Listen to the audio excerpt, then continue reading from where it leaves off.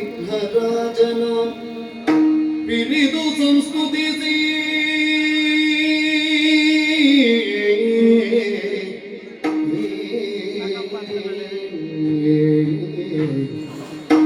ಅಂಬುನಿಧಿಯ ಆತ್ಮಜಿಗೆ ಕೈ ಮುಗಿದಂಬುದ ಸರವಾಣಿಯರ ಪಾದಾಂಬುದಿಗೆ ಬಡಬಡುದ ವರ್ಣಿ ಬೆಳಿ ಕಥಾಮೃತವ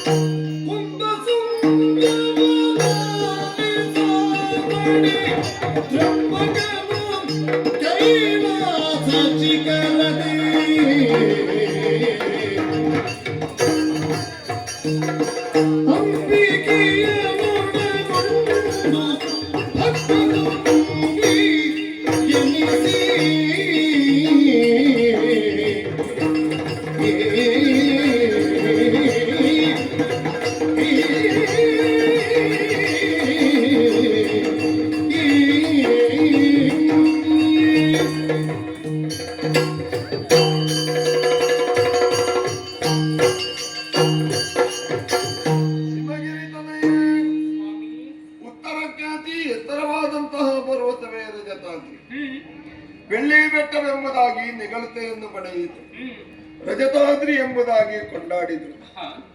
ಜಗದ ಪಿತನ ಒಂದೇ ಪಾರ್ವತಿ ಪರಮೇಶ್ವರವು. ಜಗತ್ತಿನ ಚರಾಚರ ಜೀವರಾಶಿಗಳಿಗೂ ಮಾತಾಪಿತರ ಸ್ಥಾನದಲ್ಲಿದ್ದುಕೊಂಡು ಸಲಹುವವರು ನಾವು. ಜಗದಾದಿಮಾಯೆಯ ನಿರ್ದೇಶನವೇ ಹಾಗೆ. ಸಾಧು ಸಜ್ಜನರಾದಂತಹ ದೇವತೆಗಳನ್ನು ಕಾಯುವುದಕ್ಕಾಗಿ, ದುಷ್ಟರಾದಂತಹ ದಾನವರನ್ನು ಮರ್ದಿಸುವುದಕ್ಕಾಗಿ ಅಹರ್ನಿಶಿ ದುಡಿಯಬೇಕಾದಂತಹ ಪ್ರಮೇಯ ನಿಮಗಿದೆ ಮಕ್ಕಳೇ. ಲಯಾಧಿಕಾರಿ ನಾನು. ಅಮ್ಮ ಕೊಟ್ಟಂತಹ ಉದ್ಯೋಗ. ಒಬ್ಬ ಸೃಷ್ಟಿಯನ್ನು ಮಾಡಿದ್ರೆ ಮಗದೊಬ್ಬ ಪಾಲನೆಯನ್ನು ಮಾಡಿದ. ಅದಕ್ಕೊಂದು ನಿಯಂತ್ರಣವನ್ನೇ ಹೇಳಿ ಲಯಾಧಿಕಾರಿಯಾಗಿ ನಾನಿದ್ದೇನೆ. ಕೇವಲ ಲಯ ಅಂದ್ರೆ ಇದ್ದದ್ದನ್ನು ಇಲ್ಲವನ್ನಾಗಿಸುವುದಕ್ಕೆ ಲಯ ಅಂತ ಹೆಸರಲ್ಲ. ತಪ್ಪು ಹಾದಿಯಲ್ಲಿ ಹೋಗುವುದನ್ನು ಸರಿದಾರಿಯಲ್ಲಿ ತರುವುದೇ ಒಂದು ಲಯ. ಆದ್ದರಿಂದ ಲಯಾಧಿಕಾರಿಯಾಗಿ ನಾನಿದ್ದೇನೆ. ನೋಡಿದೆ ನಮ್ಮ ಕೈಲಾಸ ಶಿಖರವನ್ನು ನಮ್ಮ ಭಕ್ತ ಕೋಟಿಗಳು ಬಂದು ನೆರೆದಿದ್ದಾರೆ, ಭಜಿಸುತ್ತಾ ಇದ್ದಾರೆ. ಅವರೆಲ್ಲರ ಸಂತೋಷಕ್ಕೆ ಬೇಕಾಗಿ ತಾಂಡವವನ್ನಾಡಿ ಅವರ ಮನಸ್ಸಿಗೆ ನೆಮ್ಮದಿಯನ್ನು ತಂದುಕೊಟ್ಟ ಹಾಗಾಗಿ ನಮ್ಮ ಮಕ್ಕಳು ನಮ್ಮೊಂದಿಗೆ ಸಹಕರಿಸ್ತಾ ಇದ್ದಾರೆ. ಎಲ್ಲರೂ ಒಂದು ಒಮ್ಮತದಿಂದ ಬೆರೆಯುತ್ತಾ ಇದ್ದಾರೆ. ಇವನೊಬ್ಬ ಬೇರೆ ಇದ್ದಾನೆ, ನಮ್ಮ ಮಗ ಗಣೇಶ. ಸದಾ ಲವಲವಿಕೆಯಿಂದ ಇರಬೇಕಾದಂತಹ ಈತನ ಮುಖದಲ್ಲಿ ಒಂದು ಉಲ್ಲಾಸ ಇಲ್ಲ, ವದನ ಮ್ಲಾನವಾಗಿದೆ. ಏನು ಚಿಂತೆ ಇರಬಹುದು? ಏನಿರಬಹುದು? ಗಣೇಶ, ಓ ಅಪ್ಪ, ವಿನಾಯಕ, ನೀವೇ ಕರೆದ್ರಪ್ಪ. ಏನಪ್ಪ ಇದು? ನೀವು ಎಷ್ಟು ಹೊತ್ತಿಗೆ ನನ್ನನ್ನು ಗಮನಿಸುತ್ತೀರಿ ಎನ್ನುವುದನ್ನೇ ನಾನು ನಿರೀಕ್ಷಿಸ್ತಾ ಇದ್ದೆ. ಕುಮಾರ, ಹಾ ಸದಾ ನಮ್ಮೊಂದಿಗೆ ಬೆರೆಯುತ್ತಾ ಇರುವವ ನೀನು. ಹಾ ಇಂದು ಹಾಗಲ್ಲ. ದೂರದಲ್ಲಿ ನೀನಾಗಿ ಕುಳಿತು ಏನೋ ಯೋಚಿಸುತ್ತಾ ಇದ್ದೆ. ಹೌದಪ್ಪ. ಏನು ಚಿಂತೆ ಬಂತು ನಿನಗೆ, ಹೇಳು. ವಾರಣವದನನಾದ ನನ್ನ ಮುಖದಲ್ಲಿ ಭಾವಗಳು ಬದಲಾದದ್ದನ್ನು ಗುರುತಿಸಬೇಕು ಅಂತಾದ್ರೆ ಜೀವರುಗಳನ್ನು ಸದಾ ಕಾಲ ಕಾಪಿಡುವಂತಹ ತಾವುಗಳೇ ಆಗಬೇಕಷ್ಟೇ ಹೊರತು ಅನ್ಯರಿಗೆ ನನ್ನ ದುಃಖ ಗೊತ್ತಾಗುವುದಕ್ಕೆ ಇಲ್ಲವಪ್ಪ. ಹಾಗಿದ್ರೆ ಏನೋ ಒಂದು ದುಃಖ ನಿನ್ನ ಮನದಲ್ಲಿದೆ ಅನ್ನೋದು ಸ್ಪಷ್ಟ. ಹೌದು. ಸಾಂಸಾರಿಕವಾಗಿ ಯಾವುದೇ ರೀತಿಯ ಭಿನ್ನಾಭಿಪ್ರಾಯಗಳಾಗಲಿ ನಮ್ಮಲ್ಲಿ ತಲೆದೋರಿದ್ದಿಲ್ಲ. ಆಹಾ, ನಮ್ಮಲ್ಲಿ ಅಂತದ್ದು ತಲೆದೋರುವುದೂ ಇಲ್ಲ. ಐಕ್ಯಮತದಿಂದ ನಾವೆಲ್ಲರೂ ಒಂದಾಗಿ ಬದುಕುತ್ತಾ ಇರುವವರು. ಹೌದು. ಹಾಗಿದ್ರೆ ನಿನ್ನಲ್ಲಿ ಏನೋ ಒಂದು ಭಿನ್ನ ಆಶೆ ಹುಟ್ಟಿಕೊಂಡಿದೆ, ಅಥವಾ ಯಾವುದೋ ಒಂದು ರೀತಿಯ ಕೊರಗು ನಿನ್ನನ್ನು ಆವರಿಸಿದೆ ಅನ್ನುವುದು ಮುಖವನ್ನು ಕಂಡಾಗ ಸ್ಪಷ್ಟವಾಗಿ ಗೋಚರವಾಗ್ತದೆ. ಮುಕ್ತರಾಗಬೇಕು ಅಂತ ಬಯಸಿದವರಿಗೆ ಮುಕ್ತವಾದ ಲೋಕ ಯಾವುದು ಅಂತ ಕೇಳಿದ್ರೆ ಅದೇ ಪರಮಪಾವನವಾದ ಕೈಲಾಸಗಿರಿ. ಇಲ್ಲಿ ನಾವಿರುತ್ತಾ ನಮಗೆ ರಾಗಗಳೊಂದು ಬರ್ತದೆ ಅಂತಾದ್ರೆ ನಾವು ಅದಕ್ಕೆ ಒಳಗಾದೆವು ಅಂತಾದ್ರೆ ದ್ವಂದ್ವಕ್ಕೆ ಬಿದ್ದೆವು ಅಂತ ಅರ್ಥ ಅಲ್ವಾ? ಹಾಗಾಗಿ ಅಂತಹ ರಾಗಕ್ಕೆ ಒಳಗಾದದ್ದು ನಾನಲ್ಲ. ಈಗ ಬಯಸಿ ಬೇಡಿದವಗೆ ಬೇಡಿದ್ದ ನೀವು, ಬಯಸದೇ ಬೇಡಿದವಗೆ ತನ್ನನೇ ಈವ ಭಗವಂತನಾದ ನೀವು. ನಿಮಗೆ ಮಗನಾಗಿ ನಿಮಗಿಂತ ಮೊದಲು ಪೂಜೆಗೊಳ್ಳುವಂತಹ ನಾನಾದ್ರೂ ನಿಮ್ಮ ಆಣತಿ ಇಲ್ಲದೆ ಒಂದು ಹೆಜ್ಜೆಯೂ ಮುಂದಿಡುವುದಿಲ್ಲ ನಾನು. ಖಂಡಿತ ಇಲ್ಲ. ಹಾಗಿದ್ರೆ ನಿನ್ನ ದುಃಖಕ್ಕೆ ಕಾರಣ ಏನು ಕೇಳಬಹುದಾ? ಅಪ್ಪ, ನಮ್ಮವರು ಏನಾದ್ರು ಅಂದ್ರ?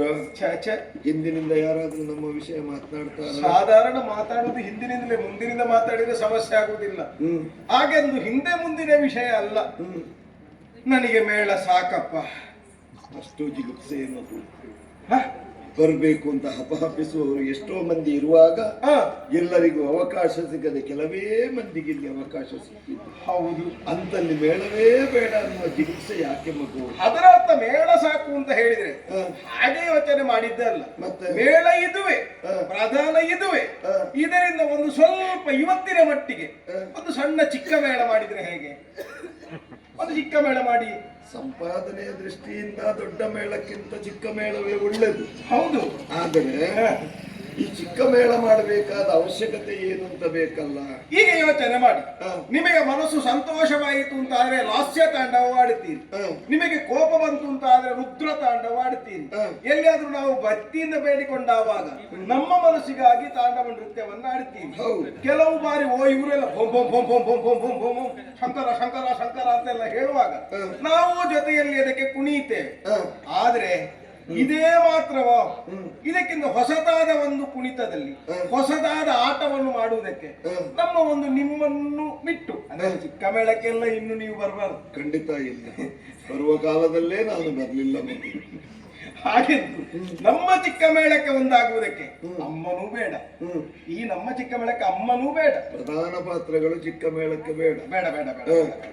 ಏನೇ ಇದ್ದು ಈ ಚಿಕ್ಕ ಮೇಳಕ್ಕೆ ವ್ಯವಸ್ಥಾಪಕತ್ವ ನನ್ನದು ಅಂತ ಆದ್ರೆ ನನಗಿಂತ ಸಣ್ಣವರಾಗಬೇಕಲ್ಲ.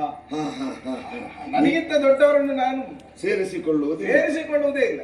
ನನಗೆ ಅಪಾಯ ಆಗುವಂತ ವ್ಯವಸ್ಥೆಯನ್ನು ಮಾಡಿಕೊಳ್ಳುವುದೇ ಇಲ್ಲ ನಾನು. ಹಾಗಾಗಿ ನಂದಿಯೋ ಭೃಂಗಿಯೋ ಭೃಕುಟಿಯೋ ಇವರೆಲ್ಲರನ್ನು ನೀವು ನನ್ನಲ್ಲಿ ಒಟ್ಟಿಗೆ ಕಳುಹಿಸಿಕೊಟ್ರಿ ಅಂತಾದ್ರೆ ನಾನು ಒಂದಷ್ಟು ಹೊತ್ತು ಹೊರಗೆ ತಿರುಗಾಟ ಮಾಡಿ ಕೆಲವಾರು ಆಟವನ್ನಾಡಿ ನೂತನವಾದ ಏನಾದ್ರೂ ಸಿಗ್ತದ ಅಂತ ನೋಡಿ ಬರ್ಬೋದು. ಪರಿವರ್ತನಾಶೀಲವಾದಂತಹ ಈ ಪ್ರಪಂಚದಲ್ಲಿ ಬಗೆ ಬಗೆಯದನ್ನು ನೋಡಬೇಕೆಂಬ ಉತ್ಸುಕತೆ ಮೂಡಿ ಬಂದ್ರೆ ತಪ್ಪಲ್ಲ. ಇಲ್ಲೇ ಇದ್ದುಕೊಂಡು ನೋಡಿದ್ದನ್ನೇ ನೋಡುತ್ತಾ ಕೇಳಿದ್ದನ್ನೇ ಕೇಳುತ್ತಾ ಮಾತನಾಡಿದ್ದನ್ನೇ ಮಾತನಾಡುತ್ತಾ ಇರುವುದಕ್ಕಿಂತ ಹೊರ ಪ್ರಪಂಚಕ್ಕೆ ಹೋದೆವು ಅಂತ ಆದ್ರೆ ವಿಶೇಷವಾದಂತಹ ಆಸಕ್ತಿಗಳು ಮೂಡಿ ಬಂದ. ನಾವು ಎಷ್ಟು ಸಂಭಾಷಣೆ ಮಾಡುವುದಿಲ್ಲ ಅಲ್ವಾ? ನಿತ್ಯವೂ ಸಂಭಾಷಣೆ ಮಾಡ್ತೇವೆ. ಈಗ ಹೊಸಬ್ರು ಸಿಕ್ಕಿದಾಗ ಸಂಭಾಷಣೆಯ ಶೈಲಿಯೇ ಬದಲಾಗಿ ಹೋಗ್ತದೆ. ಆದ್ದರಿಂದ ನೀನು ಸ್ವಲ್ಪ ಹೊರಗಡೆ ಹೋಗಿ ತಿರುಗಾಡಿಕೊಂಡು ಬರ್ತಿದ್ದಾಗ ನಿನ್ನ ಜೊತೆಯಲ್ಲಿ ಯಾರೆಲ್ಲ ಬೇಕು ಅವರೆಲ್ಲರನ್ನು ಕಳುಹಿಸಿಕೊಡುತ್ತೇನೆ. ನಿಮ್ಮ ವಾಹನ ಒಂದು ಕೊಡ್ತೀರಾ ನನಗೆ? ನನ್ನ ವಾಹನವೇ ನಾನು ಅನಿವಾರ್ಯಕ್ಕೆ ಮುಟ್ಟುವುದು ಮಗು. ನನ್ನ ವಾಹನ ಕೊಂಡೋಗಬಹುದು, ಉಪಯೋಗಿಸಬಾರದು. ಇಲ್ಲ, ಅದು ಅದರಷ್ಟಕ್ಕೆ, ನಾವು ನಮ್ಮಷ್ಟಕ್ಕೆ. ಹಾಗಿದ್ರೆ ಕೊಂಡು ಹೋಗುವುದು. ಹೌದು. ಇನ್ನು ಇವ ಬೇಕು, ಈ ಆಟದಲ್ಲಿ ಇವ ಬೇಕು. ಬೇಕು. ಹೌದು. ಅವನನ್ನು ಕರ್ಕೊ. ಅವನನ್ನು ಜೊತೆಯಾಗಿಸ್ತೇನೆ. ನಾವಿಬ್ಬರು ಇಲ್ಲೇ ಇರ್ತೇವೆ. ಆ, ಆದಷ್ಟು ಬೇಗ ಸಮಯ ಸಿಕ್ಕಿದೆ ಅಂತ ಸದುಪಯೋಗ ಮಾಡಿಕೊ, ದುರುಪಯೋಗ ಮಾಡಿಕೊಳ್ಬೇಡ. ಅಪ್ಪ ನಿಮ್ಮ ಮಗ ಅಲ್ವಾ? ಹೌದಪ್ಪ. ಈಗ ನೀವು ಒಂದು 10 ವಾಕ್ಯದಲ್ಲಿ ಹೇಳುವುದನ್ನು 1 ವಾಕ್ಯದಲ್ಲಿ ಹೇಳಿದ ಹಾಗೆ 10 ಬಗೆಯ ಕೆಲಸವನ್ನು ಒಂದು ಕೆಲಸದಲ್ಲಿ ಮಾಡಿ ಮುಗಿಸ್ತೇನೆ. ಆದಿ ಹೌದು. ಹೋಗಿ ಬರ. ಅಮ್ಮ ಮಗನೇ, ಆ, ಆಟ ಆಡುವಾಗ ಜಾಗ್ರತೆಯಲ್ಲಿ ಆಡ್ಬೇಕು ಮಗನೇ. ಸರಿಯಮ್ಮ. ಆದ್ರೆ ಹೋಗುವುದಕ್ಕಿಂತ ಮೊದಲು ಹಾ. ಕಬ್ಬು, ಹ್ಮ್. ಮೋದಕ ಹ್ಮ್. ಎಲ್ಲವನ್ನು ಸೇವಿಸಿಕೊಂಡೇ ಹೋಗು ಮಗನೇ. ನಾನು ಹೋಗಿ ಬಂದ ಮೇಲೆ ಅದೆಲ್ಲ ಸಿದ್ಧತೆ ಮಾಡಿದ್ರೆ ಆಯ್ತು. ಸಿದ್ಧತೆ ಮಾಡಿರ್ತೇನೆ, ಹಾ. ಆದ್ರೆ ಹೋದ ಜಾಗದಲ್ಲಿ ನಿನಗೆ ಅದೆಲ್ಲ ಸಿಗ್ಬೇಕಲ್ಲ. ಹೋಗಿ ನನಗೆ ಹಸಿವಾದ್ರೆ ಬೇಗ ಬರ್ತೇನೆ. ಆಗಲಿ ಮಗನೇ. ಆ, ಹೋಗಿ ಬರ್ತೇನಮ್ಮ. ಹೋಗಿ ಬರ್ತೇನಮ್ಮ. ಓ ಜೊತೆಗಾರರೇ, ನೀವೆಲ್ಲ ಗಣಗಳು, ನಿಮಗೆ ನಾಥನು, ನಾನು ಗಣನಾಥನು. ಹಾಗಾಗಿ ಇಲ್ಲೇ ನಿಲ್ಲುವುದಲ್ಲ, ಕೈಲಾಸಗಿರಿಯಿಂದ ಇಳಿದು ಸಾಲು ಪ್ರದೇಶದೆಡೆಗಾಗಿ ಸಾಗು.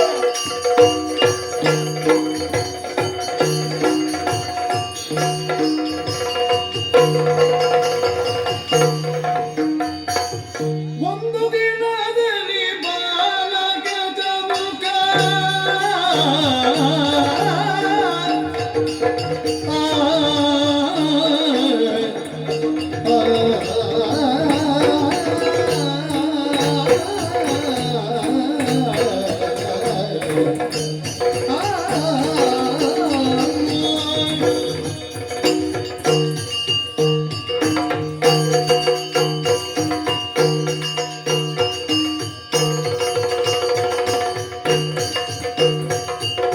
ಒಂದು ದಿನದಲ್ಲಿ ಬಾಲಕ ಜಮುಕ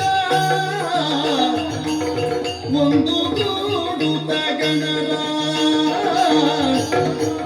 ಕಾಮುಗದಿಂದ ಕೈಲಾಸದಲ್ಲಿ ನಡಿಸರಿ ಚಂದ್ರದಿಂದ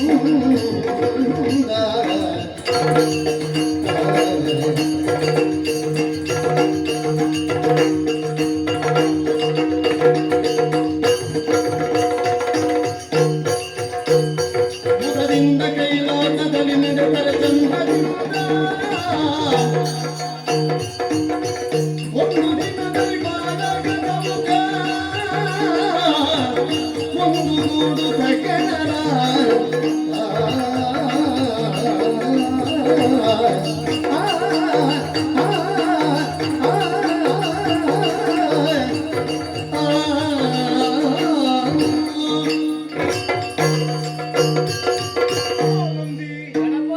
ಭೃಂಗಿ, ಭೃಕುಟಿ, ವೀರಭದ್ರರೇ ಮೊದಲಾದವರೆಲ್ಲರೂ ಕೂಡ ನನ್ನ ಮಾತಿಗೆ ಅನುಗುಣವಾಗಿ ಅಪ್ಪನ ಮಾತನ್ನು ಒಪ್ಪಿ ಆಟಕ್ಕಾಗಿ ಜೊತೆಯಾಗಿ ಬಂದವರು. ಎಲ್ಲರೂ ಬಂದಿದ್ದಾರೆ. ಹೌದಲ್ಲ? ಈಗ ನಾವೆಲ್ಲ ಜೀವನಗಳ ವ್ಯಾಪ್ತಿಯನ್ನು ಮೀರಿದ ಚಿನ್ಮಯತ್ವವನ್ನು ಸಾಧಿಸಿದ ದೇವಪಂಕ್ತಿಯಲ್ಲಿ ಗುರುತಿಸಿಕೊಂಡವರು. ಹೌದಾ? ಅನುಗ್ರಹಕಾರಕರು ನಾವು. ನಮಗೆ ಬೇಸರ ಆಗ್ತದ? ನಮಗೆ ಬೆವರ್ತದ? ನೆಲ ಮುಟ್ಟುತ್ತೇವಾ? ಹಾಗಾದ್ರೆ ನಮಗೂ ಬೇಸರ ಆಗ್ತದೆ, ನಮಗೂ ದುಃಖ ಬರ್ತದೆ, ಖಂಡಿತ. ಅಥವಾ ನಮಗೂ ಹೊಸತರ ಕುರಿತಾಗಿ ಮನ ಮಿಡಿಯುತ್ತದೆ ಅಂತಾದ್ರೆ ಅದರ ಅರ್ಥ ಎಂತದು? ಲೋಕಕ್ಕೆ ಯಾವುದೋ ಒಂದು ರೀತಿಯ ಕೊಡುಗೆಯನ್ನು ಕೊಡುವುದಕ್ಕೆ ಇದೊಂದು ಪೂರಕ ಪ್ರೇರಕವಾಗುತ್ತದೆ. ಖಂಡಿತ. ಹಾಗಾಗಿ ಪರೋಕ್ಷ ಪ್ರಿಯರಾದ ದೇವತೆಗಳು ಪ್ರತ್ಯಕ್ಷವಾಗಿ ಕಾಣುವಾಗ ಮಾಡುವುದು ಒಂದು ಅರ್ಥದಲ್ಲಿ ಸತ್ಯ ಅಂತ ತಿಳಿಯಲಿಕ್ಕಿಲ್ಲ. ನಿಜ. ಅಂತರಂಗದ ಒಳಗೆ ಹುದುಗಿದ್ದ ಸತ್ಯ ಹೊರಬರುವುದಕ್ಕೆ ಇಂತಹದ್ದೊಂದು ವ್ಯಾಪ್ತಿಯನ್ನು ನಾವು ನಿರ್ಣಯ ಮಾಡಿಕೊಂಡಿರ್ತೇವೆ. ಹೌದು. ಹಾಗಾಗಿ ಆಟ ಎನ್ನುವ ನೆವನವನ್ನೇ ಮುಂದಾಗಿರಿಸಿಕೊಂಡು ಕೈಲಾಸಗಿರಿಯಿಂದ ಸಾಲು ಪ್ರದೇಶವನ್ನು ಇಳಿದು ಇಳಿದು ಇಳಿದು ಮಾನಸ ಸರೋವರದ ತಟಾಕಕ್ಕೆ ನಾವು ಬಂದದ್ದು. ಬಂದದ್ದೇ ಗೊತ್ತಾಗಲಿಲ್ಲ. ಹೌದಪ್ಪ. ಈಗ ನಿಮಗೆಲ್ಲ ನಡ್ಕೊಂಡು ಬರ್ಬೇಕು, ನನಗೆ ನಡ್ಕೊಂಡು ಬರ್ಬೇಕಾ? ನೀನು ಕೂತ್ರೆ ಸಾಕು, ಸೈನ್ಯ. ಹೌದು, ಜಾರಿಕೊಂಡೇ ಬರ್ತೇನೆ. ಜಾರಿ ಬಂದು ನಿಂತ ಜಾಗ ಈ ಪ್ರದೇಶ. ಹಾಗಾಗಿ ಆ ಮಾನಸ ಸರೋವರದ ನೀರನ್ನು ಕಾಣುವಾಗ ಬಿಳಿನೊರೆಯ ಹಾಲಿನಂದದಿ ನಮಗೆ ಕಾಣಿಸ್ತಾ ಉಂಟು. ಮಂಜಿನ ಪರ್ವತದ ನೀರು ಕರಗಿ ಕರಗಿ ಕರಗಿ ಅಲ್ಲಿ ಹೋಗಿ ಸೇರಿದ್ದಲ್ವಾ? ಈಗ ಮಾನಸ ಸರೋವರ ಆ ಕಡೆ ಇರ್ಲಿ, ಸ್ವಲ್ಪ ಈ ಕಡೆ ಈ ಎತ್ತರಕ್ಕೆ ಕಂಡಿರಿ ಪದ್ಮರಾಜಿಯ ನಿಧ ನೀವು ಕಂಡಿರಿ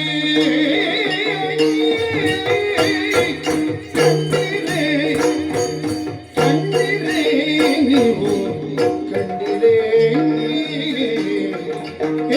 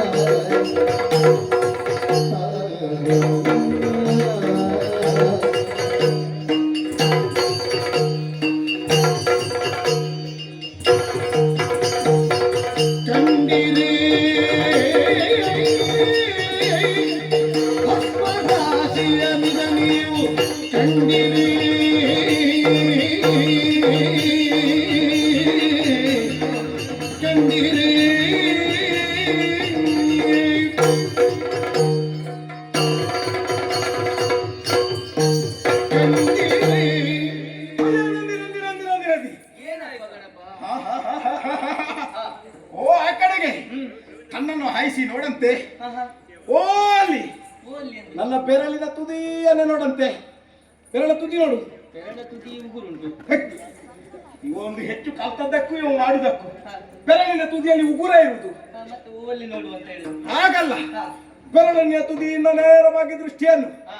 ಆ ಕಡೆ ನಿಕ್ಷೇಪಗೊಳಿಸಂತೆ. ಓ ಮುಂದೆ. ಹೌದು. ಹ್ಮ್. ಎತ್ತರವಾಗಿ ಬಿದ್ದಿರುವುದೇನು ಅಂತ ನಿನಗೆ ಗೊತ್ತಾಯ್ತಾ? ಆ, ನನಗೆ ಗೊತ್ತಾಯ್ತು. ಏನು? ಅದು ಮಣ್ಣು ಗುಡ್ಡೆ. ನೀ ನಾನು ಕೊಡ್ತೇನೆ. ನಾನು ಎಂತದದು? ಮಣ್ಣು ಗುಡ್ಡೆ ಮಣ್ಣು ಗುಡ್ಡೆ ಇಷ್ಟು ಹತ್ತಿರವ? ಯಾರು ಹೇಳ್ತೀನಿ ನಿನಗೆ ಮಣ್ಣು ಗುಡ್ಡೆ ಅಂತ? ದೂರದಲ್ಲಿ ಕಾಣಿಸ್ತಾ ಉಂಟು. ಏ, ಅದು ಮಣ್ಣು ಗುಡ್ಡೆ ಅಲ್ಲವಾ? ಮತ್ತೆ ಅದು ಮಣ್ಣು ಹೇಗೆ ಕಾಣ್ತದ? ಹಾ. ಮಣ್ಣು ಗುಡ್ಡೆ ಅಲ್ಲ. ಏಯ್, ಹ್ಮ್. ನೀನೆಂತದ್ದು ಸಂಬಂಧವೇ ಇಲ್ಲದ ಹಾಗೆ ಹೊರಗೆ ಹೋಗ್ತಿ ಆಟ ಆಡುದಿಲ್ವಾ? ಅವನಲ್ಲಿ ಮಾತಾಡಿದ್ದಲ್ಲ. ಅವನಲ್ಲಿ ಮಾತಾಡಿದ್ರೆ ನೀನು ಹೂ ಅಂತ ಹೇಳಿಕ್ಕಿಲ್ವಾ? ನೀನದು ಬೇರೆಯಾ? ಅದು ಬೇರೆ. ಎಂತದ್ದು ಬೇರೆ ಅಲ್ಲ? ಏ ತಿಂಡಿ. ಏನು? ಓ ಅಲ್ಲಿ ನೋಡತ್ತೆ. ಹಾ. ಏನು ಕಾಣ್ತಾ ಇದೆ? ಅದೇ ಎಂತದ್ದು ಕಾಣ್ತಾ ಇದೆ? ಕಲ್ಲು ಗುಡ್ಡೆ. ಕಲ್ಲು ಗುಡ್ಡೆ ನಿನ್ನ ಮನೆ. ಕಲ್ಲು ಗುಡ್ಡೆ ಎಂತದ್ದು? ಕಲ್ಲು ಗುಡ್ಡೆ ಯಾರು ಹೇಳಿದ್ರು ನಿಮಗೆ ಕಲ್ಲು ಗುಡ್ಡೆ ಅಂತ? ಅಲ್ವಾ? ಅದು ಕಲ್ಲಿನ ಗುಡ್ಡೆಯೂ ಅಲ್ಲ, ಮಣ್ಣಿನ ಗುಡ್ಡೆಯೂ ಅಲ್ಲ. ಏನೇ ಹೇಳು ನೋಡು. ಅದೇನು ಹೇಳು? ಏನು? ಅದುವೇ ಭಸ್ಮದ ರಾಶಿ. ಭಸ್ಮದ ರಾಶಿ. ಹೌದಪ್ಪ. ಹೌದು. ಮತ್ತೆ ಹಾ. ಅದು ಭಸ್ಮ ಅಂತ ಹೇಳಿದ್ರೆ ಹಾ. ಅಂತಿಂತಹ ಭಸ್ಮ ಅಲ್ಲ. ಮತ್ತೆ ಯೋಚನೆ ಮಾಡು. ರುಂಡಮಾಲರ ಹಾ. ಸ್ಥಿತಿ ಹೇಗೆ? ನಿತ್ಯವೂ ಸ್ಮಶಾನದ ಭಸ್ಮವನ್ನು ಮೈಯೆಲ್ಲ ಪೂಸಿಕೊಳ್ಳುವರು. ಹೌದು. ಮಾತ್ರವೇ ಅಲ್ಲ, ಎಲ್ಲಿಯಾದ್ರೂ ಮಂಜಿನ ಕೊಂಜು ಕಲಗಿ ನೀರು ಬಂತು ಅಂತಾದ್ರೆ ಹಾ. ಯಾವ ಭಸ್ಮವಾದ್ರೂ ಉಳಿತದ? ಆಹಾ. ಹಾಗಾದ್ರೆ ಈ ಭಸ್ಮ ಉಳಿದಿದೆ ಅಂತಾದ್ರೆ ಹಾ. ಪೂರ್ವದಲ್ಲಿ ಇದಕ್ಕೊಂದು ಬಹುದೊಡ್ಡ ಕಥಾನಕವೇ ಇದೆ. ಸತ್ಯ. ಹಿಂದೆ ಹಾ. ನಮ್ಮಪ್ಪ ಹಾ. ಸತಿಯಾದ ದಾಕ್ಷಾಯಿಣಿಯನ್ನು ಕಳಕೊಂಡು ಹಾ. ದುಃಖದತ್ತರಾಗಿ ರುದ್ರ ಎನ್ನುವ ಮಹಾನ್ ತಪಸ್ಸಿನಲ್ಲಿ ಕುಳಿತುಕೊಂಡ್ರಂತೆ. ಆಹಾ. ಆ ಹೊತ್ತಿಗೆ ರಕ್ಕಸರ ಉಪಟಳ ಹೆಚ್ಚಾಗಿ ಹಾ. ದೇವತೆಗಳೆಲ್ಲ ಅಪ್ಪನನ್ನು ಬೇಡಿಕೊಂಡಾಗಲೂ ಅಪ್ಪ ಕಣ್ತೆರೆಯದೇ ಇದ್ದಾಗ ಹಾ. ಹರಿಸುತನಾದ ಮನ್ಮಥನನ್ನು ಶಿವನ ತಪಸ್ಸುಗೆಡಿಸುವುದಕ್ಕೆ ಕಳುಹಿಕೊಟ್ರಂತೆ. ಹಾ. ಮನ್ಮಥನ ಬಾಣತಾಗಿ ನಮ್ಮಪ್ಪ ಮೂರನೇ ಕಣ್ಣು ತೆರೆದಾಗ ಮನ್ಮಥ ಸುಟ್ಟು ಭಸ್ಮವಾಗಿ ಹೋದ. ಹಾ, ಆ ಭಸ್ಮವೇ ಇಂದು ರಾಶಿಯೋಪಾದಿಯಲ್ಲಿ ಅಲ್ಲಿ ಬಿದ್ದಿದೆ. ಆ ಭಸ್ಮವನ್ನು ಕಂಡ ಮೇಲೆ ರೂಪರಾಹಿತ್ಯವಾದ ಆ ಭಸ್ಮಕ್ಕೆ ಒಂದು ಚೆನ್ನಾಗಿರುವ ಚಿತ್ರ ರಚನೆಯ ಕೌಶಲದಲ್ಲಿ ಒಂದು ಮೂರ್ತಿ ಮಾಡಬೇಕು ಅಂತ ತಿಳಿದಿದ್ದೇನೆ. ಮೂರ್ತಿ. ಹೌದಪ್ಪ.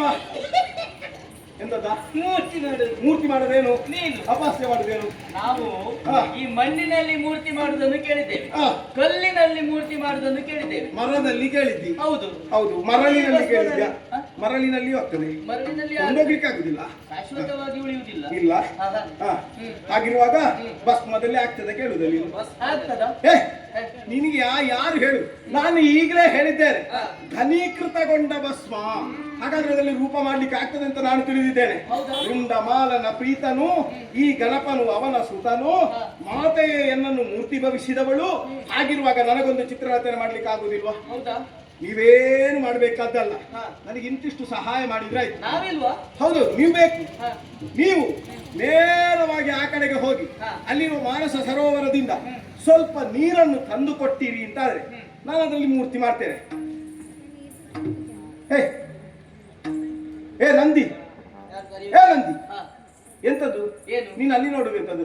ಮತ್ತೆ ನೀರು ತಂದು ಕೊಡು ಅಂತ ಹೇಳುವಾಗ ಅಲ್ಲಿ ನೋಡುದು ಎಂತದ್ದು? ನಿನ್ನದು ಒಳ್ಳೆ ಉಪಾಯ. ಹಾ. ನೀರು ತರುವುದು ನಾವು, ಹಾ. ಮೂರ್ತಿ ಮೂರ್ತಿ ಮಾಡುದು ನೀನು. ಹಾ. ನಿನ್ನ ಮೇಲೆ ಒಂದು ಭರವಸೆ ಉಂಟು. ಹಾ. ನೀನು ಇಷ್ಟೆಲ್ಲ ಕಥೆಯೆಲ್ಲ ಸಂಗ್ರಹ ಮಾಡಿದ ಮೇಲೆ ಮಾಡಿ ಇದೊಂದು ಮೂರ್ತಿ ಮಾಡುವುದಕ್ಕಾಗ್ತದೆ ಎನ್ನುವ ಹಾಗೆ ನನ್ನ ಭಾವನೆ. ಹಾ, ಹಾ. ಆದ್ರೆ ನೀನು ಆ ಮೂರ್ತಿಯಲ್ಲಿ ಚಂದವಾಗಿ ಆ ಮೂರ್ತಿಯನ್ನು ಮಾಡಿ. ಮಾಡಿ ಅಂತಾದ್ರೆ ಹಾ. ಈಗ ದುಡಿಯುವುದು ನಾವು, ನೀನು ಅಪ್ಪನಲ್ಲಿ ಹೋಗಿ ಹೆಸರು ಪಡೆಯುವುದು ನೀನು. ಆ, ಹಾ. ಇವ ನಂದಿಯಲ್ಲ, ಇವ ನಂಜಿನ ಮೂರ್ತಿ. ಹಾ. ಇವನನ್ನು ನೋಡುವಾಗ ಇಷ್ಟ ಇದ್ದಾನೆ. ಇವ ಎಷ್ಟು ಯೋಚನೆ ಮಾಡ್ತಾನೆ, ನನಗೆ ಹೆಸರು ಬರ್ತದೆ ಅಂತ ಆದ್ರೆ ನೀನು ಕೆಲಸ ಮಾಡುದಿಲ್ವಾ? ನಂಜು ಬೇಕಾಗ್ತದೆ ಕೆಲವೊಂದು. ನಿನಗೊಂದು ಗುಟ್ಟು ಹೇಳ್ತೇನೆ. ಹಾ. ಈ ಒಳ್ಳೆ ಹೆಸರು ಮಾಡಿದವರಿದ್ದಾರಲ್ಲ, ಅವರ ಕೈ ಚೀಲ ಮೊದಲು ಹಿಡಿಲಿಕ್ಕೆ ಕಲಿಬೇಕು, ಆಮೇಲೆ ನಿನ್ನ ಚೀಲ ಹಿಡಿಲಿಕ್ಕೆ ಇನ್ನೊಬ್ರು ಬರ್ತಾರೆ. ಹೌದಾ? ಹಿಡಿತೇನೆ ಒಂದು ಎಂತದ್ದು ದಿನ.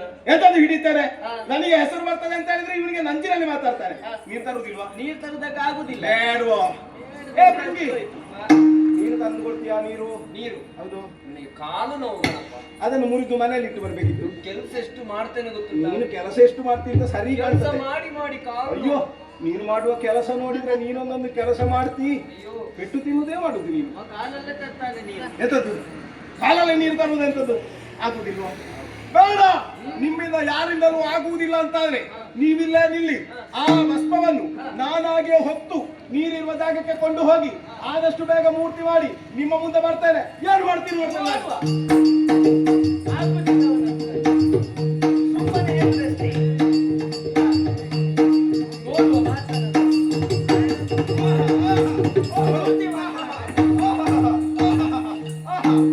ಎಂತದು? ಜಾಗ್ರತೆ, ಹತ್ತಿರ ಬಂದ್ರೆ ಜಾಗ್ರತೆ. ಏನು ಏನು ಒಮ್ಮೆ ಅಂತದ್ದು? ನಿನ್ನ ಕಾಲು ಈಗ ಸರಿ ಆಯ್ತಾ? ನಿನ್ನ ಕಾಲು ಸರಿ ಆಯ್ತಾ? ನಿನ್ನ ತಲೆ ಸರಿ ಆಯ್ತಾ? ಒಮ್ಮೆ ನೋಡು. ಏಯ್, ನೋಡುದಂತದ್ದು ನೀವು ಮಾಡಿದ ಮೂರ್ತಿ ಅಲ್ಲ, ನಾನು ಮಾಡಿದ ಮೂರ್ತಿ. ಇದು ಗಣಪನ ಮೂರ್ತಿ. ಇದು ಯಾರು ಮಾಡಿದ ಮೂರ್ತಿ? ಗಣಪನ ಮಾಡಿದ ಮೂರ್ತಿ. ಯಾರು? ಗಣಪನ್ನ ಮಾಡಿದ ಹಾ, ಮೂರ್ತಿ. ಗಣಪನ ಮಾಡಿದ ಮೂರ್ತಿ. ಹೌದು. ಹಾಗಾಗಿ ನಿಮ್ಮ ಕೈಗೆ ಕೊಡುವುದಿಲ್ಲ. ಆ ಸ್ಥಿತಿ ಹೇಗಿರ್ತದೋ. ಏಯ್, ಎಂತದ್ದು? ಮೂರ್ತಿ ಇಲ್ಲ. ನಾನು ಅಮ್ಮನಲ್ಲಿ ಇದನ್ನು ತೋರಿಸಬೇಕು, ಹಾ. ಅಮ್ಮನಿಗೆ ಸಂತೋಷ ಪಡಿಸಬೇಕು. ಹ್ಮ್. ಆ ಕಾರಣದಿಂದ ನೀವಲ್ಲಿ ಮುಟ್ಟುವುದರೊಳಗೆ ನಾನು ಹೇಗೆ ಓಡ್ತೇನೆ ಗೊತ್ತುಂಟಾ? ಹೇಗೆ? ಓಲಿ ನೋಡಿ, ಅಲ್ಲಿ ನೋಡಿ ಎಂತದ್ದು ಬರ್ತುಂಟು. ನಾನು ಬರ್ತೇನೆ. ಕರಿಮುದೆನು ತಮ್ಮ ಚಿರೇದಿ ಕೊತ್ತದ ತಂದು ಕಿರಿತಿಗೆ ತೋರುತ್ತ ಪುರುಷಾಕೃತಿಯನ್ನು ಪರಿಕಿಸು ತಾಯೆ ಕೌಶಲವ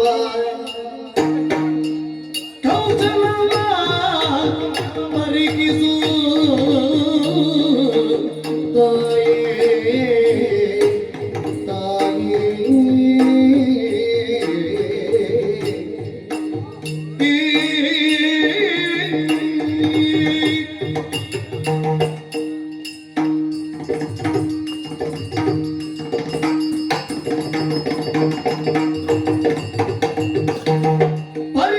ಪರಿಗಿಸುವುದಾಯಿತು ಜನವ ನಿಮ್ಮ ತರಳವು ರಚಿಸಿರುವ ವರ ಪುರುಷಾಕೃತಿ ಇದರ ಚೆಲುವ ವರ ಪುರುಷಾಕೃತಿ ಇದರ ಚೆಲುವ ಅನವರತನ ಪಣಿಗಿರಿಸಿ ಕೊಂಡಾಡುವೆ ಅರುಜುದೊಡನೆ ಪತಿ ಗೊರೆದಳು ಗಿರಿಜಾತೆ ತಾಯೇ ಪರಿಕಿಸು ತಾಯೆ ಕೌಶಲವ ನಿನ್ನ ತರಳವು ಆರತಿಸಿರುವ ತಾಯೇ ಪರಿಕಿಸು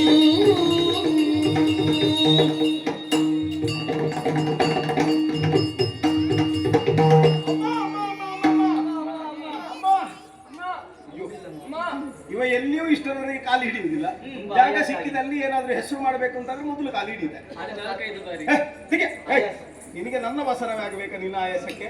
ನಿನಗೆ ಮಂಜಿನ ಪರ್ವತದಲ್ಲಿ ಆಯಾಸ ಎಂತದ್ದು ಕರ್ಮವ ನಿನ್ನ? ನಿನ್ನ ತಲೆ ಸರಿ ಇಲ್ವಾ? ಆಡುವಾಗ ಆಯಾಸ ಆಗ್ತದ? ಮಗನೇ, ಆ, ಆಟ ಆಡುದಕ್ಕೆ ಹೋದವನು ನೀನು. ಹೌದು. ಇಷ್ಟು ಬೇಗ ಬಂದಿಲ್ಲ. ಬೇಗ ಬರ್ಬೇಕಾಯ್ತಮ್ಮ. ಅಮ್ಮ, ನೀನೊಮ್ಮೆ ಕೌಶಲ ನೋಡಮ್ಮ. ಅಮ್ಮ, ನೀನೊಮ್ಮೆ ಕೌಶಲ ನೋಡ. ಏನು ಕುಶಲ? ನನ್ನ ಕರದ ಕೌಶಲ ನೋಡಮ್ಮ. ಅಂದ್ರೆ ನನ್ನ ಏನಿದು? ಕೈಯಲ್ಲಿ ಏನಿದೆ? ಏನು ಮಗನೇ? ಒಂದು ಪುರುಷಾಕೃತಿಯ ಗೊಂಬೆಯನ್ನು ಕಂಡೆ ಅಲ್ಲ. ಈ ಗೊಂಬೆಯನ್ನು ಯಾರು ಮಾಡಿದ್ದು ಗೊತ್ತೋ? ಯಾರು ಮಾಡಿದ್ದು? ಅಲ್ಲಿ ಬಿದ್ದಂತ ನಾನೇ ಮಾಡಿದ್ದು. ನಿನಗೆ ಎದೆ ನೋವಿದ್ರೆ ಮೊದಲೇ ಪರೀಕ್ಷೆ ಮಾಡಿತ್ತು ಆಯ್ತಾ? ಎದೇನೂ ಅಲ್ಲ, ಮತ್ತೆ ಎಂತ ನಾನೇ ಮಾಡಿದ್ದು ಅಂತ. ಏನು ಈಗ ಹೊಡೆದೇನು? ನೀನೇ ಮಾಡಿದ್ದ? ಹೆಚ್ಚು ಹೊಡ್ಕೊಳ್ಬೇಡ, ನಿಯಂತ್ರಣ ತಪ್ಪಿದ್ರೆ ಕಷ್ಟ. ಇವನು ಮಾಡಿದ್ದ? ಎಂತದ್ದು? ಆಕೃತಿ ಅವನೂ ಎಂತ? ಅಲ್ಲ, ಇವನೂ ಅಲ್ಲ, ಮತ್ತೆ ಯಾರು? ನಿಮ್ಮ ಜೊತೆಯಲ್ಲಿರುವ ಯಾರೂ ಅಲ್ಲ. ಕಾಣುತ್ತಾ ಇರುವಂತಹ ಭಸ್ಮರಾಶಿಯಿಂದ ಮನ ಸಂತೋಷಗೊಂಡು ಚೆನ್ನಾಗಿರುವ ಪುರುಷಾಕೃತಿಯನ್ನು ಮಾಡಿದ್ದೇನೆ ತಾಯಿ. ನಿನಗೆ ತೋರಿಸಬೇಕು ಅಂತ ತಂದಿದ್ದೇನೆ. ಅಮ್ಮ ನೋಡಮ್ಮ, ಹೇಗಿದೆ ತಾಯಿ? ತುಂಬಾ ಸುಂದರವಾಗಿದೆ. ಆ, ಇದು ನೀನು ಒಬ್ಬನೇ ಮಾಡಿರೋದು? ಇವರೊಂದು ನೀರು ತನ್ನಿ ಅಂತ ಹೇಳುವಾಗಲೂ ತರಲಿಲ್ಲ. ಇವ ಒಬ್ಬ ಸೇರಿಕೋ ಅಂತ ಹೇಳಿದ್ರು ಸೇರ್ಲಿಲ್ಲ ಇವ. ಯಾವಾಗ ನಾನು ನೀರು ತಂದಿದ್ದಲ್ಲ? ಎಂತದ್ದು ನೀರು ತಂದದ್ದು ನೀನು? ಯಾವಾಗ ತಂದದ್ದು? ಎಷ್ಟು ಸಾರಿ ಓಡಿಸಿದ್ದೆ ನನ್ನನ್ನು ನೀರು ತಾ ನೀರು ತಾ. ಹೌದಪ್ಪ, ಅಯ್ಯೋ ದೇವರೇ, ಓಡಿದ ದೇಹ ಇದು. ಸಾಕಾಗಿ ಅವ್ರು ಯಾರು ಸಹಾಯ ಮಾಡಿಲ್ಲ. ಅಮ್ಮ, ಸತ್ಯವನ್ನು ಆಡುವಾಗ ಮುಖದಲ್ಲಿ ಭಾವ ಬದಲಾವಣೆ ಆಗಿರುವುದುಂಟು, ಒಳಗೆ ಸುಳ್ಳುಂಟು. ಹಾಗಾಗಿ ಇದು ನಾನೇ ಮಾಡಿದ್ದು ತಾಯಿ. ನೀನು ಮಾಡಿದ್ದ? ಹೌದಮ್ಮ. ತುಂಬಾ ಸುಂದರವಾಗಿದೆ. ಹಾ. ಆದ್ರೆ ಮಗನೇ, ಇಷ್ಟು ಚಂದ ಇರುವಂತಹ ಆಕೃತಿಗೆ ಹಾ. ಜೀವ ಇಲ್ವಲ್ಲ ಮಗನೇ? ಹೌದು, ಜೀವ ಇಲ್ಲ. ಈಗ ನೀವೇನ್ ಮಾಡ್ಲಿಕ್ಕೆ ಹೊರಟದ್ದು ಈಗ? ಇದಕ್ಕೊಂದು ಜೀವವನ್ನು ಕೊಟ್ರೆ ಹೇಗೆ? ಹೌದು, ಈಗ ನಮಗೆ ಕೊಡ್ಲಿಕ್ಕೆ ಆಗುವುದಿಲ್ಲಲ್ಲ. ಈಗ ನೀವು ಜೀವ ಕೊಟ್ಟದ್ರಿಂದ ಅಲ್ವಾ ನನ್ನ ಅಪ್ಪ ನನ್ನ ತಲೆ ತೆಗೆದದ್ದು ಅವತ್ತು. ಹೌದು. ಈಗ ನೀವು ಪುನರೊಬ್ಬ ಇದಕ್ಕೆ ಜೀವ ಕೊಡ್ಲಿಕ್ಕೆ ಹೋದ್ರೆ ಇದಕ್ಕೂ ತಲೆ ಇಲ್ಲ ಅಂತ ಮಾಡ್ತೀರಾ? ನನಗೆ ತಲೆ ಬೇಕಲ್ಲಮ್ಮ.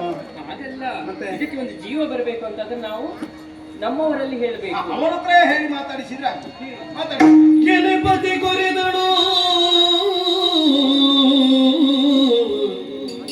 ಗಿರಿಜಾತಿ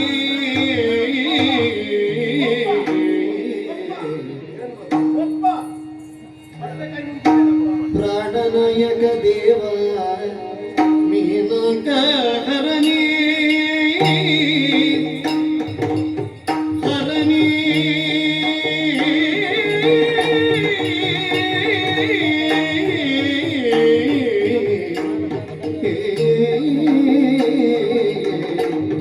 ಹರಣಿ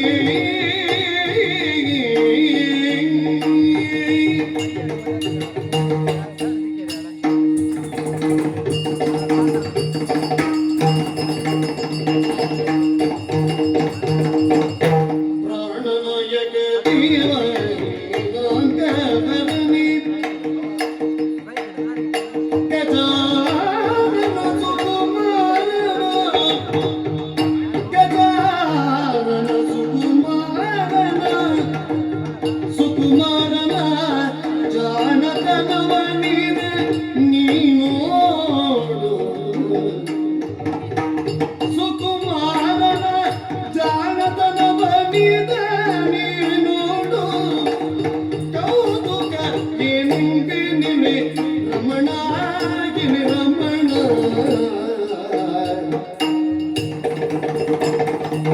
ಪ್ರಾಣನಾಯಕ ದೇವ ಮೀನಾಕರಣಿ ಗಜಾನನ ಸುಕುಮಾರನ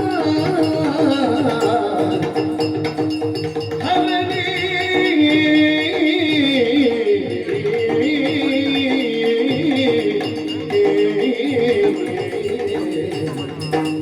ಹರಣಿ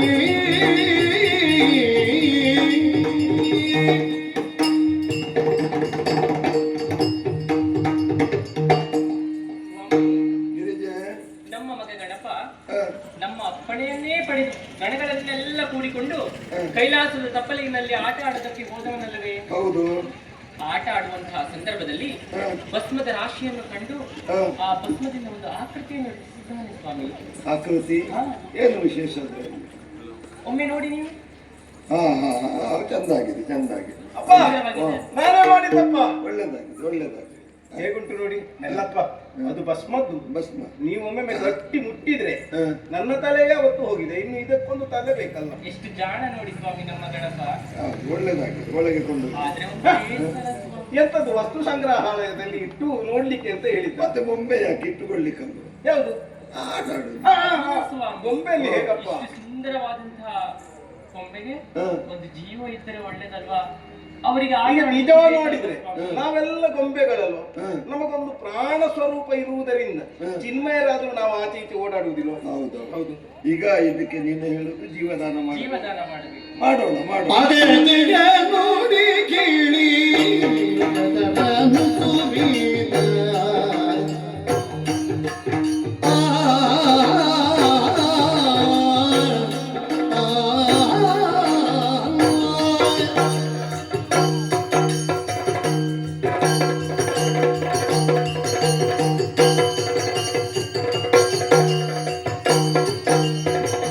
ಅಗತಿಯ ನೋಡಿ ಕೇಳಿ ಅದರನು ಸುರಿದ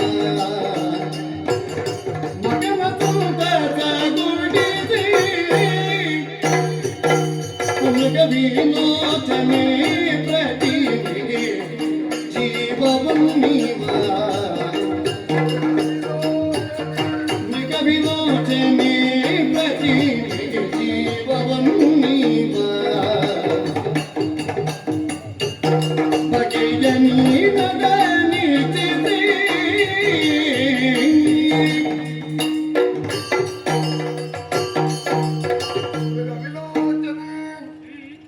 ಮಗ ಮಾಡಿದಂತಹ ಈ ಬೊಂಬೆ ಹಾ, ಇದು ಜೀವಂತವಾಗಿ ನಲಿದಾಡುತ್ತಾ ಇದ್ರೆ ಅವನ ಮನಸ್ಸಿಗೆ ಸಂತೋಷವಾಗ್ತದೆ ಹೌದು ಸ್ವಾಮಿ. ಅನ್ನುವ ಕಾರಣಕ್ಕಾಗಿ ಜೀವದಾನವನ್ನು ಮಾಡಬೇಕು.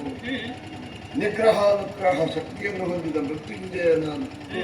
ನಾನೇ ಜೀವದಾನವನ್ನು ಮಾಡಬೇಕಲ್ಲದೆ ಇನ್ನಾರು ಜೀವದಾನ ಮಾಡುವುದಕ್ಕೆ ನೀವು ಪ್ರಾಣ ಕೊಟ್ರೆ ಯಾರೂ ಮುಟ್ಟಲಿಕ್ಕಿಲ್ಲ ಅಲ್ವಾ? ಹೌದೌದು. ಹಾಗಿದ್ರೆ ಮಗನಿಗೆ ಸಂತೋಷವಾಗ್ತದೆ ಅಂತ ಆದ್ರೆ ತಂದೆ ತಾಯಂದಿರು ಎಂತಹ ತ್ಯಾಗವನ್ನು ಮಾಡ್ತಾರೆ. ಹಾಗಿದ್ರೆ ಇದಕ್ಕೆ ಜೀವ ಅದು ತಿರುಗುತ್ತಾ ಇರೋದು ಏನದು? ಅದಕ್ಕೆ ಆತ್ಮ ತಿರುಗುತ್ತಾ ಇದೆ. ಅತೃಪ್ತ ಆತ್ಮವೇ ಆಹಾ. ಮತ್ತೆ ಸೇರುವುದಕ್ಕೆ ದೇಹವಿಲ್ಲದೆ ದೇಹವನ್ನು ಕಾಯುತ್ತಾ ಕಾಯುತ್ತಾ ಒಂದು ಆತ್ಮ ಒಂದು ಸಂಚರಿಸುತ್ತಾ ಇದೆ. ಎಷ್ಟು ಕಾಲ ಆಯ್ತೋ ಏನೋ ಪಾಪ. ಅದಕ್ಕೆ ದೇಹ ಬೇಕು. ಹ, ದೇಹ ಲಭ್ಯವಾಗಿಲ್ಲ. ಎಲ್ಲಿ ಉಂಟು ಈ ದೇಹ? ಇಲ್ಲಿದೆ ಅಲ್ಲ. ಹೀಗೆಂತದ್ದು ಮಾಡುದಪ್ಪ? ಆ ಜೀವವನ್ನು ಆತ್ಮವನ್ನು ಹ. ಆವಾಹಿಸಿ ಈ ಬೊಂಬೆಗೆ ಆವಾಹನ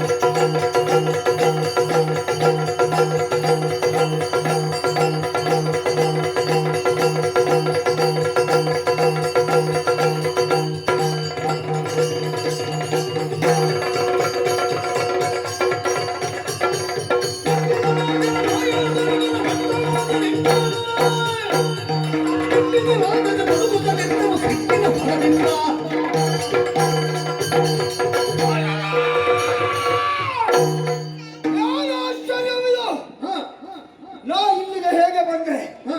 ಯಾರು ನನ್ನ ತಂದೆ? ಇನ್ನೇನು ಮುಂದೆ ಆಲೋಚಿಸುತ್ತಾ ಆ ಕಡೆ ಈ ಕಡೆ ನೋಡಿದೆ. ಬೇರೆ ಯಾರು ಕಾಣ್ತಾ ಇಲ್ಲ, ಒಬ್ಬನೇ ಇದ್ದೇನೆ. ಹಾಗೆ ದೃಷ್ಟಿಯನ್ನು ಮೇಲೆ ಹಾಯಿಸಿದೆ. ಅಲ್ಲಿ ಏನೋ ಚಲನವಲನ ಕಾಣ್ತಾ ಇದೆ. ಹಾಗೆ ನನ್ನಂತವರೇ ಅಲ್ಲಿ ಯಾರಾದರೂ ಇದ್ರೆ ಅವರನ್ನು ವಿಚಾರಿಸಬೇಕು. ನೇರವಾಗಿ ಗಿರಿಯನ್ನು ಏರ್ತಾ ಸಾಕು.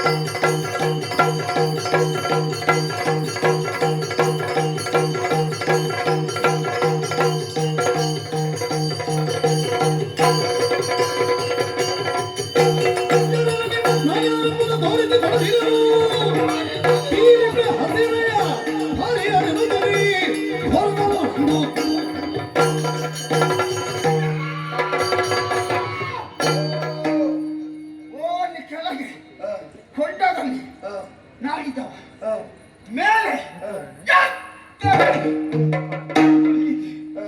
ಗಮನಿಸಿ, ನಾ ಮೇಲೆ ಬಂದ್ರೆ ನನ್ನನ್ನು ನೋಡಿ ನಗುತ್ತಾ ಇದ್ದೆ. ಸಿಕ್ಕಿದ್ದು ಒಳ್ಳೇದಾಯ್ತು. ಹಸಿವೆ ಸಹಿಸುವುದಕ್ಕಾಗ್ತಾ ಇಲ್ಲ. ನಿನ್ನನ್ನು ತಿಂದು ನನ್ನ ಹಸಿವೆಯನ್ನು ದೂರ ಮಾಡ್ತೇನೆ. ಬಾ ಬಾ ಬಾ. ನಿಲ್ಲೋ ನಿನಗೆ ಸಿಟ್ಟು ಬಂದದ್ದು ಯಾಕೆ ಗೊತ್ತಾ? ಹಸಿವೆ ಆದ ಕಾರಣ. ಹೌದು. ನಿನ್ನ ಹಸಿವೆ ಹೋಯಿತು ಅಂತ ಆದ್ರೆ ನಿನಗೆ ಸಿಟ್ಟು ಬರುವುದಿಲ್ಲ, ಶಾಂತತೆ ಬರ್ತದೆ. ಯಾವುದನ್ನು ಬೇಕಾದ್ರೂ ಸಹಿಸಿಕೊಳ್ತಾರೆ. ಹಸಿವನ್ನು ಸಹಿಸುವುದಕ್ಕಾಗಲ್ಲ. ನೀನು ಬಾಯನ್ನು ತೆರೆದಂತಾದ್ರೆ ನಿನ್ನ ಹಸಿವನ್ನು ನಾನು ನೀಗಾಡಿಸ್ತೇನೆ. ಅದು ಎಲ್ಲರಾಗಲ್ಲ. ಬಾಯಿ ತೆರೆದ್ರೆ ಹಸಿವು ಹೋಗ್ತದೆ. ಬಾಯಿ ತೆರೆ. ಎಂತದು? ಬಾಯಿ ತೆರೆ. ತೆರೆಗೆ ಅವ ಇದ್ದಾನೆ.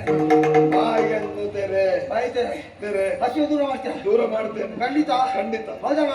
ತೆರೀತಾನೆ.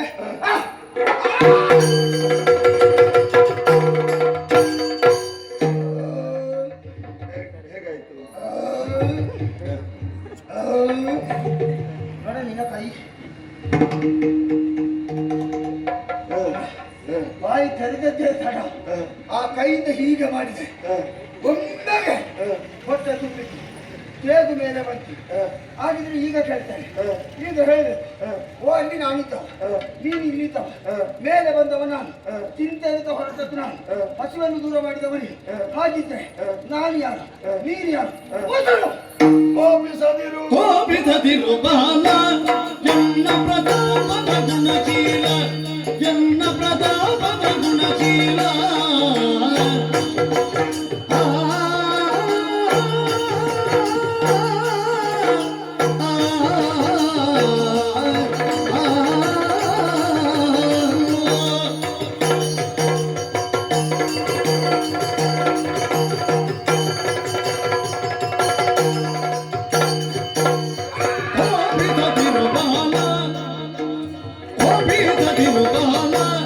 ಎನ್ನ ಪ್ರತಾಪದ ಗುಣಶೀಲ, ಎನ್ನ ಪ್ರತಾಪದ ಗುಣಶೀಲ.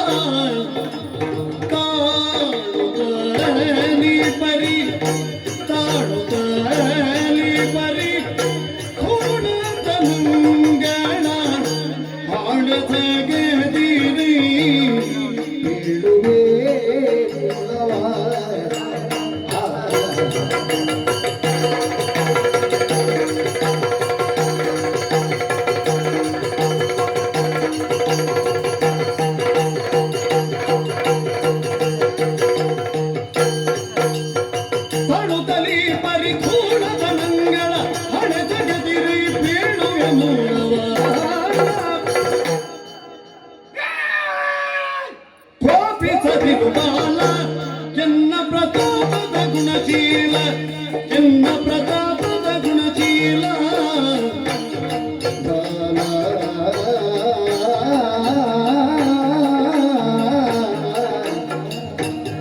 ಬಾಲ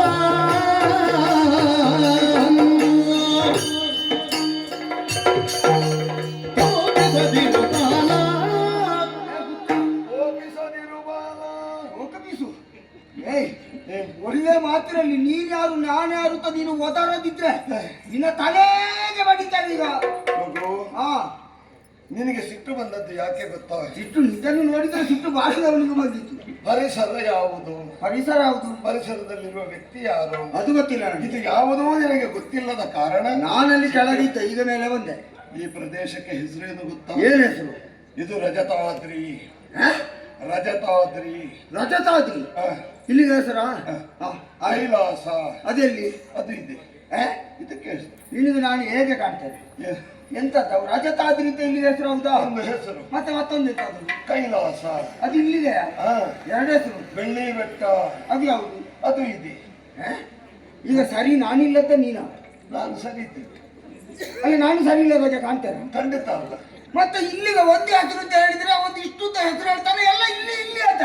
ಹಲವಾರು ಹೆಸರನ್ನು ಹೊಂದಿದಂತಹ ಕ್ಷೇತ್ರ ಇದು. ಒಂದೇ ಜಾಗಕ್ಕೆ ತುಂಬಾ ಹೆಸರು ಉಂಟು. ಒಬ್ಬ ಹೆಸರು. ಹಾಗಿದ್ರೆ ಇಲ್ಲಿ ಬೇರೆ ಜಾಗವೇ ಇಲ್ವಾ?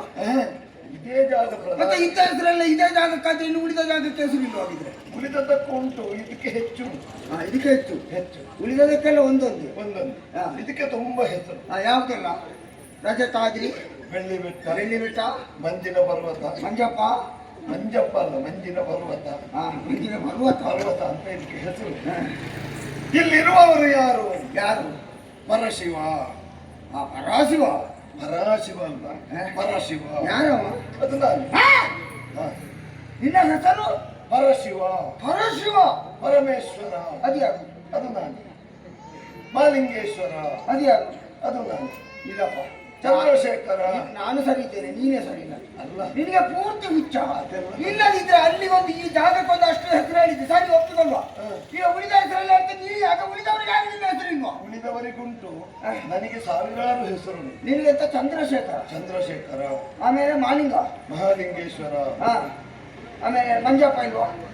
ಮಂಜಿನ ಪರ್ವತದಲ್ಲಿರುವ ಕಾರಣ ಮಂಜುನಾಥ. ಮಂಜುನಾಥ. ಮಂಜುನಾಥ. ಮಂಜುನಾಥ ಬೇಡ, ಅದನ್ನು ಮಂಜಪ್ಪ ಅಂತ ಮಾಡು. ತ್ರಿನೇತ್ರ. ಯಾಕೆ ನೀನು ಅದನ್ನು ಮಂಜಿಸುವುದಿಲ್ಲ? ಅದು ಬೇಡ, ಮಂಜಪ್ಪ ಬೇಡ. ಮಂಜುನಾಥ. ಮಂಜುನಾಥ. ಅಲ್ಲಿ ನಾಥದಲ್ಲಿ ನಿಲ್ಲಿಸು.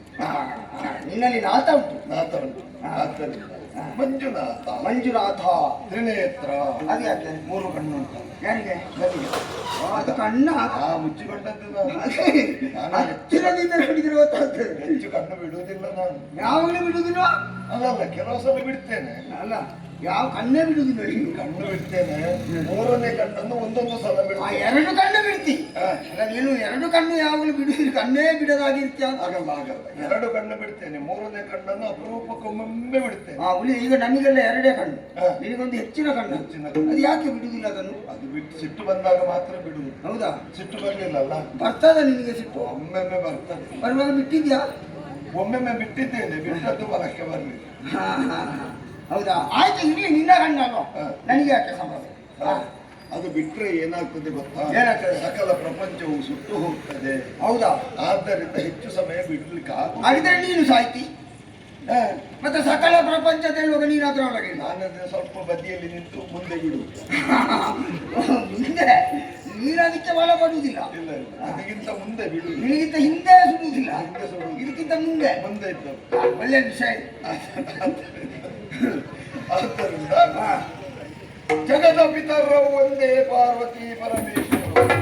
ನೀನು ನನಗೆ ಅರ್ಥಾಗದ ಭಾಷೆಯಲ್ಲೆಲ್ಲ ಮಾತಾಡಿದ್ರೆ ನೋಡು, ನಿನ್ನ ತಲೆಗೆ ತೊಡಿತೇನೆ ಈಗ. ಯಾಕೆ? ಎಂತದ್ದು ಹೇಳ್ತೀನಿ ನಿನಗೆ? ಜಗತ್ತಿನ ಚರಾಚರ ಜೀವರಾಶಿಗಳಿಗೂ, ಚರಾಚರ ಅಂದ್ರೆ ಚಲಿಸುವ ಚಲಿಸದೇ ಇರುವ, ಜೀವ ಇದ್ದ ನಿರ್ಜೀವ, ಚರಾಚರ ಚರಚರ ಅಲ್ಲ, ಚರ ಅಚರ, ಚಲಿಸುವುದು ಚಲಿಸದೇ ಇರುವುದು, ಜೀವ ಇದ್ದದ್ದು ಜೀವ ಇಲ್ಲದೆ ಇರುವುದು. ಹಾ. ಅಂತಹ ಜೀವರಾಶಿಗಳಿಗೂ ತಂದೆ ತಾಯಿಯರ ಸ್ಥಾನದಲ್ಲಿ ನಾವು. ಹೌದಾ? ಹಾಗಿದ್ರೆ ಎಲ್ಲ ನೀನು ಲೋಕಕ್ಕೆ ನೀನು ಅಪ್ಪ ಅಂತ ಹೇಳುತ್ತೀಗ. ಲೋಕಪ್ಪ. ಲೋಕಪ್ಪ ನೀನ? ಹೌದಾ? ಲೋಕಕ್ಕೆ ಅಪ್ಪ. ನೀ ಸಾಯಿಲ್ವಾ? ಇಲ್ಲಪ್ಪ, ಯಾರು ಹೇಳಿದ್ರು? ಇಲ್ಲ, ಅದು ಬೇರೆ. ಲೋಕಪ್ಪ. ಲೋಕಕ್ಕೆ ಅಪ್ಪ. ಲೋಕಕ್ಕೆ ಅಪ್ಪ. ಒಳ್ಳೆ ವಿಷಯ, ಒಳ್ಳೆ ವಿಷಯ. ಆಗ್ಲಿ ಆಗ್ಲಿ, ಸರಿ. ಇಷ್ಟು ನಿನ್ನ ಪರಿಚಯ. ಇದು ನನ್ನ ನೀನು ಪರಿಚಯ. ಹಾಗೆ ಇಲ್ಲಿ ಕುಳಿತದ್ದು ಈಶ್ವರ, ನಂಜುಂಡೇಶ್ವರ, ನಂಜುಂಡೇಶ್ವರ, ಪರಮೇಶ್ವರ, ನೀಲಕಂಠ. ನೀಲಕಂಠ. ಅದೇ ನಿನ್ನ ಹೆಂಡತಿ ಅಲ್ಲಲ್ಲ, ನೀಲಕಂಠ. ಕಂಠದಲ್ಲಿ ನೀಲ ಇದೆ. ವಿಷ ನೀಲಕಂಠ ಅಲ್ಲ, ವಿಷ ನೀಲಕಂಠ. ವಿಷ ಕೊಡ್ತದ್ದು, ವಿಷ ಕೊಡ್ತದ್ದು. ನೀನು ಕುಡಿತ್ಯಾ? ಕುಡಿತೇನೆ. ಕುಡಿದ್ರೆ ಸಾಯಲಿಲ್ಲ. ಸಾಯುವುದೇ ಇಲ್ಲ. ಅದೇನು?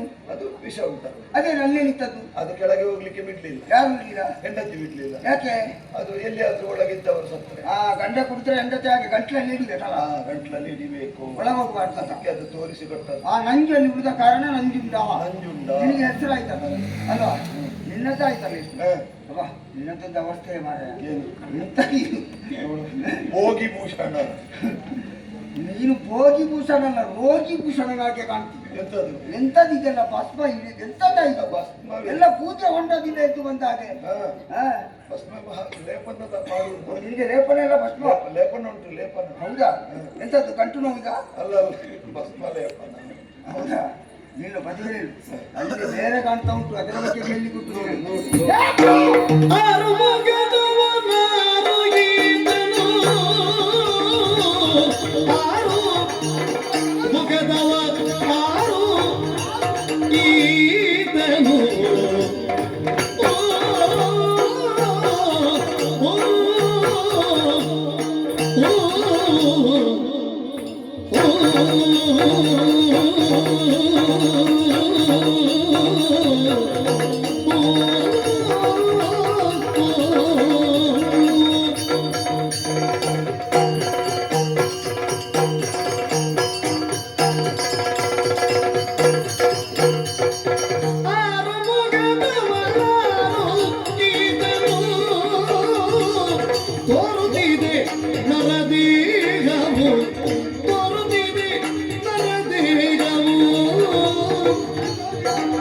ಬೇರೆ ಬೇರೆ ಕೃತಿಗಳಿಬ್ಬರು ಯಾರು ಪೇಣಿ ಜಗದ ಬೇರೆ ಬೇರೆ ಕೃತಿಗಳಿಬ್ಬರು ಯಾರು ಪೇಣಿ ಆರುವವನಾರಿಗಿದನು ತೋರುತ್ತಿದೆ ನರದೇಹವು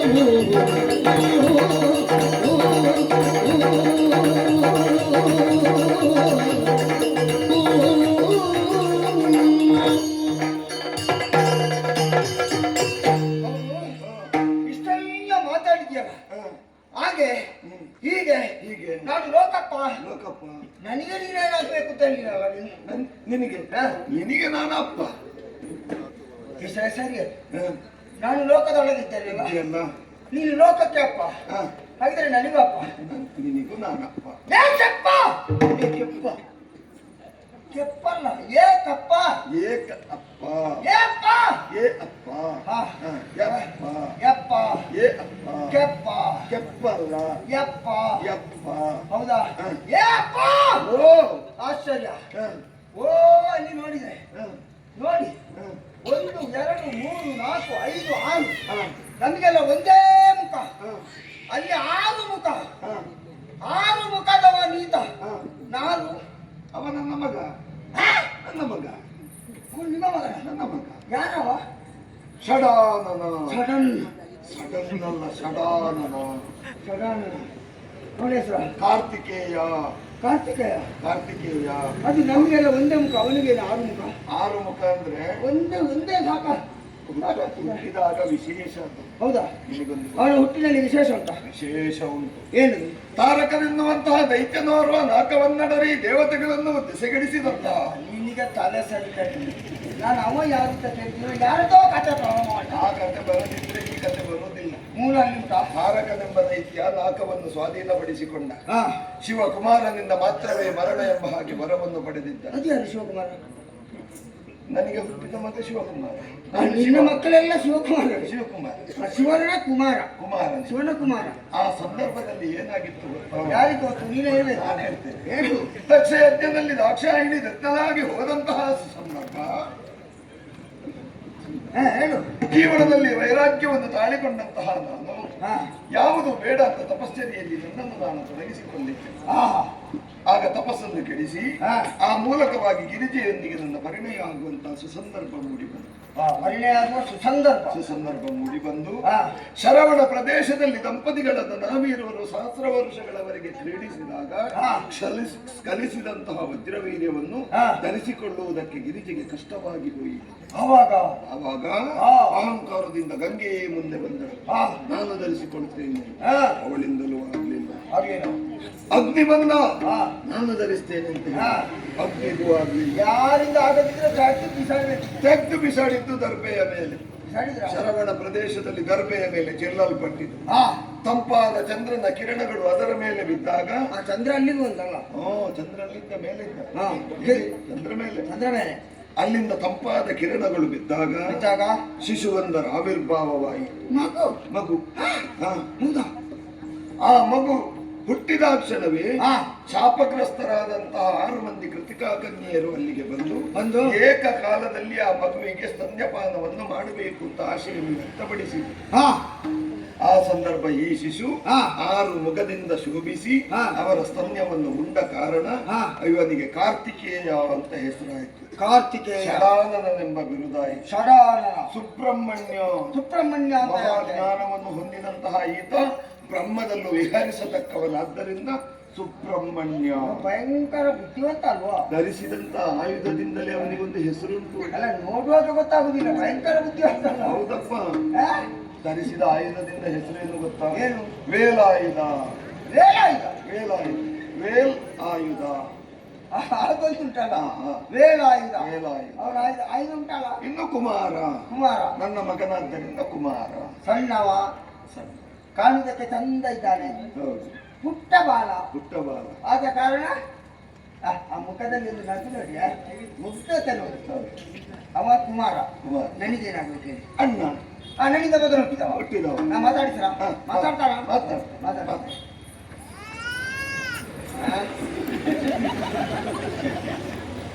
ನೋಡಿ, ಅವನಲ್ಲಿ ಮಾತಾಡ್ಲಿಕ್ಕೆ ಬಂದಂತ ಬಾರಿ.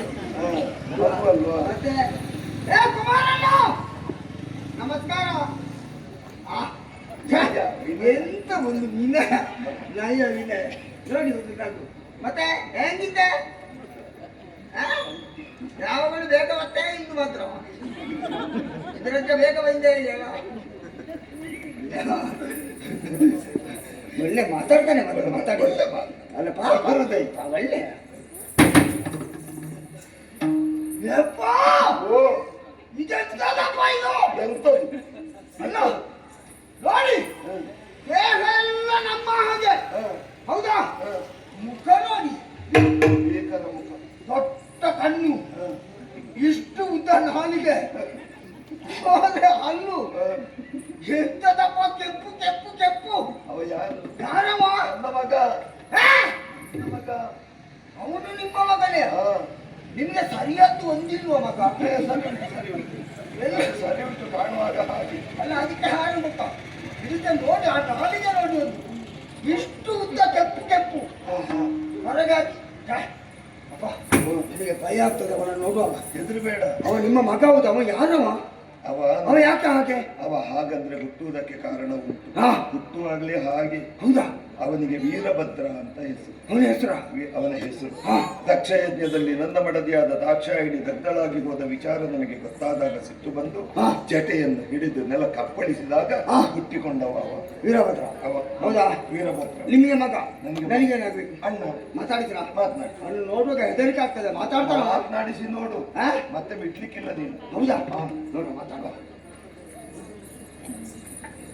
ಭದ್ರಣ್ಣ, ನಮಸ್ಕಾರ. ಛೇ, ನಾವು ಅದಕ್ಕೆ ಒಬ್ಬರನ್ನು ನೋಡುವಾಗ ಅವರು ಹೀಗೆ ಅಂತ ಸ್ವಭಾವ ಲೆಕ್ಕ ಹಾಕಬಾರ್ದು. ಆಹಾ. ಈಗ ಅವನನ್ನು ನೋಡುವಾಗ ನೋಡಿ ಹೇಗೆ ಸಿಟ್ಟಿನ ಹಾಗೆ ಕಾಣ್ತಾನೆ. ಮಾತಾಡಿಸಿದ್ರೆ ಅವರಿಗಿಂತಲೂ ವಿನಯ ಇವನಲ್ಲಿ. ಮೃದು ಮೃದು. ಅಷ್ಟು ಮೃದು. ಭದ್ರಣ್ಣ, ನಮಸ್ಕಾರ. ಒಂದು ಆಶೀರ್ವಾದ ಇರಲಿ. ಯಾವಾಗಲೂ ನೀವು ಹೀಗೆ ಬೇಗ ಬನ್ನಿ, ಬೇಗ ಹೋಗ್ಬೋದು ಮತ್ತೆ. ಆಯ್ತಾ? ನೋಡಿ, ಎಲ್ಲ ಮಕ್ಕಳು ನಿಮ್ಮ ಮಕ್ಕಳು ನೋಡ್ಲಿಕ್ಕೆ ಈ ಕಾಲ ಇದ್ರು. ಹಾಗೆ ಸ್ವಭಾವ. ಅದು ಬೇಡ, ಅದು ಬೇಡ. ಆದ್ರೆ ಅವರ ಸ್ವರೂಪಕ್ಕೂ ಅವರ ಸ್ವಭಾವಕ್ಕೂ ಅಜಗಜ ಅಂತಹ ವ್ಯತ್ಯಾಸ ಉಂಟು. ಹೌದು.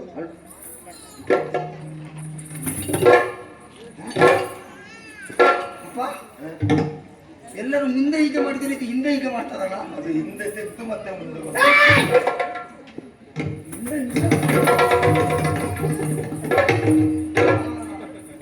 ನಾಳೆ ಬರ್ತದೆ.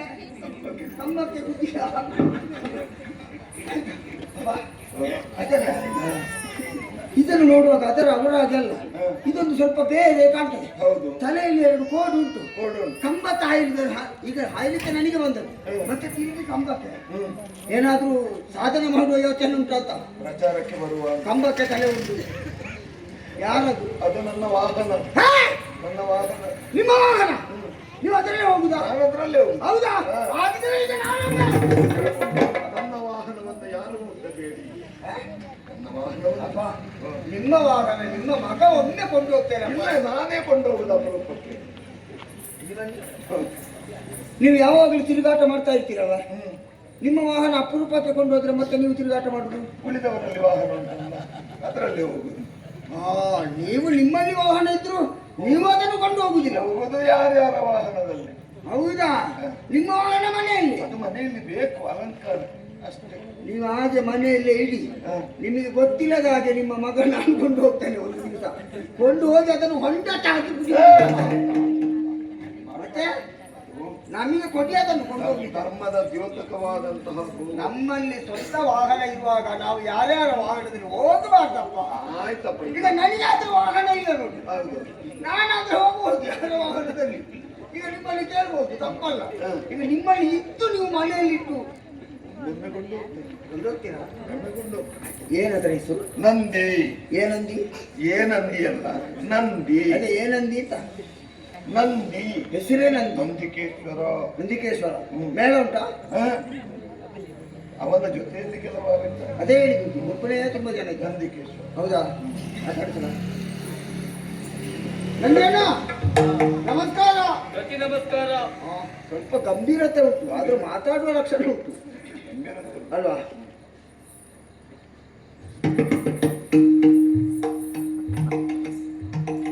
ಅಪ್ಪ, ಇಲ್ಲಿ ಒಂದು ಸರಿ ಇದ್ದದ್ದಿಲ್ಲ. ಸರಿ ಇದ್ರೆ ಕೈಯಿಂದ ಎಲ್ಲ ಬೇರೆ ಬೇರೆ ಬೇರೆ ಬೇರೆ ಆಯ್ತಲ್ಲ. ಇದೊಂದು ಬೇರೆ. ಇದು ಬೇರೆ. ಅದೇ ನೋಡಿ, ದೊಡ್ಡ ಹೊಟ್ಟೆ, ಅಗಾಲ ಕಿವಿ, ಉದ್ದ ಮೂಗು, ಸಣ್ಣ ಕೈಕಾಲು. ಯಾರು? ಅವ ನನ್ನ ಮಗ. ಇದು ನಿಮ್ಮ ಮಗನೇ? ಅವನೂ ನನ್ನ ಮಗನ. ಅವನು ಇದಲ್ಲ. ಅವನೂ ನನ್ನ ಮಗನ. ಹೌದಾ? ಅವ ನಾನು. ಅವ ಗಣಪ. ಗಣಪ? ಗಣೇಶ, ಗಣೇಶ, ಗಣಪತಿ, ಗಣಪತಿ, ವಿನಾಯಕ, ವಿನಾಯಕ, ಲಂಬೋದರ, ಇದೆಲ್ಲ ಹೆಸರು ಅವನಿಗೆ, ಏಕದಂತ, ಎಲ್ಲ ಹೆಸರು ಅವನಿಗೆ. ಲಂಬೋದರ. ನಿಮ್ಮ ಸಂಗೀತ ಯಾರದು?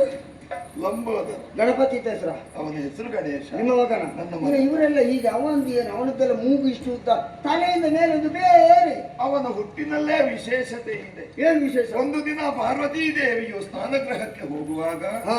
ನಾನು ಕೈಲಾಸದಲ್ಲಿ ಇರಲಿಲ್ಲ. ಹ್ಮ್. ಆ ಸಂದರ್ಭ ಹಾ.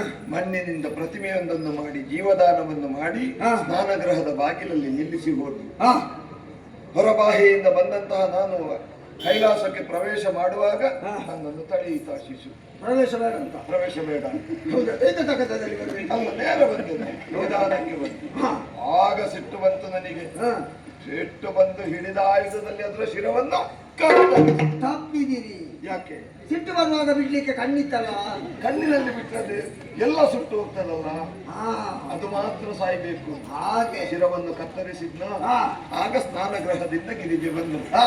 ಬಂದು ಕೇಳಿದ್ದು, ನನ್ನ ಮಗುವನ್ನು ಕೊಂದಿರಲ್ಲ? ಗಿರಿಜೆ ಅಂದ್ರೆ ನನ್ನ ಹೆಂಡತಿ. ಹೆಂಡತಿ. ಹೌದು. ಹಾ, ಹಾ, ಹಾ.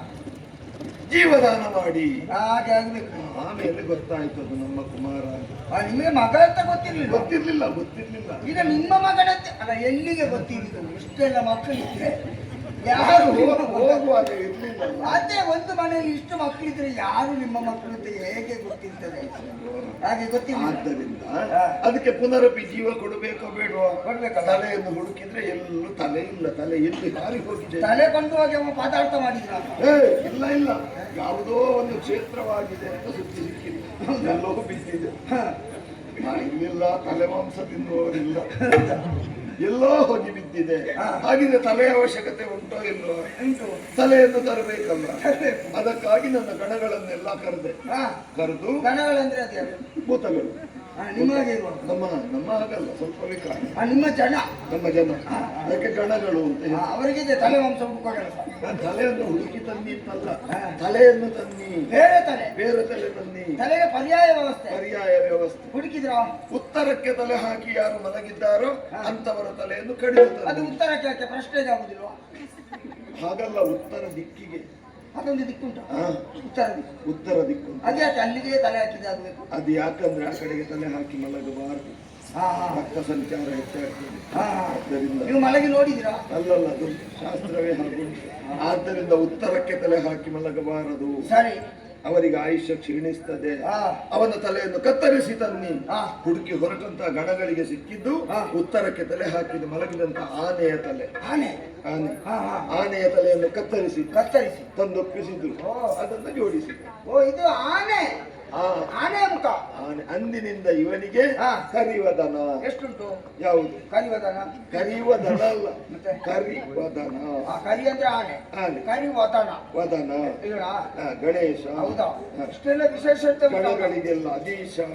ಈ ತಲೆ ಮಾಂಸ ಹುಡುಕುವವರಿಗೆ ಇಲ್ಲ.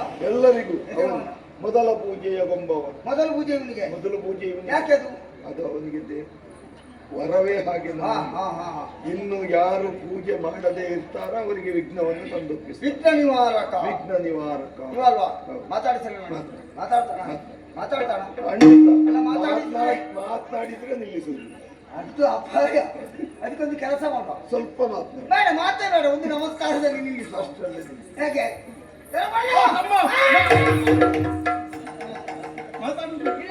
ನಾವು ಮತ್ತೆ ಮಾತಾಡುವ.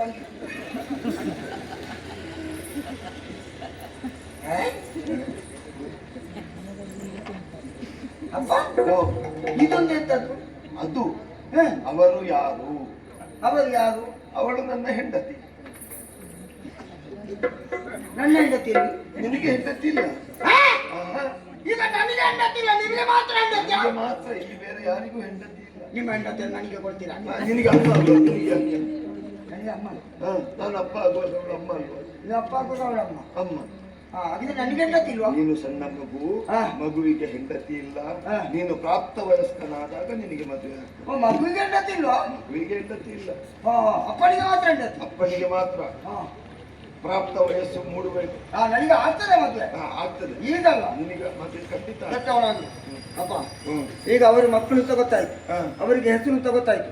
ಅವ್ರು ಏನ್ ಮಾಡ್ತಾರೆ ಇಲ್ಲಿ? ಅವರ ಭಕ್ತರನ್ನು ಉದ್ಧರಿಸುವುದೇ ಅವರ ಉದ್ಯೋಗ. ಹೌದಾ? ಈಗ ಅವರಿಗೆಲ್ಲ ಅಷ್ಟು ಮಂದಿಗೆ ಹೆಸರುಂಟು. ಅವರು ನಿಮ್ಮ ಮಕ್ಕಳು ಅಂತ ಹೇಳಿದ್ರು ಅವ್ರು. ನಾನು ನಿಮ್ಮ ಮಗ ಅಂತ ಮೊದಲಿಗೆ ಹೇಳಿದ್ರಿ, ಕೋಪಿಸದಿರು ಬರೀ ಬಾಲ ಅಲ್ವಾ? ನಾನು ಮಗ ಹೌದಲ್ವಾ? ಈಗ ಅವರಿಗೆ ಹೆಸರಿದ್ರೆ ಈಗ ನನಗೇನು ಹೆಸರು? ಕಂಡತನ ಮಂದಿ ಕೊಂಡಾಡಿರ ನೆರೆ ಎನ್ನುವುದನೆ ಕೇಳಿರಿ. ಕಂಡ ಪರಚುವುದಗೊಂಡ ನೀತನು ಖಂಡಾಸುರನೆನ್ನುತ್ತಲಿ.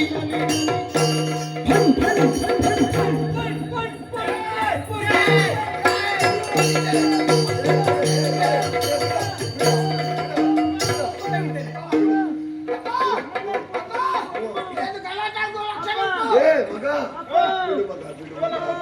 ಯಾಕೆ ಮಗ? ಯಾಕೆ ಮಗ? ಅಪ್ಪ, ನಿಮ್ಮ ವಾಹನ ಪುಟಿ ಪುಟಿ ಆಯ್ತು, ಅಡಿಗೆ ಬಿದ್ದು. ನೋಡಿ, ನನ್ನ ಮಗನೇ ಪುಡಿ ಮಾಡಿ. ಹೌದು, ಅದಕ್ಕೆ ಹೇಳಿದ್ದು ವಾಹನ ಮನೆಗೆ ಇಡಬೇಡಿದ್ದ. ನೋಡಿ, ಈಗ ಪುಟಿ ಪುಟಿ ಆಯ್ತಲ್ವಾ? ನೀನು ಹೊಡೆಯುವುದಕ್ಕೆ ನೀನು ಅವ ಬಂಡಿ ಅಂತ ಹೇಳ್ತಾನೆ. ಅಪ್ಪ, ನಿನಗೂ ನಿಲ್ಲಿಸಲಿಕ್ಕೆ ಮನಸ್ಸಿಲ್ವ ಅಂತ ಬಿದ್ರೆ ನಾಲ್ಕು ಬೀಳಿತ್ತ ದೂರದಿದೆ. ಹೊಡಿಬೇಡ್ವಾ, ಹೊಡಿಬೇಡ್ವಾ. ಅವ ಹಂಗ ಅಲ್ವಾ? ಆ ಇಬ್ಬರು ಮಕ್ಕಳು ನೋಡ್ಕೊಂಡು ಸಾಯಿಲಿಲ್ಲ ಅಲ್ವಾ? ನಿನಗೆ ಸಿಟ್ಟು ಬಂದದ್ದು ಯಾಕೆ? ನನ್ನವ, ನನ್ನ ತಮ್ಮ, ನನ್ನವ ಅಂತ ಇರುವಾಗ ಅವನನ್ನು ಬಂಡ ಅಂತ ಹೇಳಿಕ್ಕೆ ಇವನಿಗೆ ಎಷ್ಟು ಧೈರ್ಯ? ನನಗೆ ಅದೇ ಆಶ್ಚರ್ಯ. ನಾನು ನನಗೇನು ಹೆಸರು ಅಂತ ಕೇಳಿದ್ದು, ಅವನೇನೋ ವಿನೋದಕ್ಕೆ ಏನೋ ಒಂದು ಉಚ್ಚರಿಸಿದ. ಇವನಿಗೆ ಯಾಕೆ ಸಿಟ್ಟು ಬಂದದ್ದು? ಅದು ಬೊಂಬೆಯನ್ನು ತಯಾರಿಸಿದ್ದು ಅವ. ಯಾರು ಬೊಂಬೆ? ಯಾರು? ಆ ಕಾಲದಲ್ಲಿ ನೀನು ಬೊಂಬೆ, ಈಗ ಜೀವದಾನ ಮಾಡಿದ್ದು. ರಜತಗಿರಿಯ ತಪ್ಪಲಲ್ಲಿ ತಿರುಗಾಡುತ್ತಾ ಭಸ್ಮದಿಂದ ಮಾಡಿದಂತು. ನೀವು ನನ್ನಲ್ಲಿ ನೀವು ಕ್ಷಣಕ್ಕೊಂದು ಮಾತಾಡಬಾರ್ದು ನೀವು. ಏನು? ಆವಾಗ ನೀವು ಅಪ್ಪ ಅಂತ ಹೇಳಿದ್ರಿ, ಈಗ ಅವ ತಯಾರು ಮಾಡಿದ್ದು ಅಂತ ಹೇಳ್ತೀನಿ. ಅವ ತಯಾರು ಮಾಡಿದ್ರು, ಅದಕ್ಕೆ ಜೀವವನ್ನು ಯಾರು ಕೊಡ್ತಾರೋ ಅವರು ತಂದೆ. ನನ್ನ ಹುಟ್ಟಿಗೆ ಮೂಲ ಅವ. ಆದ ಕಾರಣ ಅವನಿಗೆ ಸಿಟ್ಟು ಬಂದದ್ದು. ಸಿಟ್ಟು ಬಂದದ್ದು ನನಗೆ ಹತ್ತಿರದವಾದ ಕಾರಣ. ಹತ್ತಿರದವ. ಅವ ಎಂತದ್ದು ಬಂಡು ಬಂಡು ಅಂತ ಹೀಗೆ ಮಾಡಿದ. ತೆಗೆದ್ರೆ ಸ್ವರ ಅದು ಸಂತೋಷದ ಉದ್ಗಾರ. ಹೌದಾ? ಬಳಿರೇ, ಹಾ. ಬಾಪುರೇ, ಬಾಪುರೇ, ಕೂತುರೇ, ಕೂತು ಮಜರೆ, ಮಜರೇ, ಮಜರೆ. ಹೀಗೆಲ್ಲ ಹೇಳುವುದು ಸಂತೋಷದ ಉದ್ಗಾರ. ಅದಕ್ಕೆ ಶಬ್ದಕ್ಕೆ ಅರ್ಥ ಇಲ್ಲ. ಅರ್ಥ ಕೇಳುವ. ಹಾಗೆಯೇ ಹಾ. ಇವನಿಗೂ ಸಂತೋಷವಾದಾಗ ಹಾ. ಭಣ್, ಭಣ್, ಭಣ್. ಉಳಿದವರೆಲ್ಲ ಹಾಗೆ ಅದೊಂದು ಪ್ರಾಣಿ ಅಲ್ವಾ? ಹಾ. ಅದಕ್ಕೆ ಎಲ್ಲಿಗೆ ಬರ್ತದೆ ಬೇರೆ ಹಾಗೆ ಬಂಡು ಬಂಡು ಅಂತ ಹೇಳಿ. ಬಂಡ್ ಬಂಡ್. ಆಯ್ತು, ಅದಕ್ಕೆ ಅರ್ಥ ಇಲ್ಲ. ಅರ್ಥ ಇಲ್ಲ. ಬನ್ನಿ ಹೋಗೋಣ. ಅದಕ್ಕೆ ನಿನಗರ್ಥ ಉಂಟು. ಹಾ?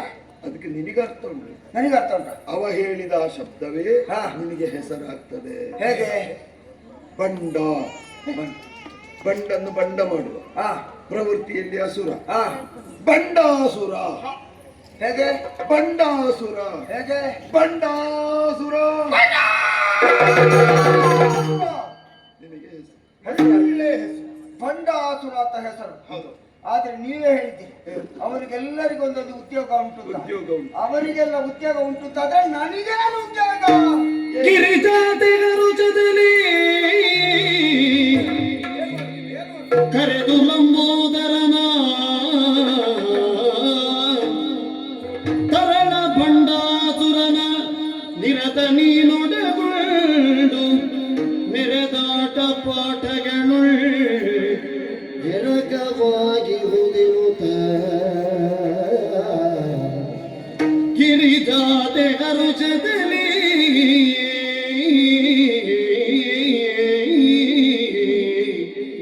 ಹರುಚದಲ್ಲಿ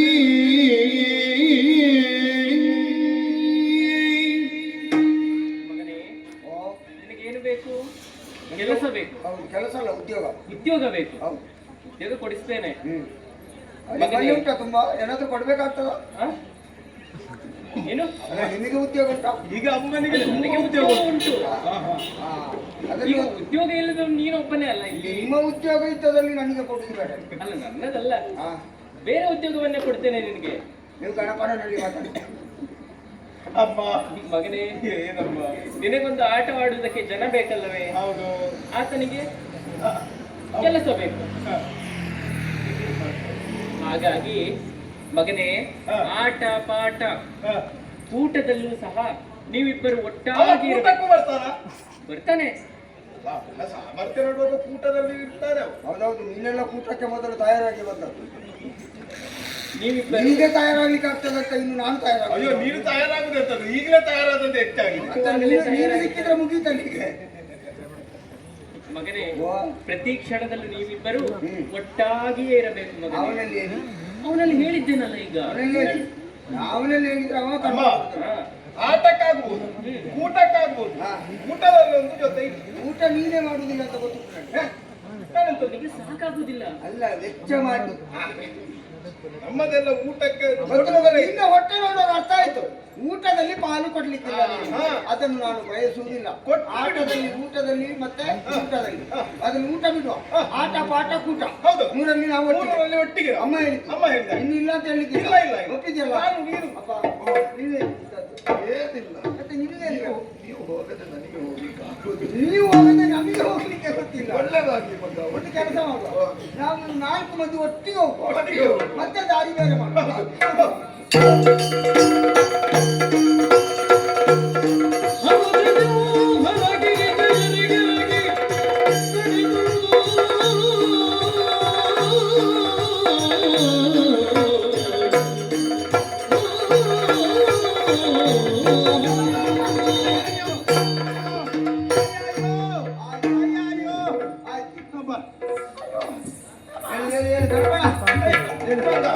ಎಲ್ಲರೂ ನೀರಿನಲ್ಲಿ ಈಜಿದ್ರೆ ಇವ ಭೂಮಿಯ ಮೇಲೆ ಈಜಿದ್ರೆ ನಿನ್ನನ್ನು ನಮ್ಗೆ ಆಟವ ಅಲ್ಲ, ನಿನ್ನ ನಂಬಿದ್ರೆ ಆಟ ಆಗ್ತದೆ ಇವತ್ತು. ನಿನ್ನಷ್ಟು ಬೇಗ ನನಗೆ ಓಡ್ಲಿಕ್ಕೆ ಆಗ್ತದೆ ಪುಣ್ಯ. ಮತ್ತೆ ಅಷ್ಟು ದೊಡ್ಡ ಹೊಟ್ಟೆ ಹಾಕಿ ಬೆಳೆಸಿದ್ದೀರಿ ನೀವು. ವೇಗವಾಗಿ ಹೋಗ್ತಾ ಇದ್ದೇನೆ, ಇವ ಬಂದು ಇಲ್ಲಿ ನೆಲದ ಮೇಲೆ ಈಜುತ್ತಾ ಇದ್ದಾನೆ. ಅಯ್ಯೋ ದೇವ್ರೆ, ಏನಾಯ್ತು? ನಿನ್ನ ವೇಗಕ್ಕೆ ನನಗೆ ನಡಿಲಿಕ್ಕೆ ಆಗುದಿಲ್ಲ. ಹೌದಾ? ನಿನ್ನೊಟ್ಟಿಗೆ ನನಗೆ ಆಟ ಆಗ್ಬೋದು, ಆದ್ರೆ ನಿನ್ನೊಟ್ಟಿಗೆ ಓಡ್ಲಿಕ್ಕೆ ಆಗುದಿಲ್ಲ. ಇಷ್ಟು ಬೇಗ ಆಗುದಿಲ್ಲ. ಆಹಾ. ಒಂದು ಕೆಲಸ ಮಾಡಿ, ಏನ್ ಮಾಡು? ಹೇಗೂ ನಿನ್ನ ಬಂಡೆ ಕಾಲಿನ ಮೇಲೆ ಕುಳ್ಳಿರಿಸಿದೆ. ಹಾ. ನೀನು ಇಲ್ಲೇ ಕೂತ್ಕ. ನಾ ಕೂತ್ರೆ ತೂಗಳತೆ ದೂರದಲ್ಲಿ ಹ, ಏನಾದ್ರೂ ವಿಶೇಷ ಉಂಟಾ ಹಾಗೆ ನೋಡ್ತಾ ಬರ್ತೇನೆ. ನಿನ್ನ ಆಯಾಸ ಪರಿಹಾರದ ಮೇಲೆ ಮತ್ತೆ ಹೋಗು. ಆಯ್ತು. ಏನಾದ್ರೂ ಕೇಳಬೇಕು ಅಂದ್ರೆ ನನಗೆ. ನನಗೆ ಸಂಶಯ ಬಂದ್ರೆ ನೇರ ನಿನ್ನಲ್ಲಿಗೆ. ನಾನು ಉತ್ತರ ಕೊಡ್ತೇನೆ. ಎಲ್ಲ ಪ್ರಶ್ನೆಗೆ ನಿನ್ನಲ್ಲಿ ಉತ್ತರ ಉಂಟಾ? ಉಂಟು.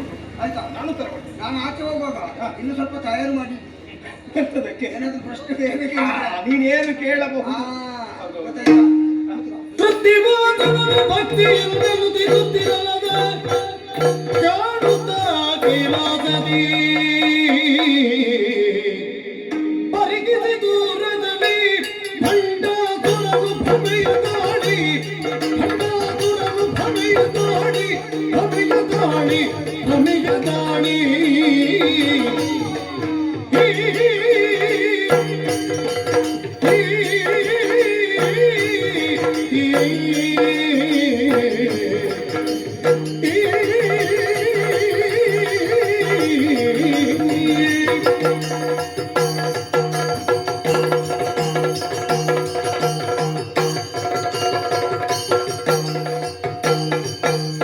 ಪರಿಗಿಸಿ ದೂರದಲ್ಲಿ ಭಂಡಾಸುರನು ಭಮೆಯ ತಾಡಿ ಭಂಡಾಸುರನು ಭಮೆಯ ತಾಡಿ ಭಮೆಯ ತಾಡಿ ಭಮೆಯ ತಾಡಿ ನೆರವ ಸಂಪದಕ್ಕೆ ಕರೆದಾಕ್ಷಣದಲ್ಲಿ ನೆರವ ಸಂಪದಕ್ಕೆ ಕರೆದಾಕ್ಷಣದಲ್ಲಿ ಕೈವದ ನಮನವ ಹೊರೆದ ಕೋತ್ಯದಲ್ಲಿ ಪರಿಗಿಸಿ ದೂರದಲ್ಲಿ ಭಂಡಾಸುರನು ಭಮೆಯ ತಾಳಿ ಭಂಡಾಸುರನು ಭಮೆಯ ತಾಳಿ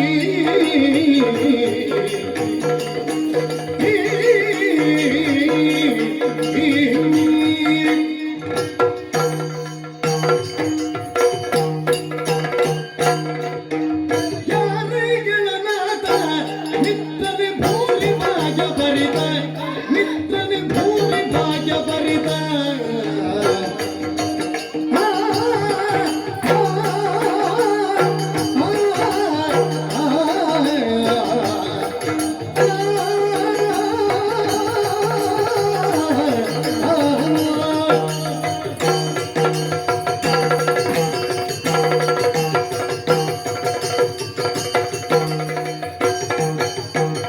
ಯಾರಿಗಳನಾಥ ಮಿತ್ರನೆ ಭೂರಿ ಭಾಗ್ಯ ಭರಿತ ಮಿತ್ರನೆ ಭೂರಿ ಭಾಗ್ಯ ಭರಿತ ಈ ರೀತಿಯ ಸಿರಿ ಸೇರಿದಂತಿವರ ಈ ರೀತಿಯ ಸಿರಿ ಸೇರಿದಂತಿವರ ವರನಾಥನು ವಿಚಾರಿಯ ತಿಳುಹೈ ಯಾರೈ ಗಣನಾಥ ಮಿತ್ರನೆ ಭೂರಿ ಭಾಗ್ಯ ಭರಿತ ಮಿತ್ರನೆ ಭೂರಿ ಭಾಗ್ಯ ಭರಿತ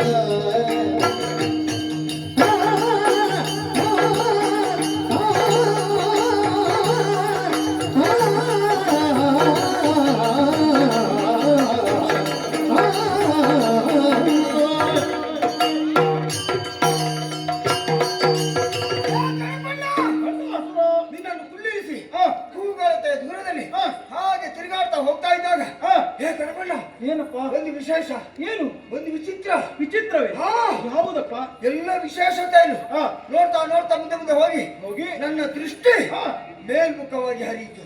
ಊರ್ಧ್ವಮುಖವಾಗಿ ಹಾ, ನಿನ್ನ ಬೆಳವಣಿಗೆ ಲಕ್ಷಣ ಕಾಣ್ತಾ ಇದೆ ನೋಡಿ. ಅಲ್ವಾ? ಹೌದಪ್ಪ. ಆವಾಗ ಕಂಡ ದೃಶ್ಯ ಹಾ, ಏನು ಇಲ್ಲ ಈಗ. ಓ ಅಂಬರ ಪಥ. ಹಾ, ಹಾ, ನೋಡು, ಆ ಪಥದಲ್ಲಿ ಹೌದು. ಯಾರೋ ಸಾಲು ಸಾಲಾಗಿ ಹಾ, ಒಂದು ಅಷ್ಟು ಮಂದಿ ಸಾಗಿ ಹೋಗ್ತಾ ಇದ್ದಾರೆ. ಹಾ, ಅವರನ್ನು ಕಾಣುವಾಗ ಹಾ, ನನಗೊಂದು ಕುತೂಹಲ. ಏನಪ್ಪ? ನಾವೆಲ್ಲ ಹೀಗಿದ್ದೇವೆ, ಹಾ, ಅವರನ್ನು ಕಂಡಾಗಲೇ ಹ್ಮ್, ಸಿರಿತನದ ಹ್ಮ್, ಮೇಲ್ಮೈಯಲ್ಲಿ ಹ್ಮ್, ಅವರು ರಾರಾಜಿಸ್ತಾ ಇದ್ದಾರೆ ಹಾ, ಎನ್ನುವುದು ಸ್ಪಷ್ಟವಾಗಿ ಹೌದು. ಗೋಚರವಾಗ್ತಾ ಇದೆ. ಹಾ, ಅವರು ಏರಿರುವಂತಹ ಹಾ, ಒಂದೊಂದು ವಾಹನವನ್ನು ನೋಡುವಾಗಲೂ, ಹಾ, ಆ ವಾಹನವನ್ನು ಕಾಣುವಾಗಲೇ ಹಾ, ಅವರ ಸಿರಿವಂತಿಕೆ ಏನು ಅಂತ ನಾವು ತಿಳಿದುಕೊಳ್ಳುವುದಕ್ಕೆ ಸಾಧ್ಯವಾಗ್ತದೆ. ಹೌದು. ಹಾಗಿದ್ರೆ ಹ್ಮ್, ಅವರು ಯಾರು, ಹ್ಮ್, ಅವರು ಎಲ್ಲಿಗೆ ಹೋಗ್ತಾ ಇದ್ದಾರೆ, ಹಾ, ಎಲ್ಲಿಂದ ಬರ್ತಾ ಇದ್ದಾರೆ, ಹಾ, ಈ ರೀತಿಯಾದಂತಹ ಸಿರಿ ಸಂಪದ ಹಾ, ಅವರಿಗೆ ಸೇರಬೇಕು ಅಂತ ಇದ್ರೆ ಹಾ, ಅವರ ಏನು ಪ್ರಯತ್ನ, ಹಾ, ಯಾರು ಕಾರಣ? ಹಾ. ವಾರಣಾಸ್ಯ ನಾನಿಪುದಿನ್ನ ಸಖ ನಾನಿಪುದಿನ್ನ ಸಖ ಜಗತಿ ಮೇಲೆನಿಸಿಗನಾಗ ಸಕಲೇ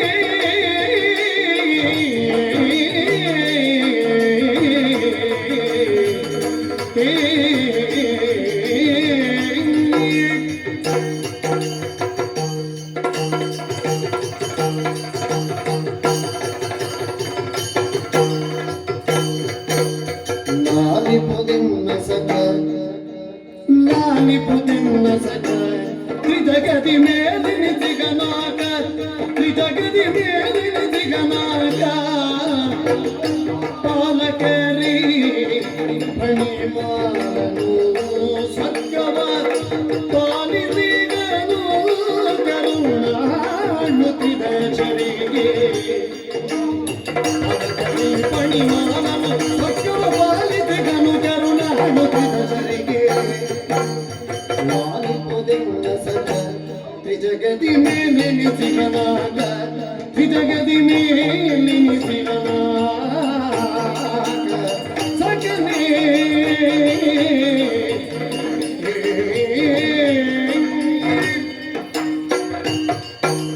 ನಾನಿಪುದಿನ್ನ ಸಖ. ಓ ಸಖನೇ, ಓ ವಿನಾಯಕನೇ. ನಿನ್ನನ್ನು ಕಳುಹಿಕೊಡುವಾಗ ಅಮ್ಮರಾಡಿದ ಮಾತು ಆಟಕ್ಕಾಗಿ ಕರೆಕೊಂಡು ಹೋಗು ಅಂತ. ಹೌದು. ಆದ್ರೆ ನಿನ್ನ ಮನಸ್ಸು ಹ್ಮ್. ಪಾಠಕ್ಕಾಗಿ ಮಿಡಿಯುತ್ತಾ ಇದೆ ಎನ್ನುವುದನ್ನು ಸ್ಪಷ್ಟವಾಗಿ ಅರ್ಥವಿಸಿದ್ದೇನೆ. ಖಂಡಿತ. ಕಂಡದ್ದರ ಕುರಿತು ಜಿಜ್ಞಾಸೆ ಮೂಡಿ ಹಾ. ಅದಕ್ಕೆ ಉತ್ತರ ಹುಡುಕಬೇಕು ಅನ್ನುವಂತಹ ಒಂದು ಭಾವ ಉಂಟಲ್ಲ, ಖಂಡಿತ. ನನ್ನೊಂದಿಗೆ ಬಂದದ್ದಕ್ಕೆ ಸಾರ್ಥಕವನ್ನು ಕಾಣ್ತಾ ಇದ್ದೇನೆ. ಆಹಾ. ಹಾಗೆಂದು ಹಾ. ಮೇಲೆ ಸಂಚರಿಸುತ್ತಾ ಇರುವವರನ್ನು ಹಾ. ತ್ರಿದಶರೆಂದು, ಹಾ. ದೇವತೆಗಳೆಂದು, ಹಾ. ವರ್ಧಿಲರೆಂದು ಲೋಕ ಕೊಂಡಾಡ್ತದೆ, ಕರೆಯುತ್ತದೆ. ಹೌದೇ? ಅವರು ಅನುಗ್ರಹಕಾರಕರೇ ಇದ್ದಾರೆ. ಹಾ. ಪಾಲನೆಯ ಒಂದೊಂದು ಅಂಶವನ್ನು ಪಡೆದ ಹಾ. ಒಬ್ಬ ಇಂದ್ರ, ಅಗ್ನಿ, ಹಾ. ವರುಣ, ಹಾ. ವಾಯು, ಕುಬೇರ, ಯಮ, ನಿರುತಿ, ಈಶಾನರೇ ಮೊದಲಾದವರ ಪಂಕ್ತಿಯದು. ಓಹೋ. ಅವರು ಹಾ. ಈ ಮೊದಲು ಹಾ. ಸಾಮಾನ್ಯರಲ್ಲಿ ಸಾಮಾನ್ಯರಾಗಿಯೇ ಇದ್ದವರು. ಮತ್ತೆ ಈ ಸಿರಿತನ ಹೇಗೆ ಬಂತು? ಸಿರಿತನ ಬರುವುದಕ್ಕೆ ಕಾರಣ ಉಂಟು. ಏನು? ಒಂದು ಹೊತ್ತಿನಲ್ಲಿ ಹಾ. ಯಜ್ಞ, ಯಾಗ, ತಪಸ್ಸು ಮುಂತಾದವುಗಳನ್ನು ಮಾಡಿ ಹಾ. ನಮ್ಮ ಅಪ್ಪನನ್ನು ಒಲಿಸಿಕೊಂಡ್ರು. ಸರಿ. ಅದರಲ್ಲಿಯೂ 3 ಲೋಕ ಅಂತ ಎನ್ನಿಸಲ್ಪಟ್ಟ ಹಾ. ನಾಗ, ನರ, ನಾಕ ಎನ್ನುವ ಲೋಕದಲ್ಲಿ ಹಾ. ಅತ್ಯುನ್ನತವಾದಂತಹ ನಾಕಲೋಕದ ಅಧಿಕಾರ ಅವರಿಗೆ ಪ್ರಾಪ್ತವಾಗಿದೆ.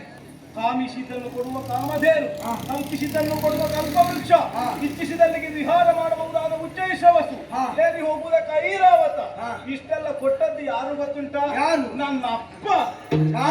ನಾ ಬಡವನಾಗೆಯಲ್ಲ. ಬಡವನಾಗಿ ಜೀವನ ವರದಲ್ಲಿ ಪಡೆದು ಸಂಪದಗಳನ್ನು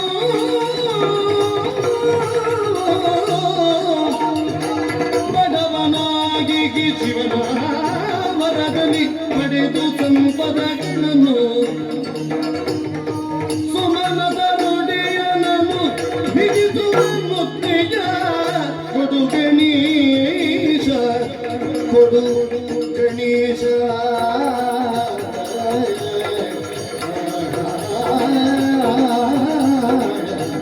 ಗಣೇಶ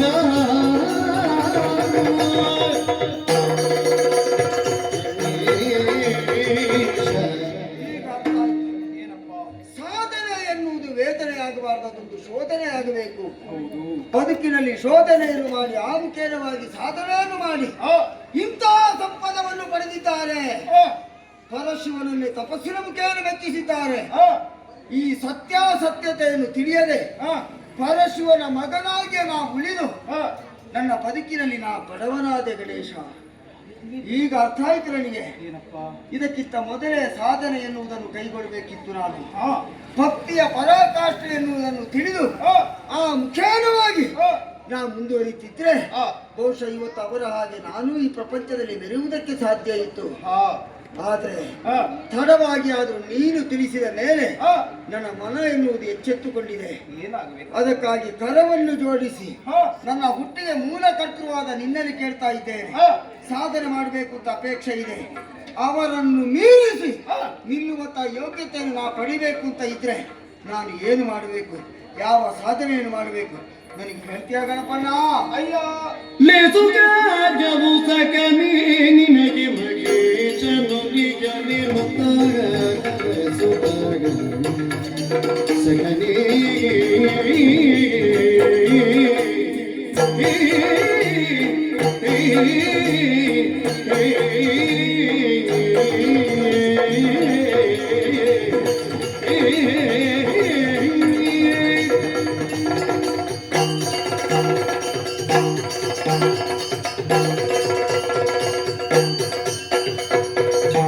ಲೇಸುಗಾಜವು ಸಕನೆ ನಿನಗೆ ಮಗೇಶನುಲಿಗನೆ ಮುತ್ತಾಗ ಹರಸುದ ಸದಲಿ ಕದುಗಿಸಿದನ ವಿಘ್ನೇಶನವನ ಸದಲಿ ಕದುಗಿಸಿದನ ವಿಘ್ನೇಶನವನ ಲೇಸುಗಾಯವು ಸಗನಿ ನಿನಗೆ ಮಗೀಚ ಒಲಿಯಲೆನುತ್ತ ಹರಸುತ್ತ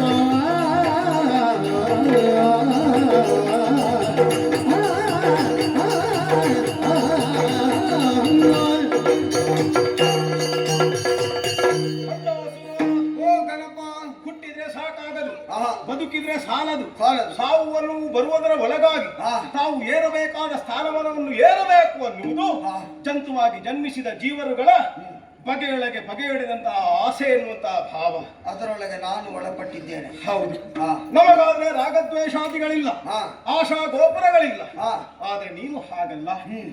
ಪ್ರತಿಯೊಬ್ಬರ ಮನಸ್ಸಿನಲ್ಲಿ ಉಂಟಾಗುವ ಕಾಮನೆಗೆ ಕಾರಣನಾಗುವ ಕಾಮನೆ ಹಾ. ತೈಸಿ ಹೋದಂತ ಭಸ್ಮದಲ್ಲಿ ಮೂರ್ತಿ ಭವಿಸಿಕೊಂಡವನಿದ್ದೀಯ. ಹಾ. ನಿನ್ನ ಅಂತರಂಗದಲ್ಲಿ ಆಸೆ ಪಡಿಮೂಡಿದರೆ ತಪ್ಪಲ್ಲ. ಆ, ಸಪ್ಪೆ ಉಣ್ಣುವವನಿಗೆ ಉಪ್ಪಿನ ಆಸೆ, ಆ. ಉಪ್ಪಿನವನಿಗೆ ಸೊಪ್ಪಿನ ಆಸೆ, ಹಾ. ಸೊಪ್ಪಿನವನಿಗೆ ತುಪ್ಪದ ಆಸೆ, ಹಾ. ತುಪ್ಪ ದೊರೆತಾಗ ಉಪ್ಪರಿಗೆಯ ಮನೆಯ ಆಸೆ. ಛೆ. ಇದು ಜೀವರುಗಳಿಗೆ ಸರ್ವೇ ಸಾಮಾನ್ಯವಾದ ವಿಚಾರ. ಆ. ಹಾಗಿರುವಾಗ ಭುಜದಲ್ಲಿ ಬಲ ಇದ್ರೆ ಸಾಲದು, ಮನಸ್ಸಿನಲ್ಲಿ ಸ್ಥೈರ್ಯ ಇದ್ರೆ ಸಾಲದು. ದೈವಾನುಗ್ರಹ ಅನ್ನುವುದು ಪ್ರತಿಯೊಬ್ಬನಿಗೂ ಬೇಕೇ ಬೇಕು. ಹೇಗದು? ಅದನ್ನು ನೀನು ಸಾಧಿಸುವುದಕ್ಕಿರುವ ದಾರಿ ಮುಂದೆ. ಏನು? ಇಲ್ಲಿಂದ ನೇರವಾಗಿ ಸಾಗಿ ಹಾ. ಗಂಗಾ ತಟಾಕವನ್ನು ಸೇರಿ ಸರಿ. ಗಂಗೆಯಲ್ಲಿ ಮಿಂದು ಮೇಲೆದ್ದು ಬಾ. ಹಾ. ಮನಸ್ಸನ್ನು ಶುಚಿಗೊಳಿಸಿಕೊ. ಹ್ಮ್. ಯಮ ನಿಯಮ ಆಸನ ಪ್ರಾಣಾಯಾಮ ಪ್ರತ್ಯಾಹಾರ ಧ್ಯಾನ ಧಾರಣ ಸಮಾಧಿ ಸ್ಥಿತಿಯನ್ನು ಹೊಂದು. ಮಾತ್ರವೇ ಅಲ್ಲ, ಹಾ. ಒಂದು ಹೊತ್ತಿಗೆ ನಮ್ಮಮ್ಮನೇ ಹಾ. ಹರನನ್ನು ಉಳಿಸುವುದಕ್ಕೆ ಬೇಕಾಗಿ ಪರ್ಣಾಶನವಾದರಂತೆ. ಹಾ. ಆ ಬಳಿಕ ಎಲೆಯನ್ನು ತಿನ್ನುವುದನ್ನು ಬಿಟ್ಟಳು. ಹಾ. ಆ ಕಾರಣದಿಂದ ಅವಳು ಅಪರ್ಣೆ ಅಂತ ಮಿಸಿದಳು. ಹಾ. ನೀನು ಆಹಾರವನ್ನು ತ್ಯಜಿಸು. ಹಾ. ನಿಶ್ಚಲವಾದ ಭಕ್ತಿಯಿಂದ ಓಂ ನಮ ಶಿವಾಯ ಅಂತ ಪಠಿಸಿದೆ ನಾನು. ಒಲಿದು ಬರುವಂತಹ ನಮ್ಮಪ್ಪ ನಿನಗೆ ಬೇಕಾದುದನ್ನು ಒದಗಿಸಿಕೊಡ್ತಾನೆ. ಹೌದಾ? ನೀನು ಏರು, ಹಾ. ಮೇಲೇರುತ್ತಿ, ಹಾ. ಗಣೇಶನ ಶಿಷ್ಯನಾಗಿ ಬೆಳೆಯುತ್ತಿ. ನೀನು ಹೇಳಿದಂತ ಪಥದಲ್ಲಿ ಸಾಗಿ ಕಾರ್ಯ ಸಾಧನೆಯನ್ನು ಮಾಡಿ ಹಾ. ಬಂದು ನಿನ್ನ ಮುಖವನ್ನು ಕಾಣುತ್ತೇನೆ. ನಿನಗಾಗಿ ಹೋಗಿ ಬರ್ತೇನೆ.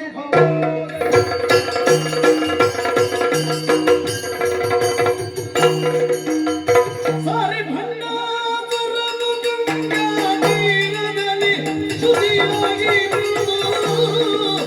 ಮುರಾರಿಯನ್ನು ತಪ್ಪಿಸುತ್ತಲಿದ್ದನು ಹೀರನು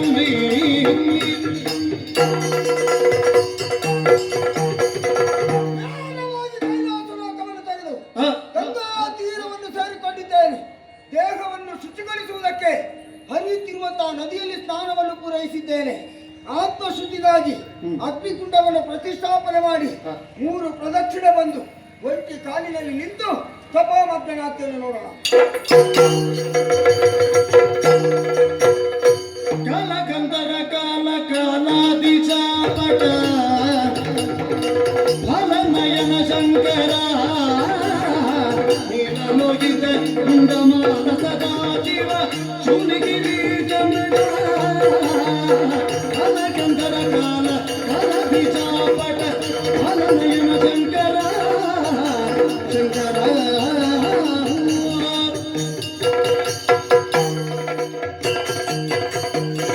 ಓಂ ನಮಃ ಶಿವಾಯ ಓಂ ನಮಃ ಶಿವಾಯ ಸರ್ವವೈಭವತ್ತು ದೇವಿರ ಮರುತ ದೈವರ ತಮಗೆ ತೊಡುತ್ತಿರಿ ಧರ್ಮ ಮೈದೋರಂತ ಭಂಡಾರದ ನೋಡಿಂದ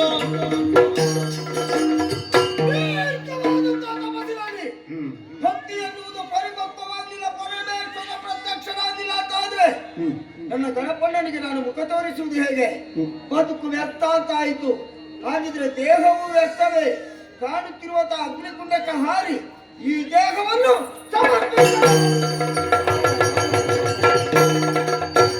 ತಿರುರೆ ಮೆತ್ತಿದ ಬಂಡಾಸುರ ಕನದ ಬಗೆಯೇ ಅಚ್ಚರಿಯಾದ ಮಗನಿನ ಮನದಿ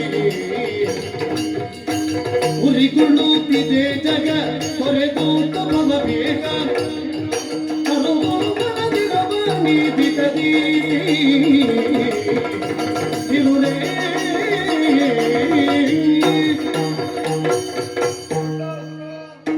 ತಪವನ್ನು ಬಿಡು ಮಗನೇ. ನಿನ್ನದಾದಂತಹ ತಪಜ್ವಾಲೆಯಿಂದ ಮೂರು ಲೋಕವು ಬೆಂದು ಹೋಗ್ತಾ ಇದೆ. ಆದ್ದರಿಂದ ತಪವನ್ನು ಬಿಡು. ನಿನ್ನ ಇಷ್ಟಾರ್ಥ ಸಿದ್ಧಿಗಾಗಿ ನೀನು ತಪವನ್ನು ಕೈದಂತ ಪರಶಿವ ನಾನೇ ಪ್ರತ್ಯಕ್ಷನಾಗಿದ್ದೇನೆ. ಏನು ಬೇಕು ಕೇಳು. ಶಂಭುಸದ ಶಿವ ಕಂಬು ಕಂದರ ದೇವ ನಂಬಿದ ಭಕ್ತರ ಪೊದೆವ ಎಂಬ ಬಿರುದು ನಿನಗೆಂಬುದ ಬರಲಿ ಪ್ರಿಯಂಬಗ ಕೇಳು ಪ್ರಿಯಂಬವ ಸುರನ ರೋಗಗಳ ಸಂಗರದಿ ಗೆಲ್ಲುವ ಶಕ್ತಿ ಹುಡುಗಿ ನಿಂದವನಷ್ಟಬಲವು ಹರವಂತಿನಾಗಿ ಹರಿಹರ ಕಮಲದರೆಲ್ಲರಿರುವಂತಿನ್ನಾಗಿಯಂತದು ನೀ ಶಂಭುಸದಾ ಶಿವ ಭಕ್ತರ ದೇವ ನಂಬಿದ ಭಕ್ತರ ಪೊರೆವ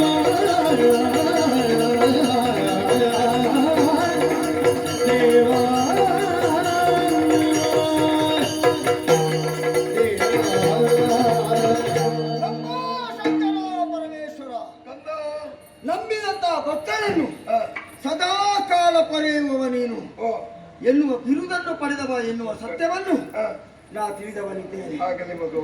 ಮಗನೇ ಆಗಿದ್ರು ಭಕ್ತಿ ಎನ್ನುವುದು ಪರಿಪಕ್ವವಾಗಿಲ್ಲ ಅಂತಾದ್ರೆ ನೀ ಪ್ರತ್ಯಕ್ಷನಾಗುವುದಿಲ್ಲ ಎನ್ನುವುದನ್ನು ಇಲ್ಲಿ ತೋರ್ಪಡಿಸಿದೆ. ಭಕ್ತಿ ಎನ್ನುವ ಪರಾಕಾಷ್ಠೆಗೆ ಮೆಚ್ಚಿ ಈಗ ಪ್ರತ್ಯಕ್ಷನಾಗಿ ಹೌದಪ್ಪ. ಏನು ಬೇಕು ಅಂತ ಕೇಳಿದಿಂತಾದ್ರೆ ನಾನೇ ಧನ್ಯ. ಭಗವಂತ, ಈ ಪ್ರಪಂಚದಲ್ಲಿ ಸ್ವರ್ಗಲೋಕ, ಮರ್ತ್ಯಲೋಕ, ಪಾತಾಳ ಲೋಕ ಎನ್ನುವ ಮೂರು ಲೋಕ ಇದೆ ಅಂತೆ. ಹೌದು. ಆ ಮೂರು ಲೋಕವನ್ನು ಜಯಿಸುವಂತಹ ಶಕ್ತಿಯನ್ನು ನನಗೆ ಅನುಗ್ರಹ ಮಾಡು. ತಥಾಸ್ತು. ಆಮೇಲೆ ನನ್ನನ್ನು ವಿರೋಧಿಸಿಕೊಂಡು ನನ್ನ ವಿರೋಧಿ ಸ್ಥಾನದಲ್ಲಿ ನಿಂತು ಯಾರಾದ್ರೂ ನನ್ನಲ್ಲಿ ಯುದ್ಧ ಮಾಡುವುದಕ್ಕೆ ಮುಂದಾದ್ರೆ ವಿರೋಧಿ ಸ್ಥಾನದಲ್ಲಿ ನಿಂತಿರುವ ಅವರ ಅರ್ಥ ಬಲವು ನನ್ನ ದೇಹವನ್ನು ಸೇರಿಕೊಳ್ಳುವ ಹಾಗೆ ಅನುಗ್ರಹ ಮಾಡು. ತಥಾಸ್ತು. ಆಮೇಲೆ ಸೃಷ್ಟಿ ಸ್ಥಿತಿ ಲಯಗಳಿಗೆ ನೀವು ಮೂರು ಮೂರ್ತಿಗಳು ಕಾರಣಕರ್ತರು. ವಿಷ್ಣು, ಬ್ರಹ್ಮ, ಮಹೇಶ್ವರನಾದ ನೀನು ಮೂರು ಮಂದಿ ಮಾಡುವಂತಹ ಕಾರ್ಯ ಏಕಕಾಲಕ್ಕೆ ಬಂಡಾಸುರನಾದ ನನಗೆ ಅದನ್ನು ಎಸಗುವಂತಹ ಸಾಮರ್ಥ್ಯವನ್ನು ನೀ ಅನುಗ್ರಹ ಮಾಡು. ತಥಾಸ್ತು. ಧನ್ಯವಾದ. ಸುದೀರ್ಘವಾದಂತ 60,000 ವರ್ಷಗಳ ಆಯುಷ್ಯವನ್ನು ಕೊಟ್ಟಿದ್ದೇನೆ ಮಗು. ಹಾ. ಹಾಗೆಂದು ಇನ್ನು ಎಲ್ಲಿಗೂ ಬೇಡ. ಮತ್ತೆ ಮಾತೆಯನ್ನು ಕಂಡು ಆಮೇಲೆ ಪಾತಾಳ ಲೋಕವನ್ನು ಸೇರಿಕೋ. ಧನ್ಯವಾದ.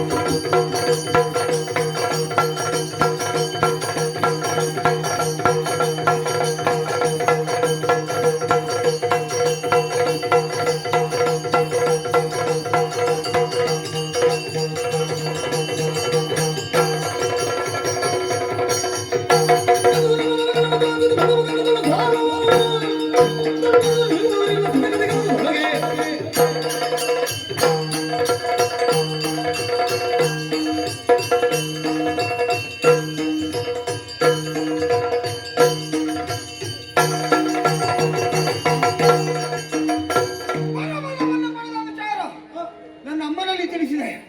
ಆವಾಗ ಅಮ್ಮನಾಡಿದ ಮಾತು ಇನ್ನು ಇಲ್ಲೇ ಉಳಿಯುವುದಲ್ಲ, ನೇರವಾಗಿ ಪಾತಾಳ ಲೋಕವನ್ನು ಸೇರಿಕೊ. ಭವಿಷ್ಯತ್ತಿನಲ್ಲಿ ನಿನಗೆ ಒಳ್ಳೆಯದಾಗ್ತದೆ. ಕೈಲಾಸವನ್ನು ತೊರೆದು ನೇರವಾಗಿ ಪಾತಾಳಕ್ಕೆ ಇಳಿ.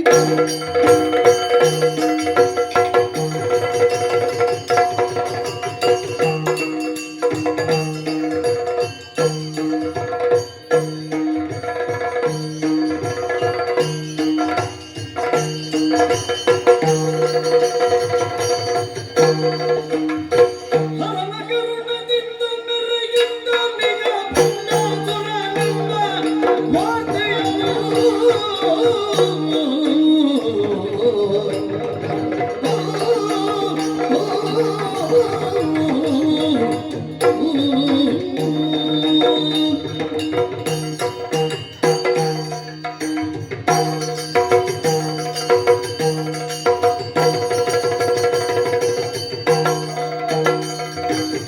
ಹರನಗರುಣದಿಂದ ಮೆರೆಯುತ್ತ ನಿಜ ಪುಣ್ಯಾಸುರನೆಂಬ ವಾರ್ತೆಯನ್ನು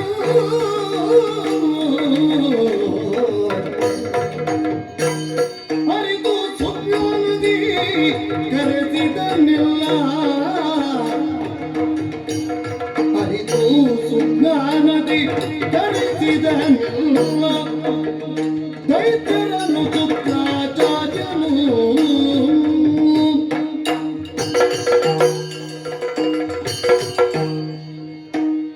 ಧ್ಯಾನದಲ್ಲಿ ಕುಳಿತರು, ಯಾವ ಲೋಕದಲ್ಲಿದ್ದರು, ಯೋಚನೆ ಒಂದೇ, ಅಸುರರ ಉದ್ಧಾರ ಮಾಡುವುದು ಹೇಗೆ? ಅವರಿಗೆ ಈ ಸಮಾಜದಲ್ಲಿ ಸ್ಥಾನಮಾನವನ್ನು ಕಲ್ಪಿಸುವುದು ಹೇಗೆ? ಮೂರು ಲೋಕದಲ್ಲಿ ಆಚಾರ್ಯರು ಅಂತ ಪ್ರಸಿದ್ಧಿಯನ್ನು ಪಡೆದವರು ಇಬ್ಬರು. ಒಬ್ಬ ದೇವತೆಗಳ ಗುರು ಬೃಹಸ್ಪತಿ, ಇನ್ನೊಬ್ಬ ಅಸುರರ ಗುರು ಶುಕ್ರ. ಕೆಲವರು ಹೇಳ್ತಾರೆ ಶುಕ್ರನ ಬುದ್ಧಿ ವಕ್ರ, ಅವ ಒಕ್ಕಣ್ಣ. ಖಂಡಿತ ಅಲ್ಲ. ಒಂದೇ ಲಕ್ಷ ಅಸುರರು ಈ ಸಮಾಜದಲ್ಲಿ ಎಲ್ಲರಂತೆ ಬದುಕಬೇಕು, ಕೀರ್ತಿ ಸಂಪನ್ನರಾಗಬೇಕು, ಅವರು ಸಕಲ ಸುಖವನ್ನು ಅನುಭವಿಸುವಂತಾಗಬೇಕು. ಸೋತವರ ಕಡೆ ಯಾರು ಲಕ್ಷ್ಯ ಹರಿಸುವುದಿಲ್ಲ, ಸೋತವರಿಗೆ ಕೈಗೊಟ್ಟು ಯಾರು ಮೇಲೆತ್ತುವುದಿಲ್ಲ. ಎಲ್ಲರೂ ಗೆದ್ದವರನ್ನೇ ಹೊಗಳುವುದು, ಎಲ್ಲರೂ ಗೆದ್ದವರ ಪಕ್ಷವನ್ನೇ ಸೇರುವುದು. ಯಾರು ಶಿಕ್ಷಕ ಇಲ್ಲದವರು, ಯಾರು ಸಮಾಜದಲ್ಲಿ ತಾವು ಸಾಮಾನ್ಯರಲ್ಲಿ ಸಾಮಾನ್ಯರು ಅಂತ ಭಾವಿಸಿ ಬದುಕನ್ನು ಸಾಗಿಸ್ತಾ ಇದ್ದಾರೋ ಅಂತವರ ಉದ್ಧಾರಕ್ಕೆ ಯಾವನು ಲಕ್ಷ್ಯವನ್ನು ಹರಿಸ್ತಾನೋ ಅವನನ್ನೇ ಒಬ್ಬ ಗುರು ಅಂತ ಲೋಕದಲ್ಲಿ ರಾಜ್ಯರು ಕರೆದರು. ನಾನು ಅಸುರಗುರು ಆಗದೇ ಅದಕ್ಕಾಗಿ ದುರ್ಬಲರನ್ನು ಮೇಲೆತ್ತಬೇಕು, ಅವರಿಗೂ ಈ ಸಮಾಜದಲ್ಲಿ ಸ್ಥಾನಮಾನ ಇದೆ ಅಂತ ತೋರಿಸಿಕೊಡಬೇಕು. ಕೆಲವೊಂದು ಸಲ ಅವರ ದುರ್ಬುದ್ಧಿಯಿಂದಲೇ ಅವರು ಹಾಳಾದರು. ಚೆನ್ನಾಗಿ ಕುಡಿಯುವುದಕ್ಕಿದ್ರೆ, ಮಾಂಸ ತಿನ್ನುವುದಕ್ಕಿದ್ರೆ, ಚಂದದ ಹೆಣ್ಣೊಬ್ಬಳು ಕಣ್ಣಿಗೆ ಕಾಣಿಸುತ್ತಿದ್ರೆ ಎಲ್ಲವನ್ನು ಮರೆತು ಬಿಡ್ತಾರೆ. ಆದ ಕಾರಣವೇ ಅವರಿಗೊಬ್ಬ ಸಮರ್ಥ ನಾಯಕ ಬೇಕು ಬೇಕು ಅಂತ ಹಲವು ದಿನಗಳಿಂದ ಆಸೆ ಪಡ್ತಾ ಇದ್ದೆ. ಹೀಗೆ ಧ್ಯಾನದಲ್ಲಿ ಕುಳಿತಿರುವಾಗ ಪಕ್ಕನೆ ನನ್ನ ಜ್ಞಾನ ದೃಷ್ಟಿಗೆ ಒಬ್ಬ ಗೋಚರಿಸಿದ. ಆದರೆ ತಿರುರೆ ಅವನನ್ನು ನಾಯಕರನ್ನಾಗಿ ಮಾಡಿದೆ ಅಂತಾದ್ರೆ ಖಂಡಿತವಾಗಿಯೂ ಅಸುರರ ಉದ್ಧಾರ ಆಗಿಯೇ ಆಗ್ತದೆ ಹೀಗೆನ್ನುವಂತಹ ಭರವಸೆ ಉಂಟಾಗಿದೆ. ಈ ಸುದ್ದಿಯನ್ನು ನಮ್ಮವರಲ್ಲಿ ಹೇಳಬೇಕು. ಯಾರಲ್ಲಿ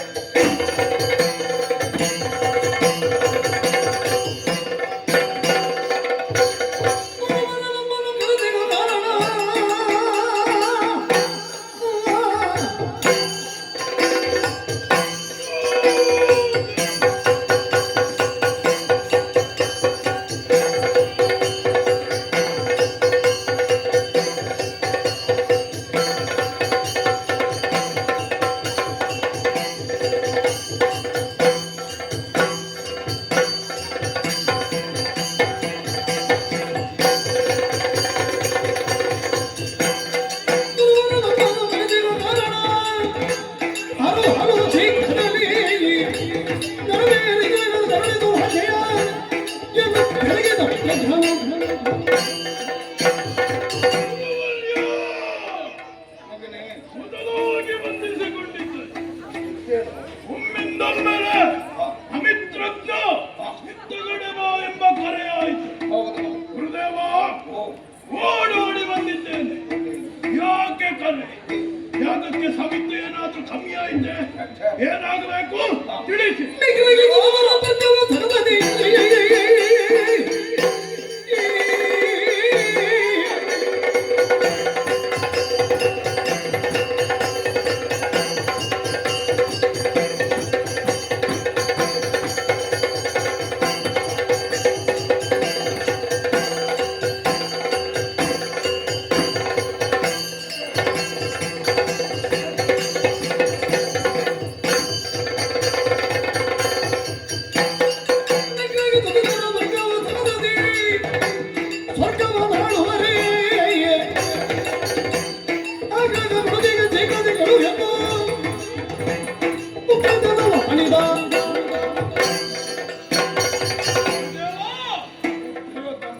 ಪ್ರಣಾಮವನ್ನು ಸಲ್ಲಿಸುತ್ತಾ ಇದ್ದೇನೆ. ಎಲ್ಲ ಇದ್ದಂತಹ ನಮ್ಮನ್ನು ಒಂದು ಗೂಡಿಸಿ ಸರಿಯಾದ ಮಾರ್ಗದರ್ಶನವನ್ನು ಕೊಡುತ್ತಾ ಇದ್ದವರು ನೀವು. ಈ ಕಾಲಕ್ಕಾಗುವಾಗ ಒಮ್ಮೆದೊಮ್ಮೆಲೆ ಕಾರ್ಯ ಯಾಕೆ ಅಂತ ಹೇಳಿದರೆ ಆ ರಕ್ಷಣದಲ್ಲಿ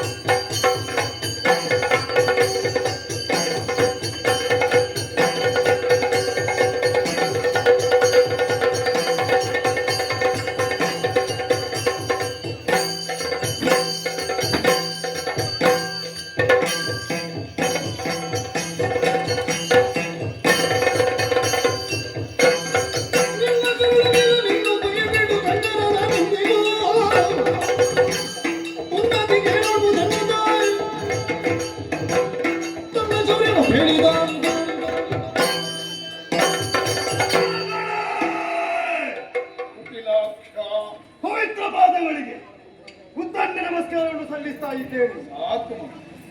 ನೀವು ಹೇಳಿಕೊಟ್ಟಂತಹ ಪಾಠವನ್ನು ಅರಕ್ಷರ ವಿಶ್ರಾಂತಿಯಲ್ಲಿತ್ತು ಮಂಗಳ ಮಾಡಿಕೊಳ್ಳುವಂತಹ ವೇಳೆಗೆ ನಿಮ್ಮದಾಗಿರುವಂತಹ ಸ್ವರ ಎನ್ನುವುದು ನನ್ನ ಕರ್ಣಗಳಿಗೆ ಕೇಳಿಸಿತು.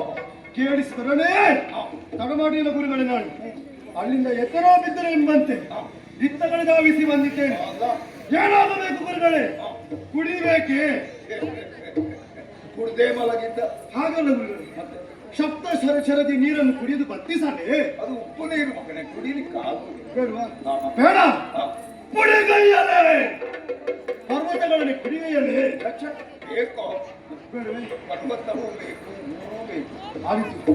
ಹಾಗಿದ್ರೆ ನಮ್ಮ ಇಲ್ಲಿವರೆಗೆ ಕರೆಸಿಕೊಂಡಂತಹ ಕಾರಣ ಏನೆನ್ನುವ ಹಾಗೆ ಬಿತ್ತರಿಸಿ ಗುರುಗಳೇ. ತಾಳಿ ತಾಳಿರಲ್ಲ ದೈತ್ಯರು ಕೇಳಿರಲ್ಲ, ದೈತ್ಯರು ಕೇಳಿರಲ್ಲ ಸೊಲ್ಲ.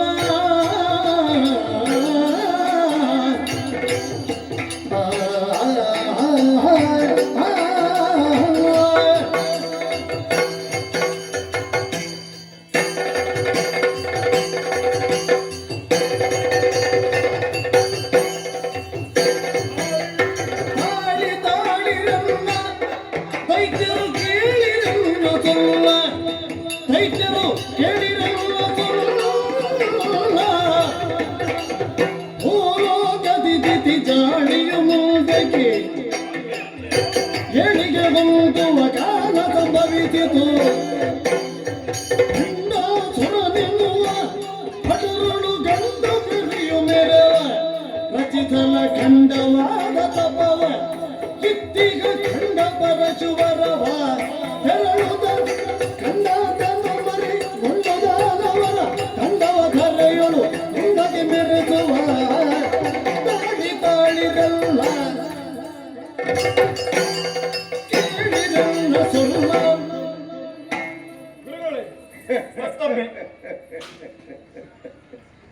ನಿಮ್ಮ ಗುರು ಭಕ್ತಿ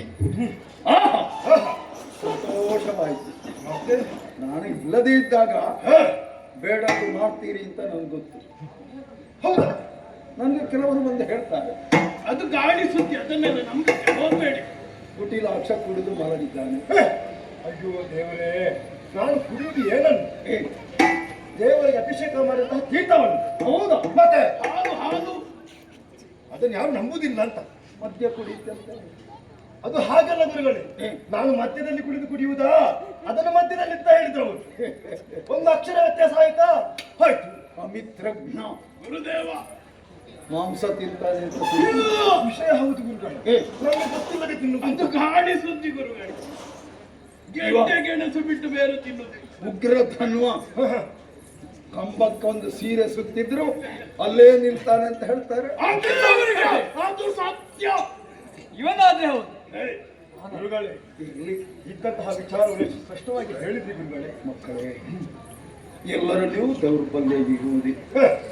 ಆದರೆ ಈ ಲೋಕದಲ್ಲಿ ನಮ್ಮನ್ನು ಎಲ್ಲರೂ ಗೌರವದಿಂದ ಕಾಣುವಂತಾಗಬೇಕು. ಹೌದು ಗುರುಗಳೇ. ನಮ್ಮ ಹಿರಿಯರು ಗಳಿಸಿದಂತಹ ಕೀರ್ತಿಗೆ ನಾವು ಚ್ಯುತಿ ಬರುವ ಹಾಗೆ ನಡೆದುಕೊಳ್ಳಬಾರದು. ಖಂಡಿತವಾಗಿಯೂ ಇಲ್ಲ. ಸುರ ಅಂದ್ರೆ ಚೆನ್ನಾದ ಜ್ಞಾನ ಉಳ್ಳವ, ಅಸುರ ಜ್ಞಾನ ಇಲ್ಲದವ ಅಂತ ಅರ್ಥ. ಹೌದಾ? ಹಾಗಾಗ ಕುಡಿದು ನೀವೂ ಬುದ್ಧಿವಂತರು ಅಂತ ಎಲ್ಲರಿಂದಲೂ ಕರೆಸಿಕೊಳ್ಳಬೇಕು. ಆಗ್ಬೇಕು ಆಗ್ಬೇಕು. ನಿಮ್ಮನ್ನು ಎಲ್ಲರೂ ಗೌರವದಿಂದ ಕಾಣುವಂತಾಗಬೇಕು. ಆದ್ಯ ವ್ಯಕ್ತಿಗಳಾಗಿ ನೀವು ಮೆರೆದಿರುವಂತಾದರೆ ಗುರುವಾದಂತಹ ನನಗೂ ಅದರಿಂದ ಹೆಸರು ಮಗನೇ. ಹೌದು. ಕೆಟ್ಟದ್ದು ಮಾಡಿದ್ರೆ ನಿಮ್ಮನ್ನು ಯಾರು ಹತ್ತಿರ ಬರುವುದಿಲ್ಲ, ಮಾಡಿಕೊಳ್ಳುವುದಿಲ್ಲ. ಅದೇ ಸಮಸ್ಯೆ ಆಗುತ್ತೆ. ಅವರನ್ನಂತೂ ಮಾತಾಡಿಸಬಾರದು. ಹತ್ತಿರ ಹೋಗ್ಬೇಕಿದ್ದೇವೆ. ಅವರನ್ನು ಯಾವುದೇ ಒಂದು ಸಭೆ ಸಮಾರಂಭಕ್ಕೂ ಕರೆಸಬಾರದು. ಅವರು ಬಂದು ಗಲಾಟೆ ತಪ್ಪಿದ್ದಲ್ಲ, ಈಗ ಆಗಬಾರ್ದು. ಹಾಗಾಗ ಕೂಡದು. ಇಲ್ಲ ಗುರುಗಳೇ. ದೇವತೆಗಳನ್ನು ಎಲ್ಲರೂ ಮಾನಿಸ್ತಾರೆ. ಹೌದು. ದೇವತೆಗಳ ಅನುಗ್ರಹಕ್ಕಾಗಿ ಎಲ್ಲರೂ ಯಜ್ಞಾದಿ ಕರ್ಮವನ್ನು ಈ ಭೂಲೋಕದಲ್ಲಿ ಮಾಡ್ತಾರೆ. ಖಂಡಿತ. ಕರ್ಮಭೂಮಿ ಅಂತ ಕರೆಸಿಕೊಂಡಂತಹ ಈ ಭೂಲೋಕದಲ್ಲಿದ್ದಂತಹ ನೀವು ದಾರಿ ತಪ್ಪುತ್ತಿರುವುದನ್ನು ಕಂಡು ಮನಸ್ಸಿಗೆ ಬಹಳಷ್ಟು ಖೇದವಾಗ್ತಾ ಇದೆ. ಗುರುಗಳೇ, ನೀವು ಉದ್ಧಾರವಾಗಬೇಕು ಎನ್ನುವಂತಹ ಒಂದೇ ಯೋಚನೆಯಲ್ಲಿ ನಾನಿದ್ದೇನೆ ಮಗನೇ. ಗುರುಗಳೇ, ನಾವು ಯಾವಾಗ ಉದ್ಧಾರ ಆಗುವುದು ಗುರುಗಳೇ? ಇನ್ನು ದಿನ ಉಂಟೆ. ಇದೇ ಮಗನೇ. ಎಲ್ಲರೂ ಆಶಾವಾದಿಗಳಾಗಿರ್ಬೇಕು. ಸರಿ. ನಿರಾಶಾವಾದಿಗೆ ಬದುಕುವ ಹಕ್ಕೇ ಇಲ್ಲ. ಇಲ್ಲ ಇಲ್ಲ ಮಕ್ಕಳೇ, ಗುರುಗಳೇ, ನಿಮಗೂ ಒಂದು ಶುಭ ಕಾಲ ಖಂಡಿತವಾಗಿಯೂ ಬಂದೇ ಬರ್ತದೆ. ಹೌದೇ? ಹಾಗಿದ್ದು ಮಕ್ಕಳೇ, ನಾಯಕನಿಲ್ಲದೇ ಇದ್ದ ಕಾರಣವೇ ನೀವು ಹೀಗೆಲ್ಲ ತಪ್ಪಿ ಬೀಳ್ತೀರಿ. ವಿಷಯ ಹೌದು ಗುರುಗಳೇ. ಬಹು ನಾಯಕರು ಇದ್ರೆ ಅಲ್ಲಿ ಅವ್ಯವಸ್ಥೆ. ಹೌದು. ಹಾಗೆ ನಾಯಕರೇ ಇಲ್ಲದೇ ಇದ್ರೆ ನಮಗೆ ಹೇಳುವವರು ಕೇಳುವವರು ಇಲ್ಲ. ಯಾರು ಇಲ್ಲ ಅಂತ. ನಾವು ಆಡಿದ್ದೇ ಮಾತು, ನಾವು ನಡೆದಿದ್ದೇ ದಾರಿ ಅಂತ ಸ್ವೇಚ್ಛೆಯಿಂದ ವರ್ತಿಸ್ತಾರೆ. ನಮಗೆ ಯಾವತ್ತೋ ಗೊತ್ತಿತ್ತು ಗುರುಗಳೇ. ಅವರನ್ನೆಲ್ಲ ಅಂಕೆಯಲ್ಲಿ ಇಡಬೇಕು ಅಂತಿದ್ರೆ ಒಬ್ಬ ಸಮರ್ಥ ಬೇಕು. ಬೇಗ ಬೇಕು ಬೇಕು. ಹೀಗೆ ಧ್ಯಾನದಲ್ಲಿ ಕುಳಿತಿರುವಾಗ ನನ್ನ ಜ್ಞಾನ ದೃಷ್ಟಿಗೆ ಒಬ್ಬ ಗೋಚರಿಸಿದ. ಯಾರು ಗುರುಗಳೇ? ಖಂಡ ಎನ್ನುವಂತಹ ಸಮರ್ಥ ಒಬ್ಬ ಪಾತಾಳ ಲೋಕದಲ್ಲಿದ್ದಾನೆ. ನಾಯಕ ನಾನಲ್ವೇ? ಛೆ, ಅಲ್ಲ ಮಗನೇ, ಶಿವಾನುಗ್ರಹಕ್ಕೆ ಪಾತ್ರನಾದವ, ಗಣೇಶನ ಆಪ್ತ ಮಿತ್ರ, ಬೇಕಾದಂತಹ ವರ ಸಂಪಾದನೆಯನ್ನು ಮಾಡಿ ಪಾತಾಳ ಲೋಕದಲ್ಲಿ ಈಗ ಕಾಲ ಕಳೆಯುತ್ತಾ ಇದ್ದಾನೆ. ಹೌದಾ? ಅವನನ್ನು ಕರೆಸಿ ನಿಮಗೆ ಎಲ್ಲ ನಾಯಕನನ್ನಾಗಿ ಮಾಡಿದೆ ಅಂತಾದರೆ ಖಂಡಿತ ಉದ್ಧಾರ ಆಗುವುದಕ್ಕೆ ಸಾಧ್ಯ ಇದೆ ಅಂತ ನಾನು ನಿರ್ಧಾರ ಮಾಡಿದ್ದೇನೆ. ಗುರುಗಳೇ, ನಿಮ್ಮ ಮಾತೆ ವೇದವಾಕ್ಯ ಎಂಬುದಾಗಿ ಭಾವಿಸಿಕೊಂಡವರು ನಾವು. ನೀವು ಹೇಳುವಂತಹ ಮಾತನ್ನು ಚಾಚೂ ತಪ್ಪದೆ ನಡೆಸಿಕೊಡುವವರು ನಾವು. ಒಳ್ಳೆಯದು. ಆದಿತ್ತು ಗುರುಗಳೇ. ಆದ ಕಾರಣ ಅಲ್ಲಿಗೆ ಹೋಗಿ ಅವನ ಮನಸ್ಸನ್ನು ಒಡಂಬಡಿಸಿ ಇಲ್ಲಿಗೆ ಕರೆತರಬೇಕು. ಬನ್ನಿ, ನನ್ನನ್ನು ಹಿಂಬಾಗಿ ಬನ್ನಿ.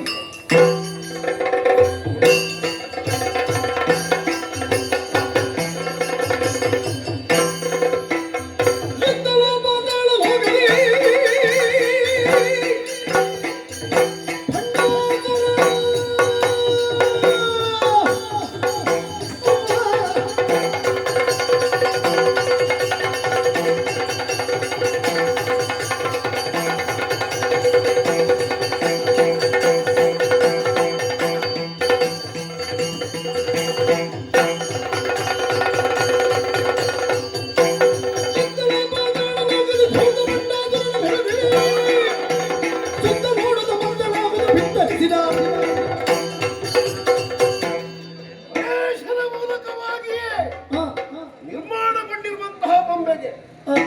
ಪರಮೇಶ್ವರ ಜೀವವನ್ನೇ ಕೊಟ್ಟ.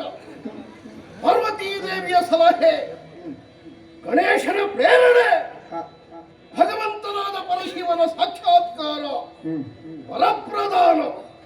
ಆಗ ತಾಯಿಯಾದ ಪಾರ್ವತೀ ದೇವಿ ಕರೆದಾಡಿದ ಮಾತು, ಇಲ್ಲಿ ನಿಲ್ಬೇಡ ಮಗ, ಪಾತಾಳವನ್ನು ಸೇರು. ಯೋಗಿ ಸಜ್ಜನನ ದರ್ಶನವಾಗುತ್ತದೆ, ಅವನ ಸಂಗತ್ಯ ಸುಖದ ಮೂಲಕವಾಗಿ ಜೀವನದ ಉದ್ಧಾರವಾಗುತ್ತದೆ. ಪಾತಾಳ ಸೇರಿದ್ದೇನೆ, ಯಾರು ಕಾಣಿಸ್ತಾ ಇಲ್ವಲ್ಲ. ಯಾರದು?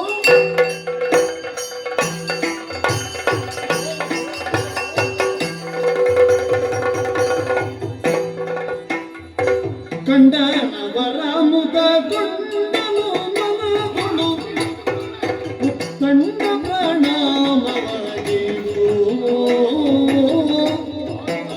ಕಂಡಸುರನು ಗತಗೊಂಡ ಚೊಕ್ಕನಲಿನಿ ಇಂದು ದೈತ್ಯರ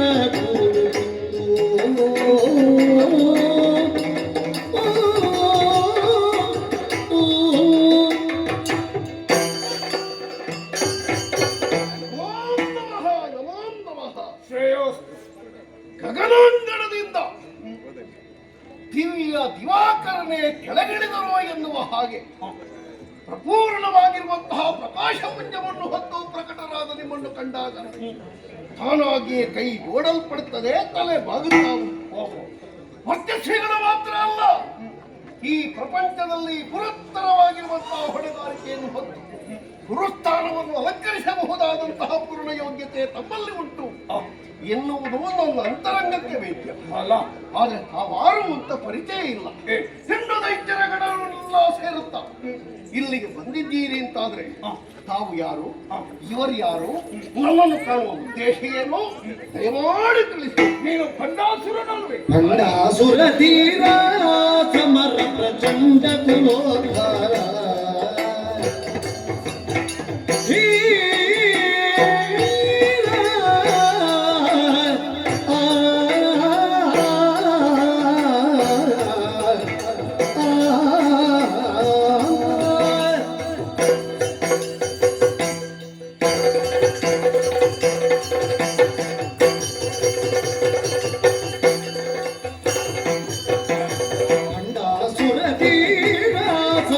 ಪ್ರಚಂಡ ಕುಲೋದ್ಧಾರ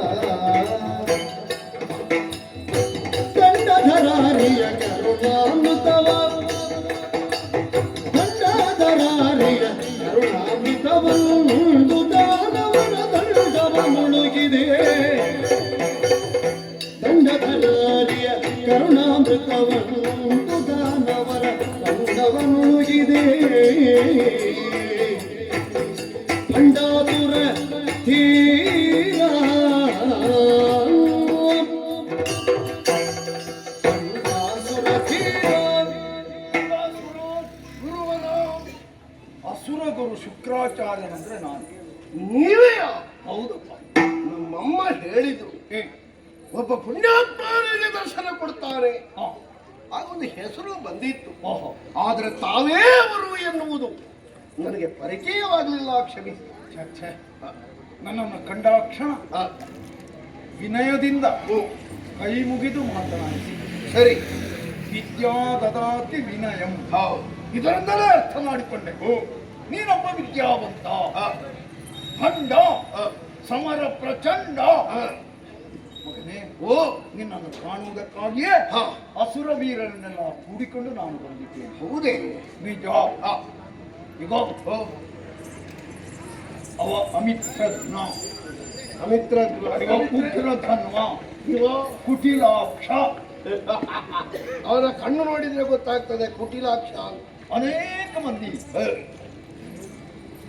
ನನ್ನನ್ನು ನಂಬಿ ಜೀವನ ನಡೆಸ್ತಾ ಇದ್ದಾರೆ. ಅವರ ಉದ್ಧಾರ ಮಾಡುವುದು ಹೇಗೆ ಅದೇ ಯೋಚನೆಯಲ್ಲಿ ನಾನಿದ್ದಾಗ ಹಕ್ಕನೆ ನನ್ನ ಜ್ಞಾನ ದೃಷ್ಟಿಗೆ ನೀವು ಗೋಚರಿಸಿದೆ. ಅಸುರ ಕುಲ ಉದ್ಧಾರವನ್ನು ಮಾಡಬೇಕು ಅಂತಿದ್ರೆ ಅವ ದೇಹ ಶಕ್ತಿಯಲ್ಲಿಯೂ ಪ್ರಬಲನಿರಬೇಕು, ಬುದ್ಧಿಶಕ್ತಿಯಲ್ಲಿಯೂ ಪ್ರಬಲನಿರಬೇಕು. ಜೊತೆಯಲ್ಲಿ ದೈವಾನುಗ್ರಹಕ್ಕೂ ಪಾತ್ರನಾಗಿರಬೇಕು. ಶಿವ ಪಾರ್ವತಿಯರ ಪೂರ್ಣ ಒಲಮೆಗೆ ಪಾತ್ರನಾಗುವನು. ಹೌದು. ಅಷ್ಟೇ ಅಲ್ಲ, ಕೈಲಾಸಪತಿಯಾದಂತಹ ರುದ್ರನಿಂದ ವರ ಬಲವನ್ನು ನೀನು ಪಡೆದಿರುವೆಯಂತೆ. ಸರಿ ಗುರುಗಳೇ. ಮಗನೇ, ಇಂತಹ ಸಮರ್ಥ ಉತ್ಪದೇ ಈ ಪಾತಾಳದಲ್ಲಿರುವುದೇ. ಮತ್ತೆ ಆದ ಕಾರಣ ಇವರಿಗೆಲ್ಲ ನಿನ್ನನ್ನು ನಾಯಕನನ್ನಾಗಿ ಮಾಡಬೇಕು ಎನ್ನುವಂತಹ ಉದ್ದೇಶವನ್ನಿರಿಸಿಕೊಂಡು ನಾನಿಲ್ಲಿಗೆ ಬಂದದ್ದು ಮಗನೇ. ನನ್ನಿಂದ ಏನಾಗಬೇಕು ಗುರುಗಳೇ? ಕಟ್ಟಿಸು ನೀನೀಗ ಕನಕರ ಪಟ್ಟಣವನು ಬೇಗ ಇಷ್ಟದಿ ಪಾಲಿಸು ದೈತ್ಯ ಸುದ್ದಿ ಮೂರರುಳ್ ಶ್ರೇಷ್ಠನೆಂದು ನೀಸಿ ಭಂಡಾಸುರ ಧೀರ.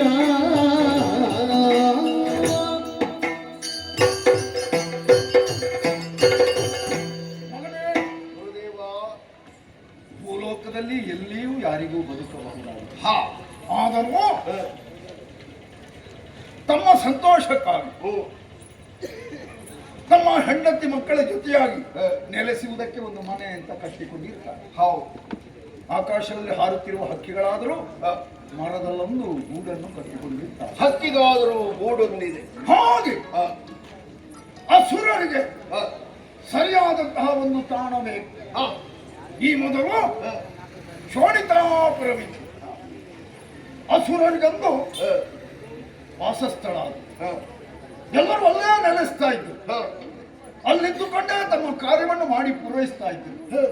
ಅಂತಹ ಆ ನಗರ ಇಂದು ಇಲ್ಲದಾಗಿ ಹೋಗಿದೆ. ಈಗ ಇಲ್ಲ. ಮಗನೇ, ಅಸುರರಿಗಾಗಿ ಒಂದು ಪುರದ ನಿರ್ಮಾಣವನ್ನು ನೀನು ಮಾಡಬೇಕು. ಅದರ ಜೊತೆಯಲ್ಲಿ ಅವರನ್ನು ಮುನ್ನಡೆಸುವಂತಹ ನಾಯಕನಾಗಬೇಕು. ಆ ಮೂಲಕ ಅಸುರರ ಉದ್ಧಾರ ನಿನ್ನಿಂದಾಗಬೇಕು ಎನ್ನುವಂತಹ ಸಂಕಲ್ಪವನ್ನು ಇರಿಸಿಕೊಂಡು ನಾನಿಲ್ಲಿಗೆ ಬಂದಿದ್ದೇನೆ. ಗುರುವರ ಮನೆಯಲ್ಲಿ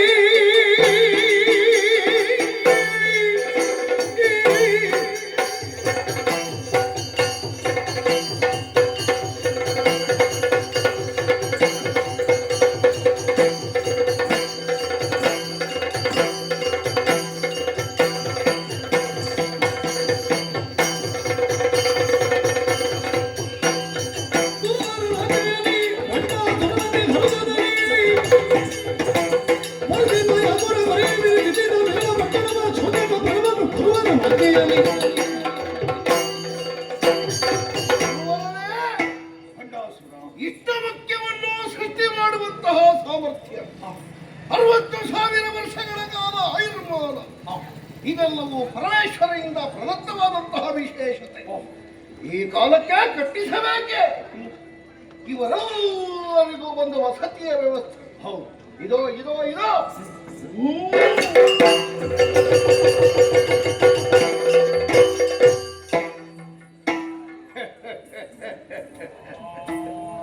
ನಮ್ಮವರೆಲ್ಲ ಬೆರಗಾಗಿ ನೋಡ್ತಾ ಇದ್ದಾರೆ. ಹೇಗೆ ಗುರುಗಳೇ? ಕೆಲವರೆಲ್ಲ ಹೇಳ್ತಾರೆ ಕಲ್ಲಿಲ್ಲ ಹೊಯ್ಗೆ ಇಲ್ಲ ಅಂತ. ಬೇಕಾ? ಸಂಕಲ್ಪ ಮಾತ್ರದಿಂದ ಕಾಡಾಗಿದ್ದಂತಹ ಈ ಪ್ರದೇಶ ಇಂದು ನಾಡಾಗಿ ಮಾರ್ಪಾಡುವುದು. ಮತ್ತೆ ಒಬ್ಬೊಬ್ಬ ದಿವ್ಯ ನಗರ ದೇವಲೋಕವನ್ನು ಮೀರಿಸುವ ತೆರದಿಂದ ಕಣ್ಣುಗಳಿಗೆ ಕಂಗೊಳಿಸ್ತಾ ಇದೆ. ಹೌದು, ವಿಶೇಷವಾದಂತಹ ನಗರ ನಿರ್ಮಾಣ, ಹೊಸ ನಗರ, ಎಲ್ಲ ವ್ಯವಸ್ಥೆ ಉಂಟು. ಹೌದು. ಹಾಗೆ ಅಂತ ಈ ಊರಿಗೊಂದು ಹೆಸರು ಬೇಡವೇನೋ? ಹೆಸರು? ಹೌದು, ನೀವೇ ಇಡಿ ಗುರುಗಳೇ. ಏನು ಅಂತ ಕರೆಯುವುದು? ಹೇಗೂ ಅದಿಲ್ಲ. ಭಂಡಪುರ ನಿನ್ನಿಂದ ನಿರ್ಮಿತವಾದುದು. ಬಂಡಪುರ. ಹೌದು. ಛೆ, ಆ ಹೆಸರಷ್ಟು ಇಷ್ಟವಾಗುವುದಿಲ್ಲ ಅಂತ ಹೇಳ್ತಾ ಇದ್ದಾರೆ. ಮಗನೇ, ಶೂನ್ಯವಾಗಿತ್ತು ಈ ಪ್ರದೇಶ, ಏನೂ ಇರಲಿಲ್ಲ. ಈಗ ನಗರವಾಗಿ ನಮ್ಮ ಕಣ್ಣುಗಳಿಗೆ ಕಂಗೊಳಿಸ್ತಾ ಇದೆ. ಶೂನ್ಯದಿಂದ ಉಂಟಾದಂತಹ ಪುರ ಶೂನ್ಯಕಾಪುರ. ಕಾ ಪ್ರತ್ಯಯ ಬಂತು ಅಂತಾದ್ರೆ ಶೂನ್ಯ ಎನ್ನುವ ಹೆಸರನ್ನು ಸೂಚಿಸುವ ಹಾಗಿದೆ. ಹೌದು. ಇನ್ನೊಂದರ್ಥದಲ್ಲಿ ಶೂನ್ಯ ಕಾ, ಶೂನ್ಯ ಎಲ್ಲಿದೆ ಹರಿತವಾಗಿದೆ ಎನ್ನುವುದು ಅರ್ಥ ಸೂಚಕ. ಹೌದು. ಇರಲಿ ಮಗನೇ, ಇಲ್ಲಿಗೆ ಬರಸಬೇಕಲ್ಲ. ಅದು ನೀವೇ ಗುರುಗಳೇ. ಛೆ, ಸಂಸ್ಥಾನವೇ ನೆಲೆಯಾಯಿತು ಅಂತಾದ್ರೆ ಮತ್ತೆಂತದ್ದು? ನಾನು ನಿತ್ತಲ್ಲಿ ನಿಲ್ಲುವನಲ್ಲ, ಒಂದೇ ಸ್ಥಳದಲ್ಲಿ ನೆಲೆಯಾಗುವವನು ಅಲ್ಲ, ಅಲ್ಲಿ ಇಲ್ಲಿ ಸುತ್ತಾಡ್ತಾ ಇದ್ದೆ. ಹಾಗಾದ್ರೆ ಓ ಅವಾದಿ ಅವನನ್ನು ಕೂತ್ಕೊಳಿಸಿದ್ರೆ ಎಲ್ಲಿಗೂ ಹೋಗ್ಲಿಕ್ಕಿಲ್ಲ, ಸ್ವಲ್ಪ ತೋರವೂ ಇದ್ದಾರೆ, ಅಲ್ಲೇ ಇರ್ತೇವೆ.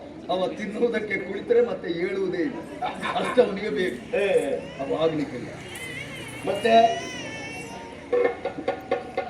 ಅವ ಬೇಡ ಉಗ್ರ, ಹೆಚ್ಚು ಅವನಲ್ಲಿ ಸಿಟ್ಟಿದ್ದವರು ನಾಯಕರಾಗತ್ತಿದ್ದರು. ಓ ಅವಾದಿತ ತಾಳ್ಮೆ ಇದ್ದವರಾಗಬೇಕು. ಅವನನ್ನು ನೋಡಿ ಈಗ ಕಣ್ಣು ಮುಚ್ಚಿದ್ದಾನೆ, ಬಕಧ್ಯಾನದಲ್ಲಿದ್ದಾರೆ. ಕುಟಿಲಾಕ್ಷ ಅವ. ಹೌದೌದು. ಅವ ಏನು ಯೋಚನೆ ಮಾಡ್ತಾನೆ, ಏನು ದಿವಸದಲ್ಲಿ ಮಾಡಿ ಪೂರೈಸ್ತಾನೆ ಅಂತ ಹೇಳುವುದಕ್ಕೆ ಸಾಧ್ಯ ಇಲ್ಲ. ಬೇಡ ಬೇಡ, ಅವ ಬೇಡ. ಅಂತಹ ಅದ್ಭುತ ವ್ಯಕ್ತಿತ್ವ ಅವರ ಮೈಗೂಡಿಸಿದ. ಅವನು ಆಗ್ಲಿಕ್ಕಿಲ್ಲ, ಎಲ್ಲರೂ ಒಕ್ಕರುಳಿಂದ ಹೇಳ್ತಾ ಇದ್ದಾರೆ, ಭಂಡಾಸುರನೇ ನಮಗೆ ನಾಯಕನಾಗಬೇಕು.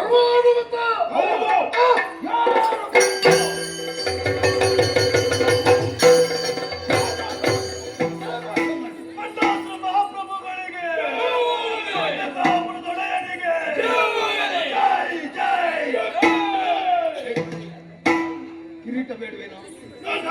ವರದ ಪೀಠದ ಹಿಂದೆ ಕನಕ ಕಶ್ಯಪಗಿದ್ದ ದಿನಕರಾತೆ ತದಿ ಮೆರೆವ ಅನುಮವ ಜೀವರತ್ನದ ಮಕುಟವ ದಾನವನ ಚಿರಕಿತ್ತನಾಚಾರ್ಯ.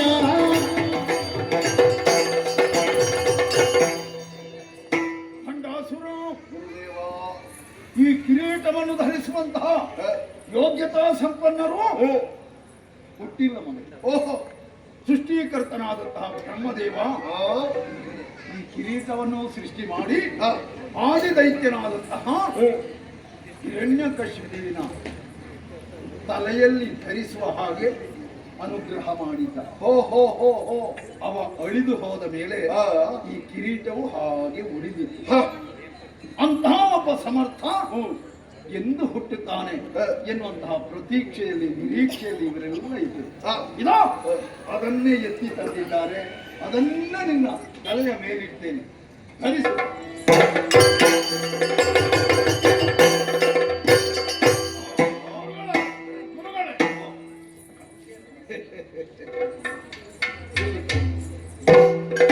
ಉಂಗುರ ಮುದ್ರೆ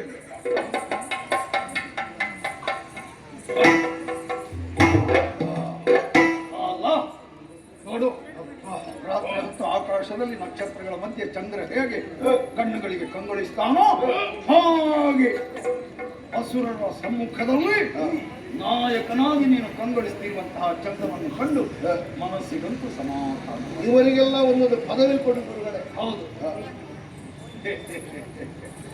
ಇವ ಮುಖ್ಯಮಂತ್ರಿ,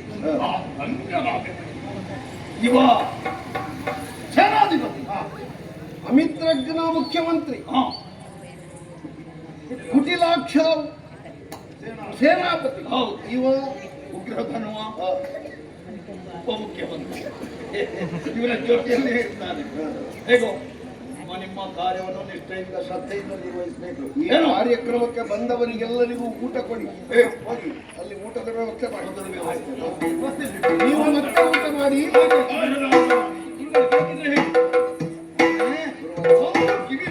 ತಿರುಗಿದನು ನೀತಿಗಳ ಬಳಿಕ ಶುಕ್ರಾಚಾರ್ಯ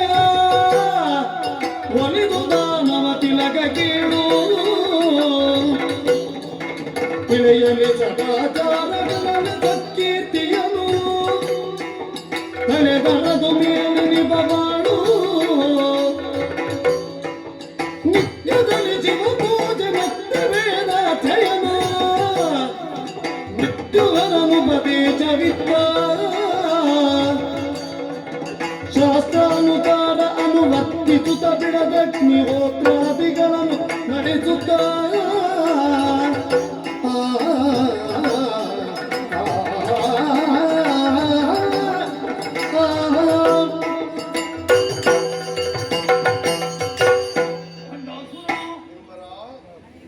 ಕೈಲಾಸದಲ್ಲಿ ಒಳ್ಳೆಯ ಸಂಸ್ಕಾರವನ್ನು ಮೈಗೂಡಿಸಿಕೊಂಡು ಬೆಳೆದವ ಎನ್ನುವಂತಹ ಸತ್ಯವನ್ನು ನಾವು ತಿಳ್ಕೊಂಡಿದ್ದೇವೆ. ಸರಿ, ಆದರೂ ಗುರುವಾಗಿ ನಾನು ನಿಮಗೆ ಕೆಲವು ಉಪದೇಶವನ್ನು ಮಾಡ್ತಾ ಇದ್ದೇನೆ. ಹೇಗೆ ಪ್ರಭು? ನಿಮಗೆ ಆಚಾರ ಪ್ರಥಮ ಧರ್ಮ, ಪ್ರಥಮ ಧರ್ಮ ಈ ಎಂದು ನಾನು ಎಲ್ಲರಿಗೂ ತಿಳಿದಿದ್ದೇನೆ.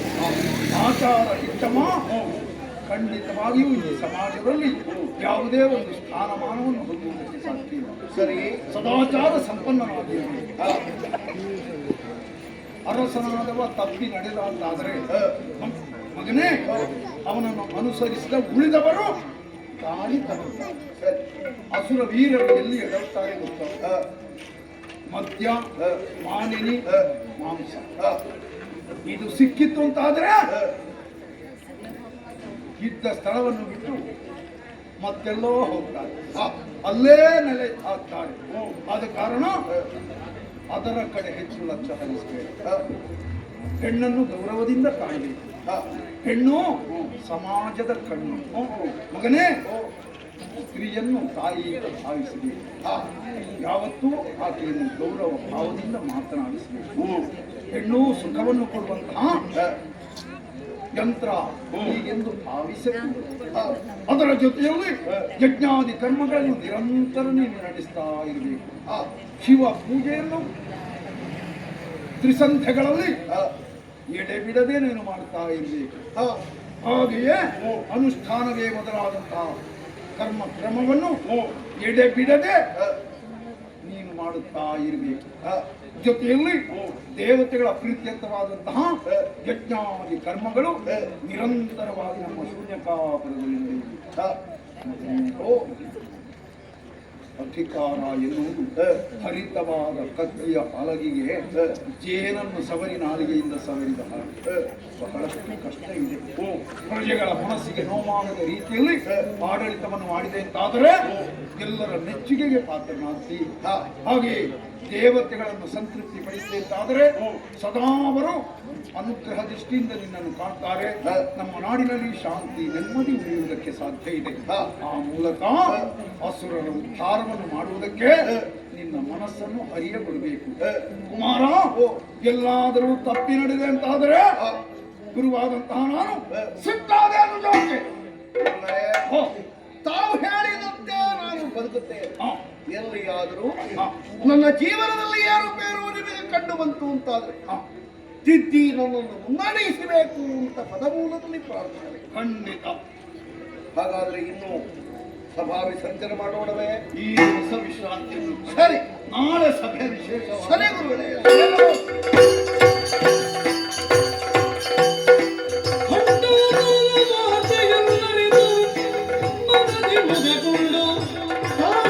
ಭಗಿನಿಯರನ ಮರ ಕೂಡಿಕೊಂಡು ನಡೆತಂದು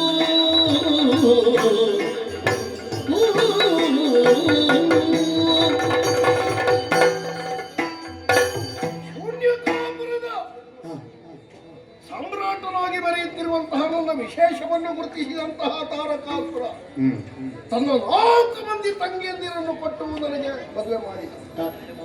ಅವನ ವಶದಲ್ಲಿರುವಂತಹ ಎಲ್ಲಾ ಅಧಿಕಾರವನ್ನು ನನಗೆ ಒಪ್ಪಿಸಿದ. ಪ್ರಕೃತ ಪ್ರಪಂಚದಲ್ಲಿ ನಮ್ಮಂತೆ ಸುದ್ದಿ ಬಂಡಾಸುರ ಧೀರ ಪ್ರಚಂಡ ಎಲ್ಲ ನಮ್ಮವರಿಗೆ ಹೇಳಬೇಕು ಅಂತ. ಏನಂತೆ ದೈತ್ಯ ಸಂಕುಲ ಬಂದು ಬೋಧಿಸುತ್ತಿರ್ತಾರಡಿಗರಿಗೆ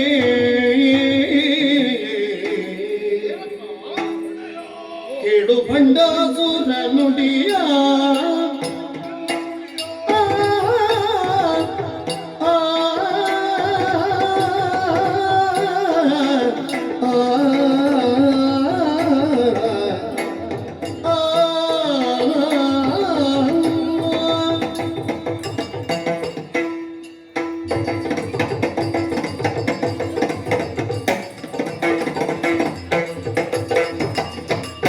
ಕೇಳು ಗಂಡಾಸುರ ನುಡಿಗ ಸುವಿಚಾಲ ಕೀರ್ತಿಯುತ ದಾನವ ಕುಲವಯ್ಯ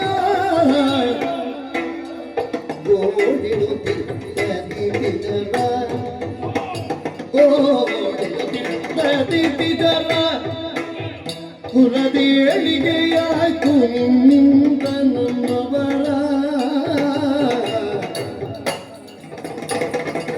ಕೇಳು ಗಂಡಾಸುರ ನುಡಿಗ ಸುವಿಚಾಲ ಕೀರ್ತಿಯುತ ದಾನವ ಕುಲವರ್ಯ ಗಂಡಾಸುರ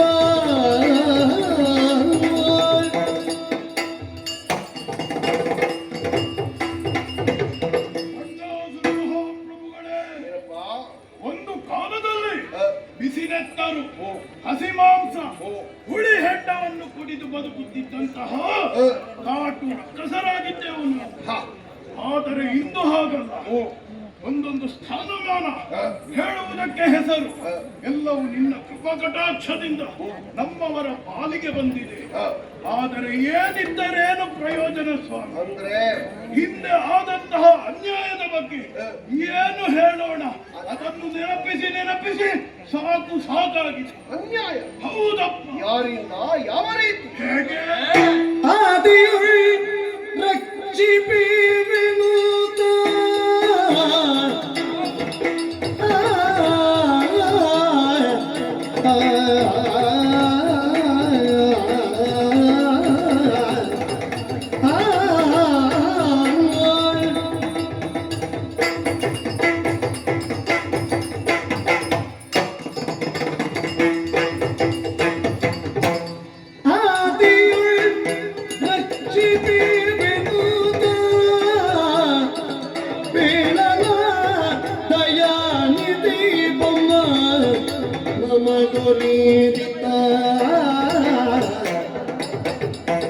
ಮೇದಿನಿಗಳ ದೊರೆತನವ ಮೇದಿನಿಗಳ ದೊರೆತನವ ಬಳಿಗಾದುದು ಬೆದರು ರಾಕ್ಷಸರು ನಾವೆನುವ ಕೇಳು ಬಂಡಾಸುರ ನುಡಿಯ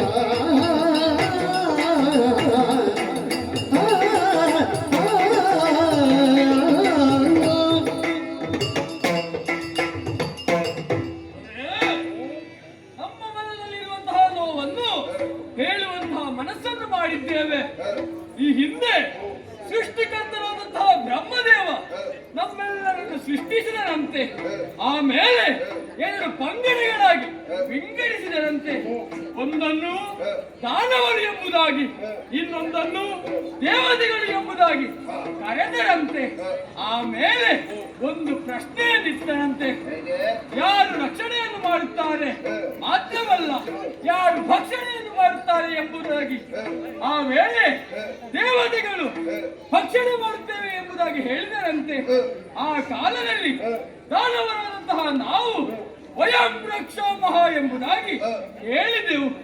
ಈ ಕಾರಣದಿಂದಾಗಿ ಆ ದೇವತೆಗಳು ನಮ್ಮನ್ನು ರಾಕ್ಷಸರು ಎಂಬುದಾಗಿ ಹೀಯಾಳಿಸುತ್ತಾ ಇದ್ದಾರೆ. ರಕ್ಷಕರು ಹೋಗಿ ರಾಕ್ಷಸರಾಯಿತು. ಹೌದು ಜಿಯ. ಅಷ್ಟು ಮಾತ್ರವಲ್ಲ, ನಮ್ಮನ್ನು ಹೀಗೆ ಪರಿಯಿಂದ ನಿಂದಿಸುವುದನ್ನು ಅಲ್ಲದೆ ಈ ಹಿಂದೆ ಒಂದು ಮೋಸ ಆಗಿದೆ. ದೊಡ್ಡ ಮೋಸ. ಕಡಲ ಗಡಿದ ಮೃತವನು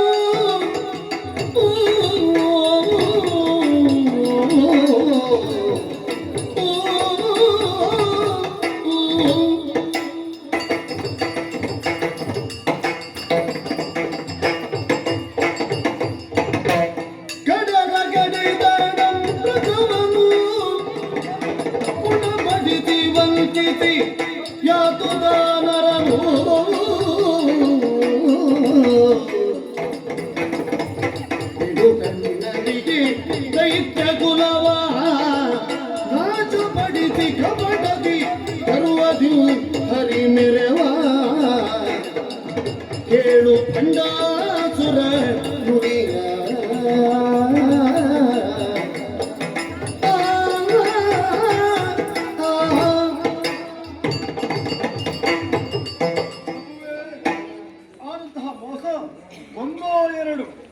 ಅಡಿಗಡಿಗೆ ಮೋಸವೇ ನಡೆದು ಹೋಗಿದೆ. ಏನು ಕುಟಿಲಾಗಿಲ್ಲ. ಈ ಹಿಂದೆ ಸರದಿಪಾಳಾಗಿರುತ್ತ ಸುವಸ್ತುಗಳನ್ನು ಪಡೆದಕ್ಕಾಗಿ ಸಮುದ್ರವನ್ನು ಮತಿಸಬೇಕೆನ್ನುವ ಹಾಗೆ ಹರಿಯ ಆಜ್ಞೆಯನ್ನು ಮಾಡಿದ. ಸುರಾಸುರ ಜೊತೆ ಕೂಡಿಕೊಂಡು ಸಮುದ್ರವನ್ನು ಮತಿಸಿದೆವು. ಎಲ್ಲಾ ಸುವಸ್ತುಗಳು ಮೇಳಕ್ಕೆ ಬರುವಂತಹ ಸಂದರ್ಭ ವಿಶೇಷವೆಂಬಂತೆ ಅಮೃತವೂ ಬಂತು. ಆದ್ರೆ ಏನು ಮಾಡುವುದು ಹೇಳಿ, ಆ ಹರಿ ಮೋಸದಿಂದಲಾಗಿ ಮೋಹಿನಿಯ ವೇಷವನ್ನ ಹಾಕಿ ಬಂದ. ನಮ್ಮ ಪಾಲಿಗೆ ಸಿಗದೇ ಹೋಯಿತು. ದೇವತೆಗಳ ಪಾಲಾಯಿತು ಅಮೃತ.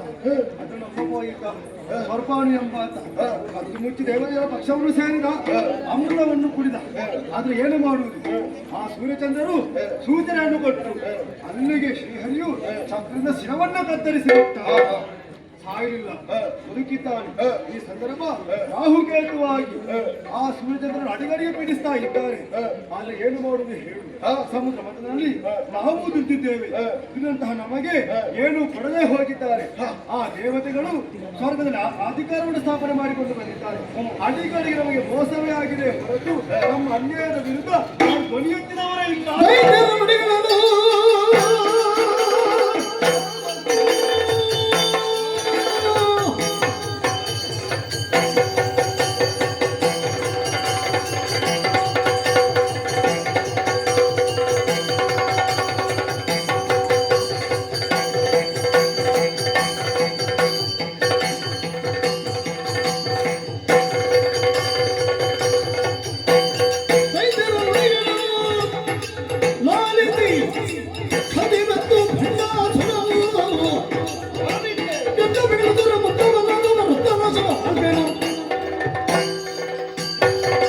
ನನಗೆ ಮೊದಲೇ ಒಂದು ಕಂಡಿತ್ತು ಸುರಪನಲ್ಲಿ.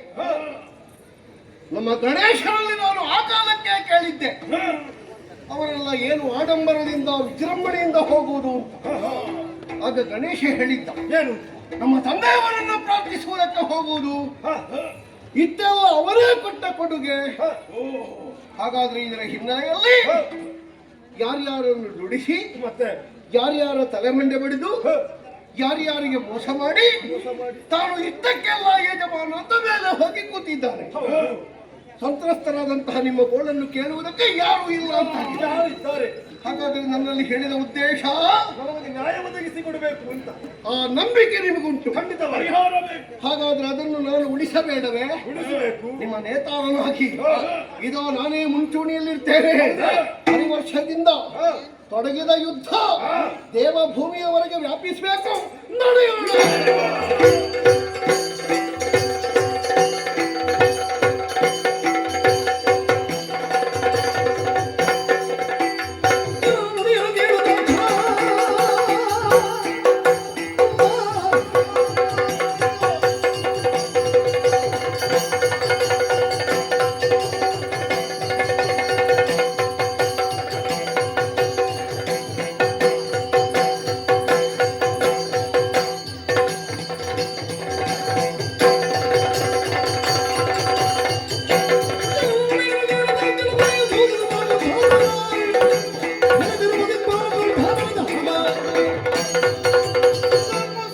ವಿಸರ್ಜಿಸಿದ್ದಷ್ಟೇ ಚಲನಾರ ಬಂದು ಹೇಳಿದ, ದ್ವಾರದಲ್ಲಿ ದಾನವರಂತೆ, ಮುಂಚೂಣಿಯಲ್ಲಿ ಬಂದವ ಯಾರು ಅಂತ ತಿಳಿಯಲಿಲ್ಲವಂತೆ. ಹಿಂಬದಿಯಿಂದ ಶುಕ್ರಾಚಾರ್ಯರ ಶಿಷ್ಯರಿದ್ದಾರೆ, ಅವರನ್ನು ಪ್ರತಿಭಟಿಸಬೇಕಲ್ಲ. ಎಲ್ಲಿ ನಮ್ಮವರು?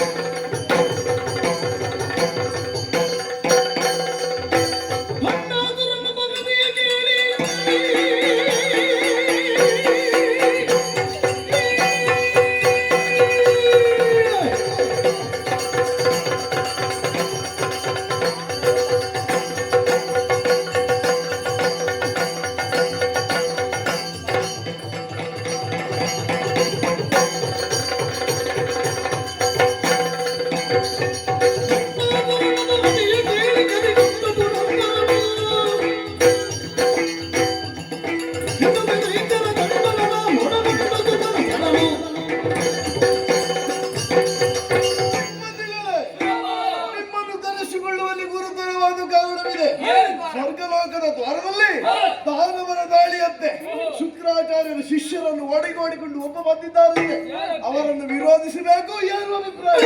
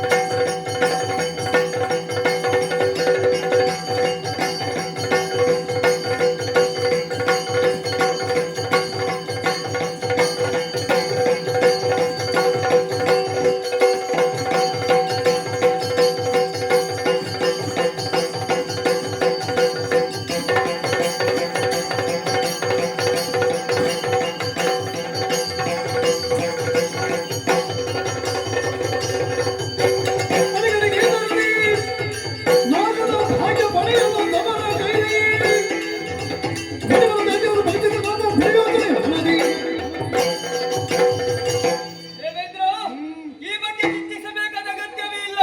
ಬಂದಂತಹ ದಾನವರು ಎಷ್ಟೇ ಪರಾಕ್ರಮಿಗಳಾಗಿರಲಿ ಅವರನ್ನು ದೂರದಲ್ಲಿ ಸೋಲಿಸಿ ಸುರಪೀಠವನ್ನು ಒಪ್ಪಿಸುವ ಜವಾಬ್ದಾರಿ ನನ್ನದು. ನಮಗಪ್ಪಣೆಯನ್ನು ಕೊಡಿ, ನಾವು ಹೋಗಿ ಬರ್ತೀವಿ.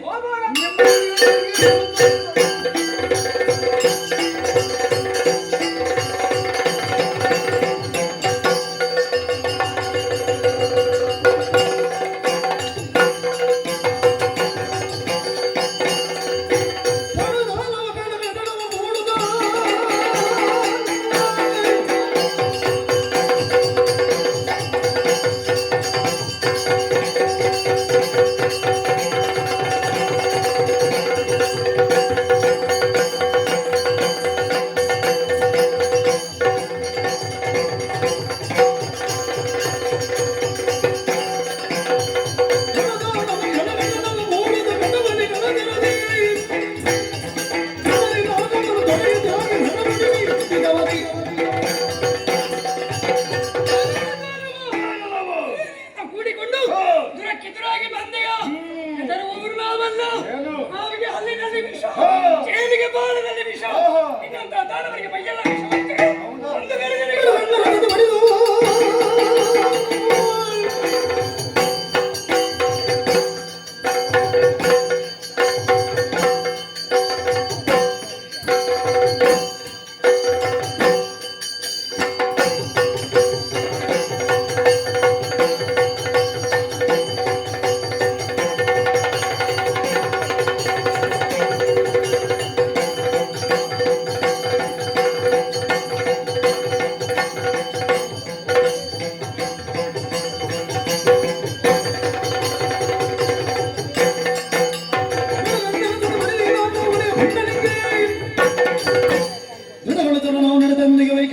ಗಳಿಗೆಗೆ ಸಮುದ್ರ ಮಥನ ಮಾಡುವಂತಹ ಸಂದರ್ಭ ಅಮೃತ ಸಿಕ್ಕಿತು. ಕುಡಿಲಿಕ್ಕೆ ಸ್ವಲ್ಪ ಕೇಳುವಾಗ ನನಗೆ ಮತ್ತೆ ಬೇಕು, ಮತ್ತೆ ಕುಡಿತೇನೆ ಅಂತ ಹೇಳಿದ್ಯಲ್ಲ ಮಗನೇ. ಇವತ್ತು ನಾನು ಕುಡಿಯದಿದ್ರೆ ಇನ್ನು ತಾಳೆ ಕಡ್ತೇನೆ.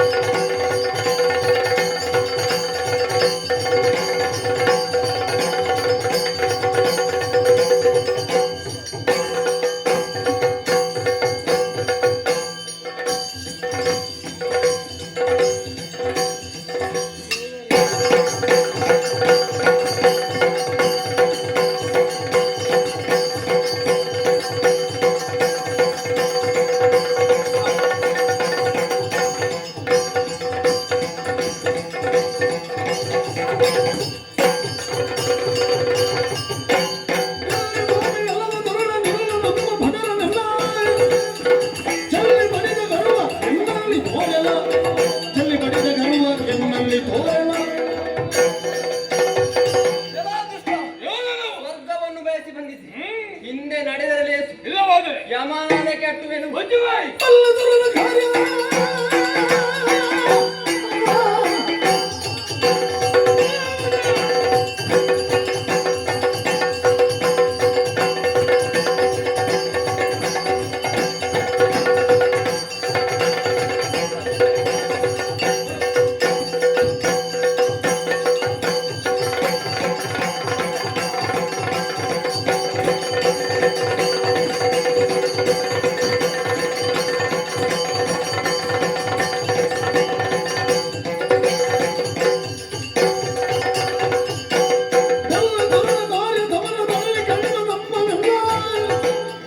ನಿಲ್ಲದೋಡಿ ಹೋಗಿ ವಿಪಿನದಲ್ಲಿ ಬಾಳುವುದ ನಿಲ್ಲದೋಡಿ ಹೋಗಿ ವಿಪಿನದಲ್ಲಿ ಬಾಳುವುದ ನಿಮ್ಮ ಬುದ್ಧಿಯೇ ಇಷ್ಟು ದಾನವರಂತಹ ನಮ್ಮಲ್ಲಿ ಯುದ್ಧವನ್ನು ಮಾಡುವುದು ಸೋತು ವಿಭಿನ್ನದಲ್ಲಿ ಮಾಡುವಂತಹ ನೀವು ಈ ಕಾರಣಕ್ಕಾಗಿ ಹಳೆಯ ದ್ವೇಷವನ್ನು ಇಟ್ಟುಕೊಂಡು ಬಂದಿದ್ದೇವೆ. ಸಮರ್ಥ ನಾಯಕರೊಂದಿಗೆ ಬಂದಿದ್ದೇವೆ. ಸ್ವರ್ಗವನ್ನು ಒಪ್ಪಿಸಿ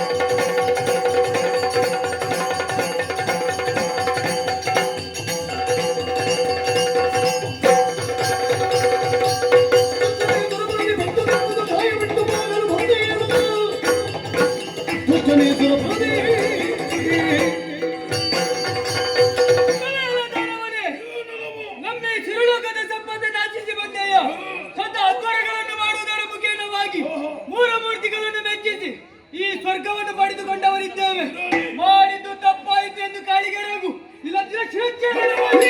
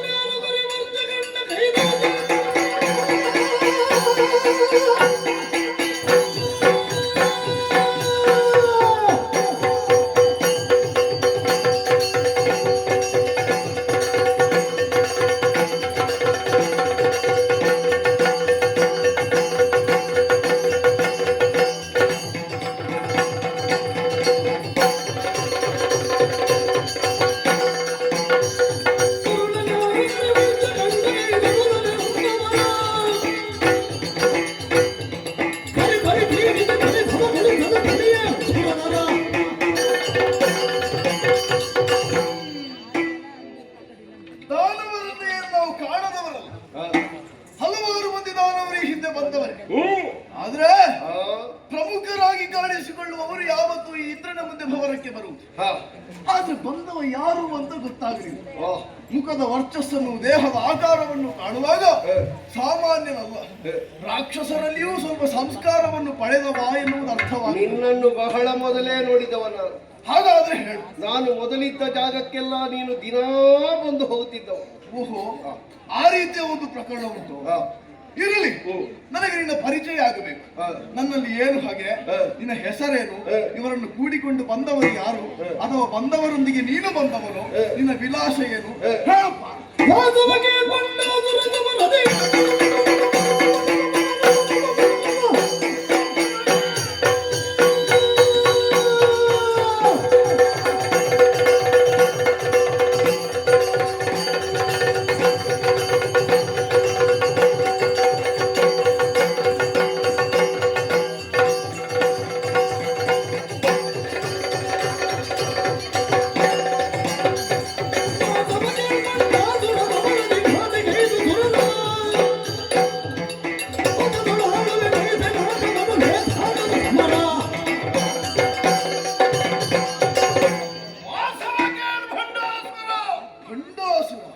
ಕೈಲಾಸದಲ್ಲಿಯೇ ಬೆಳೆದವ. ಈಗ ಆ ಬಂಡಾಸುರ ನೀನೆಯಾ? ಈಶ್ವರನ ಅಭಿವಾದನವನ್ನು ಮಾಡುವುದಕ್ಕೆ ನಿತ್ಯವೂ ನೀನು ಬರುತ್ತಿದ್ದವ ಅಂತ ನನಗೂ ಗೊತ್ತಿದೆ. ನೆನಪುಂಟು? ಪಾತಾಳದಲ್ಲಿ ಆಚಾರ್ಯ ಶುಕ್ರನ ನೇತೃತ್ವದಲ್ಲಿ ಶೂನ್ಯಕಾಪುರದ ನಿರ್ಮಾಣ, ಅದಕ್ಕೆ ದೈತ್ಯ ಸಂಗಡಕ್ಕೆ ನೇತಾರನಾಗಿ ಬದುಕುತ್ತಿರುವ ಸಂದರ್ಭ ಅವರು ಕೊಟ್ಟ ದೂರು. ಸಂತ್ರಸ್ತರಾಗಿದ್ದಾರೆ ನಿನ್ನಿಂದ, ಹೇಳಿದ ಮಾತನ್ನು ಉಳಿಸಿಕೊಳ್ಳದೆ ದುಡಿದವರಿಗೆ ಏನೇನೂ ಕೊಡದೆ ನಿನ್ನಷ್ಟಕ್ಕೆ ನೀನು ಸ್ವರ್ಗದಲ್ಲಿದ್ದಿ. ಹೇಗೆ? ಸಮುದ್ರವತನಾಯ್ತಾ? ಆಗಿದೆ. ಅದರಲ್ಲಿ ಏನು ಒಪ್ಪಂದ ಏನು? ಅವರಿಗೆ ಪಾಲುಂಟು, ನಮಗೂ ಪಾಲುಂಟು. ಅವರಿಗೆ ಎಷ್ಟು ಪಾಲು? ಅವರಿಗೆ 2 ಪಾಲು, ನಿಮಗೆ 1 ಪಾಲು. ಅವರಿಗೆ ಕೊಟ್ಟಿಯಾ? ಕೊಡಬೇಕಾದ ಅನಿವಾರ್ಯತೆ ಬೀಳಲಿಲ್ಲ. ಯಾಕೆ? ಒಂದು ವಿಚಾರ ಉಂಟು, ಕೇಳು. ಏನು? ಅಲ್ಲಿ ಹೇಳಿದ್ದೇಗೆ, ಹೇಗೆ? ಒಂದು ಸುಮಸ್ತಿಗಳು ಸ್ವರ್ಗಕ್ಕೆ ಹೋಗಲಿ ಅಂತ. ಸ್ವರ್ಗ ಇದ್ದದ್ದು ಯಾರ ಕೈಯಲ್ಲಿ? ಯಾರ ಕೈಯಲ್ಲಿ? ಬಲಿಯ ಕೈಯಲ್ಲಿ. ಅವ ಮೂಢ, ಅವರಿಗೆ ತಲೆ ಓಡ್ಲಿಲ್ಲ ಅಂತ ನಾನು ಜನ.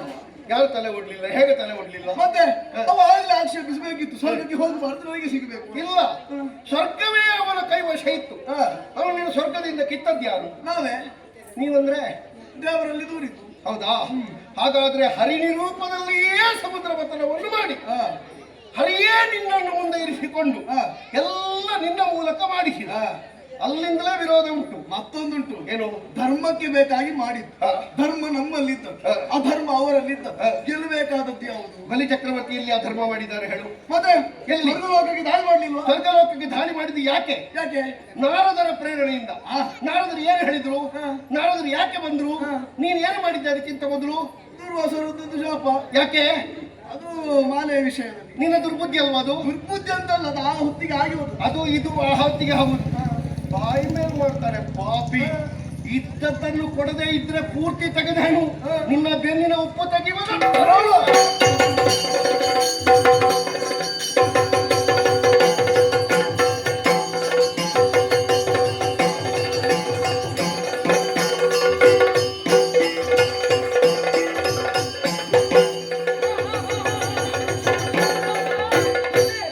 ತಿಲಕ ಬಂಡ ದುರದೈಂಕು ಮೆನಗಿನಿ ತುರತಂಕುಲ ರಣ ವಿಕ್ರಮಿಗೆ ನೊಡರಗೆಲ್ಲಿದರೆ ಮೇದಿನಿಯುಳು ಕೀರ್ತಿಯು ನಿನಗಿಲ್ಲ.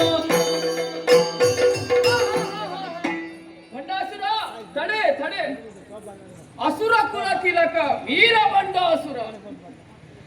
ಯಾರೋ ಬರುವ ಸೂಚನೆ ಹಾಗಾಯ್ತು. ಇವತ್ತವರು ರಜೆ ಮಾಡಿದ್ದಾರೋ ಅಂತ ಹೇಳಿದ್ರು.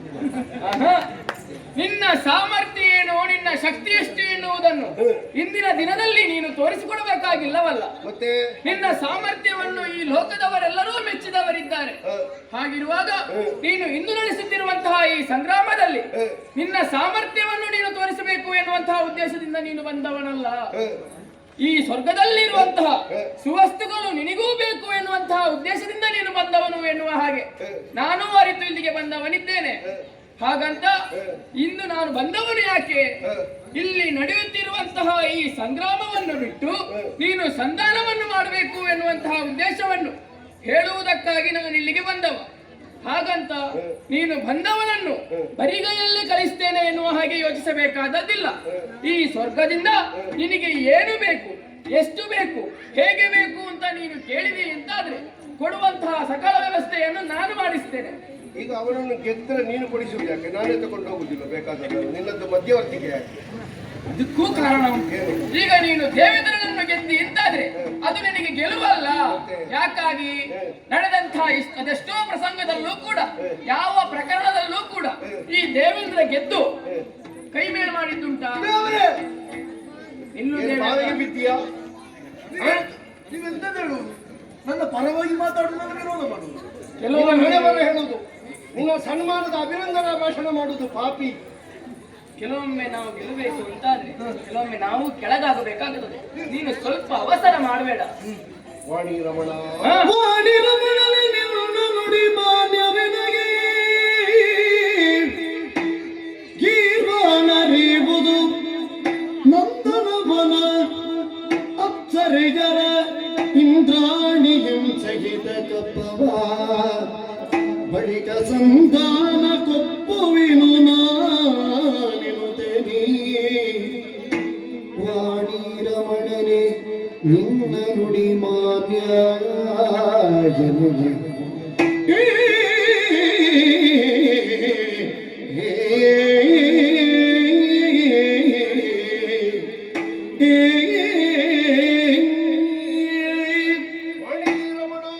ಖಂಡಾಸುರ, ನಿನ್ನಂತವ ಮಧ್ಯೆ ನಿಂತು ಹಾಗಲ್ಲ ಹೀಗೆ ಅಂತ ಹೇಳುವುದಿದ್ರೆ ಅದು ಮಾನ್ಯವೇ ಸ್ವಾಮಿ.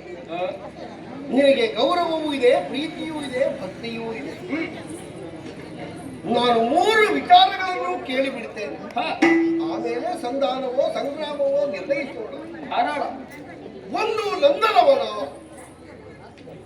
ಅದು ನಮಗಾಗಿಯೇ ಬಿಟ್ಟುಕೊಡ್ಬೇಕು. ಇಂದ್ರ ಅವ ಆಗುವುದಿಲ್ಲ ಅಂತ ಹೇಳಿದ್ರೆ ಅವನಿಗೆ ಏನು ಬಿಡುವುದಿಲ್ಲ. ಅದು ಆಗುವುದಿಲ್ಲ ಸ್ವಾಮಿ, ಮತ್ತೆ ನಾವೆಲ್ಲಿ ತಿರುಗುವುದು? ಇಂದ್ರ, ಈ ನಂದನಾವನದಲ್ಲಿ ನೀನು ಸಂಚಾರ ಮಾಡುವಷ್ಟು ಮಾಡಿ ಆಗ್ಲಿಲ್ವಾ? ಮಾಡಿದ್ದೇನೆ. ಮತ್ತೆ ಇನ್ನೂ ನಿನ್ನಲ್ಲಿಗಿದ್ದು ಇದು ಯಾಕೆ? ಇನ್ನಿಗೇನು ಪ್ರಯೋಜನ ಆಗಲಿಲ್ಲ? ಮನಸ್ಸಿಗೊಂದು ಬೇಸರ ಆದಾಗ ಅಲ್ಲ ಅವರಲ್ಲಿ ಕೇಳಿ, ಅವರ ಅಕ್ಕಸರಲ್ಲೆಲ್ಲ ಸೋತು ಭೂಮಿಯಲ್ಲೆಲ್ಲ ತಿರುಗುವಾಗ ಎಲ್ಲಿ ತಿರುಗುತ್ತಿದ್ದ ಅಂತ. ಕೆಳಗಿನ ಮನೆ ಅಲ್ಲೇ ತಿರುಗಲಿ ಒಂದು ಸ್ವಲ್ಪ ಸಮಯ. ಇಂದ್ರ, ನಿಮ್ಮನ್ನು ಬೇಸರಿಸಬೇಡ. ಈ ಸಲ ಒಂದು ಅವನಿಗೆ ಬಿಟ್ಟುಕೊಡು, ಅವನು ತಿರುಗಾಟ ಮಾಡುವುದಕ್ಕೆ ಪ್ರಾರಂಭಿಸಲಿ. ಅಷ್ಟೆಲ್ಲ ಒಪ್ಪಂದದಲ್ಲಿ ನನಗೆ ಬೇಡ, ನಿಮಗೆ ಕೊಡಿಸಲಿಕ್ಕೆ ಆಗ್ತದೆ ಇಲ್ವಾ? ಕೊಟ್ಟಿದ್ದಾನೆ, ಅವನಲ್ಲಿ ಕೇಳಿ ಕೊಡಿಸುವುದು ಬೇಡ, ಅವನ ಒಪ್ಪಂದದಲ್ಲಿ ಬೇಡ. ನಿಮಗೆ ಆಗ್ತದೆ. ಮನಸ್ಸಿಲ್ಲ ಸ್ವಾಮಿ. ಮನಸ್ಸಿಲ್ಲದೆ ಇದ್ರೆ ನಾನು ಪೂರ್ತಿ ತೆಗಿತೆ. ಅವನು ಏನೂ ಇಲ್ಲ. ಅವನು ಕೊಡದೇ ಇದ್ರು ಹಾ.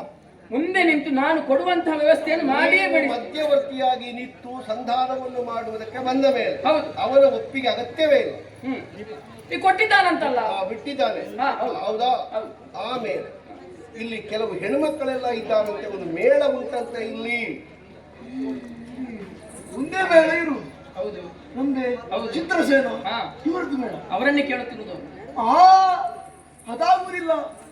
ಬಂಡಾಸುರ, ಹಾ. ಹಿಮ್ಮೇಳ ಮುಮ್ಮೇಳ ಜೊತೆಯಾಗಿ ಬೇಕೋ ಅಲ್ಲ? ಎಲ್ಲ ಬೇಕು. ಒಬ್ಬನೇ ಒಬ್ಬ ಕಲಾವಿದ ಇಲ್ಲ ಅಂತ ಆಗಬಾರ್ದು. ನಾನು ಒಂದು ಹೇಳ್ತೇನೆ, ಯಾರನ್ನು ಬೇಕಾದ್ರೂ ಕೊಡುವ, ಆ ರಂಬೆಯನ್ನು ಒಂದು ಕೊಡ್ಲಿಕ್ಕೆ ಆಗುದಿಲ್ಲ. ನಿನಗೆ ಆ ರಂಬೆಯಲ್ಲಿ ಏನು ಕಾಣುವುದಕ್ಕೆ? ಅವರ ನಾಟ್ಯ ನೋಡದಿದ್ರೆ ನನಗೆ ತಿನ್ನೋಗುವುದು. ಆಯ್ತು, ಅದೇ ಹೆಜ್ಜೆ ಅದೇ. ಆಯ್ತು. ರಂಬೆ ಬೇಡ, ರಂಬೆ ಬೇಡ. ರಂಬೆ ಬೇಡ. ರಂಬೆಯನ್ನು ಅವನೇ ಇಟ್ಟುಕೊಳ್ಳಿ, ರಂಬೆಯನ್ನು ಅವನೇ. ರಂಬೆಯನ್ನು ಬಿಟ್ಟಿದ್ದಾನೆ. ಇಲ್ಲಪ್ಪ. ಆಯ್ತು. ರಂಬೆಯ ಬದಲಿಗೆ ಅವನ ಹೆಂಡತಿಯನ್ನು. ದುರ್ಗಮತಿ ಹೀನ ಮೊದಲು ನಿಂದ್ರಾಣಿಯ ಕೇಳುವುದೇ ನಿನ್ನ ಬೆದರಿಗೆ ತಕ್ಕ ನುಡಿದೆ ಬಡ ತೊಲಗೆಂದನು. ಬಂಡಾಸುರ, ಬೇಡ, ಅವನ ಹೆಂಡತಿಯನ್ನು ಕೊಡು. ಸಾಕು ಮಾಡು ನಿನ್ನ ಮಾತುಗಳನ್ನು. ನಿನ್ನ ಹೆಸರಿಗೆ ತಕ್ಕಂತಹ ನೀನು ವರ್ತನೆಯನ್ನೇ ಮಾಡ್ತಾ ಇದ್ದಿ. ಏನು? ಭಂಡಾಸುರನಲ್ಲೂ ಭಂಡರಂತೆ ವರ್ತಿಸ್ತಾ ಇದ್ದಿ. ಓಹೋ. ನಿನಗೆ ಏನು ಬೇಕು, ಎಷ್ಟು ಬೇಕು, ಹೇಗೆ ಬೇಕು ಕೇಳು ಎನ್ನುವಂತಹ ಮಾತನ್ನು ನಾನು ಹೇಳಿದಾಗ ನಿನಗೆ ಬಾಯಿಗೆ ಬಂದಾಗೆ ನೀನು ಕೇಳ್ತಾ ಇದ್ದೀಯಲ್ಲ. ನನಗೆ ಬೇಕಾದದ್ದನ್ನು ಕೇಳಿದ್ದು ನಾನು. ನಿನಗೆ ಬೇಕು ಎಂದು ಕೇಳುವಾಗ ಯಾವುದನ್ನು ಕೇಳಬೇಕು ಎನ್ನುವುದನ್ನು ನೀನು ಆಲೋಚನೆ ಮಾಡಬೇಕು. ನನಗೆ ಬೇಕಾದದ್ದನ್ನು ಕೇಳಿದ್ದು. ನೀನು ಕೇಳಿದ್ದು ಸರಿಯಲ್ಲ ಅಂತ ನಾನು ಯಾಕೆ ಹೇಳಿದ್ದು. ಸರಿಯಲ್ಲ? ನೀನು ಕೇಳಬೇಕಾದದ್ದು ಯಾವುದು ಅದನ್ನು ನೀನು ಕೇಳಿದ ಕ್ಷಣ ನಾನು ಕೊಡುವಂತ ವ್ಯವಸ್ಥೆಯನ್ನು ಮಾಡಿದ್ದೇನೆ. ಈಗ ನಾನು ಯಾವುದನ್ನು ಕೇಳಬೇಕು ಅಂತ ನಿಮ್ಮ ನಿರ್ದೇಶನವಾ? ಅಲ್ಲ, ನನಗೆ ಇಷ್ಟ ಇದ್ದದ್ದನ್ನು ನಾನು ಕೇಳಬೇಕು. ನಿನ್ನ ನಿರ್ದೇಶ ಈಗ ನಾನು ಅವನ ಹೆಂಡತಿಯನ್ನು ಕೇಳಿದೆ, ಹಾ. ಏನ್ ತಪ್ಪು? ಪರನಾರಿಯನ್ನು ಬಯಸುವುದು ತಪ್ಪು ಅಂತ ನಾನು ಹೇಳುದು. ನಮ್ಮ ಜಾತಿಗೆ ಅದು ತಪ್ಪಲ್ಲ, ಪರನಾರಿ ಹೊಸನಾರಿ ಆಗ್ತದೆ ಈಚೆ. ಇದು ಹೋಗುವ ಕಾಲಕ್ಕೆ ಸಮೀಪವಾಗುತ್ತಿರುವಂತಹ ಸನ್ನಿಧಿ ಇದು. ಮಗಳನ್ನು ಮದುವೆಯಾದವ ನೀನು ಅದಕ್ಕಿಂತ ದೊಡ್ಡ ಬೇರೆಯವರ ಹೆಂಡತಿಯನ್ನು ಕೇಳುವುದು. ಆದ್ರೆ ಆಗಿ ಹೋದ ಪ್ರಕರಣದ ಬಗ್ಗೆ ನೀನು ಮಾತನಾಡುವುದಲ್ಲ. ಮಾಡುವ ಅಂತ. ಹಾಗಾಗಿ ನಾನು ಇನ್ನಲ್ಲಿ ಹೇಳ್ತಾ ಇರುವುದು, ನೀನು ಯಾವಾಗ ಪರನಾರಿಯನ್ನು ಬಯಸಿದೆಯೋ ಅಲ್ಲಿಗೆ ನಿನಗೆ ಮರಣ ಎನ್ನುವುದನ್ನು ನೀನು ನೆನಪಿನಲ್ಲಿಟ್ಟು. ನೋಡ್ತೇನೆ ಇಂದ್ರ ದೇವರೇ, ಹಾ, ನಾನು ಸತ್ಯ ಹೇಳ್ತೇನೆ. ಏನು? ನಾನು ಒಂದು ವೇಳೆ ಇವನ ಕೈಯಿಂದ ಸೋಲ್ತಾ ಇದ್ರೆ ಮತ್ತೆ ಹೇಗಾದ್ರೂ ದೇವರ ಮೊರೆ ಹೋಗಿ ಅವನನ್ನು ಕೊಲ್ತಾ ಇದ್ದೆ. ಇದು ಕೋಲು ಕೊಟ್ಟು ಪೆಟ್ಟು ತಿನ್ನುವ ಕೆಲಸ ಮಾಡಿದ್ದು ನೀವಿಬ್ಬರು ಅದೇ ನಾನು ನಿನಗೆ ಮಾಡ್ತಾ ಇರುವುದು ಈಗ. ನಾನು ನಿನಗೆ ಯಥಾರ್ಥದಲ್ಲಿ ಹೇಳ್ಬೇಕು. ಈಗ ಕೋಲು ಕೊಟ್ಟು ಪೆಟ್ಟಿದ್ದದ್ದು ಯಾರು ಗೊತ್ತಾಯ್ತ ನಿನಗೆ?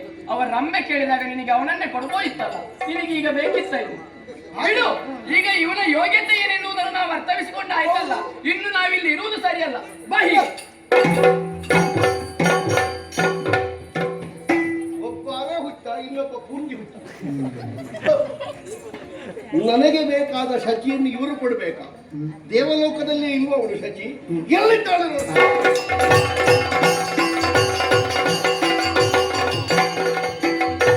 ಬಂಡಾತುರನು ತರುಣಿ ಜತಿಯನ್ನು ಬಯಸಿ ಮರಳಿ ಬಂದ ಪರಾವತಿಯಳು ಹರಸಿ ಕಾಣದ ತರಿಯ ಮರಿದ ಗಿರಿಜಯ ಪದವ ಮರಗಂಡ ವದನವ ಭರದಳು.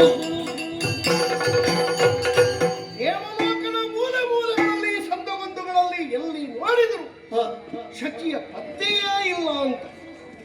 ಬಹುಶಃ ನಾನು ಬರುವುದು, ನಾನು ಕೇಳುವುದು, ನಾನು ಏನೋ ಮಾಡ್ತೇನೆ ಅಂತ ಅವರಿಗೆ ಮೊದಲೇ ಸೂಚನೆ ಸಿಕ್ಕಿದೋ ಹೇಗೆ ತಪ್ಪಿಸಿದ್ದಾರೆ. ಎಲ್ಲಿ ಹೋಗಿರಬಹುದು? ಸತ್ಯಲೋಕಕ್ಕೋ, ವೈಕುಂಠಕ್ಕೋ, ಕೈಲಾಸಕ್ಕೋ? ಮೊದಲು ಕೈಲಾಸಕ್ಕೆ ಹೋದೆ. ಹೋಗುವಾಗ ಬಾಗಿಲಲ್ಲಿ ನಮ್ಮ ಗಣಪಣ್ಣ ನಿಂತಿದ್ದಾರೆ ನೋಡಿ. ದಾರಿ ಬಿಡು ಅಂತ ಹೇಳಿದೆ. ಮಂಡ್ಯ ಅಲುಗಾಡಿಸ್ತಾರೆ ಹೀಗೆ ಹೀಗೆ, ಕಿವಿಯಲ್ಲಿ ಹಿಡಿದು ತೆಗೆದು ಬದಿಗೆ ಬಿಸಾಡಿದೆ. ಅವನಿಗೊಂದು ಸಲುಗೆ ನನ್ನ ಮೇಲೆ. ಸಣ್ಣದರಲ್ಲಿ ಅವನ ಕೈ ಚೀಲ ಹಿಡ್ಕೊಂಡೇ ಓಡಿದ್ದಲ್ವ ನಾವು ದೊಡ್ಡದಾಗಿದ್ದೇವೆ ಅಂತ ಅವನಿಗೆ ಗೊತ್ತಿಲ್ಲ. ಆಮೇಲೆ ಒಳಗೆ ಹೋಗಿ ಎಲ್ಲಿ ಕೈಲಾಸದಲ್ಲಿ ಶಚಿ ಅಂತ ಹುಡುಕುವಾಗ ನೋಡಿ ಪಾರ್ವತಮ್ಮ ಕಣ್ಣು ಇಟ್ಟು ದೊಡ್ಡದು ಮಾಡಿ ನನ್ನನ್ನು ನೋಡಿ ಸುಟ್ಟು ಬಿಟ್ಲು ಅಂತಾಯ್ತು ನನಗೆ. ಅವಳ ಕಣ್ಣ ಉರಿಯಿಂದ ನಾನು ಸುಡಲ್ಪಡ್ತೇನೆ ಅಂತಲ್ಲ, ಅಮ್ಮ ನೋಡಿ ಎಳವೆಯಲ್ಲೇ ಕಿವಿ ಹಿಡಿದ ನೆನಪು. ಅಮ್ಮನಿಗೆ ಮಗ ಎಷ್ಟು ದೊಡ್ಡವನಾದರೂ ತಾಯಿಗೆ ಮಗನೇ. ಆ ಅಮ್ಮ ಹಾಗೆ ಗದರಿಸುವಾಗ ಮತ್ತೆ ಮುಂದೆ ಹೋಗ್ಲಿಕ್ಕೆ ಆಗ್ಲಿಲ್ಲ ನನಗೆ. ಹಾಗೆ ಅವಳ ತಳ್ಳಿಬೇಡ ಅಂತ ಸ್ವರ್ಗಕ್ಕೆ ಬಂದ್ರೆ ಕಾಣಿತಾ ಉಂಟು.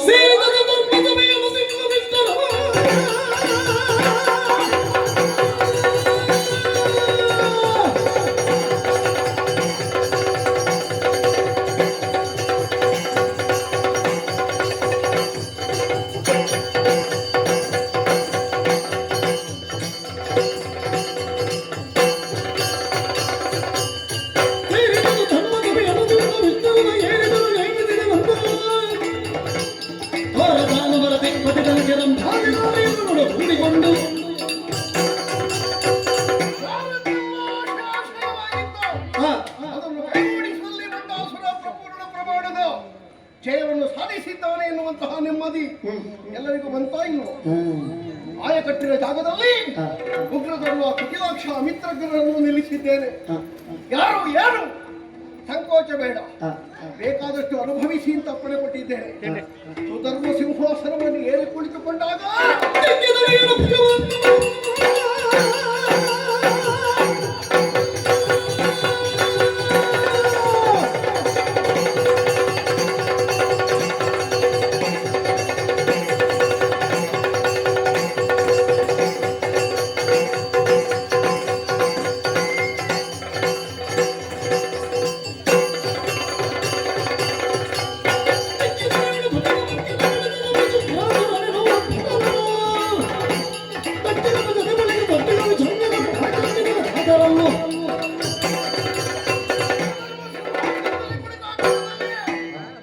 ಬಲಭುಜಗಳು ತೊರೆಯುತ್ತಾರೆ.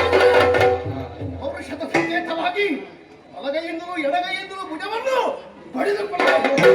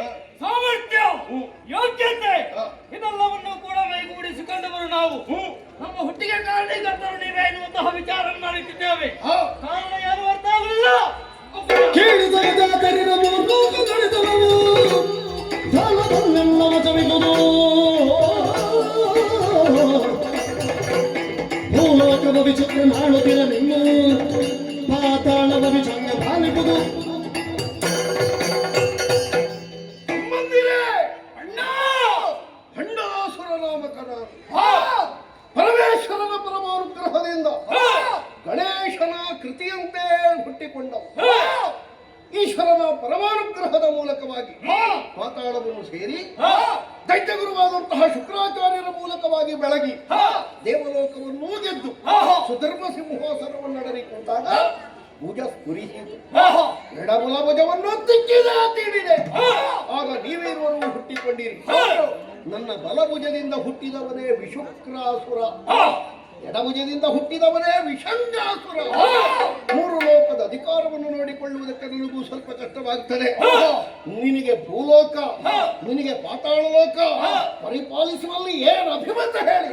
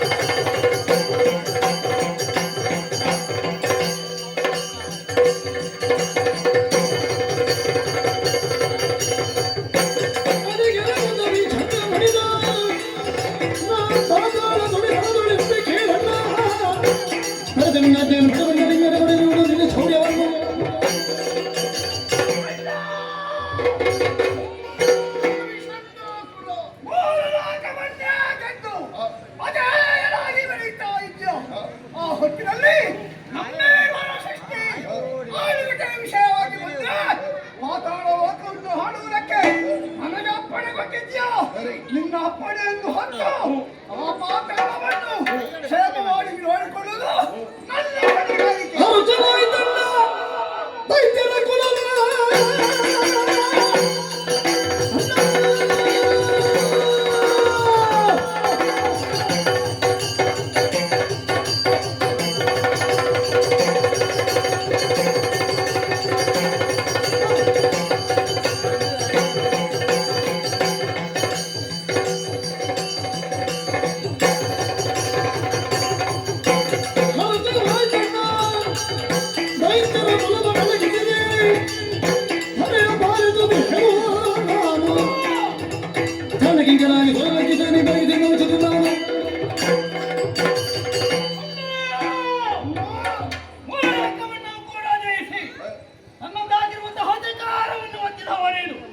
ಈ ಕಾಲಕ್ಕೆ ಸಮಾನವಾದಂತಹ ಅವನಿಗೆ ಪಾತಾಳಬೇಕು, ನನಗೆ ಮೂಲಕ ಇನ್ನಾಚೆ ಶಿರೋಧಾರ್ಯ ಕುಟದಾರಿಗಳು ಕುಟವನ್ನು ನಿನ್ನ ಪಾದಕ್ಕೆ ತಂದುಕೊಳ್ಳುವಂತೆ ನಾನು ಮಾಡ್ತೇವೆ.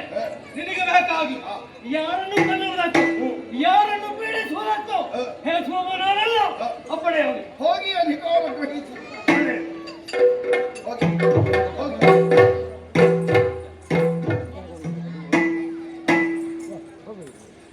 ಅಧಿಕಾರ ಸಿಕ್ಕಿದ ನಮಗೆ. ಹೌದು, ಆದ್ರೆ ಯಾಕೋ ಏನೋ ಏನೋ ಬೇಕು ಬೇಕು ಬೇಕು ಅಂತ ಆಗುತ್ತಾ ಇದೆಯಲ್ಲ. ಅಣ್ಣ, ಬೇಕು ಅಂತ ಆಗುವುದು ಯಾವುದು? ನಮಗೆ ಒಟ್ಟಿಗೆ ಒಂದು ತಂಗಿ ಬೇಕು, ತಂಗಿ ಬೇಕು. ನಾವೇನು ಬರುತ್ತೇವೆ ಜೊತೆಯಲ್ಲಿ ನೀನು. ಇವ ಹೇಳ್ತಾ ಇದ್ದಾನೆ ನಾವಿರುವರು ಹೊಸವರು, ನೀನು ಹಳೆಯ. ನಮಗೆ ಪೂರಕವಾಗಿ ಇನ್ನೊಂದಿದ್ರೆ ಅನುಕೂಲವಾಗುತ್ತದೆ. ಹಾಗಾದ್ರೂ ಒಂದು ಹೆಣ್ಣಿನ ಸೃಷ್ಟಿ ಮಾಡುವ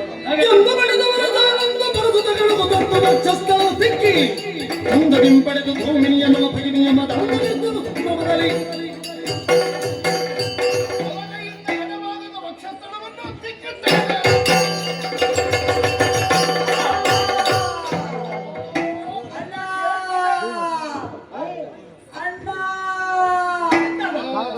ನನ್ನ ಹೆಸರೇನಣ್ಣ? ಅವಳ ಬಣ್ಣ ನೋಡಿ, ಬಣ್ಣ ಹೊಗೆಯ ಬಣ್ಣ. ಅದಕ್ಕೊಂದು ಧೂಮಿನಿ ಧೂಮಿನಿ ಧೂಮಿನಿ ಅಂತ ಇಡುವಲ್ಲ.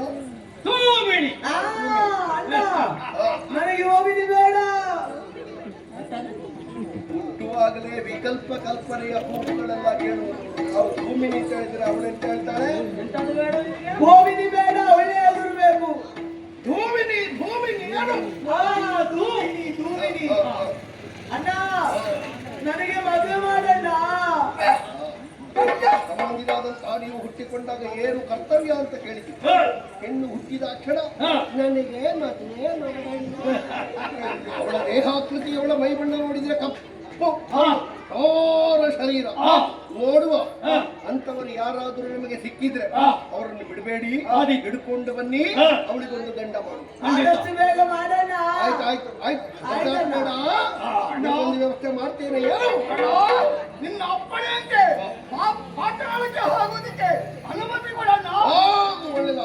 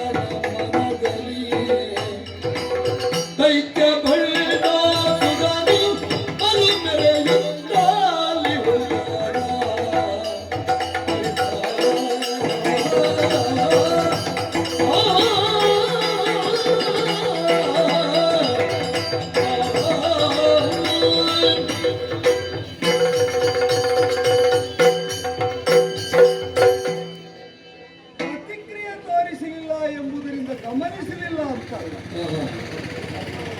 ಪುರುಷೋತ್ತಮ ಅಂತಲೇ ಮಾನ್ಯನಾದವರು ಪ್ರತಿಯೊಂದು ಪುರದಲ್ಲೂ ನಡೆಯುವ ಆಗುಹೋಗುಗಳನ್ನು ಸೂಕ್ಷ್ಮವಾಗಿ ನಿರೀಕ್ಷೆ ಮಾಡ್ತಾ ಇತ್ತು. ಪುರ ಅಂದ್ರೆ ಊರು ಎಂಬುದು ಸಾಮಾನ್ಯತರವಾದಂತಹ ಅರ್ಥ. ಪುರ ಅಂದ್ರೆ ದೇಹ ಅಂತ ವಿಶಿಷ್ಟವಾದಂತಹ ಶಾಸ್ತ್ರೀಯವಾದ ಅರ್ಥ. ಪುರುಷ ಅಂದ್ರೆ ಆ ದೇಹದಲ್ಲಿ ಇದ್ದು ಪವಡಿಸಿದವನು. ಪ್ರತಿಯೊಂದು ಜೀವರುಗಳ ಒಳಗೂ ದೈವ ಸಾನ್ನಿಧ್ಯ ಮಲಗಿದ ಸ್ಥಿತಿಯಲ್ಲೇ ಇರ್ತದೆ. ಆಸ್ತಿಕರಾದವರು ಆ ದೈವವನ್ನು ಜಾಗೃತವಾಗಿಸಿ ಸತತವಾಗಿ ಅದರ ಅನುಗ್ರಹಕ್ಕೆ ಭಾಜನವಾಗುವಂತೆ ಸತ್ಯನಿಷ್ಠೆಯಿಂದ ಧರ್ಮಶ್ರದ್ಧೆಯಿಂದ ಬದುಕಿ ಆ ದೈವ ಕೃಪೆಗೆ ಈಡಾಗಿ ಬದುಕಿನ ಪರಮಾರ್ಥವನ್ನು ಸಾಧಿಸಿಕೊಳ್ತಾರೆ. ಆದರೆ ತಾಮಸಿಗಳಾದವರು ರಾಜಸಿಕವಾದಂತಹ ಗುಣವಿಶೇಷವನ್ನು ಹೊಂದಿದವರು. ಒಳಗಿದ್ದ ದೈವವನ್ನು ಕೆಲವೊಮ್ಮೆ ಅರಿತರು ಅದು ಮಲಗಿಯೇ ಇರುವಂತೆ ಮಾಡಿ ಅದು ಎಚ್ಚೆತ್ತರೆ ನಮ್ಮ ಕಾರ್ಯಸಾಧ್ಯತೆ ಕುಂಠಿತವಾಗ್ತದೆ, ನಮಗೆ ಬೇಕಾದ್ದು ಮಾಡುವುದಕ್ಕಾಗುವುದಿಲ್ಲ ಎಂಬುದರಿಂದ ದೈವೋನ್ಮುಖರಾದ ವಿಧಾನದಲ್ಲಿ ಬದುಕನ್ನು ರೂಪಿಸ್ತಾ ಸಾಗುತ್ತಾರೆ. ಸದ್ಯ ಭಂಡಾಸುರ ನಾಮಕರಾದಂತಹ ಅಸುರ ದೈವಕ್ಕೆ ಸಮ್ಮುಖನಾಗದೆ ವಿಮುಖನಾಗಿಯೇ ತನ್ನ ಬಾಣಪಯಣವನ್ನು ಮುನ್ನಡೆಸ್ತಾ ಅಸುರ ಕುಲವನ್ನು ಜೊತೆ ಸೇರಿಸ್ತಾ ಆಚಾರ್ಯ ಶುಕ್ರರ ನೇತೃತ್ವದಲ್ಲಿ ಲೋಕಲೋಕಾಂತರವನ್ನು ಅರಗಡಿಸ್ತಾ ಇರುವ ವಿದ್ಯಮಾನ ನಮ್ಮ ಅರಿವಿಗೆ ಬಾರದೆ ಎನ್ನುವುದು. ಕಾಮದಹನದ ಭಸ್ಮದಿಂದಲೇ ಉದ್ಭವಿಸಿದಂತಹ ಗಂಡ ಗಣಪತಿಯ ನಿಮಿತ್ತವಾಗಿ ಜೀವಂತಿಕೆಯನ್ನು ಹೊಂದಿದ್ದ ಹೌದಾದರೂ ಶಿವನಿಂದ ಕೈಲಾಸದ ಸಂಸ್ಕಾರವನ್ನು ಹೊಂದದೆ ಆಸುರಿ ಗಣನದ ಸಾಹಚರ್ಯದಿಂದ ಆ ಆಸುರಿ ಭಾವಕ್ಕೆ ತಾನೀದಾಗಿ ಅಸುರತತಿಯ ಪ್ರಾದುರ್ಭಾವಕ್ಕೋ ಅದರ ಮೆರೆಸುವಿಕೆಗೋ ತನ್ನನ್ನು ತಾನು ತೊಡಗಿಸಿಕೊಂಡಿದ್ದಾನೆ. ಹಾಗೆ ಅಂತ ಸಂಪೂರ್ಣವಾಗಿ ಧಾರ್ಮಿಕತೆಯಿಂದ ವಿಮುಖರು ಅಂತ ಕೇಳಿದರು. ಭಕ್ತಿ ಉಂಟು, ಹರಳಲು ಮೇಲು ಸಂಪಾದನೆ, ಅಗಣಿತವಾದ ಆಯುಷ್ಯ ಉಂಟು. ಇದೆಲ್ಲದರ ಬಲುಹಿನಿಂದ ಸೃಷ್ಟಿಶೀಲತೆಯನ್ನು ಹೊಂದಿದಂತಹ ಆತ ಬೇಕಾದಂತಹ ಸೃಷ್ಟಿಯನ್ನು ಮಾಡುತ್ತಾ ತಾನೇ ತಾನಾಗಿ ಮೆರೆದಾಡುವುದಕ್ಕೆ ಲೋಕದಲ್ಲಿ ಇದು ತನಕ ಇದ್ದಂತಹ ಸ್ಥಿತಿಯನ್ನು ಬದಲಿಸಿ ತನಗೆ ಬೇಕಾದ ಗತಿಯನ್ನು ಹೊಂದಿಸುವಲ್ಲಿ ಆಸಕ್ತನಾಗಿದ್ದಾನೆ ಅಂತಾದರೆ ನಾವೆಲ್ಲ ಎಚ್ಚೆತ್ತುಕೊಳ್ಳಬೇಕಾದ ಕಾಲ. ಅವನ ವಶಕ್ಕೆ ಸಂಪೂರ್ಣ ಜಗತ್ತೇ ಹೋಯಿತು ಅಂತ ಆದರೆ ಮತ್ತೆ ಹೇಳುವವರು ಕೇಳುವವರು ಇರುವುದಿಲ್ಲ. ಮಾಡಿದ್ದು ಶಾಸನವಾಗ್ತದೆ, ಹೇಳಿದ್ದು ಆದ್ಯಂತ ಆಗ್ತದೆ. ಲೋಕ ಆ ದುಸ್ಥಿತಿಗೆ ಈಡಾಗುವುದಕ್ಕೆ ಮೊದಲು ಅವನ ಹಣಕ್ಕೆ ಏನಾಗಬೇಕು ಅದನ್ನು ನಾವು ಇಲ್ಲಿಂದಲೇ ಯೋಚಿಸಬೇಕು. ಹಾಗೆ ಯೋಚಿಸುವಾಗ ಅವನ ಬಲಾಬಲದ ವಿಮರ್ಶೆಯನ್ನು ನಾವು ಮಾಡಬೇಕಾಗ್ತದೆ. ಅವನಿಗೆ ಬಲವಾಗಿರುವುದು ಏನು ಅಂತ ಯೋಚಿಸಿದರೆ ನಿತ್ಯ ನೈಮಿತ್ತಿಕಗಳನ್ನು ನಡೆಸುತ್ತಲಿದ ಆಚಾರ್ಯ ಶುಕ್ರನು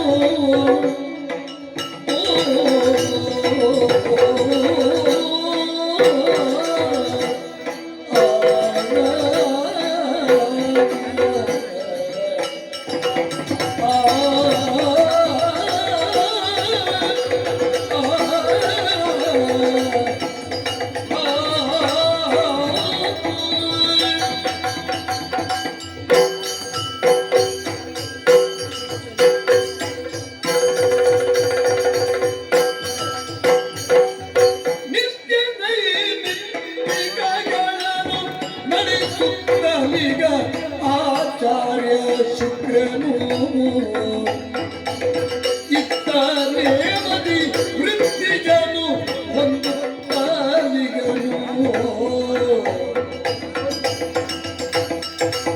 ದಾನವನ ಹತದಿಂದ ತ್ರಿದಶರು ಕ್ಷೀಣಿಸುತ್ತಿಗರಗತ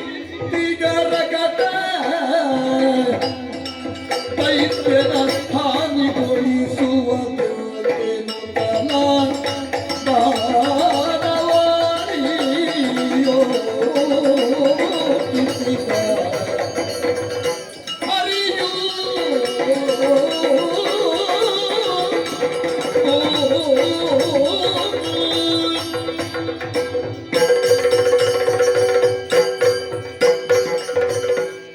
ನಿತ್ಯ ನೈಮಿತ್ತಿಕಾನುಷ್ಠಾನ ಸತತವಾಗಿ ಅಗ್ನಿಹೋತ್ರಾದಿಗಳ ಮೂಲಕವಾಗಿ ಯಾಗಮುಖದಲ್ಲೇ ದೇವತಾರ್ಚನೆ ಅಖಂಡವಾದಂತಹ ಪಂಚಾಕ್ಷರಿ ಜಪದಿಂದ ಪುರಸರವಾಗಿ ಅನೇಕ ಗುರುಪದಿಷ್ಠವಾದ ಮಂತ್ರಗಳ ಪುರಶ್ಚರಣ ಅದರಿಂದ ಆತ್ಮವರ್ಚಸ್ಸು ವೃದ್ಧಿಯಾಗುವಂತೆ ಮಾಡಿಕೊಂಡಿದ್ದಾನೆ ಭಟ್ಟಾಸುರ. ಅವರಿಗೆ ಸಕಾಲದಲ್ಲಿ ಇದಕ್ಕೆ ಬೇಕಾದ ಸಲಹೆ ಸೂಚನೆಗಳನ್ನು ಕೊಡ್ತಾ ಬಂದವರು ಆಚಾರ್ಯ ಶುಕ್ರ ಅಸುರಗುರು. ಅಸುರತತಿ ಅವನಿಂದ ಏಳಿಗೆಯನ್ನು ಹೊಂದುತ್ತದೆ ಎಂಬ ಭಾವದಿಂದ ಅವನಲ್ಲೇ ಅತೀವವಾದ ಆತ್ಮವಿಶ್ವಾಸವನ್ನು ಹೊಂದಿ ಅವನಿಗೆ ಸಕಾಲದಲ್ಲಿ ಸೂಕ್ತವಾದ ಮಾರ್ಗನಿರ್ದೇಶನವನ್ನು ಮಾಡುತ್ತಾರೆ. ಆತ್ಮಬಲ ವೃದ್ಧಿಯಾಗುವ ಹಾಗೆ ನೋಡಿಕೊಂಡಿದ್ದಾರೆ. ಪರಿಣಾಮ ಏನು? ಈಗ ದೇವರ ಕೋಣೆಯಲ್ಲಿ ಧಾರ್ಮಿಕರಾಗಿರುವವನು ಊರಲ್ಲಿ ಕಂಟಕನಾಗಿ ಮಾರಕನಾಗಿ ಪರಿವರ್ತಿತರಾದರೆ ಅಂಥವರನ್ನು ಸದೆಬಡಿಯುವುದು ಕಷ್ಟ. ದೈವಾನುಗ್ರಹ ಸಂಪತ್ತಿಗೆ ಬೇಕಾದಂತಹ ನಿತ್ಯ ನೈಮಿತ್ತಿಕಾನುಷ್ಠಾನ ಉಂಟು. ಅದನ್ನು ದುರ್ವಿನಿಯೋಗ ಮಾಡುವಲ್ಲಿ ವಿವೇಚನೆಯನ್ನು ಕಳೆದುಕೊಂಡಿದ್ದಾನೆ. ಆಚಾರ್ಯ ಶುಕ್ರನಿಗೂ ಬೇಕಾದದ್ದೇ. ಅವರ ಗುರುತ್ವ ಪ್ರಬಲವಾದದ್ದು, ದೇವತತೆಯನ್ನು ವಿರೋಧಿಸುವಲ್ಲಿ ಪರ್ಯಾಪ್ತವಾದದ್ದು ಅಂತ ಅವರಿಗೆ ಸ್ಥಾಪಿಸಬೇಕು. ಏನಕ್ಕೆ ಪ್ರಕಾರ ಬೃಹಸ್ಪತಿ ಆಚಾರ್ಯರ ಮಾರ್ಗನಿರ್ದೇಶಾನುಸಾರವಾಗಿ ನಡೀತಾ ಇರುವಂತಹ ತ್ರಿದಶರ ರಗಡ ಈ ಬಂಡಾಸುರನಿಂದಲೋ ಅವನ ಜೊತೆಯಲ್ಲಿದ್ದಂತಹ ಅನುಚರರ ಬಲದಿಂದಲೋ ಈಗ ತಮ್ಮ ತೇಜಸ್ಸನ್ನು ಕ್ಷಯಮಾಗುವಲ್ಲಿ ಯಾವ ವಿಧವಾದ ತಡೆಯನ್ನೊಡ್ಡುವಲ್ಲೂ ಅಪರ್ಯಾಪ್ತರಾಗಿದ್ದಾರೆ. ದೇವಲೋಕಕ್ಕೆ ದಾಳಿ ಮಾಡಿದನು. ದೇವಲೋಕವನ್ನು ವಶೀಕರಿಸಿ ತನ್ನ ಆಚಾಚಕ್ರ ಅವ್ಯಾಹತವಾಗಿ ತಿರುಗಾಡುವಂತೆ ಮಾಡ್ತಾ ಸಂಧಾನಕ ಬಂದ ಬ್ರಹ್ಮನನ್ನಾದರೂ ಧಿಕ್ಕರಿಸಿ ಅವ ಇಂದ್ರ ಸತಿಯಾದಂತಹ ಶಚೀದೇವಿಯನ್ನು ಅಪೇಕ್ಷಿಸ್ತಾನೆ ಅಂತ ಆದರೆ ಇವ ಎತ್ತ ಸಾಗುತ್ತಾ ಇದ್ದಾರೆ. ಲೋಕದಲ್ಲಿ ತಾವು ತಮ್ಮವರು ನೆಮ್ಮದಿಯಾಗಿರುವುದಕ್ಕೆ ಯಾರ ನೆಮ್ಮದಿಯನ್ನಾದರೂ ಕೆಡಿಸುವಲ್ಲಿ ಹೇಸದಂತಹ ಈತ ಕಾಮದಹರದ ಭಸ್ಮದಿಂದಲೇ ಉದ್ಭವಿಸಿದ್ದ ಹೌದು. ಆ ಕಾಮವಾಂಛೆ ಸೂಕ್ಷ್ಮ ವಾಸನಾ ರೂಪದಲ್ಲಿ ಅವನೊಳಗಿರುವುದು ಹೌದು. ಎಲ್ಲರಲ್ಲೂ ಕಾಮ ಇರ್ತದೆ. ಸಂಯಮದಿಂದ ಇಂದ್ರಿಯದ ನಿಯಂತ್ರಣದಿಂದ ಅದಕ್ಕೊಂದು ಇತಿಯನ್ನು ಮಿತಿಯನ್ನು ಹೇರಿಕೊಂಡಿರ್ತಾರೆ. ಶುಕ್ರಾಚಾರ್ಯರು ಈ ತನಕ ಅವನಲ್ಲಿದ್ದ ಕಾಮವಾಸನೆ ಪ್ರಜ್ವಲಿಸದಂತೆ ತಡೆಯೊಡ್ಡುವಲ್ಲಿ ಪರ್ಯಾಪ್ತರಾಗಿದ್ದಾರೆ. ಹಾಗೆ ಅಂತ ಅವನ ಅವಸಾನಕ್ಕಾಗಿ ದಾರಿ ಯಾವುದು ಅಂತಲೇ ಚಿಂತಿಸ್ತಾ ಇರುವ ನನಗೆ ಆ ಒಂದು ಬಲಹೀನತೆಯನ್ನೇ ನಾವು ಹಿಡಿಯದ ಹೊರತಾಗಿ ಅವರ ಶಕ್ತಿ ಕ್ಷಯವನ್ನು ಮಾಡುವುದಕ್ಕೆ ಆಗುವುದಿಲ್ಲ ಎಂಬುದು ಸ್ಪಷ್ಟ. ಆದರೆ ಒಂದುಂಟು, ದೇವಲೋಕವನ್ನು ಸ್ವಾಧೀನೀಕರಿಸಿದವರಿಗೆ ದೇವತೆಗಳಲ್ಲಿರಬಹುದಾದಂತಹ ಅನುಪಮ ಸೌಂದರ್ಯ ರಾಶಿ ಅಲ್ಲ, ಅವರಿಗೇನು ಅಪರಿಚಿತವೇನು ಅಲ್ವಲ್ಲ. ಅತಲ ವಿತಲಾದ ಸಪ್ತ ಅಧೋಲೋಕಗಳು, ಪೂರ್ವವಾಗಿ ಸಪ್ತ ಊರ್ಧ್ವಲೋಕಗಳು, ಇದರಲ್ಲಿರುವಂತಹ ಸೌಂದರ್ಯದ ಸಾರವನ್ನೆಲ್ಲ ಬೇಕಾದಾಗ ಗ್ರಹಿಸಿ ಹೊಂದಿ ರಮಿಸಬಲ್ಲಂತಹ ಯೋಗ್ಯತೆಯನ್ನು ಈಗಾಗಲೇ ಗಳಿಸಿರುವಂತಹ ಭಂಡ ಅವನನ್ನು ಅವನ ನಿತ್ಯ ನೈಮಿತ್ತಿಕಾನುಷ್ಠಾನದಿಂದ ವಿಮುಖನನ್ನಾಗಿಸಿ ಬಲಹೀನನನ್ನಾಗಿಸಿ ದೇವಹಿತಕ್ಕೆ ಬೇಕಾದಾಗ ಅವನು ವಜ್ಞನಾಗುವಂತೆ ನೋಡಿಕೊಳ್ಳಬೇಕು ಅಂತಾದರೆ ಆ ಎಲ್ಲ ಕರ್ತವ್ಯ ಕರ್ಮ ಅವನಿಂದ ವಿಮುಖವಾಗುವಂತೆ, ಕರ್ತವ್ಯ ಕರ್ಮದಿಂದ ಅವನು ವಿಮುಖನಾಗುವಂತೆ ನಾವು ನೋಡಿಕೊಳ್ಳಬೇಕು.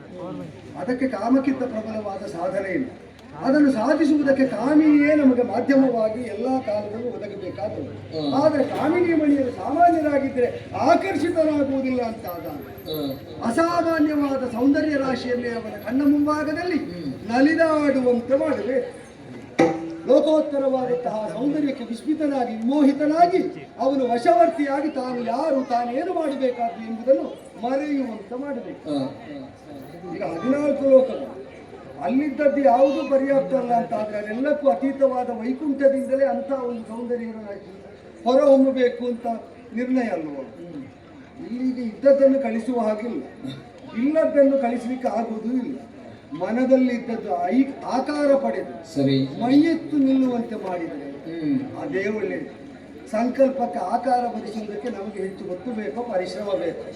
ಲೋಕ ವಿಮೋಹಕವಾದ ಭಂಡತರವನ್ನು ಗಮನಿಸುವಲ್ಲಿ ಪರ್ಯಾಪ್ತವಾದ ಒಂದು ಅನುಪಮವಾದಂತಹ ತೇಜಪೂರ್ಣವಾದಂತಹ ಸೌಂದರ್ಯ ರಾಶಿ ಹೆಣ್ಣಾಗಿ ಪ್ರಕಟವಾಗಿ ಬಿಟ್ಟು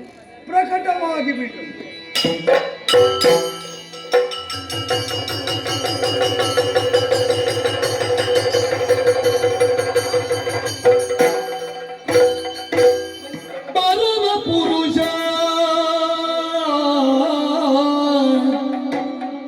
ಮುರಹರ ದೇವ, ಪರಮ ಪುರುಷ ಮುರಹರ ದೇವ,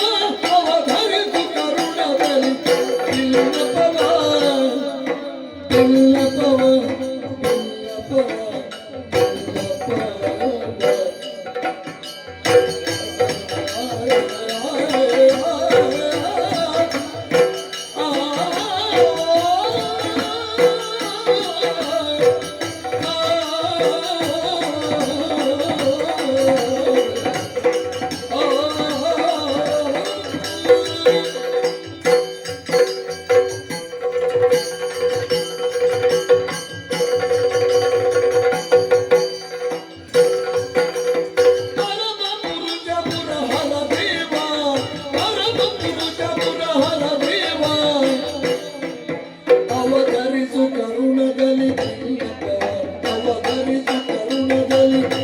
ತಿಲ್ಲಪವ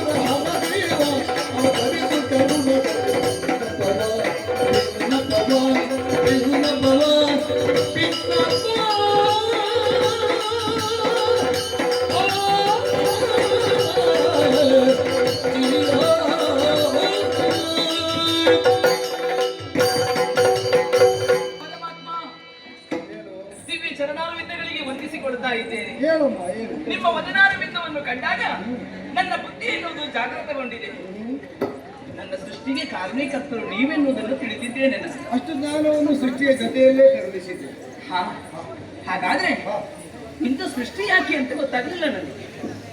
ಅದನ್ನು ಹೇಳುವುದಕ್ಕೆ ನಾನೇ ಇಲ್ಲಿ ಉಪಸ್ಥಿತನಿದ್ದೇನೆ. ಆ ಕುರಿತಾದ ಅರಿವನ್ನು ಮೂಡಿಸಿದ್ದೇನೆ. ಯೌವನವತಿ ನಾನು. ನಿನ್ನ ಸ್ವರೂಪದ ಕುರಿತಾಗಿ ನನಗೆ ಅವಗಾಹನ ಉಂಟು ಅಂತ. ನಿಮ್ಮಲ್ಲಿ ಕೇಳು, ಏನು? ಇಷ್ಟೊಂದು ರೂಪ ಬೇಕಾ ಅಂತ. ಯಾರಿಗೆ ಬೇಕಂತ ಅಲ್ಲ, ಯಾರಿಗೆ ಬೇಕು ಅಂತ ನೀವು ಸೃಷ್ಟಿಸಿದ್ದೀರಿ, ಅವರಿಗೆ ಬೇಕು ಅಂತ. ನನಗೆ ಬೇಡ, ನನಗೆ ಬೇಕು ಅಂತ ಆದರೆ ನನ್ನ ಸಂಕಲ್ಪದಲ್ಲಿ ಒಳಗೆ ಇದ್ದದನ್ನು ನಾನು ಹೊರಗೆ ಮಾಡ್ಕೊಂಡ್ರೆ ಅಲ್ಲಿಗೆ ನನಗೆ ಬೇಡ ಅಂತ ಆಯ್ತು. ಈಗ ಸೌಂದರ್ಯವನ್ನು ಹೊಂದಿದ ನಿನಗೂ ಬೇಡ. ನಿಜವಾಗಿ ನೋಡಿದರೆ ರೂಪಸಿಯರಾದವರಿಗೆ ಅಹಂಕಾರಕ್ಕೆ ಹೇತುವಾಗ್ತದೆ ಅಂತ ಬಿಟ್ಟರೆ ಅವರ ರೂಪದಿಂದ ಅವರಿಗೇನು ಪ್ರಯೋಜನ? ಏನು ಪ್ರಯೋಜನ ಇಲ್ಲ. ಏನು ಪ್ರಯೋಜನ ಇಲ್ಲ. ಅವರು ನೋಡುವುದಕ್ಕಷ್ಟು ಬಿಟ್ಟರೆ ಅದು ರೂಪಸಿಯಾದಂತಹ ಒಬ್ಬಾಕೆ ಹೆಣ್ಣಿಗೆ ಅಂತಲ್ಲ, ಸ್ವರೂಪ ಸೌಂದರ್ಯವನ್ನು ಹೊಂದಿದ ಯಾವ ವಸ್ತು ವಿಷಯಗಳಿಗೆ ಆಗಲಿ ಅದಕ್ಕೆ ಆ ಸೌಂದರ್ಯದಿಂದ ಪ್ರಯೋಜನ ಆಗುವುದಿಲ್ಲ. ನೋಟಕರಾದವರಿಗೆ. ಆದ್ದರಿಂದ ಸೌಂದರ್ಯ ಎಂಬುದು ವಸ್ತುವಿನಲ್ಲಿರುವುದಲ್ಲ, ನೋಡುವ ಕಣ್ಣಿನಲ್ಲಿರುವುದು ಎಂಬಂತಹ ಒಂದು ನುಡಿ ಲೋಕಮುಖದಲ್ಲಿ ಜನಪ್ರಿಯವಾದ. ಖಂಡಿತ ಹೌದು. ಇಷ್ಟೊಂದು ರೂಪವನ್ನು ನನ್ನಲ್ಲಿ ಇರಿಸಿ ನನ್ನನ್ನು ಸೃಷ್ಟಿಸಿದ್ದೀರಿ ಅಂತ ಆದ್ರೆ ಏನಾಗಬೇಕು ಹೇಳಬಹುದು? ಧಾರಾಳ ಹೇಳಬಹುದು. ಸೌಂದರ್ಯದಲ್ಲಿ ಕಾರಕ ಸೌಂದರ್ಯ, ತಾರಕ ಸೌಂದರ್ಯ, ಮೋಹಕ ಸೌಂದರ್ಯ, ಈಗ 3 ವಿಧವಾಗಿ ನಾವು ಬೇರೆ ಬೇರೆ ತರನಾಗಿ ಅದನ್ನು ವಿಭಜಿಸುವುದಕ್ಕಾಗ್ತದೆ. ಮಾದಕ ಸೌಂದರ್ಯ, ಆರಾಧಕ ಸೌಂದರ್ಯ, ಅದೆಲ್ಲ ಮೋಹಕವಾದ ಸೌಂದರ್ಯದ ಒಳಗೆ ವಿಭಜಿಸುವುದಕ್ಕಾಗ್ತದೆ. ಕಾರಕವಾದ ಸೌಂದರ್ಯ ಅಂದ್ರೆ ಏನು? ಏನನ್ನಾದ್ರೂ ಮಾಡ್ಲಿಕ್ಕಾಗಿಯೇ ಆ ಸೌಂದರ್ಯ ಇದು. ತಾರಕ ಸೌಂದರ್ಯ ಅಂದ್ರೆ ಏನು? ಆ ಸೌಂದರ್ಯದಿಂದ ನಾವು ಇದ್ದ ನೆಲೆಯಿಂದ ಮತ್ತೊಂದು ನೆಲೆಗೆ ದಾಟಿ ಹೋಗುವುದಕ್ಕಾಗ್ತದೆ. ಆ ಸೌಂದರ್ಯವನ್ನೇ ಏಣಿಯಾಗಿ ಬಳಸಿಕೊಂಡು. ಮೋಹಕ ಸೌಂದರ್ಯ ಅಂದ್ರೆ ಏನು? ಎಲ್ಲೋ ಹರಡಿದ್ದನ್ನು ಆಕರ್ಷಿಸಿ ಕನ್ನಡೆಗೆ ಸೆಳೆದು ಇಲ್ಲೇ ಕೇಂದ್ರೀಕೃತವಾಗಿ ಇರುವಂತೆ ಮಾಡುವ ಸೌಂದರ್ಯ. ಒಂದರ್ಥದಲ್ಲಿ ನಿನ್ನದು ಹೆಚ್ಚಾದದ್ದು ಯಾಕೆ ಗೊತ್ತಾ? ಇದು ಕಾರಕ ಸೌಂದರ್ಯವೂ ಹೌದು, ತಾರಕ ಸೌಂದರ್ಯವೂ ಹೌದು, ಮೋಹಕ ಸೌಂದರ್ಯವೂ ಹೌದು. ಒಬ್ಬೊಬ್ಬರಲ್ಲಿ ಒಂದೊಂದು ವಿಧವಾದದ್ದಿರ್ತದೆ. ಮೂರೂ ಗುಣಲಕ್ಷಣ ಇರುವುದರಿಂದ ಇದು ಲೋಕೋತ್ತರ ಸೌಂದರ್ಯ. ಇದರ ಉದ್ದೇಶ ಏನು ಬಲ್ಲೆ? ಹರಿನಾಮಕಿ ದೈತ್ಯ ರೂಪಗಳಲ್ಲಿ ತರಗರಿಪುದು ಕೈ ಜಗವದರಿಂದ ಹರಿನಾಮಕಿ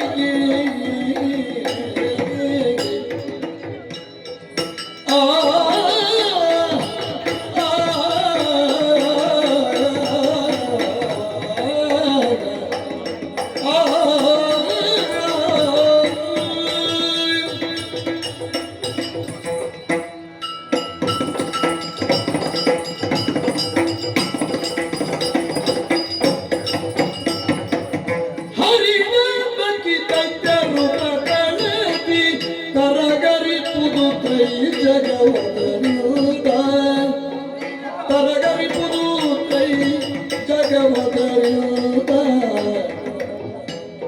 ತೆರಳುತ್ತ ಭಂಡಾಸುರನನು ತೆರಳುತ್ತ ಭಂಡಾಸುರನನು ನೀ ವಶ ಕರಿಪು ಮೋಗದ ಬಲಿನಿಂದ ವಶ ಕರಿಪುದು ಮೋಹದ ಬಲಿನಿಂದ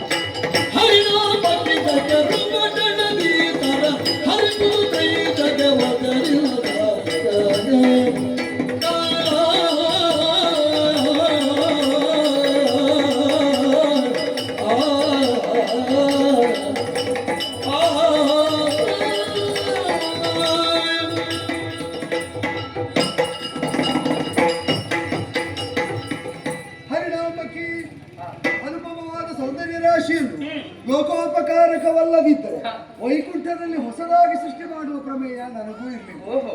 ಈಗ ನನ್ನ ಸ್ವರೂಪದ ಕುರಿತಾಗಿ ನಿನ್ನ ಸ್ವರೂಪದ ಕುರಿತಾಗಿ ಪ್ರಾಥಮಿಕವಾದ ಜ್ಞಾನ ಹುಟ್ಟಿನೊಡೆಯಲ್ಲಿ ನಿನ್ನಲ್ಲಿ ಮೂಡಿದ್ದು ಸತ್ಯವೇ ತಾನೆ. ಹಾಗಾದ್ರೆ ಲೋಕಪಾಲನಾಕರ್ತೃವಾದಂತಹ ನಾನು ಯಾವುದನ್ನು ಮಾಡುವುದಿದ್ದು ಸ್ವಕರ್ತವ್ಯದ ಕುರಿತಾದಂತಹ ಜಾಗೃತಿ ಇಲ್ಲದೆ ಮಾಡುವುದಕ್ಕಿಲ್ವಲ್ಲ? ಅದರ ಅರ್ಥ ಏನು ಹೇಳು? ನಿನ್ನ ಸೃಷ್ಟಿಯ ಲೋಕಪಾಲನೆಗೆ ಇಂದು ಅನಿವಾರ್ಯ ಅಂತಾಗಿದೆ. ಕಾಮದಹನವನ್ನು ಮಾಡಿದಂತಹ ಹರಣ ನೇತ್ರಾಗ್ನಿಯಿಂದಲೇ ಭಸ್ಮವಾದಂತಹ ಆ ಕಾಮನ ಭಸ್ಮವೇ ಆಕಾರ ಪಡೆದು ಜೀವ ಪ್ರತಿಷ್ಠೆಯಾಗಿ ಉದಿಸಿದ ಒಬ್ಬ ದೈತ್ಯ ಲೋಕಕ್ಕೆ ಉಪಟಳಕಾರಿಯಾಗಿದ್ದಾನೆ. ಈಗ ಭಂಡಾಸುರ ಅಂತ ಶೂನ್ಯಕಪುರವನ್ನು ಆಳ್ತಾ ಇರುವಂತಹ ಆತ ಆಚಾರ್ಯ ಶುಕ್ರನ ನೇತೃತ್ವದಲ್ಲಿ ನಿತ್ಯ ನೈಮಿತ್ತಿಕಾನುಷ್ಠಾನದಿಂದಲೇ ಆತ್ಮಬಲ ಸಂಚಯನವನ್ನು ಮಾಡಿ ತಾನು ಪ್ರಬಲನಾದ ಮೇಲೆ ಆ ಪ್ರಾಬಲ್ಯವನ್ನು ಲೋಕಕ್ಕೆ ಮಾರಕವಾಗಿ ವಿನಿಯೋಗ ಮಾಡ್ತಾ ಇದ್ದಾನೆ. ಅಷ್ಟು ದುಷ್ಟ ನಾವು. ಈಗ ಧರ್ಮ ಯಾವುದು ಕರ್ಮ ಯಾವುದು ಅಂತ ಲೋಕಕ್ಕೊಂದು ನಿಯತಿ ಉಂಟು. ಅದೆಲ್ಲವನ್ನು ಮೀರ್ತಾ ತಾನು ಹೇಳಿದ್ದೇ ಧರ್ಮ, ತಾನು ಮಾಡಿದ್ದೇ ನಿಯತಿ, ಹೀಗೆ ಎಲ್ಲವನ್ನು ತನ್ನಾಧೀನಕ್ಕೆ ತೆಗೆದುಕೊಂಡು ಲೋಕದಲ್ಲಿ ಇರಬೇಕಾದ ಸ್ಥಿತಿಯನ್ನೆಲ್ಲ ಕೆಡಿಸಿ ಇರಬಾರದು ದುಸ್ಥಿತಿಯನ್ನು ಸ್ಥಾಪಿಸ್ತಾನೆ ಅಂತಾದರೆ ಅವನು ಲೋಕಕ್ಕೆ ಪೂರಕ ಮಾರಕ. ಅವನನ್ನು ಬಿಟ್ಟದ್ದೇ ತಪ್ಪಿಷ್ಟೊಂದು, ಬೆಳೆಯಲಿಕ್ಕೆ ಬಿಟ್ಟದ್ದು ತಪ್ಪಲ್ವಾ? ಎಲ್ಲಿಯಾದ್ರೂ ನನ್ನಿಂದ ಸೃಷ್ಟಿಯಾಗಿ ಇಲ್ಲಿ ಅವನಷ್ಟಕ್ಕೆ ಬೇಕಾದಾಗ ಏನಾದ್ರೂ ತುಂಬಾ ಹೆಚ್ಚು ಕಡಿಮೆ ಮಾಡಿದ್ರೆ ಮತ್ತೆ ನೋಡಿಕೊಂಡ್ರೆ ಸಾಕು ಅಂತ ನೀನು ಉಪೇಕ್ಷಿಸಿದೆ ಅಂತ ಭಾವಿಸಿದ್ರೆ ಅವನನ್ನು ಬಿಟ್ಟದ್ದು ತಪ್ಪು. ಅವನು ವಜ್ಯನಿದ್ದಾನೆ ಅಂತ ನಿನಗೂ ಖಂಡಿತ ಲೋಕ ಕಲ್ಯಾಣ ಬಯಸುವವರು ನೀವು ಅವನು ವಧಿಸಬೇಕಿತ್ತು. ಈ ಲೋಕದಲ್ಲಿ ಸಾಧಾರಣ ಪ್ರವೃತ್ತಿ, ವೈಕುಂಠದಲ್ಲಿ ನಿಂತಲ್ಲ ಲೋಕದಲ್ಲಿ ಸಾಧಾರಣ ಪ್ರವೃತ್ತಿ ಹೇಗೆ ಗೊತ್ತಾ? ಕೆಟ್ಟದನ್ನು ಕಂಡಾಗ ಸಿಡಿದು ಮನಸ್ಸು ಆಕ್ರೋಶಿತವಾಗ್ತದೆ. ಇಂಥವರಿಗೆ ದಂಡನೆ ಆಗಲೇಬೇಕು, ದಂಡಿಸಬೇಕು. ಹೌದು, ನನಗೆ ಅಧಿಕಾರ ಕೊಡ್ತೇನೆ, ನೀವೇ ಹೋಗಿ ಮಾಡು ಅಂತ ಹೇಳಿದ್ರೆ ನಮ್ಮಂತವರಿಗೆಲ್ಲ ಎಲ್ಲಿ ಆಗುತ್ತದೆ ಅಂತ ಅಲ್ಲಿಗೆ 2 ಹೆಜ್ಜೆ ಹಿಂದೆ ಬರ್ತಾರೆ. ಅಂದರೆ ಖಂಡನೆ ಆಗಬೇಕು ಅಂತ ಹಂಬಲಿಸುವ ಮನಸ್ಸು ಕೂಡ ತಾನಾಗಿ ಹೋಗಿ ಖಂಡಿಸುವುದಕ್ಕೆ ಹೇಸ್ತದೆ. ಈಗ ನೀನು ಹೇಳಿದೆ ಅಂತವರನ್ನು ಬಿಟ್ಟದ್ದೇ ತಪ್ಪು, ಹೋಗಿ ಇಡಿ. ನಾನಲ್ಲಪ್ಪ, ಯಾಕೆ ಅಲ್ಲಿ ಈ ಮೊದಲು ಬೆಳಲಿಕ್ಕೆ ಬಿಟ್ಟದ್ದು ನೀವು ತಪ್ಪು ಅಂತ ಹೇಳುದು ನಾನು. ಈಗ ಎಲ್ಲ ಜೀವರುಗಳು ಕೂಡ ಕರ್ಮದ ದೋಷದಿಂದಲೇ ಭೂಮಿಯನ್ನು ಹುಟ್ಟುವುದು ಹೌದಲ್ಲ? ಹಾಗೆ ಅಂತ ಹುಟ್ಟಿದವರು ತಾವು ದೋಷಪೂರಿತವಾದ ಕರ್ಮ ಮಾಡಿದ್ದರ ಪರಿಣಾಮವಾಗಿ ಹುಟ್ಟಿದ್ದೇವೆ. ಈ ಲಭ್ಯವಾದ ಜನ್ಮದಲ್ಲಿ ಸತ್ಕರ್ಮ ಮಾಡ್ತಾ ಮಾಡ್ತಾ ಆ ಕೀಳು ದೆಸೆಯನ್ನು ನೀಗಿಕೊಂಡು ನಾವು ಉನ್ನತೋನ್ನತವಾದ ನೆಲೆಯನ್ನು ಭಗವದ್ ಅನುಗ್ರಹವನ್ನು ಹೊಂದಬೇಕು ಅಂತ ಶ್ರಮಿಸುವುದಕ್ಕೂ ಆಗ್ತದೆ. ಅಲ್ಲ ಕೆಟ್ಟ ಕರ್ಮದ ಫಲವಾಗಿ ಹುಟ್ಟಿ ಮತ್ತಷ್ಟು ಕೆಟ್ಟದನ್ನು ಮಾಡ್ತಾ ಸಂಸಾರ ಜಾಲದಲ್ಲಿ ಪತಿತರಾಗಿ ನರಳುವುದಕ್ಕೂ ಆಗ್ತದೆ. ಇವ ಎರಡನೇ ವರ್ಗದವರು. ತಾನು ಹುಟ್ಟಿದ ಯಾಕಾಗಿ ಯಾವುದರಿಂದ ಎಂಬುದನ್ನು ಯೋಚಿಸದೆ ಮತ್ತಷ್ಟು ಕೆಟ್ಟದನ್ನು ಮಾಡ್ತಾ ಬದುಕನ್ನು ನರಕವಾಗಿಸಿಕೊಂಡು ಲೋಕವನ್ನು ನರಕವಾಗಿಸಿಕೊಂಡು ಭವಿಷ್ಯವನ್ನು ನರಕವಾಗಿಸಿಕೊಳ್ಳುವುದಕ್ಕೆ ಹವಣಿಸ್ತಾ ಇದ್ದಾನೆ. ಈಗ ಮಿತಿ ಮೀರಿದ ಕಾಲದಲ್ಲಿ ಈಗ ನಾವು ಮೊದಲೇ ಹುಟ್ಟಿದಾಗಲೇ ಇವ ಕೆಟ್ಟವನಾಗ್ತಾನೆ ಅಂತ ಯಾರನ್ನು ಕೊಲ್ಲುವ ಕ್ರಮ ಇಲ್ಲ. ಈಗ ಹುಟ್ಟಿದ ಕ್ಷಣದಲ್ಲೇ ಮಗುವಿನ ಜಾತಕವನ್ನು ಜ್ಯೋತಿರ್ವಿದರಾದವರು ಹೇಳ್ತಾರೆ. ಹಾಗೆ ತಾ ಮಗುವಿನ ದಂಡಿಸಲಿಕ್ಕೆ ಉಂಟು. ಈಗ ಜಾತಕ ಫಲ ಏನೇ ಇರಲಿ ಅವ ಕೆಟ್ಟವನಾಗ್ತಾನೆ ಅಂತಲೇ ಇರಲಿ, ಅವ ಕೆಟ್ಟದ್ದನ್ನು ಮಾಡದ ಹೊರತಾಗಿ ಕರ್ತೃತ್ವವನ್ನು ಅವನಲ್ಲಿ ಆರೋಪಿಸಿ ನಾವು ಅವನನ್ನು ದಂಡಿಸುವುದಕ್ಕಿಲ್ಲ. ದಂಡಿಸ್ಲಿಕ್ಕೆ ಆಗುದಿಲ್ಲ. ಆದ್ರೆ ಒಂದು ಕಣ್ಣನ್ನು ಇರಿಸಬೇಕಾಗ್ತದೆ. ಕಣ್ಣನ್ನು ಇರಿಸಿ 3 ಕಣ್ಣಿನವನೇ ಕಣ್ಣಿರಿಸಿದ್ದ. ಆದರೂ ಆ ಕಣ್ಣೋಟವನ್ನು ತಪ್ಪಿಸಿಕೊಂಡು ಇವ ಕೆಟ್ಟವನಾದಂತಾದ್ರೆ ಯಾರ ಕಣ್ಣೋಟಕ್ಕೂ ನಿಲುಕುವವನಲ್ಲ ಸಿಲುಕುವವನಲ್ಲ ಅಂತ ಸ್ಪಷ್ಟ ಆಯ್ತಾ ಇಲ್ಲ. ಈಗ ಪರಶಿವನ ನಿಯಂತ್ರಣಕ್ಕೆ ಸಿಕ್ಕಿದ ಮೇಲೆ ಅವ ಮೀರ್ತಾನೆ ಅಂತಾದರೆ ಈಗ ಅವನ ಕೈ ತಪ್ಪಿದಂತಹ ಭಂಡರನ್ನು ನೀನು ಕೈವಶ ಮಾಡಬೇಕು. ಹೌದಪ್ಪ, ಅದು ಮೋಹಕವಾದ ಸೌಂದರ್ಯ ಅಂತ ಹೇಳಿಲ್ವ? ಅದು ಹೇಗೆ ಮೋಹಿಸಬೇಕು ಅಂದ್ರೆ ಈಗ ಸೌಂದರ್ಯವನ್ನೇ ಒಂದು ಜಾಲವಾಗಿಸಿದರೆ ಅಲ್ವಾ? ಈಗ ನೋಡು, ನೀನು ಆ ತಲೆಗೆ ಹಾಸಿಕೊಂಡಂತಹ ಆ ವೇಲವಾದ ಶರೀರ ವೇಲೆಯಾಗಿ ಇರುವುದು ಅದು ನಿನ್ನ ಕೇಶ ಸೌಂದರ್ಯದ ಕುರಿತಾಗ ಒಂದು ಕೌತುಕವನ್ನು ಹುಟ್ಟಿಸ್ತದೆ. ಅದರೊಳಗೆ ಹುದುಗಿರುವ ಕೇಶದ ಸೌಂದರ್ಯ ಹೇಗಿರ್ಬೋದು ಏನು ಅಂತ. ಹಾಗೆ ರಹಸ್ಯವಾಗಿ ಪ್ರಕಾಶವಾಗಿ ಕಾಣಬೇಕಾದಷ್ಟನ್ನು ತೋರಿಸಿ ಇನ್ನಷ್ಟು ಕಾಣುವುದಕ್ಕೆ ಉಂಟು ಎಂಬುದನ್ನು ಸೂಚಿಸಿ ಅವನನ್ನು ಮೋಹಜಾಲ ಪತಿತನನ್ನಾಗಿಸಿ ವಶೀಭೂತರನ್ನಾಗಿಸಿ ನಿನ್ನ ಕೈಯೊಳಗೆ ತೆಗೆದುಕೊಳ್ಳಬೇಕು. ಹೌದು, ಅವ ಬರೇ ಭಂಡ ಅಂತ ಆಗಿದೆ. ಲೋಕದಲ್ಲಿ ಭಂಡ ಅಂದ್ರೆ ಏನು ಅಂತ ನಿನಗೆ ಅರ್ಥ ಗೊತ್ತಿಲ್ಲ. ಆದ್ದರಿಂದಲೇ ಅವನಿಗೆ ಮೊದಲೇ ಹೆಸರಿಸಿದ ಹಾಗೆ ಅಂತ ಅವನನ್ನು ಕಂಡಾಕ್ಷರದಲ್ಲಿ ಹುಟ್ಟಿದಾಗ ಭಂಡ ಭಂಡ ಅಂದ್ರೆ ಅದೇ ಅವನಿಗೆ ಹೆಸರಾಯಿತು. ಕೆಲವೆಲ್ಲ ಹೆಸರುಗಳು ವಿಶೇಷಣಗಳಿಗೆ ವಿಶೇಷ ಅರ್ಥ ಉಂಟು ಅಂತ ನಾವು ಕಲ್ಪಿಸಬಾರದು. ಕಾರಣದ್ದೇ ಹೆಸರಾಗ್ತದೆ. ಈಗ ಎಷ್ಟು ಒಳ್ಳೆ ಹೆಸರಿಟ್ಟವರು ಅಪಭ್ರಂಶಗೊಳಿಸಿ ಏನೇನೋ ಮಾಡಿ ಕರೆಯುವುದಿಲ್ಲ. ಈಗ ಹಾಗೆ ಕರೆದ ಹೆಸರಿಗೆಲ್ಲ ಅರ್ಥ ಉಂಟು. ಅವರಿಗೆ ನಾಲಿಗೆಗೆ ಸರಾಗವಾಗಿ ದಕ್ಕುತ್ತದೆ ಎಂಬುದರಿಂದ ಅದೇ ಹೆಸರಾಗಿದೆ. ಕರೆಯುವಾಗ ಹೆಸರು ಇಡಬೇಕು ಅಲ್ವಾ? ಸಂತೋಷ ಅಂತ ಇರ್ತದೆ ಅಲ್ವಾ? ಅದನ್ನು ಸಂತು ಸಂತು ಅಂತ ಮಾಡಿ ಕರೆಯುವುದಿಲ್ಲ. ಈಗ ಹಾಗೆ ಮಾಡಿದಾಗ ಆ ಶಬ್ದವನ್ನು ಖಂಡಿಸಿದ ಕಾಲದಲ್ಲಿ ಅದಕ್ಕೊಂದು ಅರ್ಥ ಪುಷ್ಟಿ ಉಂಟು. ಅದನ್ನು ಹಾಗೆ ಕರೆದರೆ ಒಂದು ಸಾರ್ಥಕವಾಗ್ತದೆ. ಯಾರು ಯೋಚನೆ ಮಾಡಿದ್ರೆ ಅರ್ಥ ಆಗುದಿಲ್ಲ. ಈಗ ಪ್ರಭಾಪೂರ್ಣವಾಗಿ ರವಿ ಮತ್ತು ಚಂದ್ರರಿಬ್ಬರ ಆಹ್ಲಾದ ಮತ್ತು ಪ್ರಭಾವ ಒಟ್ಟಾಗಬೇಕು. ಅದನ್ನು ಕರೆಯುವವರು ಬೇರ್ಪಡಿಸುವುದು. ಒಂದ ಚಂದ್ರ ಅಂತ ಕರೀ, ಇಲ್ಲದಿದ್ರೆ ರವಿ ಅಂತ ಕರೀ. ಈಗ ಅದೆರಡು ಒಟ್ಟಾಗಬೇಕು ಅಂತಲ್ವ ಹೆಸರಿರುವುದು. ಆಮೇಲೆ ಅದನ್ನು ತುಂಡು ಮಾಡಿದರೆ ಹೆಸರು ಇಷ್ಟವರ ಔಚಿತ್ಯ ಜ್ಞಾನ ತುಂಡು ಮಾಡಿದವರಿಗೆ ಇಲ್ಲ ಅಂತ ತಾತ್ಪರ್ಯ. ಹಾಗೆ ಭಂಡಾಸುರನಲ್ಲಿ ಇಲ್ಲಿ ತುಂಡು ಮಾಡಿದವ್ರದ್ದೇ ತಪ್ಪು ಅಲ್ವೋ? ಆದ್ದರಿಂದ ಈಗ ಅವರ ಹೆಸರು ಹೇಗೋ ಹೆಸರನ್ನು ಸಾರ್ಥಕವಾಗಿಸುವಂತ ಅವರು ಬದುಕುತ್ತಾ ಇಲ್ಲ. ನೀನು ಹೋಗಿ ಮೋಹವನ್ನು ಜಾಲದ ಮೂಲಕವಾಗಿ ಅವನ ಮನದಲ್ಲಿ ಬಿತ್ತಿ ಅವನೇ ಆ ಜಾಲಕ್ಕೆ ಪತಿತನಾಗುವಂತೆ ಮಾಡಿ ಅವನಿಗೆ ಶಕ್ತಿ ಹೆಚ್ಚಾದದ್ದು ಯಾವುದರಿಂದ ಗೊತ್ತುಂಟು? ಅವ ಜಪ ಮಾಡ್ತಾನೆ, ತಪ ಮಾಡ್ತಾನೆ, ಶಿವಪೂಜನ ಮಾಡ್ತಾನೆ, ಅಗ್ನಿಹೋತ್ರ ಮಾಡ್ತಾನೆ, ಯಾಗ ಯಜ್ಞಾದಿಗಳಿಂದ ಬಲ ಸಂಚಯನ ಮಾಡ್ತಾನೆ. ಈ ಎಲ್ಲ ಬಲವನ್ನು ದೌಷ್ಟ್ಯವನ್ನು ಮೆರೆಸುವುದಕ್ಕೆ ವಿನಿಯೋಗಿಸುವಾಗ ಅದೆಲ್ಲ ಮಾಡುವುದನ್ನೇ ಅವ ಮರೀಬೇಕು. ಅವ ಜಪ ಮಾಡುವುದಿದ್ರೆ ನಿನ್ನ ಹೆಸರನ್ನೇ ಜಪ ಮಾಡ್ಕೋ. ನಿನಗೆ ಹೆಸರೇ ಇರಲಿಲ್ಲ ಈಗ ನಿನ್ನ ಹೆಸರನ್ನು ಬೇಕಂತಿಲ್ಲ. ಅವನಿಗೆ ಜಪ ಮಾಡ್ಲಿಕ್ಕಾದ್ರೂ ಒಂದು ಹೆಸರು ಇದೆ. ಬೇಡ, ಮೋಹದಿಂದ ಪತಿತನಾಗಿಸಬೇಕು ಅಂತ ಹೇಳಿದ ಮೇಲೆ ಏನು ಹೆಸರು ಅಂತ ಕೇಳಿದ್ರೆ ಮೋಹಿನಿ ಅಂತ ಹೇಳಿ. ಮೋಹದಿಂದ ಅವೆಲ್ಲ ಅಡ್ಬಾರ್ದು. ಆದ್ರಿಂದ ಹೆಸರು ಹೇಳುವಾಗ ಮೋಹ ಮೋಹ ಅಂದ್ರೆ ಬಾಯಲ್ಲಿ ಬರಬೇಕು. ಮೋಹಿನಿ ಎಂಬ ಅಭಿಧಾನವನ್ನಿಟ್ಟು ನಿನ್ನ ಜಪ ನಿನ್ನ ತಪ್ಪ ಅರ್ಪಿಸುವುದೆಲ್ಲ ನಿನಗೆ, ಪಡೆಯುವುದೆಲ್ಲ ನಿನ್ನಿಂದಲೇ. ಅದಕ್ಕಿಂತ ಭಿನ್ನವಾಗಿ ಒಂದು ಮಾರ್ಗ ಉಂಟು ಎಂಬುದನ್ನು ಮರೆತವನಂತೆ ಬಂಡವಾಳುವೆಯನ್ನು ಬಾಳಿದರೆ ಅವನನ್ನು ಕೊಲ್ಲಬೇಕಾದಾಗ ಸಮ್ಮತಿಸುವುದಕ್ಕೆ ಅನುಕೂಲವಾದ ಮೋಹಿನಿ ಜಪ. ಮೋಹಿನಿ ಜಪ ಅದನ್ನೇ ಒಂದು ಹೊಸದಾಗಿ. ಆದರೆ ಒಂದುಂಟು, ಸೃಷ್ಟಿ ಮಾಡುವಾಗ ಮಕ್ಕಳಿಗೆ ಒಳ್ಳೊಳ್ಳೆ ಹೆಸರಿಡುವುದು. ಈಗ ನಿನಗೆ ಮೋಹಿನಿ ಅಂತ ಇಟ್ಟಾಗಿ ಒಂದು ಉದಾರವಾದ ಆಶಯದಿಂದ. ಸಾಮಾನ್ಯವಾಗಿ ಲೋಕದಲ್ಲಿ ದೇವತೆಗಳ ಹೆಸರಿಡುವುದು. ಅವರು ದೋಷ ದೂರರು, ಗುಣ ಪರಿಪೂರ್ಣರು. ಆ ದೇವರ ಗುಣದಲ್ಲಿ ಒಂದಾದರೂ ನನ್ನ ಮಗುವಿಗೆ ಬರಲಿ ಎಂಬ ಆಶಯದಿಂದ ಇಡುವುದು. ಆದರೆ ಮಕ್ಕಳು ಬೆಳೆದ ಮೇಲೆ ಆ ಹೆಸರಿಗೆ ತದ್ವಿರುದ್ಧವಾದ ಪ್ರವೃತ್ತಿಯನ್ನು ತೋರುವ ಪರಿಪಾಠ ಈ ಲೋಕದಲ್ಲಿ ಯಥೇಷ್ಟವಾಗಿ ಕಾಣುವುದಕ್ಕೆ ಸಿಗ್ತದೆ. ಹೆಸರಿಗೂ ಅವರ ವರ್ತನೆಗೂ ಸಂಬಂಧವೇ ಇರುವುದಿಲ್ಲ. ಲೋಕಮಾರಕನಾದ ಬಂಡನ ಹನನಕ್ಕೆ ಬೇಕಾದಂತಹ ದಾರಿಯಲ್ಲಿ ನೀನು ಒದಗುತ್ತಿ ಎಂಬ ವಿಶ್ವಾಸದಿಂದ ನಿನ್ನನ್ನು ಸೃಷ್ಟಿ ಮಾಡಿ ಮೋಹಿನಿ ಅಂತ ಹೆಸರಿಟ್ಟು ಉದ್ದೇಶ ಇದು ಅಂತ ಹೇಳಿದ ಮೇಲೆ ನೀನು ಹೇಗೆ ನಿರೀಕ್ಷೆಯನ್ನು ಕೈಗೂಡಿಸ್ತೀಯ ಅಥವಾ ನಿರಾಶೆ ಉಂಟು ಮಾಡ್ತೀಯ? ಯಾವುದು ಚೆಲುವಿನ ಲಲನೆ ಬಲೆಯಲ್ಲಿ ಸಿಲುಕದ ಚೆಲುವಿನ ಲಲನೆಯ ಬಲೆಯಲ್ಲಿ ಸಿಲುಕದ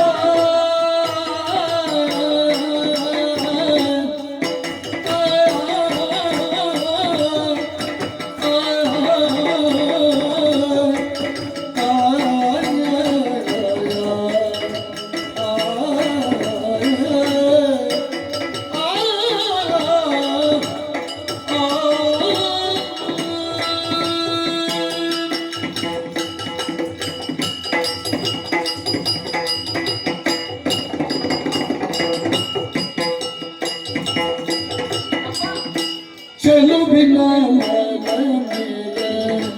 ಬಲೆಯಲ್ಲಿ ಸಿಲುಕದ ಬಲೆಯಲ್ಲಿ ಸಿಲುಕದ ಬಲೆಯಲ್ಲಿ ಸಿಲುಕದ ಲಲನೆಯ ಬಲೆಯಲ್ಲಿ ಸಿಲುಕದ ಬಲವಂತರಿಗರೆ ಜಗದಿ ಬಲವಂತರಿಗರೆ ಈ ಜಗದಿ ಜಗದಿ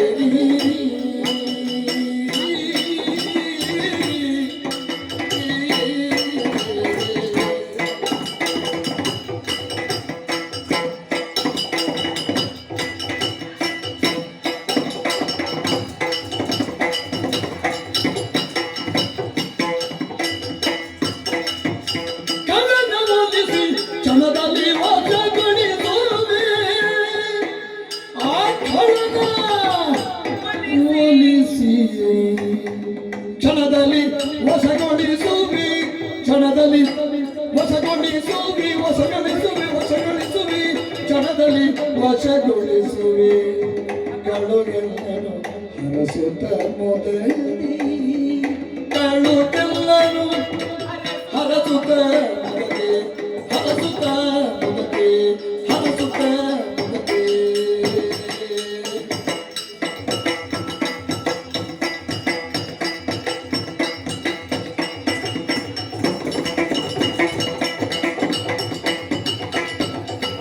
ಕನನವೊಲಿಸಿ ಕ್ಷಣದಲ್ಲಿ ವಶಗೊಳಿಸುವೆ ಕಳುಗೆಲ್ಲನು ಹರಸುತ್ತ ಮೊದಲೇ ಮೊದಲೇ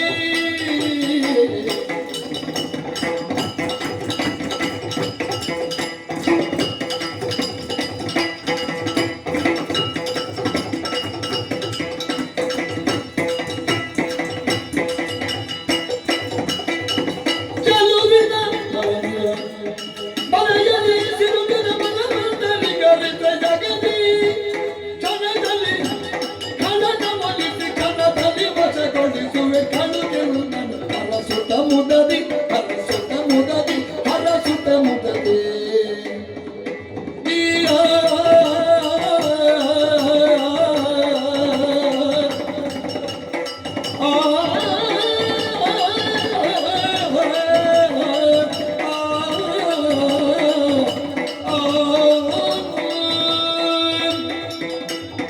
ಕಳುಗೆಲ್ಲನು ಹರಸುತ್ತ ಮುದದಿ ಮುದದಿ ಮೋಹಿನಿ ಎನ್ನುವಂತ ಹೆಸರನ್ನಿರಿಸಿದ್ರಿ. ಹೌದು. ಮೋಹದ ಬಲೆಯನ್ನು ಬೀಸುವ ಮೂಲಕವಾಗಿ ಬಂಡಾಸುರನನ್ನು ವಶ ಮಾಡಿಕೊಳ್ಳಬೇಕು. ಅಪ್ಪ, ಅದಕ್ಕೇನಾದ್ರೂ ಸೌಕರ್ಯಕ್ಕೆ ಪೂರಕವಾಗಿ ನಿನಗೇನಾದ್ರೂ ಸಾಧನಗಳು ಬೇಕು ಅಂತ ವಿಚಾರ ಕೇಳಬಹುದು. ಸುಮ್ಮನೆ ಇರಿ ಅಪ್ಪ. ಈ ಕೆಲಸಕ್ಕೆ ಇದ್ದದ್ದೇ ಸಾಧನೆ ಹೆಚ್ಚಾಗಿದೆ. ಇದ್ದದನ್ನು ನಾನು ಏನು ಕೊಡ್ಲೇ ಇಲ್ಲ. ನೀವು ಕೊಟ್ಟದ್ದೇ ಹೆಚ್ಚಾಗಿದೆ ಅಂತ ನಾನು ಏನು ಕೊಟ್ಟಿದ್ದೇನೆ ಅಂತ ಹೇಳಿ ಅಂದ್ರೆ ಹೆಣ್ಣಿಗೆ ಸೋಲದೇ ಇದ್ದವರು, ನಾನೊಬ್ಬ ಬಲವಂತ ಅಂತ ಹೇಳುವವರು ಸೋತೇ ಸೋಲ್ತಾರೆ. ಹೆಣ್ಣಿಗೆ ಸೋಲದೇ ಇದ್ದವರು ಈ ಪ್ರಪಂಚದಲ್ಲಿ ಎಲ್ಲ ಮೂರು ಲೋಕದಲ್ಲಿ ಯಾರಿದ್ದಾರೆ? ಈಗ ಸೋತ್ರೆ ತಪ್ಪಲ್ಲ, ಪರಾಶಕ್ತಿಗೆ ನಾವು ಸೋತವರೇ. ಹಾ. ಆದರೆ ಹೆಣ್ಣನ್ನು ಏನಾಗಿ ಗುರುತಿಸಿ ಸೋಲುವುದು ಎಂಬುದರ ಮೇಲೆ ಆ ಸೋತದ್ರಿಂದ ನಮಗೆ ಅಭ್ಯುತ್ಥಾನವೋ ಅಥವಾ ಪತನವೋ ಅಂತ ನಿರ್ಣಯ ಅದು. ಮೋಹದ ಬಲೆಯನ್ನು ಬೀಸುವ ಮೂಲಕವಾಗಿ ಹಾ. ಆ ಭಂಡಾಸುರನನ್ನು ನಾನು ವಶ ಮಾಡಿಕೊಡ್ತೇನೆ.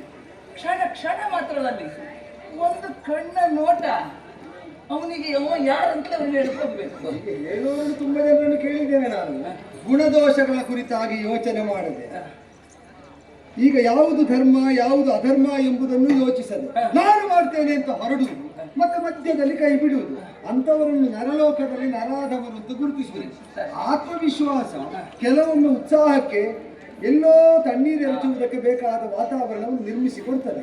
ಇನ್ನು ಆತ್ಮವಿಶ್ವಾಸ ಒಳ್ಳೆಯದು. ಅಪ್ಪ ಅಲ್ಲಿ ಕಳಿಸಿದ್ದು ಯಾರು ಮುಖ್ಯ ಅಂತ ಇರ್ತದೆ.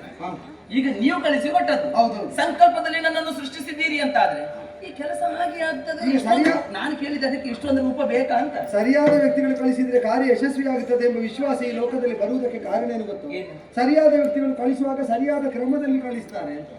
ಅವರಿಗೆ ಬೇಕಾದ್ದು ಕೊಟ್ಟು ಬೇಡದಿದ್ದನ್ನು ನಿವಾರಿಸಿ ಕೊಡಬೇಕಾದ ಎಚ್ಚರಿಕೆ ಕೊಟ್ಟು ಅವರನ್ನು ಜಾಗೃತರನ್ನಾಗಿಸಿ ಕಳಿಸಿಕೊಡ್ತಾರೆ. ಆದ್ದರಿಂದಲೇ ಅಂತವರು ಕಳಿಸಿಕೊಟ್ಟ ಕಾರ್ಯ ವಿಫಲ ಆಗುವುದಿಲ್ಲ ಅಂತ ಲೋಕದಲ್ಲಿ ಅಲ್ವೋ? ಮೊದಲಿಂದ ನೀವು ನನ್ನನ್ನು ಹರಸಿ ಕಳುಹಿಸಿ ಕೊಡ್ಬೇಕು.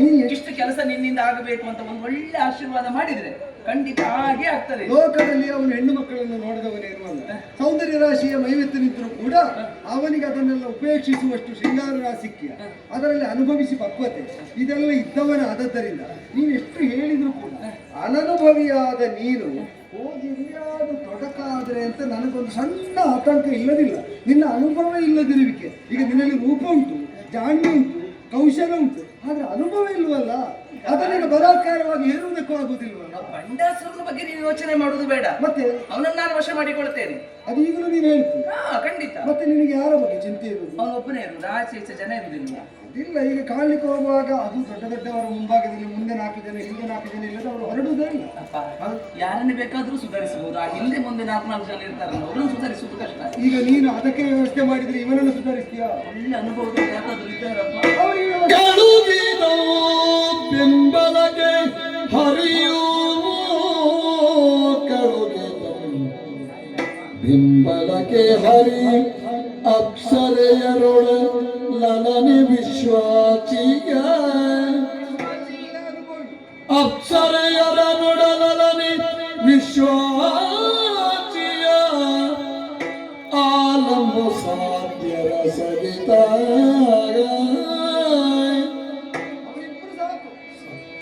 ಲಲನೆ ಒಡಗೊಂಡು ಹಿಮಾಲಯದ ಬಿಲ್ದು ಸರಸಿಯ ತೀರದಿ ತೆರಳಿ ಹಿಮಾಲಯದ ಬಿಂದು ಸರಸಿಯ ತೀರದಿ ಕಳುಗಿದ ಬೆಂಬಲಕ್ಕೆ ಹರಿಯೋ ತರಳೆ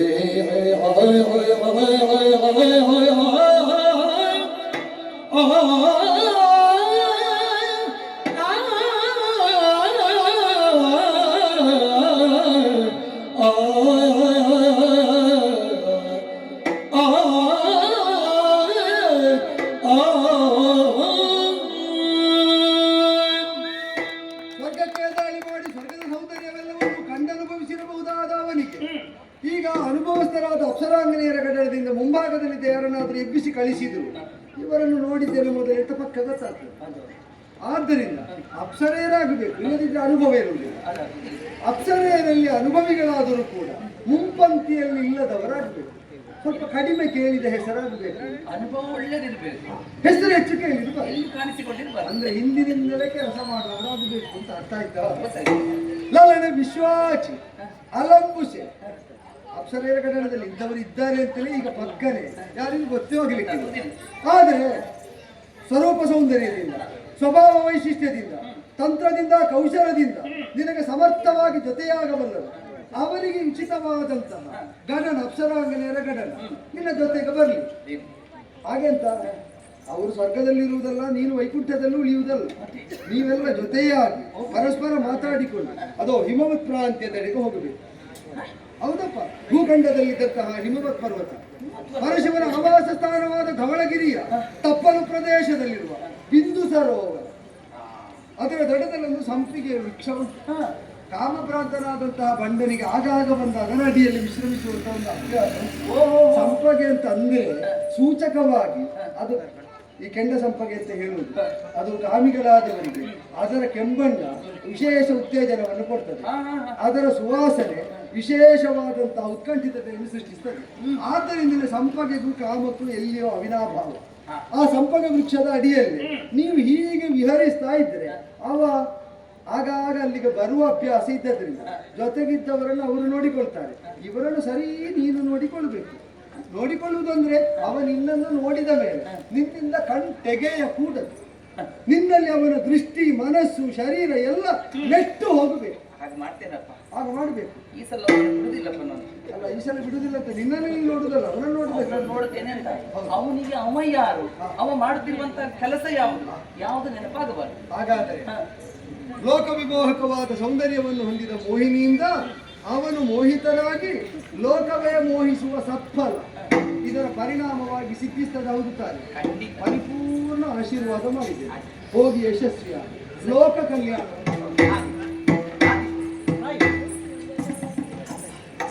ಪಂಡಾಸುರನನ್ನು ವಶ ಮಾಡಿಕೊಳ್ಳಬೇಕು. ಹಾಗಾದ್ರೆ ಅವ ಇರುವಂತ ಸ್ಥಳ ಎಲ್ಲಿ? ಬಿಂದು ಸರಸ್ಸಿ. ಬಹಳ ತಂಪಿರ್ಬಹುದಲ್ವ, ಕೆಲಸ ಬೇಗ ಆಗ್ತದೆ. ಅಲ್ಲಿ ಅದ್ರ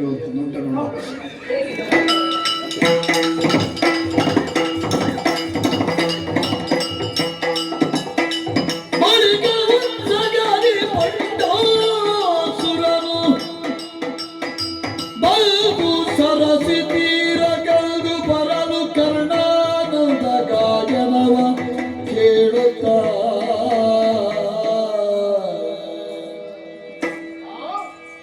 ಎದೆಂಬೆ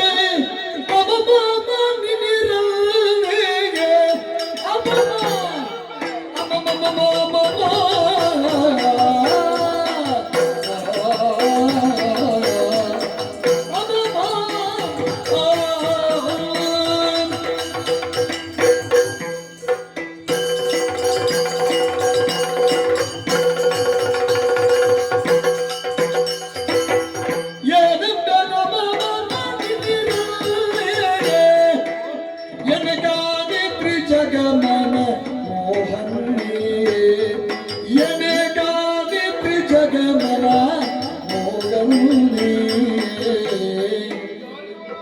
ಏನ ಕವಿಭವದನೆಯ ಕಂಡು ಏನ ಕವಿಭ ವದನೆಯ ಕಂಡು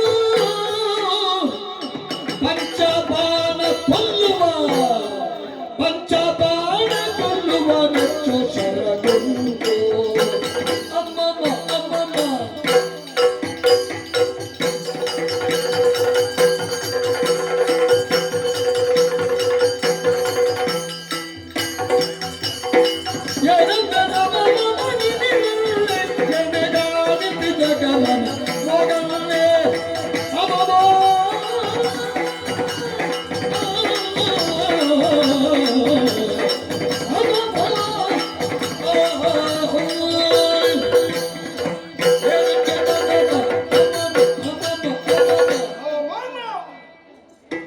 ಈ ಪ್ರದೇಶಕ್ಕೆ ನಾವು ಹೊತ್ತಲ್ಲ, ಸಾಧಾರಣ ಹೊತ್ತಿರುವಾಗ ಎಲ್ಲ ಮನಸ್ಸಿಗೆ ಆನಂದ ಎಲ್ಲ ಇಲ್ಲೇ ಸಿಕ್ಕುವುದು ನಮಗೆ. ಹೌದು, ನಮ್ಮವರೆಲ್ಲ ಇಲ್ಲಿಯ ಗಾಳಿ ಅಂತ ಹೇಳಿದರೆ ಬಹಳ ಆಶೆ ಪಡುವವರು. ಯಾವತ್ತೂ ಇಲ್ಲದೆ ಇರುವಂತಹ ಒಂದು ಸ್ವರ, ಯಾವತ್ತೂ ಕಾಣದೇ ಇರುವಂತಹ ಒಂದು ಸೌಂದರ್ಯದ ಲಹರಿ ಇವತ್ತು ಇಲ್ಲಿ ಇಷ್ಟು ಹೊತ್ತಿಗೆ ಹೀಗೆ ಸಿಕ್ಕಿದೆ ಅಂತ ಆದ್ರೆ ಏನು, ಎಲ್ಲಿಂದ, ಹೇಗೆ? ಕುತೂಹಲಪೂರಿತರಾಗಿ ಬಂದು ಹತ್ತಿರ ನೋಡಿದ್ರೆ ಎಂತಹ ಗೆಜ್ಜೆಯ ಸ್ವರ, ಏನು ಕಂಠ, ನಮಗೆ ಕಂಠಕ ಅಂತ ಇವಳ ಕಂಠ. ಅಲ್ಲಿಂದ ನಮ್ಮನ್ನು ಹಿಡಿದು ಎಳೆದ ಹಾಗಾಯ್ತು. ತಿನ್ನುತ್ತಾ ಕುಡಿಯುತ್ತಾ ಅಲ್ಲಿ ಇದ್ದವರು ಇಲ್ಲಿಗೆ ಬರ್ಬೇಕಾಯ್ತು. ಹೌದಪ್ಪ, ಜೊತೆಯಲ್ಲಿ ಹೆಣ್ಣಿನ ರೂಪ ಎಂತಹ ಅಪರೂಪ. ಸೃಷ್ಟಿಕರ್ತನಾದ ಬ್ರಹ್ಮನಿಗಾದರೂ ಇಂಥದ್ದೊಂದು ಮಾಡಿಕೊಡು ಅಂತ ಹೇಳಿದರೆ ಕಷ್ಟ ಉಂಟು. ಅವನಿಗೆ ಭೇದ ಪಿಜ್ಜಕ ಅಂತ ಒಂದು ಹೆಸರು. ಒಂದಾದರೂ ಕೊರತೆ ಇಟ್ಟೇ ಇಡ್ತಾರೆ. ಎಷ್ಟು ಸರಿ ಮಾಡಿದ್ರು ಹುಡುಕಿದ್ರೆ ಒಂದು ಕೊರತೆ ಉಂಟೇ ಉಂಟು. ಇಲ್ಲಿ ಕೊರತೆಗೆ ಕೊರತೆ, ಯಾವುದು ಉಂಟು ಯಾವುದಿಲ್ಲ. ಹೆಚ್ಚು ಉದ್ದವೂ ಇಲ್ಲ, ಬಹಳ ತೋರವೂ ಅಲ್ಲ. ಅಲ್ಲಿಂದಲ್ಲಿಗೆ ಹೇಳಿ ಮಾಡಿಸಿದಂತಹ ರತಿಯ ಪುತ್ತಳಿ.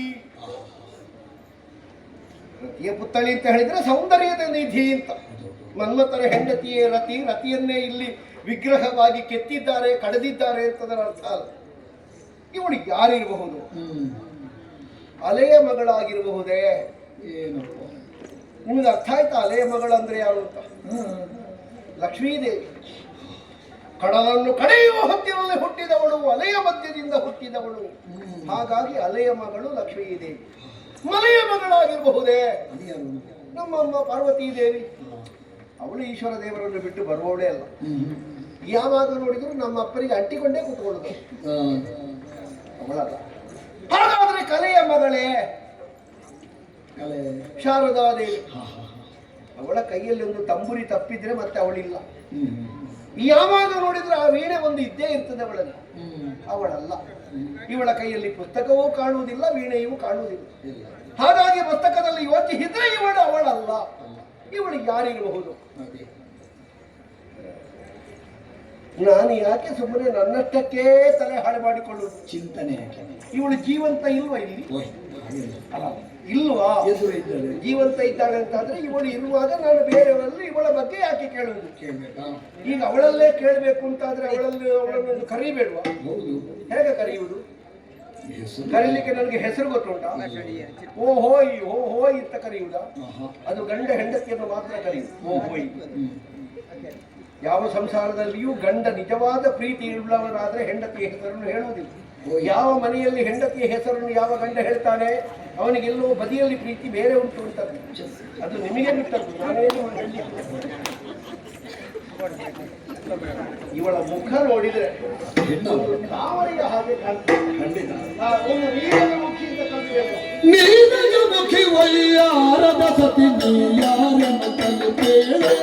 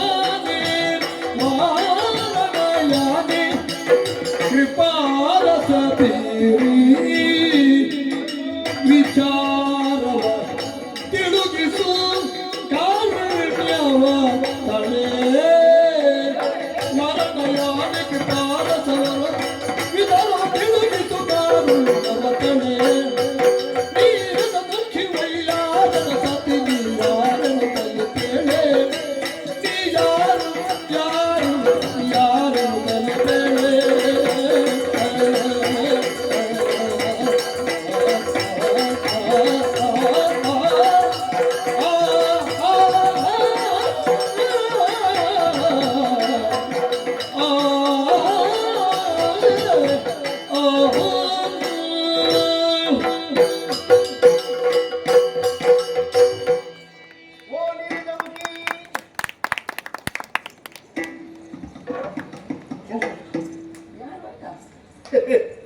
ನೀನು ಸುತ್ತ ತಿರುಗುದು ಯಾಕೆ?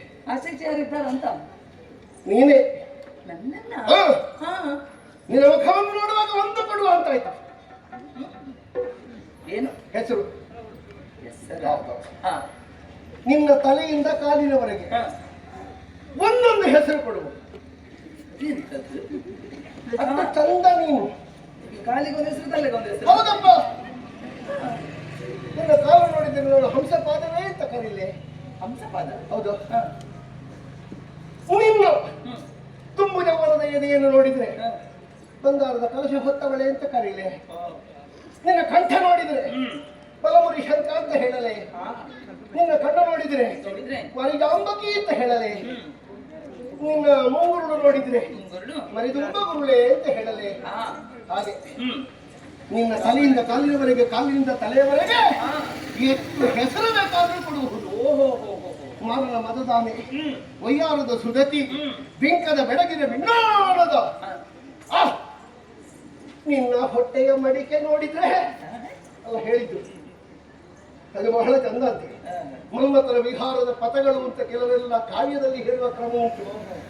ಇರಲಿ, ಇದು ಬೇಸರ ಮಾಡಬೇಡ.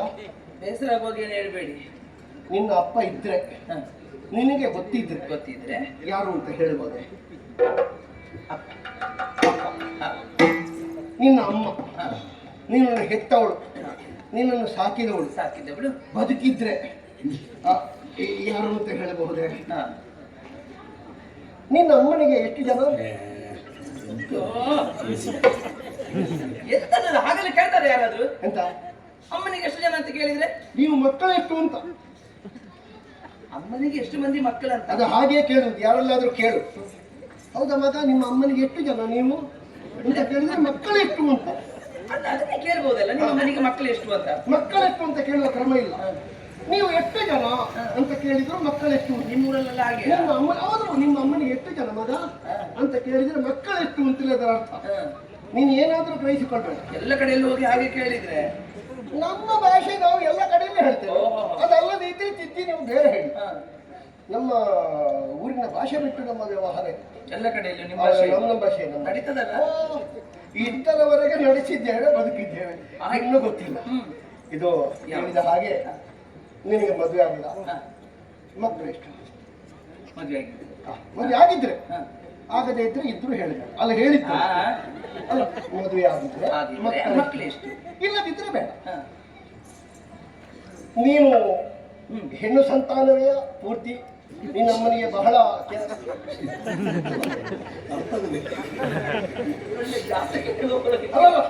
ನಿನ್ನ ಅಮ್ಮನಿಗೆ ಬಹಳ ಮಂದಿ ಮಕ್ಕಳಿದ್ದು ಎಲ್ಲಾ ಹೆಣ್ಣು ಮಕ್ಕಳೆಯ ಅಲ್ಲ ಬಾವಂದಿರಿದ್ದಾರ? ಅಲ್ಲ ಬಾವಂದಿರಿದ್ದಾರ? ಅವರಿದ್ರೆ ಅವ್ರು ಯಾರು ಅಂತ ಹೇಳ್ಬೇಕು. ಬಾವಂದಿರಿದ್ರೆ ಯಾರು, ಎಷ್ಟು ಮಂದಿ? ಹೌದು, ಅದು ಗೊತ್ತಾಯ್ತಲ್ಲ ನಿನಗೆ? ಗೊತ್ತಾಯ್ತಪ್ಪ. ನಿನ್ನ ಅಣ್ಣ ತಮ್ಮ ನಾವು ಭಾವನೆಯಲ್ಲಿ ಬಾವಂದಿರು ಅಂತ ಹೇಳುದು. ಹಾಗೆ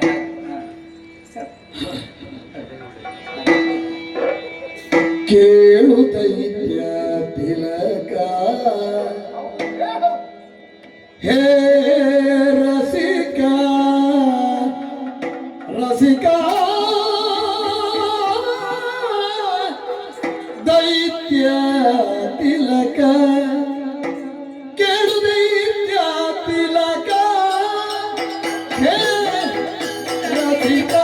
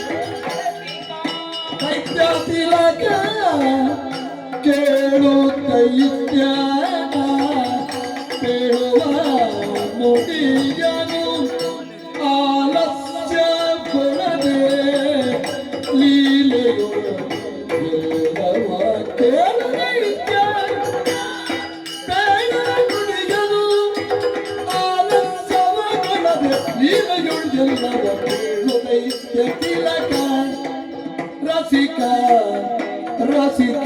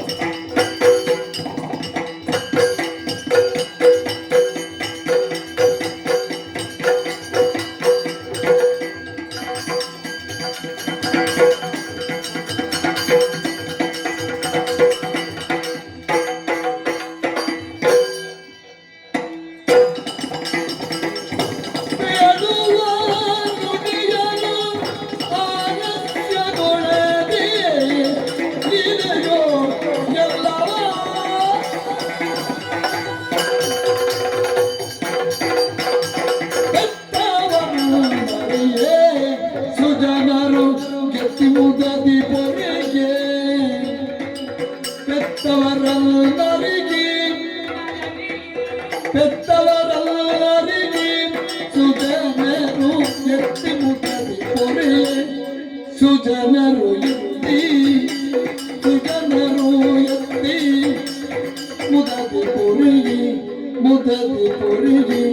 ಎತ್ತಿ ಪೊರೆ ಮುದದಿ ಪೊರೆ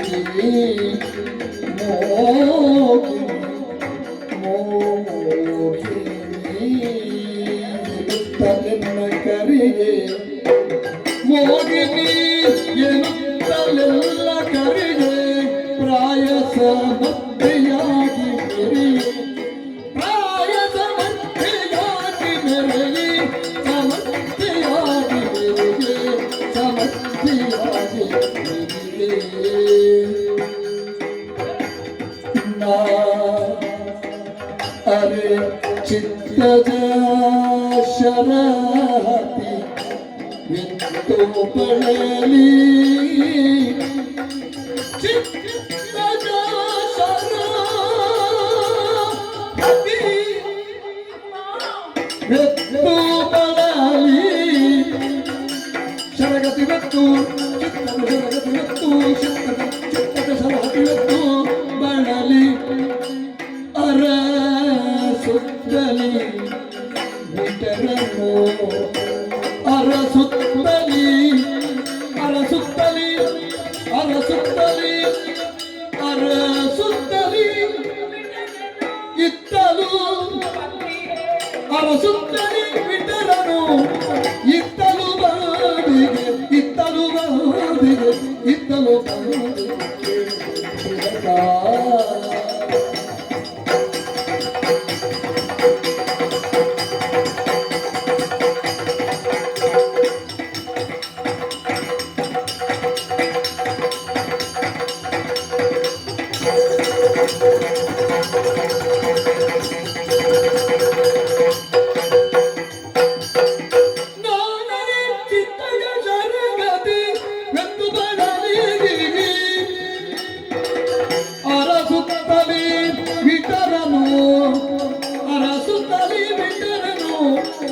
ಇತ್ತಲು ಬಂದಿಗೆ ಇತ್ತ ಬಂದಿಗೆ ಚಿತ್ತದ ಚಿತ್ತಲು ಬಂದಿಗೆ ಕೇಳುತ್ತೈತ್ಯ ತಿಲಕ ರಸಿಕ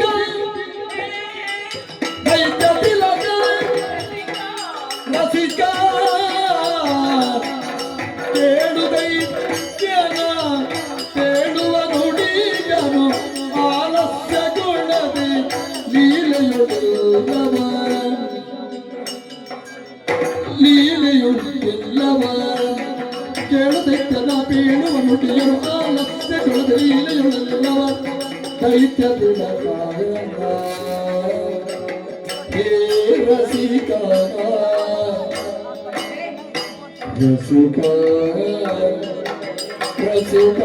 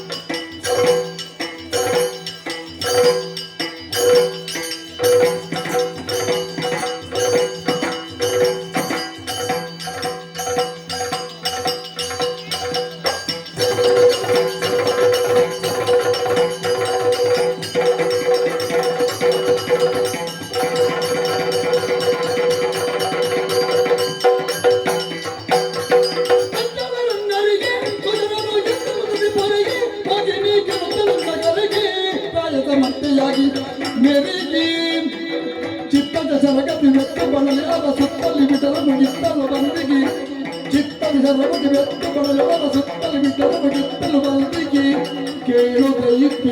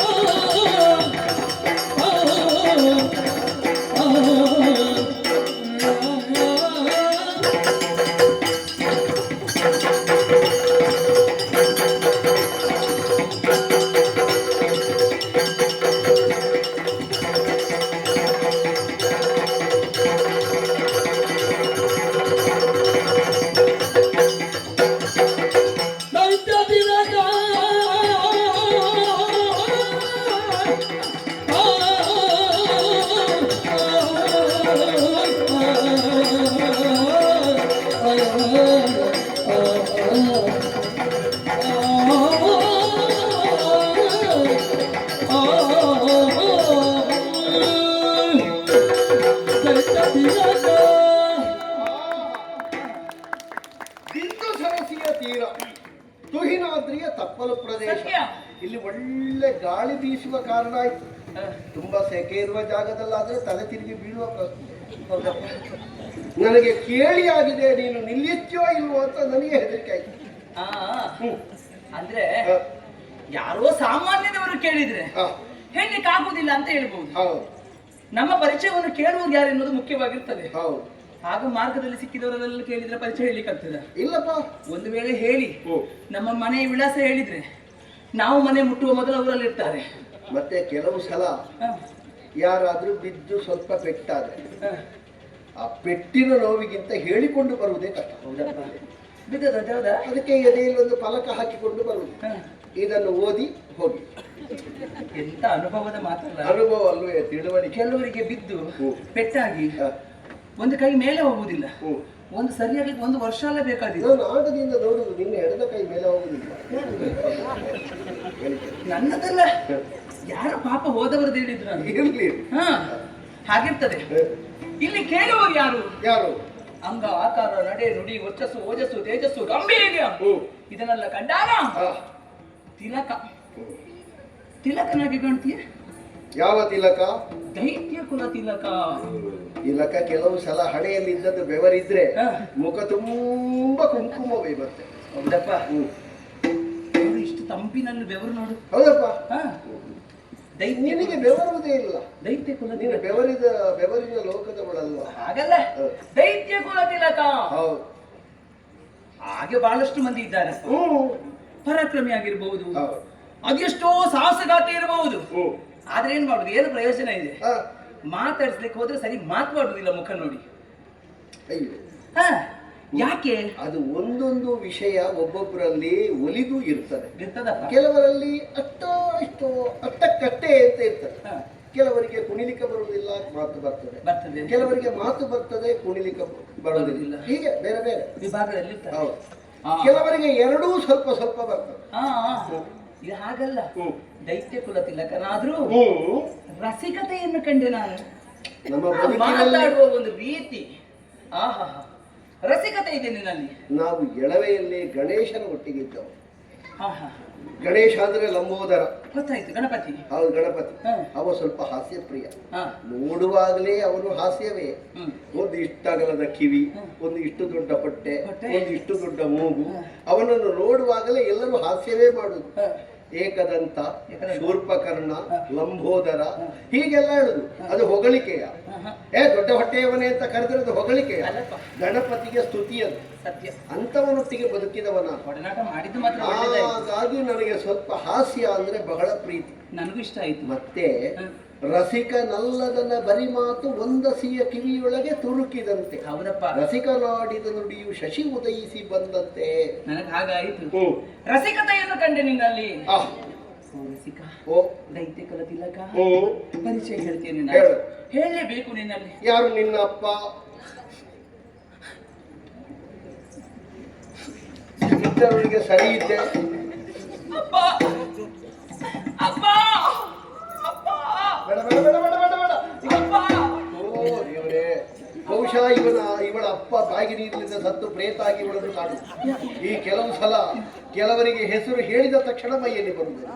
ನಿನ್ನ ಅಪ್ಪ ಛೇ ಛೇ, ಅವರಿಗೆ ಸದ್ಗತಿ ಆಗಲಿಲ್ಲ. ಮತ್ತೆಂತದ್ದು ನಿನಗೆ ಶ್ವಾಸ ಕಟ್ಟುವುದು? ಪರಿಚಯ ಕೇಳಿದಾಗ ನಾವು ಹೇಳ್ಬೇಕಾಗ್ತದೆ, ನಾನು ಇಂಥವರ ಮಗಳು ಅಥವಾ ನಾನು ಇಂಥವರ ಮಗ ಅಂತ. ಯಾರ ಮಗಳು ಅಂತ ಹೇಳಿ. ಅಪ್ಪ ಇಲ್ಲ, ಅಪ್ಪ ಇಲ್ಲ. ಹೇ ದೇವರೇ, ನಿನ್ನ ಅಮ್ಮನ ಗತಿಯೇ. ನೀನು ಹುಟ್ಟಿದ್ದು ಯಾರಿಗೆ ಅಂತ ಹೇಳಲಿಕ್ಕೂ ಅವಳಿಗೆ ಗೊತ್ತಾಗ್ಲಿಲ್ವಾ ಮಹಾತಾಯಿಗೆ? ಅಲ್ಲ, ನಿನ್ನ ಅಪ್ಪ ಯಾರು ಅಂತಲೇ ಗೊತ್ತಿಲ್ಲ ಅಂತ ಆದ್ರೆ ಅದರ ಅರ್ಥ ಏನು? ನಾನು ಹುಟ್ಟುವಾಗಲೇ ಅಪ್ಪನನ್ನು ಕಳೆದುಕೊಂಡವಳು. ಅಪ್ಪ ಇದ್ದಿದ್ರು. ಬಹುಶಃ ನೀನು ಗರ್ಭಾವಸ್ಥೆಯಲ್ಲಿ ಇರುವಾಗ. ಹೌದು, ಗರ್ಭದ ಒಳಗೆ ನಾನಿರುವಾಗ, ನೀನು ಗರ್ಭಾವಸ್ಥೆಯಲ್ಲಿ ಇರುವಾಗಲೇ ನಿನ್ನ ತಂದೆಯವರು ಇಲ್ಲಿ ಮುಖ ಬಿಟ್ಟಿದ್ದಾರೆ. ಅಪ್ಪ ಇಲ್ಲ. ಅಂತೂ ಅಪ್ಪನ ಹೆಸರು ಹೇಳಲಿಕ್ಕೆ ಒಂದಾದ್ರೂ ಮಗುವನ್ನು ಮಾಡಿ ಹೋದ್ರಲ್ಲ, ಆ ಮಗು ಉಳಿಯಿತಲ್ಲ. ಸತ್ಯ. ನಿನ್ನ ಮಾತೃಶ್ರೀಯವರು ಯಾರು? ನಿನ್ನ ಮಾತೃಶ್ರೀಯವರು. ಅಮ್ಮ, ಅಮ್ಮ, ಅಮ್ಮ, ಅಮ್ಮ, ಅಮ್ಮ, ಅಮ್ಮ, ನಿನ್ನ ಅಮ್ಮ ಬಟ್ಟೆ ತೊಳಿಯುವ. ಅಮ್ಮ ಅಮ್ಮ ಅಂತ ಹೇಳ್ತಾಳೆ, ಹಿಂಡುತ್ತಾಳೆ ಬಟ್ಟೆ. ಬಟ್ಟೆ ಹಿಂಡಿದ್ದಲ್ಲ, ಮತ್ತೆ ಕಣ್ಣೀರು ನೋಡಿ ನೋಡಿ ಜಾರ್ತದೆ. ಕಣ್ಣೀರೇ ಹೌದಾದ್ರೆ ಜಾರುವುದಿಲ್ಲ. ಯಾಕೆ ಗೊತ್ತಾ? ಕಣ್ಣೀರಲ್ಲಿ ಇರುವುದು ಉಪ್ಪಿನಾಂಶ. ಉಪ್ಪಿನಾಂಶ ಇದ್ದ ಜಾಗದಲ್ಲಿ ಜಾರುವುದಿಲ್ಲ. ಹಾವಸ ಇದ್ದ ಜಾಗದಲ್ಲಿ ಮಾತ್ರ ಜಾರುವುದು. ಉಪ್ಪು ನೀರಿನ ಮೇಲೆ ಕಾಲು ಹಾಕಿದ್ರೆ ಜಾರುವುದಿಲ್ಲ. ಉಪ್ಪು ನೀರು ಎಲ್ಲಿಗೆ ಬಿತ್ತು ಅಲ್ಲಿ ಕರಗುವುದು ಅಂತ ಲೆಕ್ಕ. ಆದ್ರೂ ಬೇಡ ಬೇಡ ಬೇಡ, ಸ್ವಲ್ಪ ಆಚೆ ನಿಲ್ಲಿ. ಹಾಗಾದ್ರೆ ನಿನ್ನ ಅಪ್ಪನನ್ನು ನೀನು ಮೊದಲೇ ನೋಡ್ಲಿಲ್ಲ. ನಿನಗೆ ಜನ್ಮ ಕೊಟ್ಟು ಅಮ್ಮನೂ ಹೋಗಿದ್ದಾಳೆ. ಸರಿ, ಅಮ್ಮನ ಮುಖ ಕಂಡ ನೆನಪೇ ನನಗಿಲ್ಲ. ಒಳ್ಳೆ ನಕ್ಷತ್ರದ ಮಗು ಮಾತ್ರ. ಒಳ್ಳೆ ನಕ್ಷತ್ರದ ಮಗು. ಯಾಕಾಯ್ತು ನನ್ನ ಬದುಕು ಹಾಗೆ? ಅಪ್ಪ ಅಮ್ಮ ಇಬ್ರು ಇಲ್ಲ. ಆದ್ರೂ ಇಷ್ಟು ಚೆನ್ನಾಗಿ ಹೀಗೆ ನಾನು ಬೆಳೆದಿದ್ದೇನಂತ ಆದ್ರೆ ಇದಕ್ಕೆಲ್ಲ ಕಾರಣರು ಊರಿನವರೆಲ್ಲ ತುಂಬಾ ಒಳ್ಳೆಯವರು. ಹೌದಾ? ಸುಜನರು. ಅವರೆಲ್ಲ ಎತ್ತಿ ನನ್ನನ್ನು ಸಾಕಿ ಬೆಳೆಸಿದ್ರು. ಸುಜನರು ಅಂತ ಹೇಳ್ತಿ, ಅವರೆಲ್ಲ ಅಂತ ಹೇಳ್ತಿ. ಸುಜನ ಅಂತ ಒಬ್ಬ ಅಲ್ವಾ? ಒಬ್ಬನ ಹೆಸರಲ್ಲ ಅದು ಸುಜನ. ಸುಜನ ಅಂತ ಹೇಳಿದ್ರೆ ಒಬ್ಬನ ಹೆಸರಲ್ಲ, ಮತ್ತೆ ಸುಜನರು ಅಂದ್ರೆ ಒಳ್ಳೆಯವರು. ಹೌದು, ಒಳ್ಳೆ ಜನರೆಲ್ಲ ನನ್ನನ್ನು ಸಾಕಿ ಬೆಳೆಸಿದ್ರು. ಹಾಗಾಗಿ ಇಷ್ಟು ಚೆನ್ನಾಗಿ ಬೆಳೆಯುವುದಕ್ಕಾಯ್ತು. ನಾನು ಆಗಲೇ ಆಲೋಚನೆ ಮಾಡುವುದು ಇದೊಂದು 10 ಸಂವತ್ಸರದ್ದು ಅಂತ ಗೊತ್ತಾಯ್ತು ನನಗೆ. ಅಂದ್ರೆ ಅಲ್ಲ, 10 ಸಮಸ್ತರು ಸಾಕಿದ್ದು. ಹೌದು, ಒಂದು 10 ಮನೆಯ ಉಪ್ಪಿನಕಾಯಿ ಕಚ್ಚಿದ್ದಿ ಅಂತ ನೀ ಮಾತಾಡುವಾಗಲೇ ಗೊತ್ತಾಯ್ತು. ಏನ್ ಮಾಡುವುದು? ಇದು 1-2 ಮನೆಯ ಸಂಸ್ಕಾರ ಅಲ್ಲ, 10 ಮನೆಯ ಸಂಸ್ಕಾರ, ಸಂಸಾರಗಳೆಲ್ಲ ಒಂದಾಗಿ ನಿನ್ನನ್ನು ಬೆಳೆಸಿ ಎಷ್ಟು ಮಾಡಿಸಿದ್ದಾರೆ. ನಡೆಸಿದ್ದಾರೆ. ಇದೆಲ್ಲ ಒಬ್ಬೊಬ್ಬರದ್ದು ಕೊಡುಗೆ. ಏನಿಂದ ಕೆಳಗಿನವರೆಗೆ ಇದೊಬ್ರದ್ದು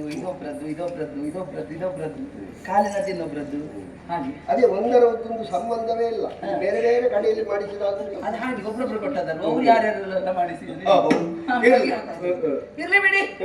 ಆದ್ರೆ ಅಪ್ಪ ಅಮ್ಮ ಮಕ್ಕಳಿಗೆ ಹೆಸರನ್ನು ಇರಿಸಬೇಕಾಗ್ತದೆ ಅಥವಾ ಮನೆ ಹಿರಿಯವರು ಇಡಬೇಕಾಗ್ತದೆ. ಯಾರಾದ್ರೂ ಒಂದು ಹೆಸರು ಇಡಬೇಕು. ಯಾಕೆ ಕೇಳಿದ್ರೆ ಅವರನ್ನು ಗುರುತಿಸುವುದಕ್ಕೆ, 10,000 ಮಂದಿಗಳ ಸಮ್ಮುಖದಲ್ಲಿ ಇಂಥವನೇ ಈ ವ್ಯಕ್ತಿ ಅಂತ ಗುರುತಿಸಲ್ಪಡುವುದಕ್ಕೆ ಒಂದು ಹೆಸರು, ಕರೆಯುವುದಕ್ಕೆ ಹೆಸರು ಬೇಕು. ಹೆಸರು ಎನ್ನುವ ಹೆಸರನ್ನು ಕೊಟ್ಟ ಪುಣ್ಯಾತ್ಮ ಯಾವ ಹೆಸರನ್ನ ಯಾರಿಗೂ ಗೊತ್ತು. ಅದೇ ಹೆಸರನ್ನು ಇರಿಸಿದ್ರು ನನಗೆ. ಏನು ಅಂತ ನನ್ನ ಹೆಸರಾ?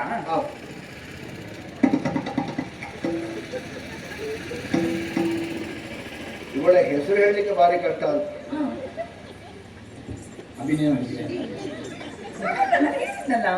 ಯಾರಾದ್ರೂ ಹೆಣ್ಮಕ್ಕಳು ಎದುರಿದ್ದು ಇವಳ ಹೆಸರನ್ನು ಮತ್ತೆ ನಾನು ಹೇಳಿದ್ರೆ ಅವ್ರು ಏನಾದ್ರೂ ಅಪಾರ್ಥ ಕಲ್ತಿದ್ಯಾ? ಮತ್ತೆಂತದ್ದು?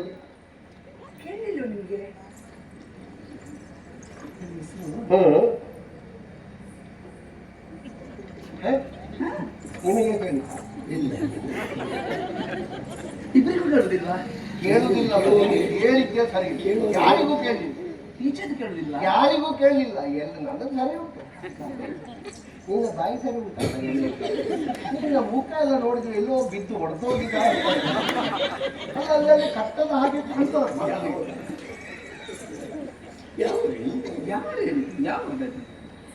ಹೆಸರಾ? ಎಲ್ಲಿಯಾದ್ರೂ ಸಂಕತಾಗಿ ಬೀಳಿಲ್ಲ ಈಗ ಕೇಳಿ.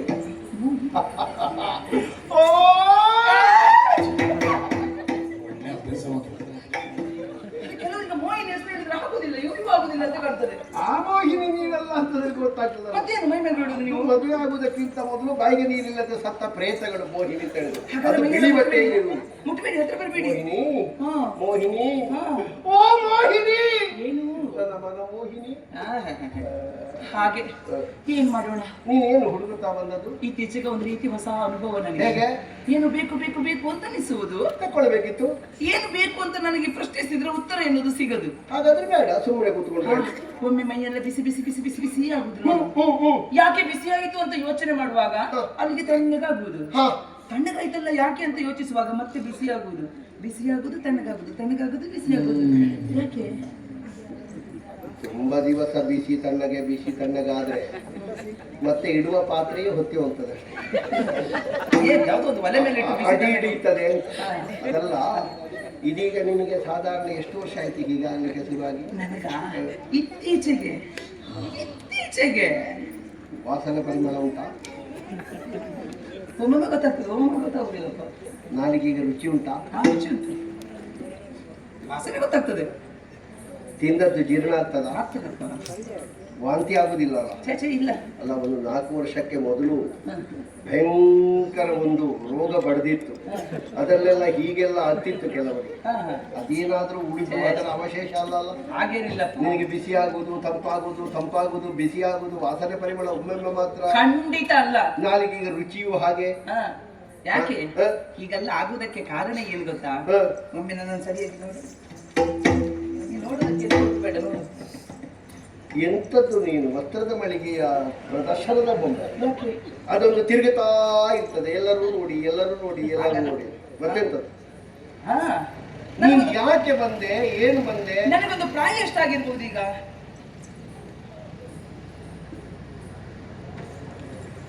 61 ಆಯ್ತಾ? ನಂತರ ನಿಂದೆ ಹೇಳಿದ್ದ, ತಿರುಗಿಸುವ. 61 ತಿರುಗಿಸುವ. 16. ಹೇಗೆ ನೋಡಿ ವಯಸ್ಸು ಹೇಳ್ತೀರಿ ನೀವು? 16 ವಯಸ್ಸಿಗೆ ಮೊನ್ನೆ ಕಾಲಿಟ್ಟದ್ದಷ್ಟೇ. ಸಾಧಾರಣ ಮದುವೆಯಾಗದ ಹೆಣ್ಣು ಮಕ್ಕಳು ಎಷ್ಟು ವರ್ಷ ಆಯ್ತು ಅಂತ ಕೇಳಿದ್ರೆ ಅವರಿಗೆ 35 ಬೇಕಾದ್ರೂ ಆಗ್ಲಿ, 16 ಅಂತಲೇ ಹೇಳ್ಬೇಕು. ಅವರಿಗೆ ಬಹಳ ಖುಷಿ. ನಾನಾಗಲ್ಲ, 16 ಕಾಲಿರಿಸಿದೆ ನೀನು. 16 ಈ ಕಾಲದಲ್ಲಿ ಹೆಣ್ಮಕ್ಳಿಗೆ ಏನಾಗ್ಬೇಕು ಏನಾಗ್ಬೇಕು ಹೇಳಿ ನೋಡುವ. ಅದು ಈಗ ಸಣ್ಣದರಲ್ಲಿ ಹಾಕಿದ್ದೆಲ್ಲ ಆಗುದಿಲ್ಲ, ಸ್ವಲ್ಪ ದೊಡ್ಡ ದೊಡ್ಡದೆಲ್ಲ ಬೇಕು. ಮತ್ತೆ ಮುಖಕ್ಕೆಲ್ಲ ಪೂಸಿಕೊಳ್ಳುವುದಕ್ಕೆ ಎಂಥದ್ದೆಲ್ಲ ಬೇಕು. ಮುಖಕ್ಕೆ ಪೂಸಿಕೊಳ್ಳುವುದು ಅಲ್ಲ ಅಲ್ಲ, ಹಚ್ಚಿಕೊಳ್ಳುವುದಕ್ಕೆ. ಮತ್ತೆ ಮತ್ತೆಂಥದ್ದು ಬೈತಲೆ ತೆಗೆಯುವುದಕ್ಕೆ ಬೇರೆ ಬೇರೆ ಬೇಕು. ಮತ್ತೆ ತಲೆ ಕಟ್ಟಿಕೊಳ್ಳುವುದಕ್ಕೆ ಶೃಂಗಾರದ ವಸ್ತುಗಳೆಲ್ಲ ಬೇಕು. ಮತ್ತೆಂಥದ್ದು ಅಷ್ಟು ಸಾಕಾ? ಈ ಕಾಲದಲ್ಲಿ ಹೆಣ್ಣಿಗೆ ಆಗಬೇಕಾದದ್ದು ಮದುವೆ. ಓ ಮದುವೆ ಹಾ 16ರಲ್ಲಿ ಹೌದು. ಮಾಡಿಸುವವರು ಯಾರಿದ್ದಾರೆ? 10 ಸಮಸ್ತರು ನೀನು ಹೇಳಿದ ಹಾಗೆ ನನ್ನನ್ನು ಸಾಕಿದವರು. ಹೌದು. ಯಾರು ಮದುವೆ ಮಾಡಿಸ್ತಾರೆ? ಇವರು ಮದುವೆ ಮಾಡಿಸ್ತಾರಂತೆ, ಅವ್ರು ನೋಡುವುದು, ಅವರು ಮಾಡಿಸ್ತಾರಂತೆ, ಇವ್ರು ನೋಡುವುದು. ಕಷ್ಟ.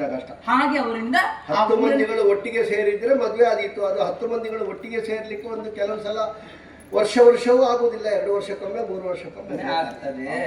ಹಾಗಾಗಿ ಮದುವೆ ಆಗಬೇಕಲ್ಲ ಈ ಕಾಲದಲ್ಲಿ. ಮದುವೆ ಮಾಡಿಸುವವರು ಯಾರೂ ಇಲ್ಲ ಅಂತ, ಸರಿಯಾದಂತ ಹುಡುಗ ಆಗಬೇಕು ಅಂತ ಹಾಗೆ ಹುಡುಕುತ್ತಾ ಹುಡುಕುತ್ತಾ ಹುಡುಕುತ್ತಾ ಹುಡುಕುತ್ತಾ ಬಂದದ್ದು ನಾನು. ನೀನ್ ಯಾರನ್ನು ನೋಡ್ತಾ ಇರುವೆ? ನಾ ಹುಡುಗನನ್ನು. ತೊಂದ್ರೆ ಅವರು ಹುಡುಗ ಅಂತ ನನಗೆ ಅರ್ಥ ಆದ್ರೆ, ನಿನಗೆ ಅವರೇ ಆದೀತು ಅಂತಾದ್ರೆ ಖರ್ಚು ನನ್ನದು. ಹಾಗಲ್ಲ, ಅವ್ರು ಆದೀತು ಅಂತ ಅಲ್ಲ, ಹುಡುಗರನ್ನು ಹುಡುಕುತ್ತಾ ಈ ಕಡೆಗೆ ಬಂದದ್ದು ನಾನು. ಸಿಕ್ಕಿದ್ರೋ? ಸಿಕ್ಲಿಲ್ವಾ? ಹೌದಾ? ಮತ್ತೆ ಹಾಗೆ ಹುಡ್ತಾ ಹುಡ್ತಾ ಬಂದೆ. ಯಾರು ಗೊತ್ತಾಗ್ಲಿಲ್ಲ. ಇಷ್ಟು ಮಾತಾಡಿ ನಾನು ಯಾರು ಅಂತ ಗೊತ್ತಾಗುವುದು ಬುದ್ಧಿಗೆ. ಪರಾಕ್ರಮ ಭೈಡಾಸುರ ಬ್ರಹ್ಮಾಂಡಗಳಾಳುವೆನು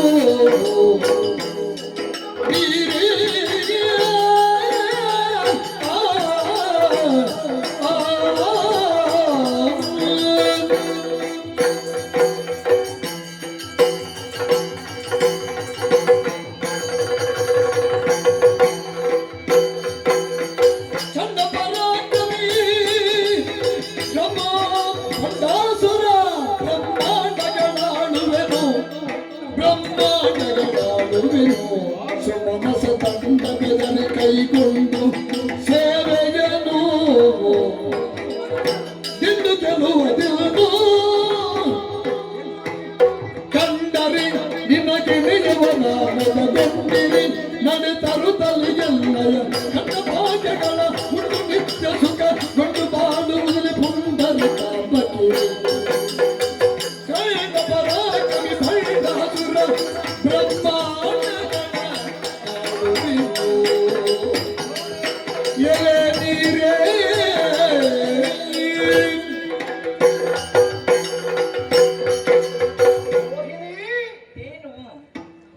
ಪ್ರಚಂಡ ವಿಕ್ರಮಿಯಾದಂತಹ ಲೋಕಾಂತರಗಳ ವಿಭುವಾದ ಭಂಡಾಸುರ ಅಂದ್ರೆ ನಾನೇ. ಯಾರಿಗೆ ಗೊತ್ತಿಲ್ಲ ನನ್ನ ಹೆಸರು, ಎಲ್ಲರಿಗೂ ಗೊತ್ತಿದೆ, ಆದರೆ ನಿನಗೊಬ್ಬಳಿಗೂ ಗೊತ್ತಿಲ್ಲ. ಯಾಕೆ? ಹೌದೇನೆ? ನನಗೊಂದು ಆಶೆ ಇದೆ.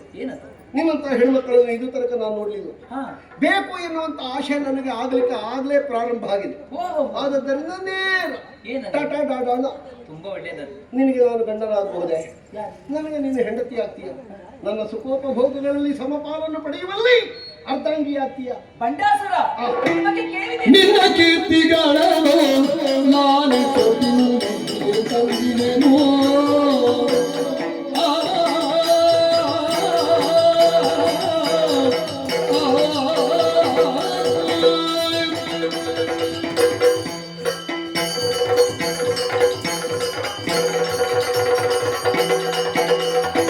ನಿನ್ನ ಕೀರ್ತಿಗಳನ್ನು ಲಾಲಿಸುತ್ತಿಲ್ಲ ಈ ತಂದಿಗೇನು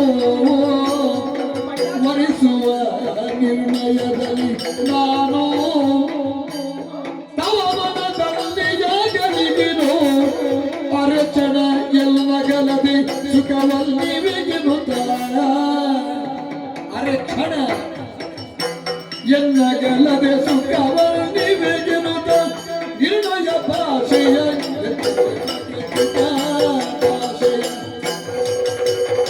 ನಿನ್ನ ಕೀರ್ತಿಗಳನ್ನು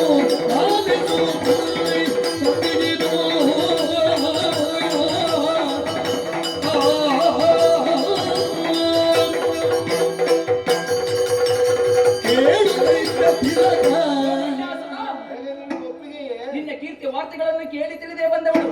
ಒಮ್ಮೆ ಆದ್ರೂ ಬದುಕಿನ ಹೊತ್ತಿನಲ್ಲಿ ನಿನ್ನನ್ನು ಕಾಣಬೇಕು, ನಿನ್ನ ಜೊತೆ ಮಾತಾಡಬೇಕೆನ್ನುವಂತ ಮಹತ್ತರವಾದಂತಹ ಆಸೆಯನ್ನೇ ಹೊತ್ತು ತಿರುಗುತ್ತಾ ಬಂದವಳು ನಾನು. ಇದು ತನಕ ಮದುವೆ ಆಗದೆ ನಾನು ಉಳಿದಿ ಅಂತಾದ್ರೆ ಯಾಕೆ? ಯಾಕೆ? ನನಗೆ ಸರಿಯಾದಂತ ವರನಾಗಬೇಕು. ಈಗ ಹೇಗೆ ಸರಿ ಉಂಟಾ? ಸರಿ ಉಂಟು, ಅದು ಸರಿ ಆಗಬೇಕು. ಅಂದ್ರೆ ಸರಿ ಇದ್ದದ್ದು ಸರಿಯಾಗಬೇಕು ಅಂತಾದ್ರೆ ಒಂದಕ್ಕೊಂದು ಹೊಂದಾಣಿಕೆ ಅನ್ನೋದು ಆಗಬೇಕು. ಹೇಗೆ? ಪೂರಕವಾಗಿರ್ಬೇಕು, ಪ್ರೇರಕವಾಗಿರ್ಬೇಕು. ನಿನಗೆ ದಾಹ ಇದೆಯೇ? ಖಂಡಿತ ಇದೆ. ಏನದು? ಮತ್ತೇನು ಅಲ್ಲ, ಕೆಲವರು ಹಾಗೆ ಹೆಣ್ಣನ್ನು ನೋಡ್ತಾರೆ, ಮೆಚ್ಚುತ್ತಾರೆ. ಮದುವೆಕ್ಕಿಂತ ಮೊದಲು ಓ ಚಿನ್ನ, ಓ ರನ್ನ, ಓ ಬಂಗಾರ, ನಿನ್ನನ್ನು ಬಿಟ್ಟು ಬದುಕುವಂತ ಶಕ್ತಿಯೇ ನನಗಿಲ್ಲ ಅಂತ ಹೇಳೋರು ಎಷ್ಟು ಮಂದಿ. ಮದುವೆಯಾದ ಹೊಸ ದಿನದಲ್ಲಿಯೇ ಹೇಳ್ತಾರೆ, ಮದುವೆ ಆಗಿ ನಿನ್ನಲ್ಲಿದ್ದ ಬಂಗಾರ ಕೊಡು. 1 ವರ್ಷ ಆದ್ರೂ ಸರಿ ಇರ್ತಾರೆ. ಹಾಗಾಗಬಾರ್ದು, ಬೇಡ, ಅಂತವರು ಆಗಬಾರ್ದು. ಅವರ ವಿಷಯ ಬಿಡು. ಸದಾ ನನ್ನನ್ನು ಪ್ರೀತಿಸ್ತಾ ಇರಬೇಕು, ನನಗೆ ವಿರೋಧವಾಗಿ ಏನನ್ನೂ ಆಡಬಾರ್ದು. ಸರ್ವ ಸುಖವನ್ನು ನಾ ಕೇಳಿದ ಕಾಲಕ್ಕೆ ನನಗೆ ಕೊಡುತ್ತಾ ನನ್ನೊಂದಿಗೆ ಅನುಗಾಲವೂ ಇರುವಂತ ಹುಡುಗನನ್ನು ನಾನು ಮದುವೆ ಆಗಬೇಕು ಅಂತ ಬಯಸಿದವರು. ಗಂಡು ಮಕ್ಕಳು ಕೇಳಬೇಕಾದ ವಿಷಯ ಇದು. ಯಾವಾಗಲೂ ನಿನ್ನ ಪ್ರೀತಿ ನನಗೆ ಬೇಕು, ಅನವರತವೂ ಅನುಕ್ಷಣವೂ ಅನುಗಾಲವೂ ನೀನು ನನ್ನೊಟ್ಟಿಗೆ ಇದ್ದು ಎಲ್ಲಾ ಸುಖವನ್ನೂ ಕೊಡುವವಳಾಗಬೇಕು ಅಂತ ಗಂಡು ಮಕ್ಕಳು ಕೇಳಬೇಕಾದ. ಹೆಣ್ಣಾಗಿ ನೀ ಕೇಳ್ತಿ ಅಂತಾದ್ರೆ ನಿನ್ನ ಎಲ್ಲ ತಾಹಗಳಿಗೂ ನಾನು ಒಪ್ಪಿದೆ. ಆಗುದಿಲ್ಲ. ಯಾಕೆ? ಹಾಗೆ ಒಪ್ಪಿದೆ ಅಂತ ಹೇಳಿದ್ರೆ ನಂಬಲಿಕ್ಕೆ ಆಗ್ತದ? ಕೊಡ್ತೀನಿ ಅಂತ ಹೇಳಿದವರನ್ನೆಲ್ಲ ನಂಬಲಿಕ್ಕೆ ಆಗ್ತದ? ಮತ್ತೇನಾಗಬೇಕು? ಭಾಷೆ ಕೊಡಬೇಕು. ಕಾಯಿನ ವಾಚಾ ಮನಸ ತ್ರಿಕರಣ ಶುದ್ಧಿಯಾಗಿ ಅಗ್ನಿ ಸಾಕ್ಷಿಯಾಗಿ ನನ್ನ ಕರದ ಮೇಲೆ ನಿನ್ನ ಕೈಯನ್ನಿಟ್ಟು ನೀ ಭಾಷೆ ಕೊಟ್ಟರೆ ಮಾತ್ರ. ದೇಹವೆಂಬ ಹುತ್ತದೊಳಗೆ ಮಾತಾಡುವ ಸರ್ಪ ನಾಲಿಗೆ ಅಂತ ತಿಳಿದವರು ನಾವು. ನೀನು ಏನು ಕೇಳ್ತೀಯೋ ಆ ಕ್ಷಣದಲ್ಲಿ ನಿನಗೆ ಪೂರೈಕೆ ಆಗ್ತದೆ ಎಲ್ಲ. ಸತ್ಯವಾ? ಸತ್ಯ. ಅಪ್ಪ ಆಯ್ತಪ್ಪ, ನನ್ನ ಮದುವೆ ಆಯ್ತಾಯ್ತಾ?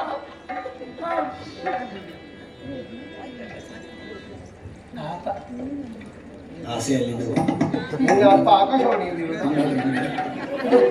ಮತ್ತೆ ನೀನು ನೋಡಿ ಅಪ್ಪ ಆಯ್ತಾಯ್ತಾ? ಸತ್ತವರೆಲ್ಲಿರುವುದು ಮತ್ತೆ? ಆಕಾಶದಲ್ಲಿರುವುದಾ? ಆಗಲ್ಲ, ಮೇಲಿರುವುದು. ಸತ್ತವರು ಮೇಲೆ ತೋರಿಸುವುದು ಸತ್ತವರನ್ನು. ಅಪ್ಪ ಅಮ್ಮನಿಗೊಂದು ಹೇಳಿಬಿಡಿ ಆಯ್ತಾ? ಇವಳಿಗೆ ಅಪ್ಪ ಯಾರು ಅಂತ ಗೊತ್ತಿಲ್ಲ, ಅಮ್ಮನಲ್ಲಿ ಇವಳು ನೋಡ್ಲೇ ಇಲ್ಲ, ಆದ್ರೆ ಇವಳ ನಂಬಿಕೆಗೆ ಶರಣು. ಅಪ್ಪ ಅಮ್ಮ ಒಟ್ಟಿಗೆ ಇದ್ದಾರೆ, ಇಲ್ಲಿ ಎಲ್ರಿಗೂ ಹಾಗೆ ನಂಬಿಕೆ ಇದೆ. ಆದ್ರೆ ಒಂದು ಅಲ್ಲಿಂದ ಆಶೀರ್ವಾದ ಮಾಡಿ ಹೇಳು, ಪುಸ್ತಕ ಇದ್ರೆ ನಾವು ಬರ್ತೇವೆ ಅಂತ. ಅದೊಂದು ಬಾಕಿ ಆಗುದು.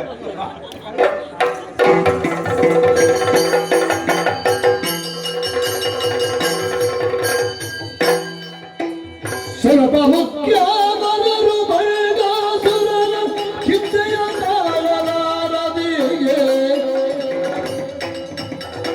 ಮರದಿ ಕಿರಿಕಾನದಿ ಸಂಚರಿಸುತ್ತಿರಲು ಕಾಣುತ್ತಿನ ಕೀಷ್ಟತಿಯ ಜೀವನಪತಿ ಮರುಗುತ್ತಾದಿಸಿ ಆನಲಾರದ ಕಷ್ಟ ಇನ್ನಿದಕ್ಕೇನು ಯತ್ನ.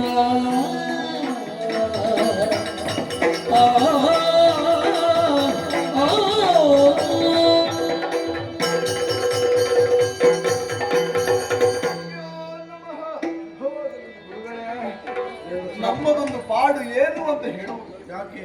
ಆ ಭಂಡಾಸುರನೆನ್ನುವ ದಾನವ ಸ್ವರ್ಗಕ್ಕೆ ಅಭಿಯೋಗವನ್ನು ಮಾಡಿದ್ದು, ಸ್ವರ್ಗದಲ್ಲಿ ತನ್ನ ಪೀಠ ಸ್ಥಾಪನೆಯನ್ನು ಮಾಡಿದ್ದು ಎಲ್ಲರಿಗೂ ತಿಳಿದದ್ದೇ.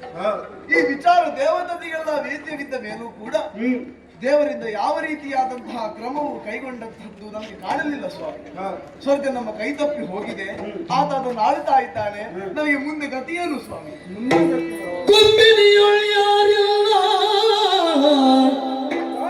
ಶ್ರೀ ತ್ರಿಪುರಾಂಬಿಕೆಯ ಹೊರತವನ ವಧಿಸಲು ತ್ರ್ಯಂಬಕನ ವರಬರದಿ ನಾವದರಿಂದ ಶೀಘ್ರದಲ್ಲಿ ಬಿಡದೆ ಬಲು ಭಕ್ತಿಯರಿ ಮರೆಗೊಬ್ಬ ಜನನಿಯ ನೆನಲು ತ್ರಿದಶಕ ಬ್ರಹ್ಮ ಸಗಿತಲೆ ತೆರಳಿ ತುಗಿನಾಚಲಕ್ಕೆ ಬರದಿರುತ್ತ ಮರುಗದಿರು ಸುರಪ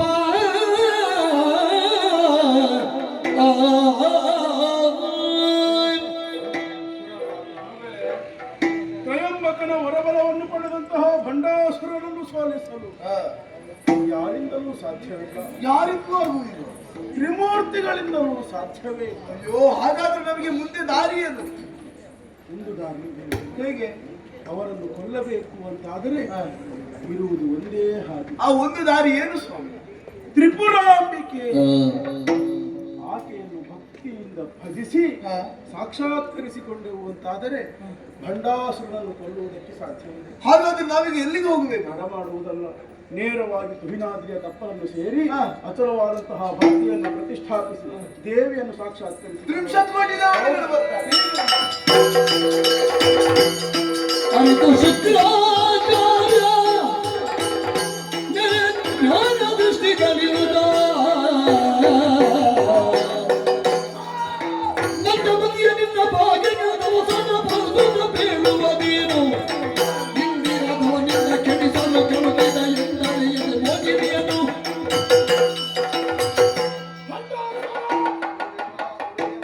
ನಿನ್ನ ಬಗ್ಗೆ ಆಸೆ ಫಲವಸಗಳನ್ನು ನಾವು ಇರಿಸಿದ್ದೆವು, ಅದನ್ನೆಲ್ಲ ನುಚ್ಚುನೂರು ಮಾಡಿಬಿಟ್ಟಿಯೇನೋ. ಸಭೆ ಕರೆದಿದ್ಯಾ? ರಾಜಕೀಯ ವಿಷಯಕವಾಗಿ ಸಮಾಲೋಚನೆ ಮಾಡ್ತಾ ಇದ್ಯಾ? ಶೂನ್ಯಕಾಲ ಪ್ರಜಾವರ್ಗದ ಅವರ ಬಗ್ಗೆ ಕ್ಷೇಮ ಸಮಾಚಾರ ಕೇಳಿ ತಿಳ್ಕೊಂಡಿದ್ಯಾ? ನಾನು ಕೇಳಲಿಲ್ಲ, ಹೇಳುವವರು ಹೇಳಲಿಲ್ಲ. ಇತ್ತೀಚೆಗೆ ಏನ್ ಮಾಡ್ತಾ ಇದ್ದೀಯ ಅನ್ನುವಂತ ಸುದ್ದಿ ನನಗೆ ಬಂದಿದೆ. ಹೆಣ್ಣೊಬ್ಬ ಆಕೆಯನ್ನು ಕಂಡು ಮರುಳಾಗಿ ಆಕೆಯ ಜೊತೆ ಕಾಲ ಕಳೆಯುತ್ತಾ ಇದ್ದೀಯೇನೋ? ಆಕೆ ಯಾರು ಎನ್ನುವಂತ ಸತ್ಯವನ್ನು ತಿಳಿದಿದ್ದೇನೋ? ಈ ಲೋಕಕ್ಕೆ ಸಂಬಂಧಪಟ್ಟವಳಲ್ಲ, ಗಂಡು ಹೆಣ್ಣುಗಳ ಮಿಲನದಿಂದ ಹುಟ್ಟಿದವಳಲ್ಲ. ಅವಳು ಹೇಳಿದ್ರು ಅಪ್ಪ ಅಮ್ಮ ಸತ್ತಿದ್ದಾರೆ ಅಂತ. ಎಲ್ಲ ಮಾಯಾವಿಯಾದಂತಹ ನಾರಾಯಣ ಆಕೆಯನ್ನು ಸೃಷ್ಟಿಸಿ ಈ ಕಡೆ ಕಳುಹಿಸಿಕೊಟ್ಟಿದ್ದಾನೆ. ನಾರಾಯಣನ ಮಗಳಲ್ವಾ? ಹೌದು, ನನಗೆ ಗೊತ್ತಾಗಲಿಲ್ಲ ನಾರಾಯಣನ ಮಗಳು. ಅವ ಕಪಟ ನಾಟಕ ಸೂತ್ರಧಾರಿ ಅಂತ ನೀನು ಕೇಳಿಕೊಳ್ಳೆ. ಅಸುರಾರಿಯವ ನಿನ್ನ ಸರ್ವನಾಶದ ಉದ್ದೇಶಕ್ಕಾಗಿ ಆಕೆಯನ್ನು ಸೃಜಿಸಿ ಕಳಿಸಿದವನಿದ್ದಾನೆ.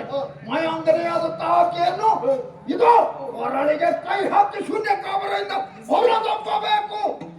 ಮತ್ತೆ ದೇವಲೋಕದ ಇಂದ್ರಾದಿ ದೇವತೆಗಳು ಆಚಾರ್ಯನಾದಂತಹ ಬೃಹಸ್ಪತಿ ಜೊತೆ ಸಮಾಲೋಚನೆಯನ್ನು ಮಾಡಿ ತುಹಿನಾದ್ರಿಯಲ್ಲಿ ಅಪಾಧ್ವರವನ್ನು ಮಾಡುವಂತಹ ನಿರ್ಧಾರವನ್ನು ಕೈಗೊಂಡಿದ್ದಾರೆ. ಮಾಡಿದ್ರೆ ಏನಾದೀತು ಗುರುಗಳೇ? ಎಲ್ಲಾದರೂ ಅಪಾಧ್ವರ ಪೂರ್ಣವಾಯಿತು ಅಂತಾದರೆ ತ್ರಿಪುರಾಂಬಿಕೆ ಅಲ್ಲಿ ಕಾಣಿಸಿಕೊಳ್ತಾಳೆ. ಆ ಮಹಮ್ಮಾಯೆ ಬಂದು ಇದು ನಿನ್ನ ಮುಂದೆ ನಿಂತು ಯುದ್ಧ ಮಾಡಿದಳು ಅಂತಾದರೆ ನಿನ್ನ ಪತನ, ನಿನ್ನ ಸರ್ವನಾಶ. ಆದ ಕಾರಣ ಆ ಮೋಹಿನಿಯನ್ನು ಹೊರದಪ್ಪು, ಅಪಾಧ್ವರವನ್ನು ಕೆಡಿಸು. ಹೋದಾದ ಮೋಹಿನಿಯನ್ನು ಹೊರಗೆ ಹಾಕಿ ತುಹಿನಾದ್ರಿಯಲ್ಲಿ ನಡೆಯುವಂತಹ ಮಾಧ್ಯಮವನ್ನು ನಿಲ್ಲಿಸಿ ದೇವತೆಗಳಿಗೆ ಸರಿಯಾದ ಶಾಸ್ತಿ ಮಾಡು.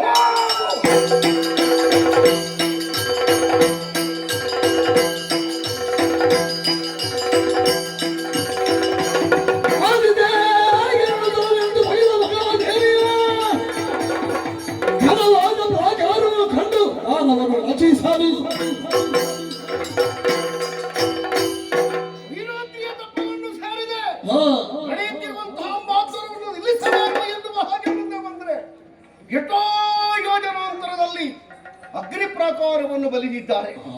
ಬೆಂಕಿಯ ಕೋಟೆಯನ್ನು ದಾಟುವುದಕ್ಕೆ ಯಾರಿಂದಲೂ ಸಾಧ್ಯವಾಗುತ್ತಾ ಇಲ್ಲ. ಎಷ್ಟು ಬಾಣ ಪ್ರಯೋಗ ಮಾಡಿದರೂ ನಿಷ್ಪ್ರಯೋಜನ ಆಗುತ್ತದೆ ಬಿಟ್ಟರೆ ಬೆಂಕಿ ನಂದುತ್ತಾ ಇಲ್ಲ. ಹಾಗಾದ್ರೆ ಅಂಬಾಧ್ವರ ಪೂರ್ಣವಾಗ್ತದೆಯೇ? ಅಂಬಿಕೆಯ ಪ್ರತ್ಯಕ್ಷವಾಗ್ತದೆಯೇ? ನನ್ನ ವಧೆಗಾಗಿಯೇ ಬರ್ತಾಳೆಯೇ? ಈಶ್ವರ ದೇವರು ಕೊಟ್ಟಿರುವಂತಹ ವರ 60,000 ವರ್ಷ, ಅದನ್ನು ಕಿತ್ತುಕೊಳ್ಳುವುದಕ್ಕೆ ಸಾಧ್ಯ ಇಲ್ಲ ತಾನೇ. ನನಗೆ ಬೇಕಾದವರನ್ನು ಸೃಷ್ಟಿ ಮಾಡುವಂತಹ ಸಾಮರ್ಥ್ಯ ಹರನೇ ಕೊಟ್ಟಿರುವಂತಹ ವರ, ಅದನ್ನವರಿಂದ ಏನು ಮಾಡುವುದಕ್ಕೂ ಸಾಧ್ಯ ಇಲ್ಲ ತಾನೇ. ಬರಲಿ, ಏನು ದೇವತೆಗಳ ಸಹಾಯದಿಂದ ಬರ್ತದೆ ನೋಡ್ತೇನೆ, ಬಂದಾವಾಗ ನೋಡಿಕೊಳ್ತೇನೆ. ನಾಳೆ ಜ್ವರ ಬರ್ತದೆ ಅಂತ ಇವತ್ತು ಮದ್ದು ಕುಡಿಲಿಕ್ಕಿಲ್ಲ, ನಾಳೆ ಸಾಯ್ತೇವೆ ಅಂತ ಇವತ್ತೇ ಹೊಂಡ ಕೊಡ್ಲಿಕ್ಕಿಲ್ಲ. ನೋಡೋಣ. ಕತ್ತರಿಸಿ ತನುವಿದ ಮಾಂಸವ ಇತ್ತು ಪೂರ್ಣ ಹುತಿಯ ಮಾಡುವುದು ಎರುತ್ತ ಯಾಗವ ನಡೆಸುತ್ತಿದ್ದರು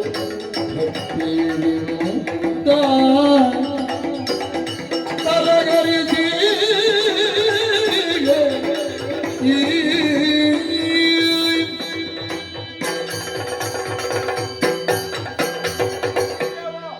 ನಮ್ಮದಾದ ಅಚಲ ಭಕ್ತಿಯನ್ನು ಸ್ಥಾಯಿಯಾಗಿರಿಸಿಕೊಂಡು ಎಂತಹ ಭಕ್ತಿಯನ್ನು ನಾವು ಪ್ರಕಟಪಡಿಸಿದ ಆ ಅಂಬಿಕೆ ಎನ್ನುವವಳು ಒಲಿದೇ ಬರ್ತಾ ಇಲ್ಲವಲ್ಲ, ಏನು ಮಾಡುವುದು ಸ್ವಾಮಿ? ದೇವೇಂದ್ರ, ಚಿಂತಿಸಬೇಡ. ಪೂರ್ಣಾಹುತಿಯ ಸಮಯಕ್ಕೂ ದೇವಿ ಪ್ರತ್ಯಕ್ಷರಾಗುತ್ತಾ ಇಲ್ಲವಲ್ಲ. ಹಾಗಾದ್ರೆ ನಮ್ಮ ದೇಹ ಇತ್ತು ಏನು ಪ್ರಯೋಜನ? ನಮ್ಮ ಅಂಗಾಂಗಗಳನ್ನೇ ಪೂರ್ಣಾಹುತಿಯಾಗಿ ಸಮರ್ಪಿಸಿದ ಸ್ವಾಮಿ ದೇವಿ ದರ್ಶನಕ್ಕೆ ಮಹಾವಿಷ್ಣು ಕಮಲದ ಭವಗಾಂತಕ ಮುಖ್ಯರು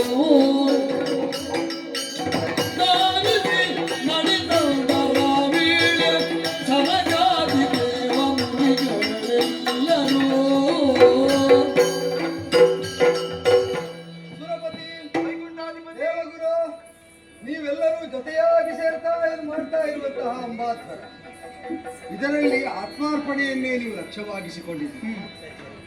ಅಪರಿಮಿತವಾದ ಆಯುರ್ಮಾನವನ್ನು ಹೊಂದಿದವನ ಆಯುಸ್ಸು ಪರಿಣಾಮಕಾರಿಯಾಗದಂತೆ, ಅಂದ್ರೆ ನಮಗೆ ಕೆಟ್ಟ ಪರಿಣಾಮ ಮಾಡದಂತೆ ಮೋಹಿನಿಯ ಮೂಲಕವಾಗಿ ಅವರನ್ನು ನಿರ್ಬಂಧಿಸಿದೆ.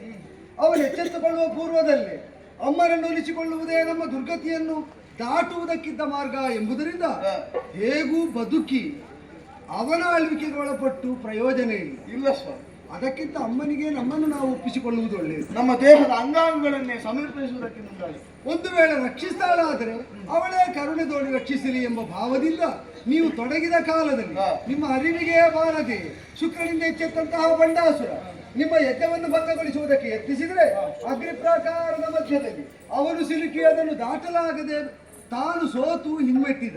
ಇದು ಏನನ್ನು ಸೂಚಿಸುತ್ತದೆ? ನಿಮ್ಮ ಸಂಕಲ್ಪವನ್ನು ಸಂರಕ್ಷಿಸುವುದಕ್ಕೆ ಮಹಾಶಕ್ತಿಯೊಂದು ತಾನಾಗಿ ಪ್ರವೃತ್ತವಾಗಿದೆ ಎಂಬುದನ್ನು ನೀವು ಕತ್ತರಿಸಿಯೇ ಆಹುತಿಯಾಗಿ ಕೊಟ್ಟಂತೆ ನಿಮ್ಮ ಅಂಗೋಪಾಂಗಗಳು ಬೆಳೆಯುತ್ತಾ ಇರುವುದು ನಿಜ. ನಿಮ್ಮ ಅರ್ಪಣೆ ಎಂಬುದು ಅವಳಿಗೆ ಪರಮ ಪ್ರಿಯವಾಗಿದೆ ಅಂತ ತಾನೆ. ಅದೇ ಹೌದು ಅಂತಾದ್ರೆ ಪರಮೇಶ್ವರಿಯನ್ನು ವರಿಸಿಕೊಳ್ಳುವುದಕ್ಕೆ ಪರಮಾರ್ಪಣೆಯನ್ನು ಮುಂದುವರಿಸಿ ಪೂರ್ಣಾಹುತಿಯಾಗಿ ಆ ಸಮಯದಲ್ಲಿ ದಿವ್ಯ ತೇಜೋ ರಾಶಿ ಯಜ್ಞ ಕುಲದಲ್ಲಿ ಪಾಸುರದ ಶ್ರೀ ಚಕ್ರ ಮಧ್ಯದಿ ತೋಷದಿಂದ ಕೈದ ಭಕ್ತವು ಹೊಂದಿದಾಗಲೇ ಓಡಲಿ ನೋಡುತ್ತಿದ್ದ ಸರಿಗೆ ತೈ ಜಗದೊಡತಿ ಕರುಣೆಯ ಮಗಿಮೆಗಳನ್ನ ನುಡಿಯಲೇನು.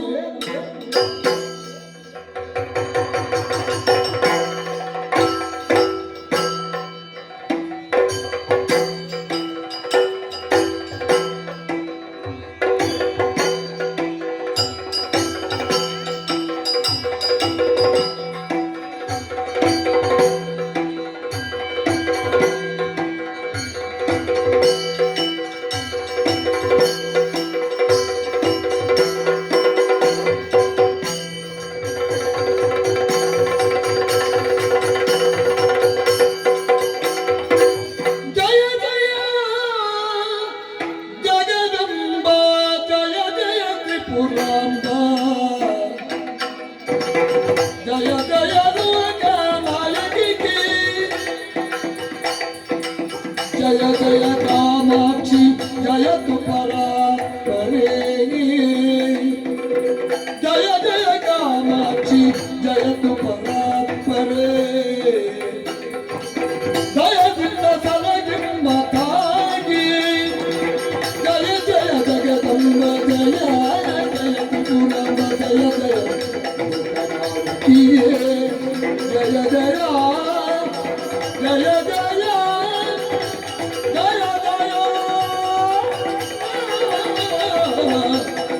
ಜಯ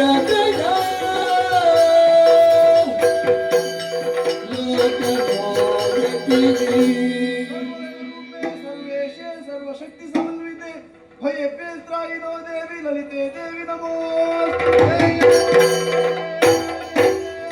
ಹರಿಗರ ಬ್ರಹ್ಮಾದ್ಯರೇಣಿ ಸುರಪ ಮುಖ್ಯರು ಧೈರ್ಯ ತಾಳಿರಿ ಚರಣ ದರ್ಶನವಿತ್ತು ನಿಮ್ಮನು ಮೊರೆಯಲೆಂದು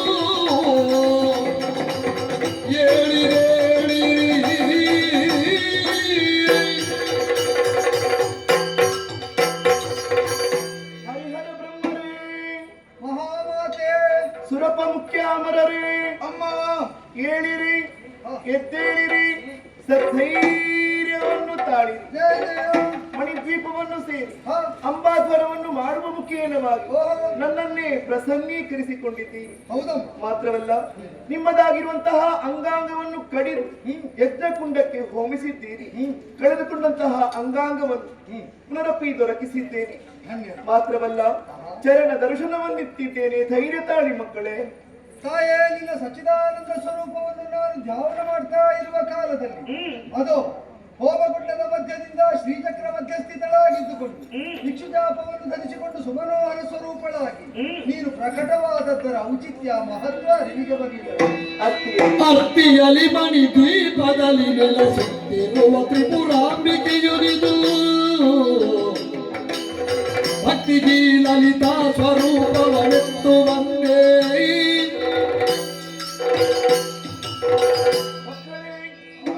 ಆದಿಯಲ್ಲಿ ಶುಂಭನಿಶುಂಭಾದಿ ದಾನವರನ್ನು ಸಂಹರಿಸಿದ ಬಳಿಕ ಮಣಿದ್ವೀಪದಲ್ಲಿ ತ್ರಿಪುರಾಂಬಿಕೆಯಾಗಿ ನೆಲೆಯಾಗಿದ್ದವಳು ನಾನು. ನಿಮ್ಮ ಆರ್ತ ಧ್ವನಿಯನ್ನು ಆಲಿಸಿ ಶ್ರೀಚಕ್ರ ವಾಸಿನಿಯಾಗಿ ಲಲಿತಾ ಸ್ವರೂಪವೇ ಸೂಕ್ತ ಎನ್ನುವ ಹಾಗೆ ಭಾವಿಸಿ ಇದು ಪ್ರಸನ್ನಳಾಗಿದ್ದೇನೆ. ಮುಖಾವಲೋಕನ ಮಾಡಿದಾಗ ಅಶ್ರುಧಾರೆ ಇಳಿಯುತ್ತಾ ಇದೆ, ಕಾಯ ಕಂಪಿಸುತ್ತಾ ಇದೆ, ನಾಲಗೆ ತಡವರಿಸುತ್ತಾ ಇದೆ. ಯಾರಿಂದ ಬಂದ ಭವಣೆ? ನಿರ್ಭೀತಿಯಿಂದ ತಿಳಿಸಿರಿ ಮಕ್ಕಳೇ. ಕುಳಬಂಡಾಸುರನು ಪಟಲವ ತಾಪೇಳಲೆ ನೆಲೆತಾಗೆ ನಮ್ಮನು ಗುರುಗುಡಿಸಿದ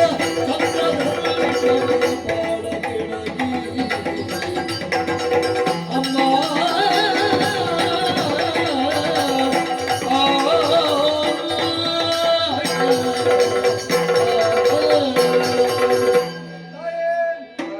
ಸುಮನೋಹರ ಸ್ವರೂಪೆಯಾದಂತಹ ನೀನು ಅಸ್ಖಲಿತವಾದ ಅಭಯವಚನಗಳ ಮೂಲಕವಾಗಿ ಅಮರತತೆಗೂ ತ್ರಿಮೂರ್ತಿಗಳಿಗೂ ಆನಂದವನ್ನುಂಟು ಮಾಡ್ತಾ ಇರುವಂತಹ ಈ ಸ್ಥಿತಿಯಲ್ಲಿ ನಮಗೆ ಬಂದ ಕಷ್ಟವನ್ನು ವಾತ್ಸಲ್ಯ ಪೂರಿತ ನೇತ್ರೆಯಾಗಿ ಕರುಣಾರ್ದ್ರತೆಯಾಗಿಯೇ ಪರಾಮರಿಸುವಂತಹ ಕೃಪೆ ತೋರಿದ್ದಕ್ಕೆ ಕೃತಕೃತ್ಯರಾಗಿಯೇ ಪುಳಕದಿಂದಲೇ ದೇಕಾರವನ್ನು ಮಲಗಿಸ್ತಾ ನಮ್ಮ ದುರಿತವನ್ನು ಹೇಳಬೇಕು ಅಂತ ಮುನ್ನುಗ್ಗಿದ್ರೆ ಏನು ತಾಡಬೇಕು ತಿಳಿಯುತ್ತಾ ಇಲ್ಲ. ಏನಾಯ್ತು? ಪರಶಿವನಿಂದ ದಗ್ಗರಾದಂತಹ ಕಾಮನ ವಿಶಿಷ್ಟವಾದ ಭಸ್ಮದಿಂದ ರೂಪ ತಳೆದು ಜೀವ ತಳೆದು ಮೈವೆತ್ತು ನಿಂತಹ ಭಂಡನಾಮಕರಾದವರು ಅಸುರ ಗುರುವಾದ ಶುಕ್ರಾಚಾರ್ಯರಿಂದಲೇ ದೇವ ವಿರೋಧಕ್ಕಾಗಿ ನಿಯುಕ್ತರಾದ ಸೃಷ್ಟಿಶೀಲತೆಯಿಂದ ಅಸಾಮಾನ್ಯವಾದಂತಹ ಆಯುರ್ಮಾನದಿಂದ ತನ್ನ ವೈದಿಕವಾದಂತಹ ನಿತ್ಯ ನೈಮಿತ್ತಿಕ ಅನುಷ್ಠಾನದಿಂದ ಆತ್ಮಬಲವನ್ನು ವೃದ್ಧಿಸಿಕೊಂಡು ದೇವಾನುದೇವತೆಗಳನ್ನು ಪದಚ್ಯುತರನ್ನಾಗಿಸಿದ್ದಾರೆ. ಸಾಧುಗಳು ಸಜ್ಜನರು ಸದ್ಧರ್ಮಿಗಳಾದವರು ಪಥಭ್ರಷ್ಟರಾಗುವಂತೆ ಬಲಾತ್ಕಾರದಿಂದಲೇ ಪ್ರತಿಬಂಧಿತರಾಗಿದ್ದಾರೆ. ಈ ಕಾಲದಲ್ಲಿ ಹುಟ್ಟಿದ್ದು ದೇವಮೂಲದಿಂದಲೇ ಆದದ್ದು. ಆದರೆ ಅಸುರನಿಗೆ ಬಲವಾಗಿ ಪರಿವರ್ತಿತನಾದಂತಹ ಬಂಡನಿಂದ ದೇವತೆಗಳಾಗಲಿ ತ್ರಿಮೂರ್ತಿಗಳಾಗಲಿ ಪಾರುಗಾಣುವುದಕ್ಕಾಗದೆ ನಿನ್ನ ಕರುಣೆ ಇದ್ದರೆ ಮಾತ್ರ ಬದುಕು, ಅದಿಲ್ಲದಿದ್ದರೆ ಸಾವಾದರೂ ಸಮ್ಮತ ಅಂತ ತಮ್ಮನ್ನೇ ತಾವು ಒಪ್ಪಿಸಿಕೊಳ್ಳುವುದಕ್ಕೆ ಅಂಬಾಜ್ವರವನ್ನು ಮಾಡಿದಾಗ ಮೈ ತಳೆದು ನಿಂತೆ ತಾಯಿ. ನಾವು ಬದುಕಬೇಕು, ಈ ಲೋಕದ ಸ್ಥಿತಿಗತಿ ಬೆಳೆಯಬೇಕು ಎಂಬ ಹಂಬಲವೇ ನಿನಗಿರುವುದು ಹೌದಾದರೆ ಆ ದುಷ್ಟನಾದ ಬಂಡನಿಗೊಂದು ಅವಸಾನವನ್ನು ಕಲ್ಪಿಸಿಕೊಡುತ್ತಾರೆ.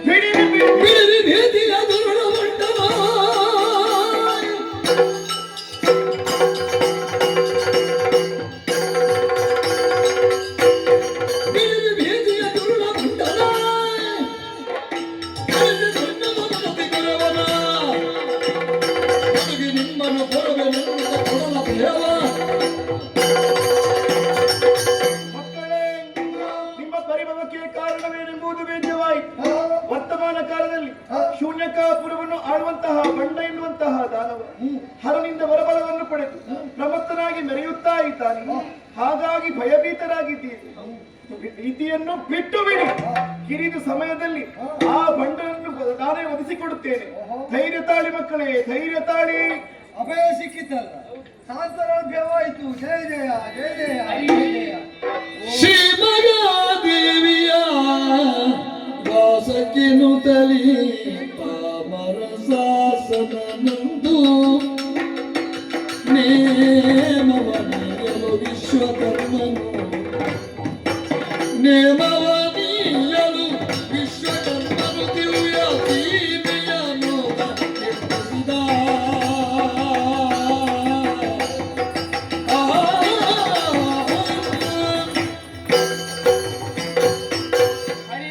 ವಿಧಾತ ತ್ರಿಮೂರ್ತಿಗಳಾದಂತಹ ನಾವಿರುವರು, ಹಾ. ಜೊತೆಯಲ್ಲಿ ದೇವತೆಗಳು.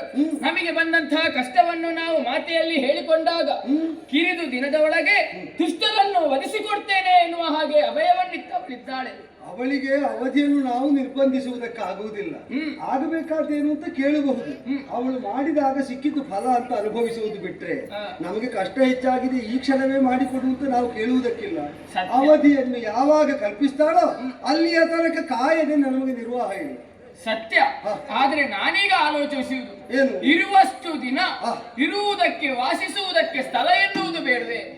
ಅದು ಹಾಗೆಂದು ಯೋಚಿಸಿದ್ದೇ ತಡ ಮಗಳಾದಂತಹ ವಿಶ್ವಕರ್ಮ ಸುಂದರವಾದಂತಹ ಮಂಟಪವನ್ನು ನಿರ್ಮಿಸಿಕೊಟ್ಟವನಿದ್ದಾನೆ. ಒಂದು ಪುರವೇ ದೇವೀಪುರವಾಗಿ ಪ್ರವರ್ತಿತವಾಗಿದೆ. ಚಿಂತಾಮಣಿ ಗೃಹ ಅದರಲ್ಲಿ ಸಿದ್ಧವಾಗಿದೆ. ಅದರಲ್ಲಿ ಅತಿ ವಿಶಿಷ್ಟವಾದ ನವರತ್ನ ಖಚಿತವಾದಂತಹ ಮಂಟಪವು ಸುಶೋಭಿತವಾಗಿದೆ. ಈ ಪುರ ದೇವೀಪುರವಾಗಬೇಕಾದ್ರೆ ನಮ್ಮ ಅಮ್ಮ ದೇವಿಯಾಗಿ ಅದರ ಒಳ ಹೋಗಬೇಕು. ಅದು ಚಿಂತಾಮಣಿ ಗೃಹ ಅಂತ ಅಂಗೀಕೃತವಾಗಬೇಕಾದ್ರೆ ಚಿಂತಿತಾರ್ಥ ಪ್ರದಾಯಕಿಯಾದ ಅವಳು ಅಲ್ಲಿ ನಿವಾಸವನ್ನು ಮಾಡಬೇಕು.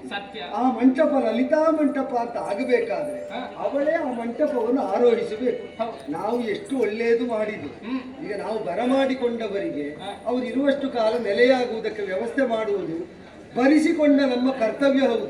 ಆದ್ರೆ ಆ ಭವನವಾಗಲಿ ಮಂಟಪವಾಗಲಿ ಪುರವಾಗಲಿ ಅವಳಿಗೆ ಪ್ರಿಯವಾಗುತ್ತದೋ ಅಂತ ಅವಳೇ ಹೇಳಿದೆ. ಅಮ್ಮ ಅಮ್ಮ ಅದು ಬ್ರಹ್ಮ ಸಂಕಲ್ಪದಂತೆ ಬ್ರಹ್ಮಪುತ್ರನಾದ ವಿಶ್ವಕರ್ಮನಿಂದ ಒಂದು ಪುರ ನಿರ್ಮಾಣ ಆಗಿದೆ. ಅದರಲ್ಲೊಂದು ಮನೆಯೂ ಉಂಟು. ಅಲ್ಲೇ ವಿಹರಿಸುವುದಕ್ಕೆ ಬೇಕಾದ ಮಂಟಪವೂ ಉಂಟು. ನಮ್ಮ ಸಂಕಲ್ಪ ಇದು ದೇವೀಪುರವಾಗಬೇಕು, ಅದು ಚಿಂತಾಮಣಿ ಗೃಹ ಆಗಬೇಕು, ಅದು ಲಲಿತಾ ಮಂಟಪ ಆಗಬೇಕು. ನಾವು ಸಂಕಲ್ಪ ಮಾಡಿದ್ವಿ, ಸಾಧಿಸಿಕೊಡಬೇಕಾದ ಹೊಣೆ ನಿನಗುಂಟು. ನಿನಗದು ಸಮುಚಿತ ಅಂತ ಕಂಡು ಒಂದು ಪ್ರವೇಶ ಮಾಡುವ ದೃಢ ಹಾಗೆ ಎತ್ತೈಸಬೇಕು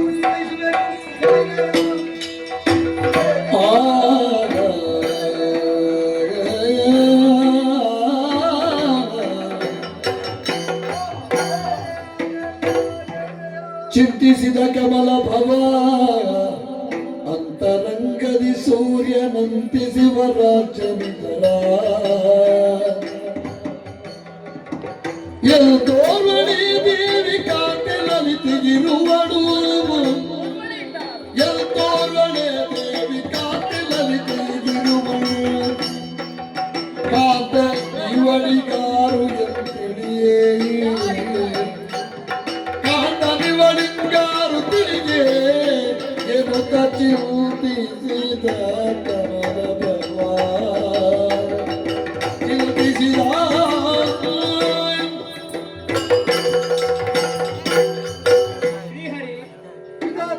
ನಾವು ಆಡಿದಂತಹ ಮಾತಿಗನುಸಾರವಾಗಿ ನಾವು ನಿರ್ಮಿಸಿಕೊಟ್ಟಂತಹ ಮಂಟಪದಲ್ಲಿ ಮಾತೆ ಕುಳಿತು ಅದೀಗ ಲಲಿತಾ ಮಂಟಪ ಎನ್ನುವ ಹಾಗೆ ಹೆಸರು ಆಯಿತು.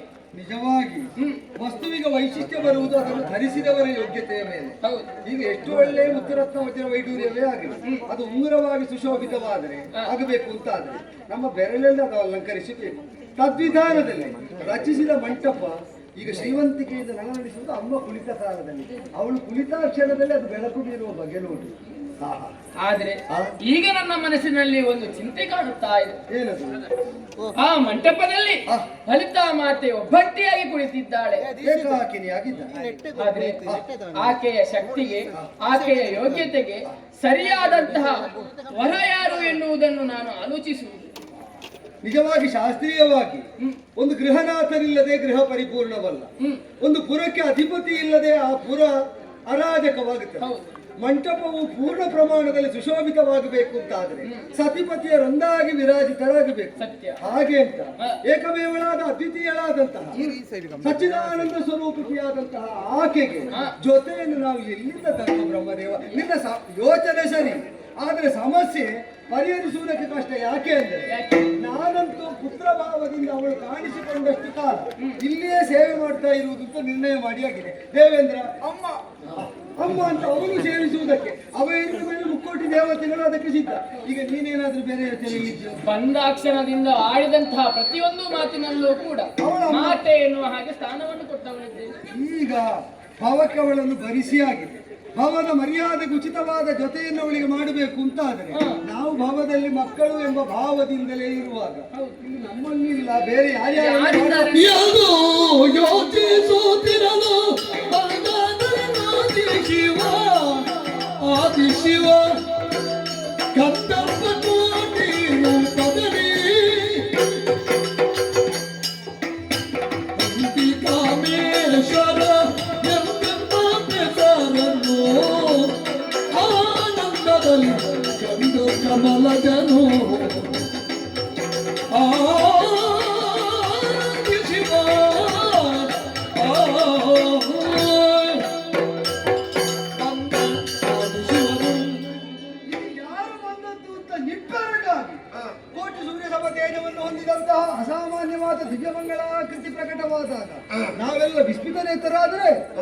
ಶಿವನೇ ನೀನು.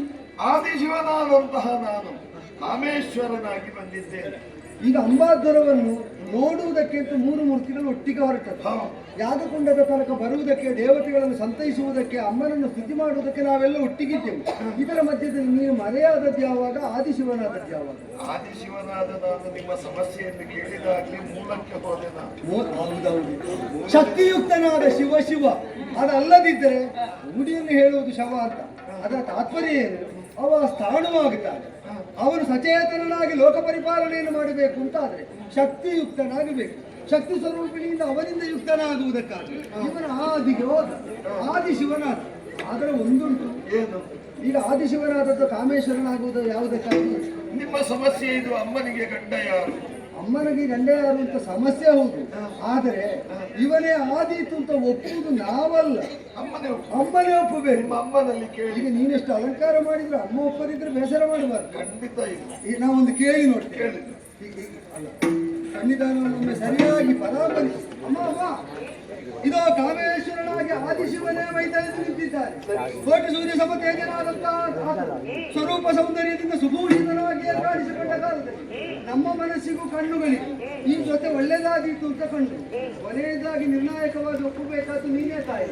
ನೀನು ಒಪ್ಪಿದೆ ಅಂತ ಆದರೆ ಅಮ್ಮನಿಗೂ ಆದಿಶಿವನಿಗೂ ಕಾಮೇಶ್ವರನಿಗೂ ಒಂದು ಕಲ್ಯಾಣೋತ್ಸವ, ಅದನ್ನು ನೋಡುವ ಸುಕೃತ ಮಕ್ಕಳಾದ ನಮ್ಮದಾಗ್ತದೆ. ಹೇಗೆ ಅಂಗೀಕಾರವಾಗ್ತದೆ ಮಕ್ಕಳ ಆಸೆಯಂತೆ ಹಾಗಾದ್ರೆ ಹೀಗೆ ನಿರ್ಣಯಿಸಬೇಕು, ಹೀಗೆ ನಿರ್ಣಯಿಸಬೇಕು. ದೇವಿ ಕಾಮೇಶ್ವರರ ವೈವಾಗ ಸಂಭ್ರಮವ ನಾವು ಕಣ್ಣಾರೆ ಕಂಡದೆನೋ. ಪಾವನರು ಎನಿಲಲಿದೆ ಕಾಮೇಶ್ವರರು, ಪಾವನಿದು ಕೊರಳ ಹಾರವನು ತೊಡಿಸಿದರ ಕಂಠಕ್ಕೆ ಒಡಲ ವಧೂವರರ ಅಡರಿಸಲು ಮೆರೆವ ಮಂಟಪವ. ಜನ ಜನವನು ದಾರಿ ಕೆರೆಯ ಕಮಲದನಿಂದ ಉಡುಗೊರೆಯ ಮೇವ ಪುಷ್ಪಗವ. ದೇವಿ ಕಾಮೇಶ್ವರರ ವೈವಾಗ ಸಂಭ್ರಮವ ನಾವು ಕಣ್ಣಾರೆ ಕಂಡದನು.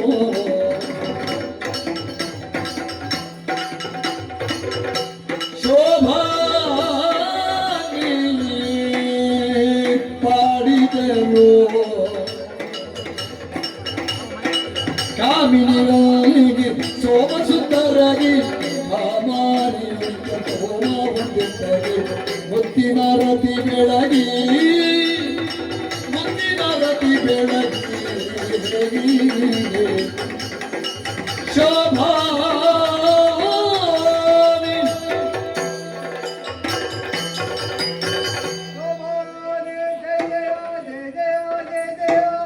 ನೂತನ ವಧೂವರರು ಲೋಕಮಂಗಲವನ್ನು ಸಾಧಿಸುವ ದೀಕ್ಷೆಯನ್ನು ಹೊತ್ತು ಅದು ಆ ವಿನೂತನವಾದಂತಹ ಮಣಿರತ್ನ ಖಚಿತವಾದ ಮಂಟಪದಲ್ಲಿ ವಿರಾಜಿತರಾದ ಬಗೆಯನ್ನು ನೋಡಿದಾಗ ಕಣ್ಮನಗಳು ತುಂಬಿ ಬಂದು ಎಲ್ಲರೂ ಜಯಕಾರವನ್ನು ಮೊಳಗಿಸ್ತಾ ಇರುವಾಗ ನಾವೀಗ ಅವರಿಗೆ ಮದುವೆ ಮಾಡಿಸಿ ಆಯ್ತು, ಮಂಟಪದಲ್ಲಿ ಕುಳ್ಳಿರಿಸಿ ಆಯ್ತು. ಹಾಗೆ ಅಂತ ಅವರ ಮಡಿಲು ತುಂಬಬೇಕು, ಉಡುಗೊರೆ ಏನಾದರೂ ಕೊಡಬೇಕು. ನಾವೇನು ಕೊಡುವೆ? ಹರಿ, ಆ ಬಗ್ಗೆ ಯೋಚಿಸಬೇಕಾದದಿಲ್ಲ. ಈಗ ಮದುವೆಯಾದಂತಹ ನವದಂಪತಿಗಳಿಗೆ 3 ಲೋಕವನ್ನು ಸಂಚರಿಸುವುದಕ್ಕಾಗಿ ನನ್ನಲ್ಲಿರುವಂತಹ ಪುಷ್ಪಕ ವಿಮಾನವನ್ನು ಉಡುಗೊರೆಯಾಗಿ ನೀಡ್ತಾ ಇದ್ದೇನೆ. ವಿಶಿಷ್ಟವಾದಂತಹ ಇಚ್ಛಾ ಮಾತ್ರದಿಂದಲೇ ಮಗನ ಸಾಮರ್ಥ್ಯವನ್ನು ಹೊಂದಿದ ಪುಷ್ಪಕವೇ ಕಾಣಿಕೆಯಾಗಿ ಒಪ್ಪಿಸಲ್ಪಟ್ಟ ಈ ಕಾಲದಲ್ಲಿ ಅಮ್ಮ ನಾನು ಈಗೆಲ್ಲ ಆಗುತ್ತದೆ ಅಂತ ನಿರೀಕ್ಷೆ ಇಲ್ಲದ್ರಿಂದ ಬರುವಾಗ ಏನು ತರಲಿಲ್ಲ. ತಂದದ್ದರಲ್ಲಿ ಇದ್ದದ್ದನ್ನೇ ಕಾಣಿಕೆಯಾಗಿ ಕೊಡುವುದಕ್ಕೆ ಸ್ವಚ್ಛವರದಿಂದ ಇದು ದಂಪತಿಗಳಿಗೆ, ಅದರಲ್ಲೂ ಅಮ್ಮನ ಕರದಲ್ಲಿ ವಿರಾಜಿತವಾಗುವುದಕ್ಕೆ ಶ್ರೀಚಕ್ರವನ್ನೇ ಅರ್ಪಿಸಿದ್ದೇನೆ. ಯಾಕೆಂದ್ರೆ ಶ್ರೀಚಕ್ರ ಮಧ್ಯಸ್ಥಿತರಾಗಿ ಬಂದವಳು, ಕಾಣಿಸಿಕೊಂಡವಳು, ಅವಳಿಗೆ ಆ ಚಕ್ರ ಕೊಟ್ಟರೆ ಅದರ ಪಾವಿತ್ರ್ಯ ವೃದ್ಧಿ ಆಗುತ್ತದೆ ಎಂಬ ಸದಾಶಯ. ನಾವು ಕೊಟ್ಟದ್ದಾಯಿತು, ಆದ್ರೆ ಅಮ್ಮನನ್ನು ಒಲಿಸಿದ್ದು, ಮದುವೆ ಮಾಡಿಸಿದ್ದು ದೇವತೆಗಳ ಹಿತ ಸಾಧಿಸುವುದಕ್ಕೆ. ಬಲವೈರಿ ಮುಖ್ಯರು ಬಲು ಭಕ್ತಿಗಲಿ ದೇವಿ ಹರಿಕಾಂಬ ಕಾಮೇಶ್ವರರಿಗೆ ತಳುವದಿದ್ದುಡು ಕೊರೆಗಳ ಮಣಿಗಿದ್ದ ನುಡಿದನು ಧನ್ಯವಾದೆಂದು.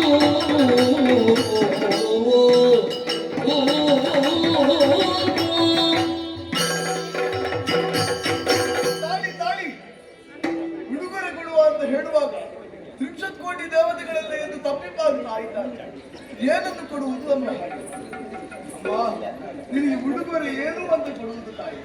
ನಿನಗೆ ಕೊಡೋಣ ಅಂತ ಹೇಳಿದ್ರೆ ಕಾಣಿಕೆ ಅಂತಲೂ ನಮ್ಮಲ್ಲಿ ಏನೂ ಇಲ್ಲ. ಯಾಕೆ ಅಂತ ಕೇಳಿದ್ರೆ ಸ್ವರ್ಗವನ್ನು ಭಂಡಾಸುರನೆನ್ನುವ ದಾನವ ಅಭ್ಯೋಗವನ್ನು ಮಾಡಿ ತನ್ನ ವಶವನ್ನಾಗಿಸಿಕೊಂಡಿದ್ದಾನೆ ತಾಯಿ. ನಮ್ಮಲ್ಲಿ ಏನೂ ಇಲ್ಲ, ಕೊಡುವುದಕ್ಕೆ ಬರೇ ಕಣ್ಣೀರು ಮಾತ್ರ ತಾಯಿ. ಆಹಾ, ಅಲ್ಲಿ ನೋಡಿ. ಸಾಧಿಸ ಸಕಲರಿಷ್ಟಾರ್ಥವ ಕಾಮಾಕ್ಷಿಯು ಶ್ರೀದೇವಿ ಲಲಿತಾಂಬೆ ಆದಿತ್ಯಯರನ್ನು ಕೃಪಾದಿಷ್ಟು ಇಚ್ಛಿಸಿದನು. ಸಾಧಿಸ ಸಕಲರಿಷ್ಟಾರ್ಥವ ಕಾಮಾಕ್ಷಿ ಎಂತಾದುದು ದೇವಿಗೆ ಬೆದರು. ಸುರೇಂದ್ರ ದೇವರೇ, ನಿನ್ನ ಅಪೇಕ್ಷೆಯನ್ನು ನೀನು ವ್ಯಕ್ತಪಡಿಸಿ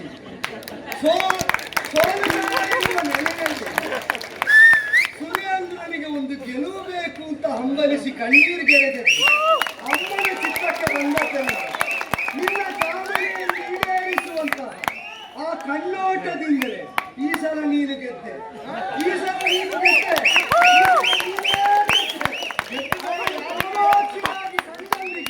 ಸುರೇಂದ್ರನ ಗೆಲುವು ಸುನಿಶ್ಚಿತ. ಅದರ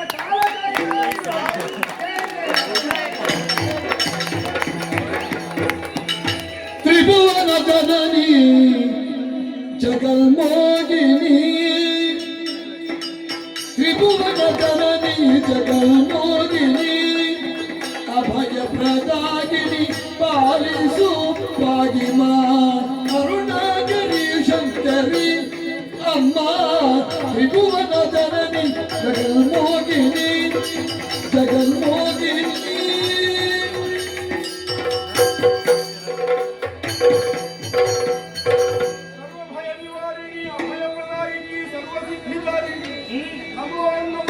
ಮಾಡಿದಂತ ಜಗರೆ ಜಗ ಜನನಿ ನಿನ್ನಯ ಲೀಲೆ ಅನುಪಮ ವೈಸಲೆ ತಾಗಿಯೇ ಅನಿಮಿಷ ಆನಂದ ವನದಿಯುಳ್ಳು ಅನಿಮಿಷ ಆನಂದ ವನದಿಯುಳ್ಳು ಮುಳುಗಿಸಿ ಘನಕಾರ್ಯಗಳ ಮರೆತಿರುವೆ ಅಮ್ಮ.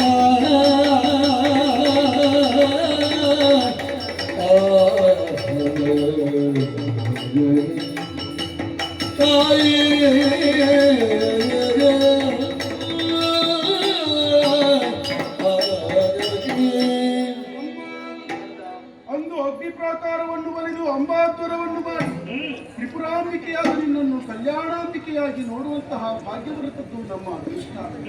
ಆದರೆ ಏನು ಕಾಮೇಶ್ವರನ್ನು ಒಳಗೂಡಿ ಈ ದೇವೀಪುರದಲ್ಲಿ ನೀನು ಕಾಲವನ್ನು ಕಳೆಯುತ್ತಾ ಇದೆಯಮ್ಮ. ಆದರೆ ಅಂದು ನೀನು ನಮ್ಮದಾದಂತಹ ದೇವತೆಗಳಿಗೆ ದುರ್ವನಾದಂತಹ ಭಂಡಾಸುರನನ್ನು ಕೊಂದು ಶಾಂತಿಯನ್ನು ಒದಗಿಸುತ್ತೇನೆ ಎನ್ನುವುದಾಗಿ ಭರವಸೆಯನ್ನು ಕೊಟ್ಟು ಆನಂದದ ಸಾಗರದಲ್ಲಿ ಇರಿಸಿದ್ದೇನೆ ಎಂಬ ಅಭಯ ವಾಕ್ಯವನ್ನು ನಾನೇ ಕೊಟ್ಟವು. ಆದರೆ ಆ ವಾಕ್ಯವನ್ನು ಮರೆತು ಬಹಳಷ್ಟು ಕಾಲವನ್ನು ಕಳೆಯುತ್ತಾ ಇದ್ದೀರೋ ಎನ್ನುವುದಾಗಿ ಭಾವಿಸಿದ ಹಾಗಾಯಿತು. ಯಾಕೆ ಮಾತು ಮಾತ್ರವಲ್ಲಮ್ಮ, ದುರ್ವನಾದಂತಹ ದಾನವರು ಬಲಿದಂತಹ ಅಗ್ನಿ ಪ್ರಾಕಾರವನ್ನು ಭೇದಿಸುವುದಕ್ಕಾಗಿ ಮುಂದೆ ಮುಂದೆ ಧಾವಿಸುತ್ತಾ ಸಫಲರಾಗುತ್ತಾರೇನೋ ಎನ್ನುವಂತಹ ಭ್ರಮೆ ನಮ್ಮ ಪಾಲಿಗೂ ಆಗುತ್ತಾ ಇದೆ. ಹಾಗಾಗಿ ಅವರನ್ನು ಕೊಂದು ಸಜ್ಜನರಾದಂತಹ ನಮ್ಮನ್ನು ಪೊರೆಯಬೇಕು ಎನ್ನುವುದಾಗಿ ಅವರೆಲ್ಲರ ಮುಖವಾಣಿಯಾಗಿ ನಾನು ಬಂದು ನಿವೇದಿಸಿಕೊಳ್ಳುತ್ತಾ ಇದ್ದೇನಮ್ಮ. ಸರಿ, ಈ ಬಗ್ಗೆ ನಾನೇ ಆಲೋಚನೆ ಮಾಡುತ್ತೇನೆ.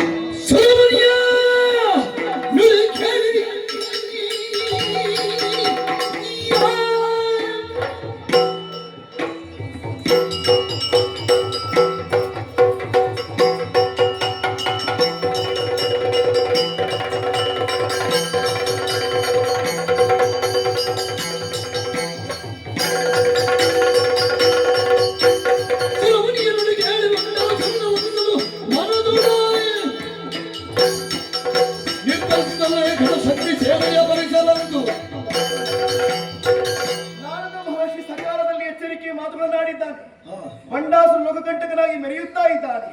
ಭಕ್ತರ ಕಣ್ಣೀರೆನ್ನುವುದು ಹೊಳೆಯೋಪಾದಲ್ಲಿ ಹರಿಯುತ್ತಾ ಇದೆಯಂತೆ. ಆದಿಯಲ್ಲಿ ಹೂಂಕಾರ ಮಾತ್ರದಿಂದ ಧೂಮ್ರಾಕ್ಷನ್ನೇ ಸುಟ್ಟವಳು ನಾನು. ಈ ಭಂಡನ ವಧೆ ಆದಷ್ಟು ಬೇಗ ಆಗಲೇಬೇಕು. ಅದಕ್ಕೆ ಬೇಕಾಗಿ ನಾನು ಓರ್ವಳೆ ಹೋಗುವುದಲ್ಲ, ಸಂಕಲ್ಪ ಮಾತ್ರದಿಂದ ಶಕ್ತಿ ನಾರಾಯಣ ಸೃಷ್ಟಿ ನೋಡೋಣ. ಸಂಪತ್ತು ನೀಡಿ.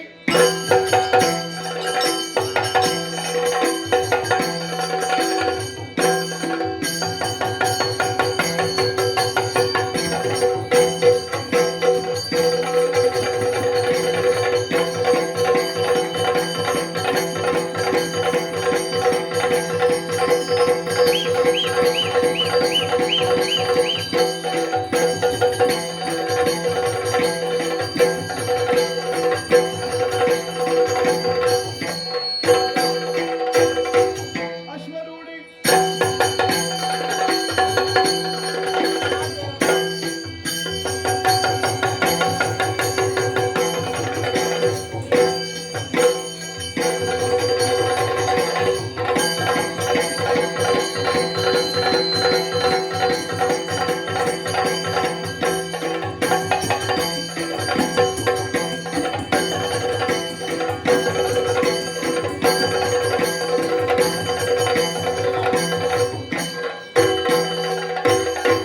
ದಂಡನಾಥಿ.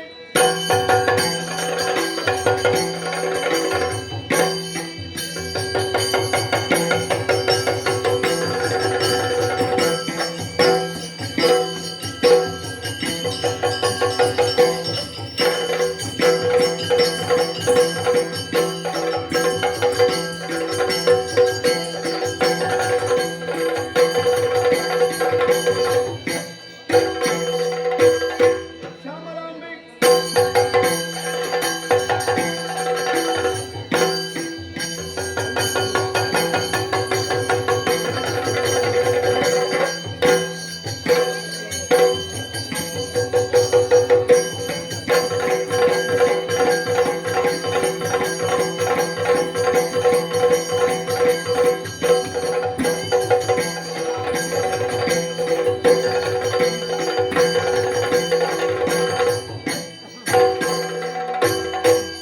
ಯಾರೇ ಬಡ ಕೋಲಾಗಲಗಿರುವ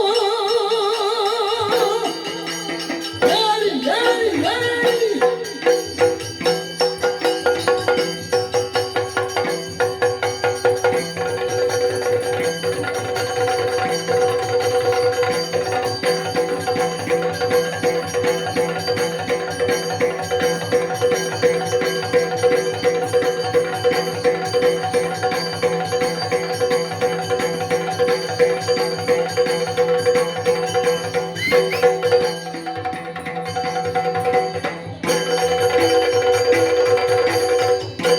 ಯಾರಿ ಬಡ ಕೋಲ ಹೊರಗೆನುವ ಯಾರು ಸಂಪತ್ತಿರು ಸಂಪತ್ತರಿಯು ಒಳವೇರಿ ಬೆಳಗಿಸ ಬಂದ ನಾರನ ತೀರ ಮಡಿಯು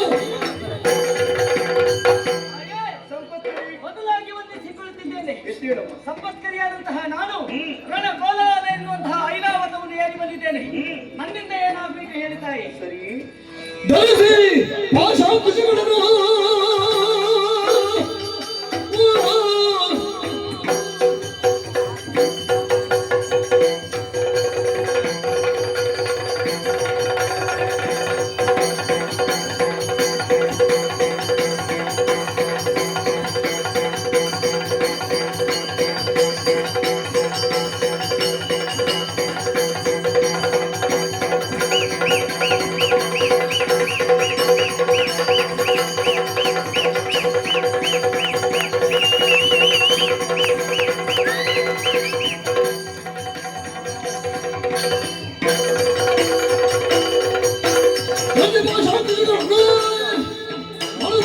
ಶಾರೂಢೆ ಅನರುತ ಮೇಲವ ಅಪರಾಜಿತ ಹಯವ ಬಂದವಗಿನಿದನು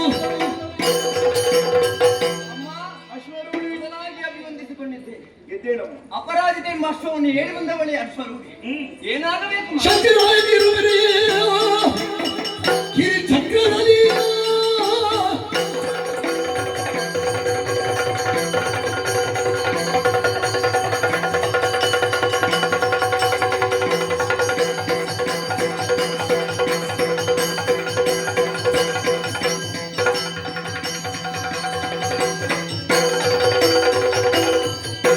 ಶಕ್ತಿ ನಾಯಕಿರುವರೇ ಕಿರಿ ಚಕ್ರದ ಮೊದಲು ಮಧ್ಯೆ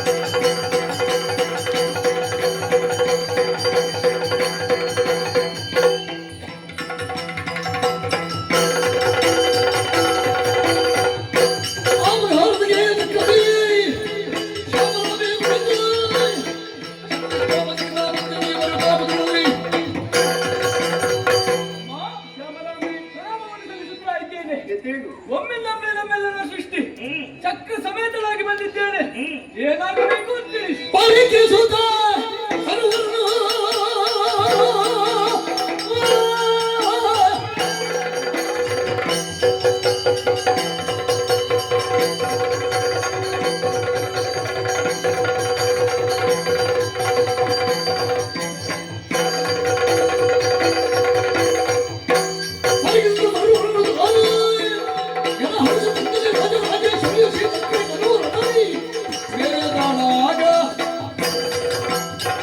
ಮಕ್ಕಳೇ, ನಿಮ್ಮ ಹುಟ್ಟಿಗೆ ನಾನೇ ಕಾರಣೀಕರ್ತಳಾಗಿದ್ದೇನೆ.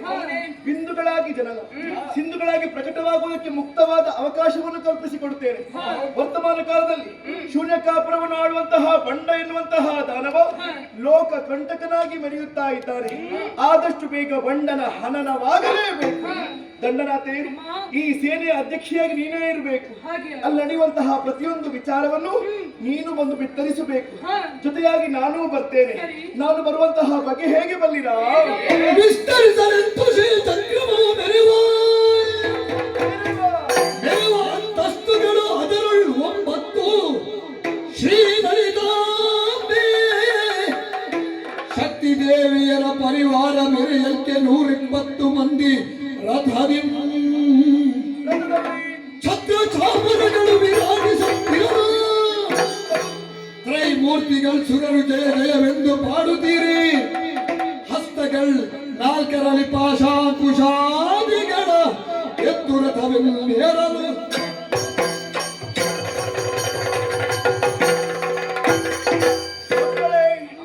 ನಾನು ಬರುವಂತಹ ಬಗೆ ಹೇಗೆ ಬಲ್ಲಿರ? ಶ್ರೀ ಚಕ್ರವನ್ನು ಯೋಜನಾ ಪರ್ಯಂತರ ವಿಸ್ತರಿಸಿದ್ದೇನೆ. ಇದರೊಳಗೆ 9 ಅಂತಸ್ತುಗಳಿರಬೇಕು.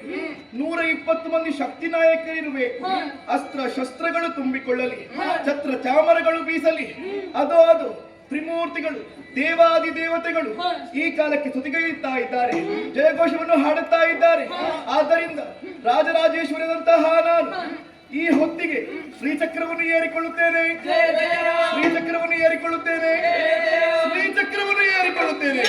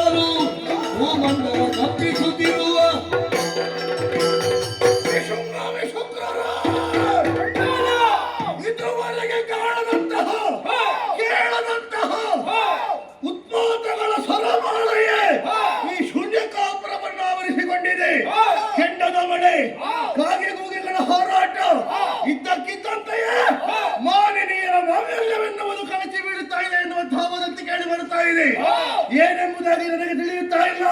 ಏನಾದರೂ ತಿಳಿಯುತ್ತೆ?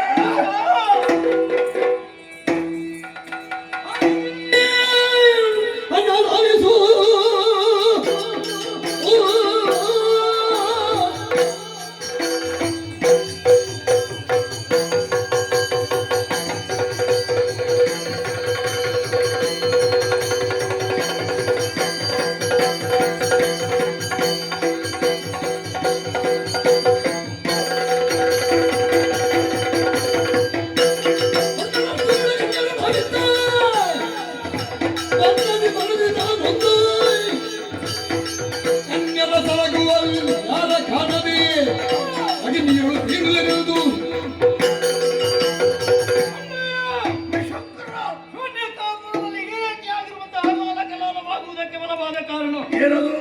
ಪಕ್ಷಪಾತಿಯಾಗಿ ಬಂದಿರುವಂತಹ ಲಲಿತಾಯಮ್ಮವಳು ಶ್ರೀಚಕ್ರ ಪ್ರಾಕಾರದಲ್ಲಿ ಸೇವೆಯನ್ನು ನಿರ್ವಹಿಸಿಕೊಂಡು ಶಕ್ತಿಶಾಲಿಯಂತೆ ಸಿದ್ಧವಾಗಿ ಬಂದಿದ್ದಾಳೆ ಎನ್ನುವಂತಹ ವಿಚಾರವನ್ನು ತಿಳಿದಿದ್ದೇನೆ. ಅಣ್ಣಯ್ಯ, ಒಂದು ಆಜ್ಞೆಯನ್ನು ಕೊಟ್ಟರೆ ಸಾಕು, ಬಂದಿರುವಂತಹ ಶಕ್ತಿಶಾಲಿ ಇವನು ಹೇಳ್ತಾನೆ ಅಂತ ಕೇಳಿದೆ. ಲಾಲಿಸಿ ಕೇಳಿಲ್ಲ ನುಡಿಯ ಕಷ್ಟಕಾಲ ಸಂಭವಿಸಿದಂತಿದೆ ದೈತ್ಯ ನುಡಿಯ ಎನ್ನುಡೆಯ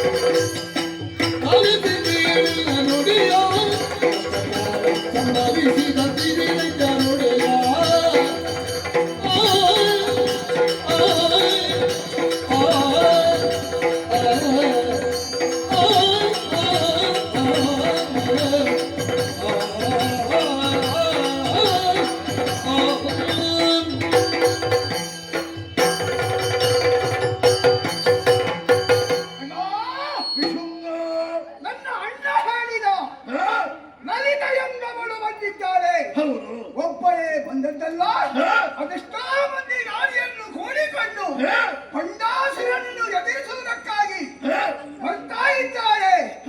ನಾವು ಹೋಗೋಣ, ಅವಳನ್ನು ಎದುರಿಸೋಣ ಎಂಬುದಾಗಿ ನೀನು ಹೇಳ್ತಾ ಇದ್ದೀಯ ಅಣ್ಣ. ಹೆಣ್ಣೆಂಬುದಾಗಿ ತಿಳಿದು ನಾವು ಯುದ್ಧಕ್ಕೆ ಹೋಗುವುದು ಸರಿಯಲ್ಲ. ಹೆಣ್ಣಲ್ಲದೆ ಮತ್ತಿನ್ನೇನು?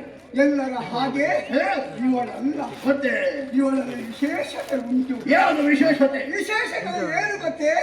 ಈಗಿನ ಕಥೆ ಅಲ್ಲ, ಹಿಂದಿನ ಕಥೆಯನ್ನು ಹೇಳ್ತೇನೆ.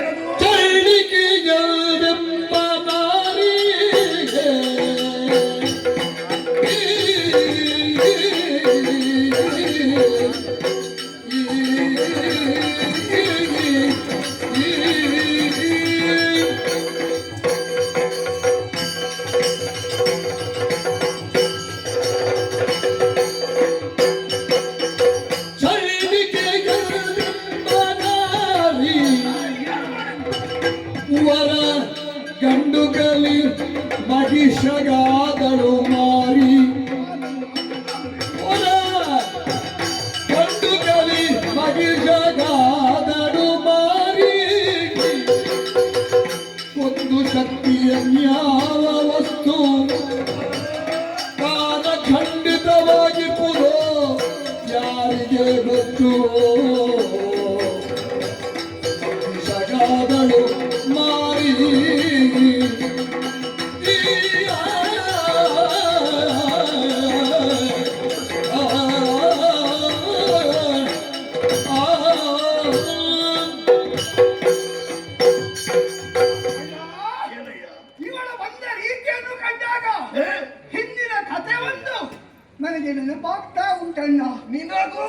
ನೆನಪಾಗುವುದು ಹೌದು. ಯಾವುದನ್ನು ಹಿಂದೊಮ್ಮೆ ದೇವಿ ಬಂದಿದ್ದಾಳಂತೆ.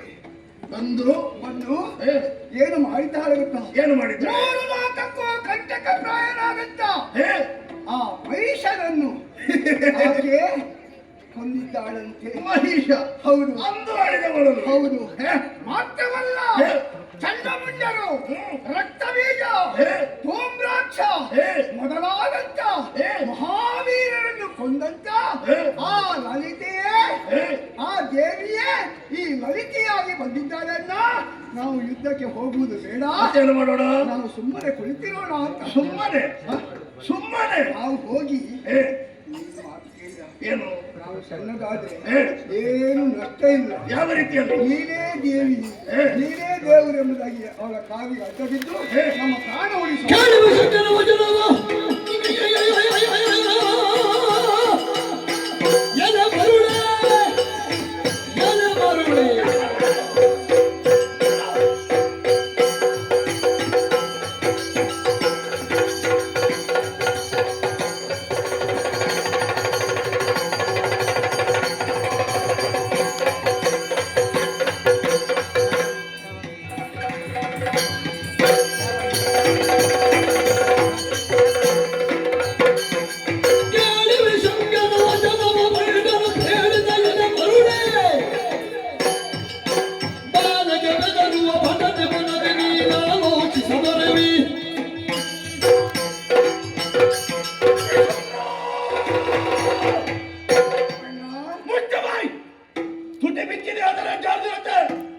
ನನ್ನ 2 ಭುಜಗಳಿಂದ ಹುಟ್ಟಿದವರು ನೀವು, ಸಮಾನ ಮನಸ್ಕರು. ನನಗೆ ಒಳಿತನ್ನೇ ಆಗುವ ಹಾಗೆ ಆಡುತ್ತೀರಿ ಎನ್ನುವ ಹಾಗೆ ಭಾವಿಸಿದ್ರೆ ವಿಶುದ್ಧ ಒಳ್ಳೆಯ ಅಭಿಪ್ರಾಯವನ್ನೇ ಮುಂದಿರಿಸಿದ್ದಾರೆ. ಆದರೆ ನೀನು ಹಾಗಲ್ಲ. ಏನು ಹೇಳಿದೆ? ಅವಳಿಗೆ ಶರಣ ಬರುವುದು ಒಳ್ಳೆಯದು. ಸ್ವಲ್ಪ ಸಮಯ ಆದ್ರೂ ಬದುಕೋಣ. ಸ್ವಲ್ಪ ಸಮಯ ಆದ್ರೂ ಬದುಕುವುದು ಏನು? ಅಂತಹ ಬದುಕು ಬೇಕೇನೋ ನಮಗೆ? ಯಾರನ್ನು ಕೊಂದದ್ದು? ಮಹಿಷನನ್ನು. ಏನು ಮಹಿಷನಂತೆ ಕೋಣ ಎಂದು ಹಾಗೆ ಭಾವಿಸಿದೆಯಲ್ಲ ಬಂಡಾಸುರನನ್ನು? ಖಂಡಿತವಾಗಿಯೂ ಅಲ್ಲ. ಶೂನ್ಯದಿಂದಲೇ ಮೇಲೆದ್ದು ಬಂದವನು, ಬ್ರಹ್ಮಾಂಡವನ್ನೇ ಆಡಿಕೊಂಡು ಬರುತ್ತಾ ಇದ್ದೇನೆ. ಅಂತಹ ಭಂಡಾಸುರನ ಮುಂದೆ ಆ ಮಹಿಷ ಯಾವ ಲೆಕ್ಕವೋ? ಒಂದು ಮಾತು ಹೇಳ್ತೇನೆ ಕೇಳು.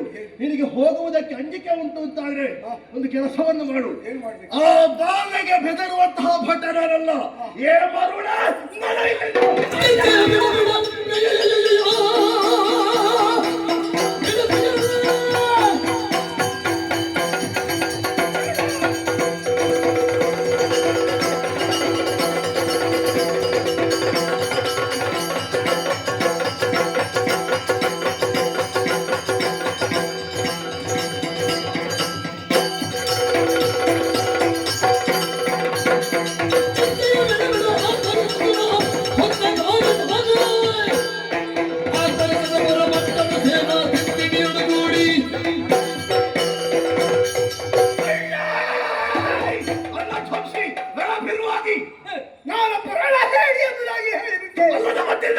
ನಿನ್ನ ಭುಜಬಲದಿಂದ ಬದುಕಿದ ಇನ್ನನ್ನು ಈ ಹೊತ್ತಿನಲ್ಲಿ ಹೀನಾಯಿಸಿ ನೋಡ್ತಾ ಇದ್ಯ.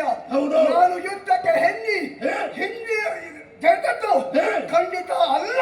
ರಣಭಿರ್ವಾದಿ ಅಂತ ನಟಿಸುತ್ತಾ ಇದ್ದೀಯಾನೆ. ಸತ್ಯ ವಿಚಾರವನ್ನು ಹೇಳಿದ್ದೇನೆ. ನಾನು ರಣ ಹೇಳಿ ಅಣ್ಣ ಅಪ್ಪಣೆ ಕೊಟ್ಟಂತೆ ಹೌದಾದ್ರೆ ಇಂದಿನ ಯುದ್ಧ ಭೂಮಿಯಲ್ಲಿ ನಾನು ಏನು ಅಷ್ಟು ತೋರಿಸಿಕೊಡ್ತೇನೆ. ಸ್ವಲ್ಪ ಬಿಸಿ ಮುಟ್ಟಿಸಿದ್ರೆ ಕರಗುತ್ತದಲ್ಲ. ವಿಶುಕ್ರ, ಇವರನ್ನು ಓರ್ವರನ್ನೇ ಕಳಿಸುವುದಕ್ಕೆ ನನ್ನ ನಂಬಿಕೆ ಇಲ್ಲ. ಹೀಗೆ ಹೋಗಿ ಶರಣು ಬಂದನು.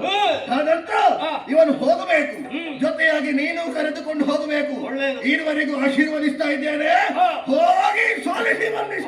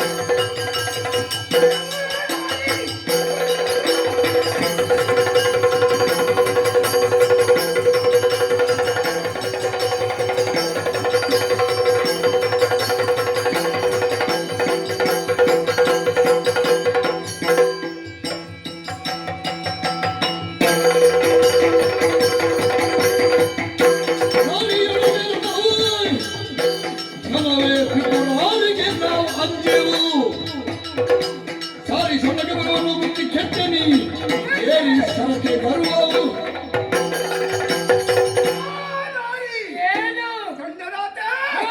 ನೀನು ಅಧ್ಯಕ್ಷೆ, ನಿನ್ನ ಹೆಣ್ಣಿನಿಂದ ಅವಳೊಬ್ಬಳ ಅರಸಿ, ಅವಳು ಹೇಳಿದಾಗ ಕೇಳಿ ಯುದ್ಧಕ್ಕಾಗಿ ಬಂದೆ.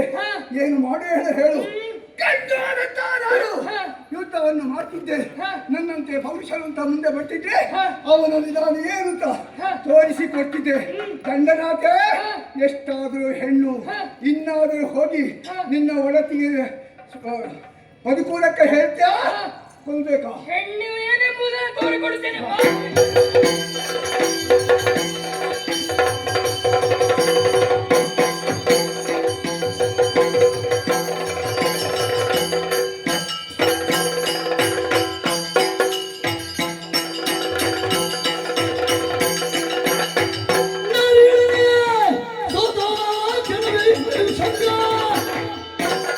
ಫಲದೀವನ ರಂಗವನ್ನು ತಾನು ಕತ್ತಲೆಯ ಎಸಗಿದನು.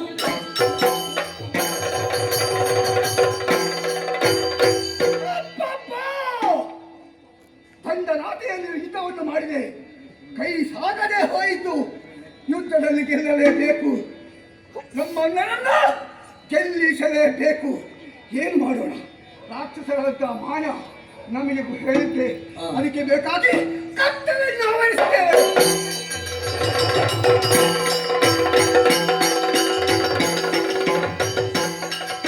ಜನನಿಯಲಾಲಿಸು ದುರ್ರದಲಿದು ತಿಗದನ್ನು ಜರು ಕಪಟದಲ್ಲಿ ಜನನಿಸಿಯಲಿ ನಮ್ಮನು ಬೆಂಗಡೆಯಲಿ ಕೆಣಕುವರಿದ್ದಿರಲಿ. ನೀ ನುಡಿದಂತೆ ದೂರ ಕೊಡುತ್ತಿರುವಂತಹ ಸಂದರ್ಭದಲ್ಲಿ ವಿಶುಂಗನೆಂಬ ದಾನವ ಕಪಟದಿಂದ ನಮ್ಮ ರಣಭೂಮಿಯನ್ನ ಕತ್ತಲೆ ಮಾಡಿದ್ದಾನೆ ತಾಯಿ. ಬೆಳಕೆನ್ನುವುದೇ ಇಲ್ಲದಾಗಿದೆ. ಆದ್ದರಿಂದ ಇದಕ್ಕೆ ನೀನೇ ಪರಿಹಾರವನ್ನು ನೀಡಬೇಕು. ಓಹೋ, ಹೀಗೋ ಲಾಲಿಸುತ್ತರಲ್ಲಿ ತಾಂಬೆದು ಹಿರಿಯುವ ಹೇಳಿದನು ಬಿಡಿ ಭಯವ ಕಾಲ ಮಾಲಿನಿಯನ್ನು ತಾವಗಿನಿವಾಗಿನಿಯರನ್ನು ಕರೆಸುವೆನು. ಯಾರು ಭಯಭೀತರಾಗುವಂತಹ ಅಗತ್ಯವೇ ಇಲ್ಲ. ಹಾ. ಅದಕ್ಕೆ ಬೇಕಾಗಿ ಜ್ವಾಲಾಮಾಲಿನಿಯನ್ನೇ ಸೃಷ್ಟಿಸ್ತೇನೆ ನೋಡು.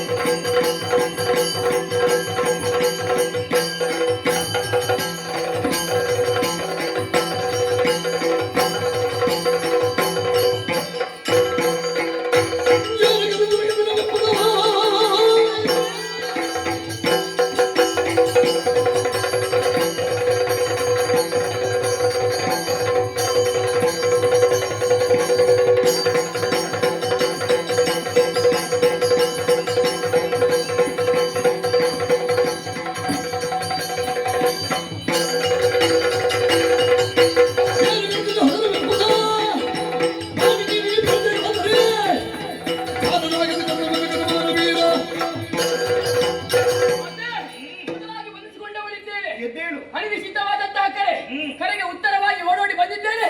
ಏನಾಗಬೇಕಾಗಿದೆ? ಜ್ವಾಲಾಮಾಲಿನಿ, ನಿನ್ನ ಹುಟ್ಟಿಗೆ ನಾನೇ ಕಾರಣೀಕರ್ತಳು. ಯಾಕಾಗಿ? ಕಾರಣ ಇಷ್ಟೇ, ರಣಕ್ಷೇತ್ರದ ಎಲ್ಲೆಡೆ ಕತ್ತಲೆ ಎನ್ನುವುದು ವ್ಯಾಪಿಸಿದೆ. ನಮ್ಮನ್ನು ಗೆಲ್ಲುವುದಕ್ಕೆ ಅಸಾಧ್ಯವಂತಹ ಕಾರಣಕ್ಕೆ ಬೇಕಾಗಿ ದಾನವರು ಈ ತಂತ್ರವನ್ನು ಮಾಡಿದ್ದಾರೆ. ಹಾಗಾಗಿ ಇನ್ನೊಂದು ಕೆಲಸವನ್ನು ಮಾಡಬೇಕು. ಏನು? ಎತ್ತರವಾದಂತಹ ದಿಣ್ಣೆಯನ್ನು ಏರಿಕು.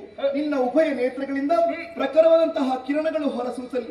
ನಮಗೆ ಪೂರಕವಾಗಿಯೂ ದಾನವರಿಗೆ ಮಾರಕವಾಗಿಯೂ ಇರಬೇಕು. ನಿನ್ನ ಹೆಸರು ಎನ್ನುವುದು ಲಲಿತ ಸಹಸ್ರನಾಮದಲ್ಲಿ ಒಂದಾಗ್ತದೆ. ಏರಿಕೋ ದಿಣ್ಣೆಯನ್ನು. ಹಾಗೆ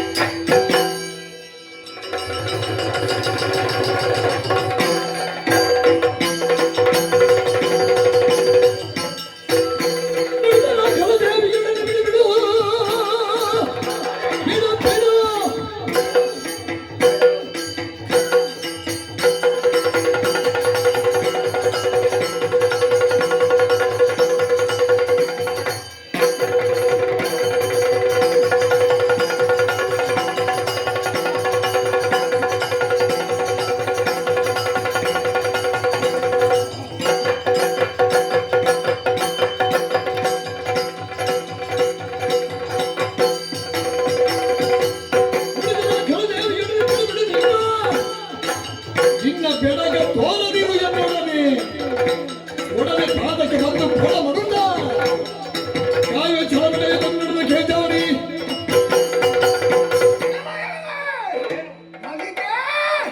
ಬಂದೆಯ ದುರಕ್ಕೆ ನೀನೇ ಬರಬೇಕಿತ್ತು.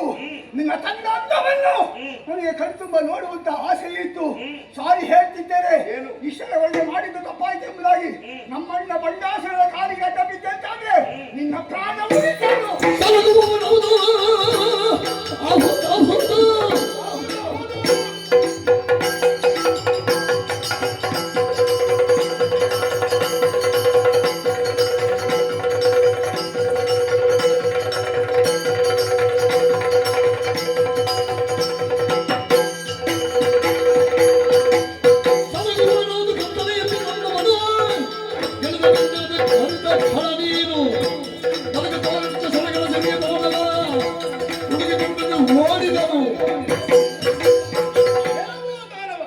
ದುಷ್ಟರಿಗೆ ಶಿಕ್ಷೆ, ಶಿಷ್ಟರಿಗೆ ರಕ್ಷೆ, ಇದೇ ನನ್ನ ಉದ್ದೇಶ. ಈ ಒಂದು ಆರುವಂತಹ ಕಾಲಕ್ಕೆ ಪ್ರಕಾಶಮಾನವಾಗಿ ಉರಿದು ಆರುವುದು ಸಹಜ ಸ್ವಾಭಾವಿಕ. ನಮ್ಮನ್ನು ಗೆಲ್ಲುವುದಕ್ಕೆ ಅಸಾಧ್ಯಂತಹ ಕಾರಣಕ್ಕೆ ಬೇಕಾಗಿ ಇಂತಹ ಕೃತ್ಯವನ್ನು ಮಾಡಿದ್ದಾನೆ. ಹೌದು, ಬದುಕುವಂತಹ ಅರ್ಹತೆ ಇಲ್ಲ, ಸಾಯುವುದಕ್ಕೆ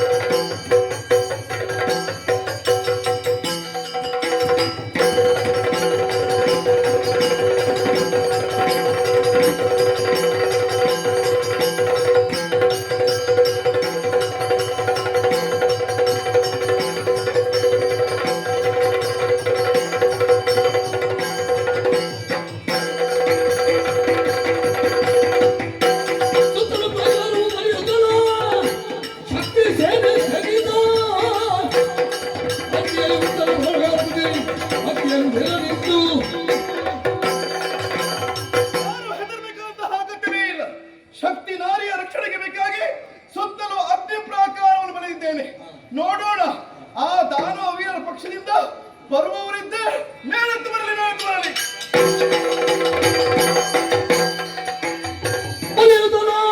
ಪ್ರಾಕಾರವ ಶಕ್ತಿ ಸೇನೆಯೋ ಹರಿತ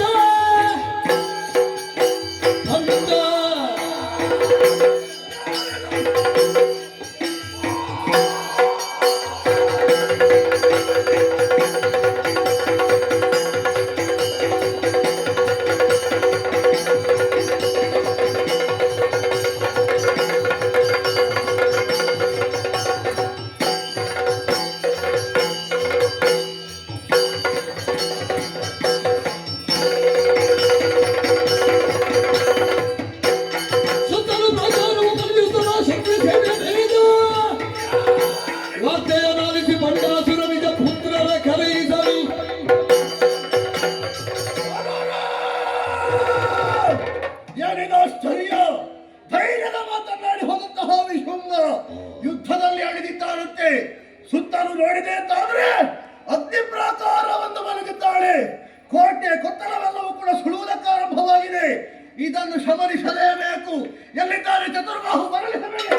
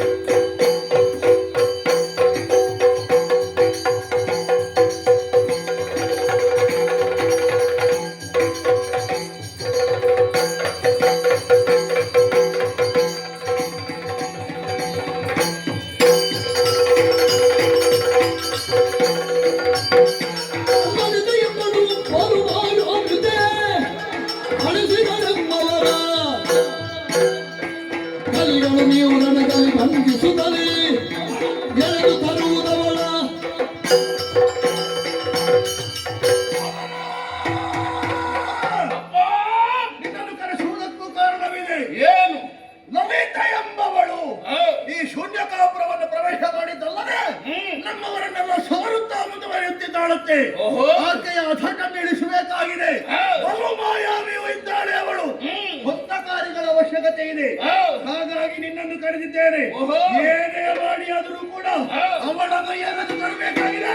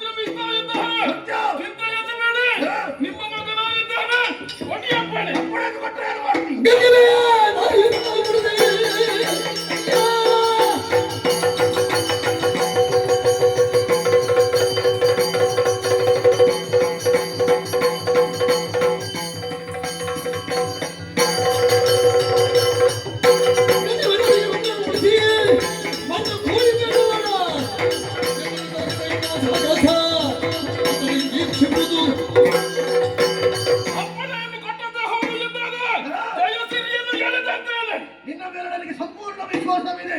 ಹೋಗಿ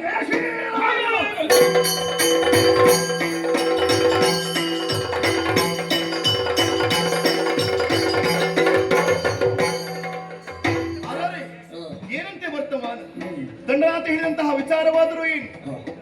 ಬಂಡಾಸುರ ಮಗ ಚತುರ್ಮ ರಣಕ್ಷೇತ್ರವನ್ನು ಸೇರಿದ್ದಾನಂತೆ, ವಿಜೃಂಭಿಸ್ತಾ ಇದ್ದಾನಂತೆ. ಹಾಗಿದ್ರೆ ಅವನನ್ನು ಸದೆ ಬಡಿಯುವವರು ನಮ್ಮ ಸೇನೆಯಲ್ಲಿ ಯಾರಿದ್ದಾರೆ? ಏನು ಮಾಡಲಿ, ಏನು ಮಾಡಲಿ?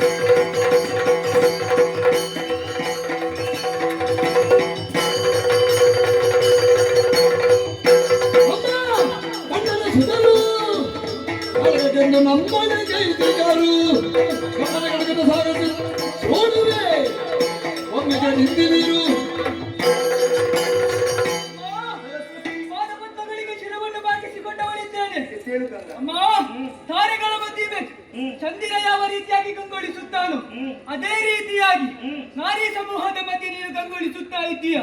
ಆದರೆ ಚಿಂತಾಕ್ರಾಂತಳಾಗಿದ್ದೀಯ. ಚಿಂತೆಯನ್ನು ಬಿಡು. ಆ ಬಂಡನ ಸುತನನ್ನು ನಾನು ಮಾಡ್ತೇನೆ. ಯಾರು?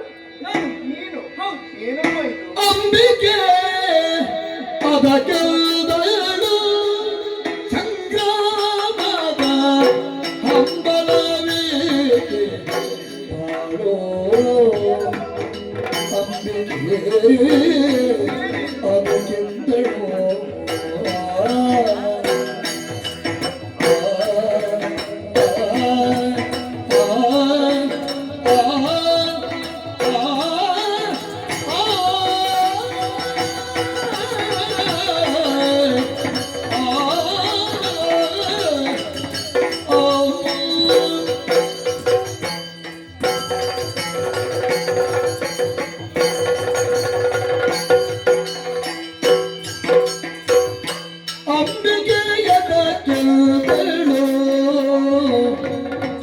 ಸಂಗ್ರಾಮದ ಹಂಬಲವೇಕೆ ತಾಳು ಸಂಗ್ರಾಮದ ಹಂಬಲವೇಕೆ ತಾಳು ಯಾಕೆ ತಾಳು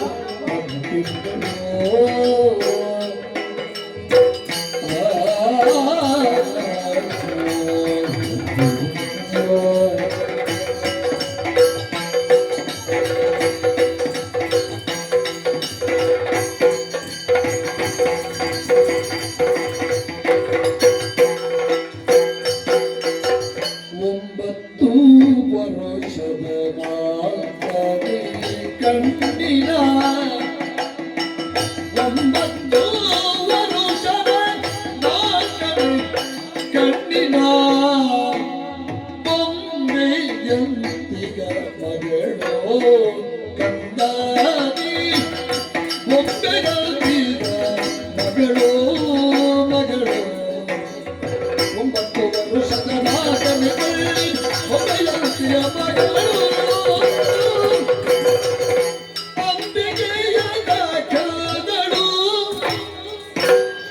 ಸಂಗ್ರಾಮದ ಹಂಬಲವೇಕೆ ತಾನು ತಾನು ಅದಕ್ಕೆದಳು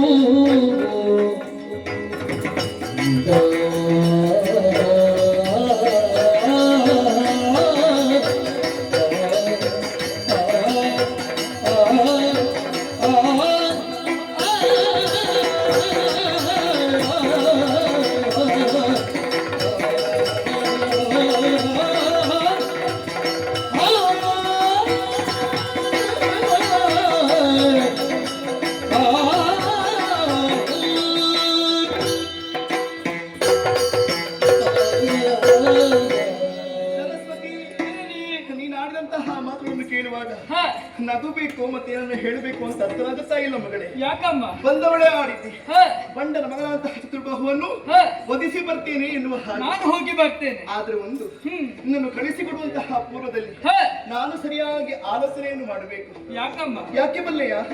ನೀನಿನ್ನೂ ಸಣ್ಣವಳು. ಹ, 9 ವರ್ಷದ ಹ, 4ನೇ ಕಣ್ಣಿನ ಬೊಂಬೆಯ ಹಾಕಿರುವಂತಹ ಮಗಳು. ಸರಿ. ಏನಮ್ಮ ರಣಕ್ಷೇತ್ರ ಅಂತ ಹೇಳಿದ್ರೆ ಹ, ಆಟದ ಬಯಲು ಅಂತ ಭಾವಿಸಿಕೊಂಡೆಯ? ಅಲ್ಲಿರುವವರನ್ನ ಗೆಳತಿಯರಲ್ಲ, ಹ, ಬರುವವರು ದಾನವರಿದ್ದಾರೆ, ದುರಸಮರ್ಥರಿದ್ದಾರೆ. ನೋಡಿದ್ದೇನೆ, ನಮ್ಮದಾಗಿರುವಂತಹ ಶಕ್ತಿ ನಾರಿಯರೇ ಹ, ಈ ಕಾಲಕ್ಕೆ ಕೈ ಸೋತು ಹಿಮ್ಮೆಟ್ಟಿದ್ದಾರೆ. ಓಹೋ. ಹಾಗಿರುವಾಗ ಹ, ಸಣ್ಣವಳದಂತಹ ನೀನು ಹೋಗಿ ಹ, ಅವರನ್ನು ಗೆಲ್ಲುವುದಕ್ಕೆ ಸಾಧ್ಯ ಉಂಟ ಹೇಳು? ಹಾಗಾಗಿ ಹೇಳುವುದು ಇಷ್ಟೇ, ಹ. ಇಲ್ಲಿರುವುದಲ್ಲ, ಒಳಗಿದ್ದಕ್ಕೂ ಹೋಗು. ಅಮ್ಮ.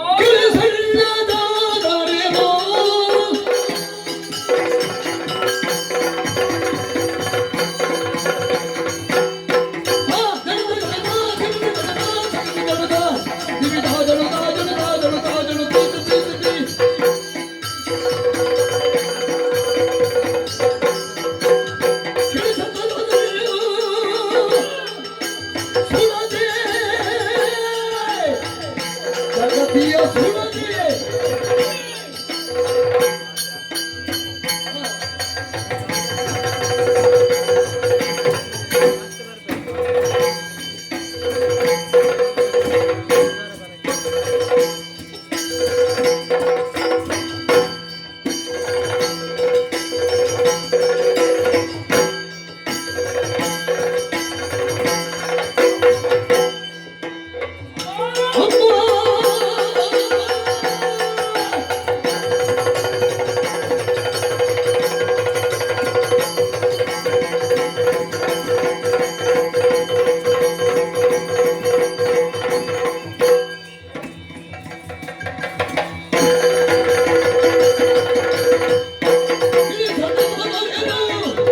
ಅವನ ಸೇರೆ ಸುಡದೆ ಜಗತ್ಯನು ಇಡುವಯ ನಿಮ್ಮ ಆಶೀರ್ವಾದದ ಬಲದಿಂದ ಹುಡುಗಿ ದೈತ್ಯರನ್ನು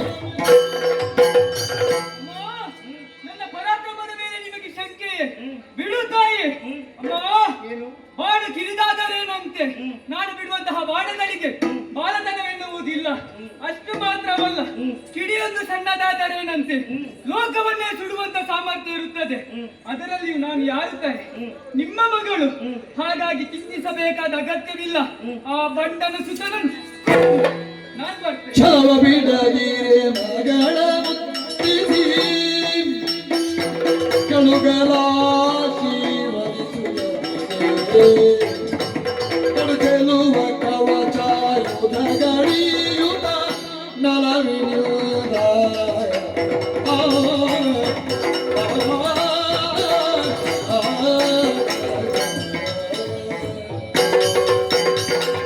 ಸರಸ್ವತಿ, ಅಮ್ಮ, ನೀನಾಡಿದಂತಹ ಮಾತು ಕೇಳಿ ಸಂತೋಷವಾಯಿತು. ಹ, ನಾವೊಂದು ನಾಟಕವನ್ನು ಆಡಿದ ಮಗಳೇ. ನಾಟಕ. ಯಾಕೆ ಬಲ್ಲೆಯ? ಹ, ನಿನ್ನ ಮಾತುಗಳನ್ನು ಕೇಳುವಂತಹ ಆಸೆಯೂ ಇತ್ತು, ಕುತೂಹಲವೂ ಇತ್ತು. ಓಹೋ, ವೀರವನ್ನ ವಾಣಿಯನ್ನು ಕೇಳಿ ಸಂತೋಷವಾಯಿತು. ಸರಿ. ಆ ಬಂಡನ ಮಗನ ವಧೆ ಹ, ನಿನ್ನಿಂದಲೇ ಆಗಬೇಕು ಮಗಳೇ. ಓಹೋ, ಅದಕ್ಕೆ ಬೇಕಾಗಿ ಈ ತರನಾದ ನಾಟಕವನ್ನು ಆಡಿದೆ. ಸರಿ. ಮಾತ್ರವಲ್ಲ, ಹ, ಶಕ್ತಿ ನಾರಿಯರು ಹ್ಮ್. ವಿಶೇಷವಾದಂತಹ ದಿವ್ಯ ದುಕುಲಾದಿಗಳನ್ನು ಹ. ತೊಡಿಸಿದ್ದಾರೆ. ಹೌದು. ಮಾತ್ರವಲ್ಲ, ಹ್ಮ್. ಇದು ವಿಶೇಷವಾದಂತಹ ಈ ಬಾಣ, ಹ. ಈ ಧನಸ್ಸು, ಇದನ್ನು ಸ್ವೀಕರಿಸಬೇಕು. ಹಾಗೆ ಇದು ಕೇವಲ ಬಾಣವಲ್ಲ, ಮತ್ತೆ ಆ ದಾನವರ ಹಣೆಯಲ್ಲಿ ಬರೆಯುವಂತಹ ಮರಣ ಲೇಖನಿಯಾಗಬೇಕು. ಸರಿ. ನಿನ್ನ ಹೆಸರು ಎನ್ನುವುದು ಹ. ಲಲಿತ ಸಹಸ್ರನಾಮದಲ್ಲಿ ಒಂದಾಗ್ತದೆ. ಶುಭವಾಗಲಿ ಕಂದ. ನಿಮ್ಮ ಆಶೀರ್ವಾದ ತಾಯೇ.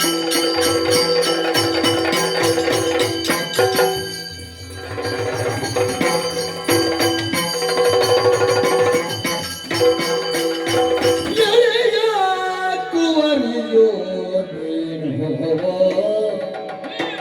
ಎಳೆಯ ಕುವರಿಯೋ ನೀನು, ಎಳೆಯ ಕುವರಿಯೋ ನೀನು, ಎಳೆಯ ಎಳೆಯ ಕುವರಿಯೋ.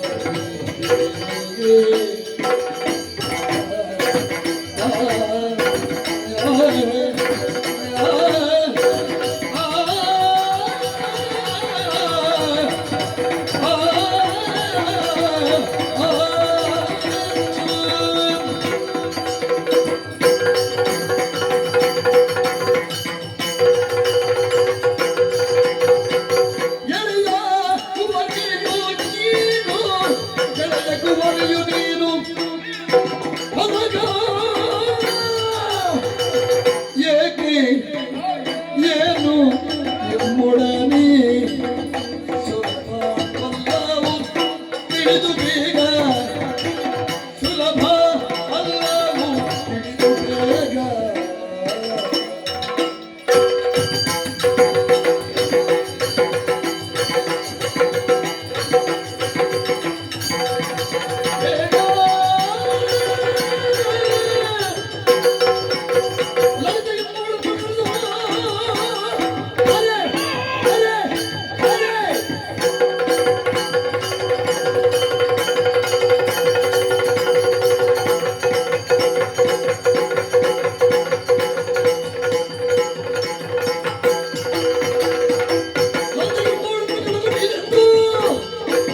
ಮೂದಲಿಸಲು ಅವನೊಡನೊಂದರಾಗ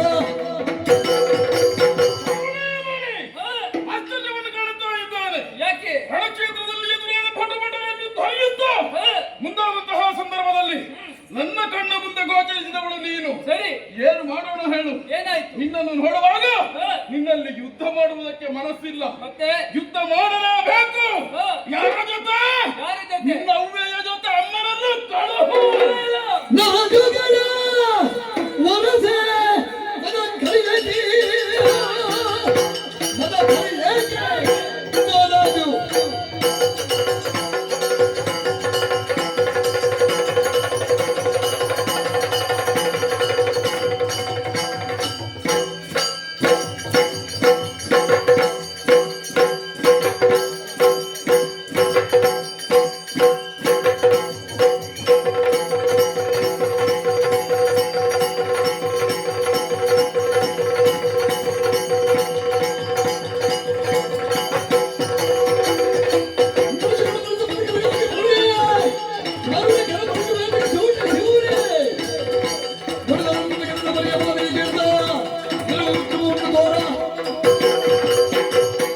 ಚತುರ್ಬಾಹುವೆ, ಯುದ್ಧಕ್ಕಾಗಿ ಬಂದಂತಹ ನೀನು ಎದುರಾಳಿಯ ಜೊತೆ ಹೋರಾಡುವುದು ಬಿಟ್ಟು ನೇರವಾಗಿ ನನ್ನ ತಾಯಿಯನ್ನು ಬಯಸುತ್ತಾ ಇದೆಯಲ್ಲ. ನಿನ್ನಲ್ಲಿ ಯುದ್ಧ ಮಾಡುವುದಕ್ಕೆ ಮನಸ್ಸೇ ಬರುವುದಿಲ್ಲ. ಓಹೋ, ಅದು ನಿನ್ನಂತಹ ಭ್ರಮೆ. ಹ. ಯಾಕೆ ಬಲ್ಲೆಯ? ಯಾಕೆ? ಈಜುವುದಕ್ಕೆ ಬರುತ್ತದೆ ಎನ್ನುವ ಮಾತ್ರಕ್ಕೆ ಹ. ನೇರವಾಗಿ ಸಮುದ್ರದಲ್ಲಿ ಈಜುವುದಕ್ಕೆ ಹೋಗುವುದಲ್ಲ. ಹಾಗೆ ಹ. ನಿನ್ನಲ್ಲಿ ಹೋರಾಡುವುದಕ್ಕೆ ಹ. ನನ್ನ ತಾಯಿ ಅಗತ್ಯವಿಲ್ಲ. ಮತ್ತೆ? ನಾನು ಸಾಕು. ಹ? ಹೌದು.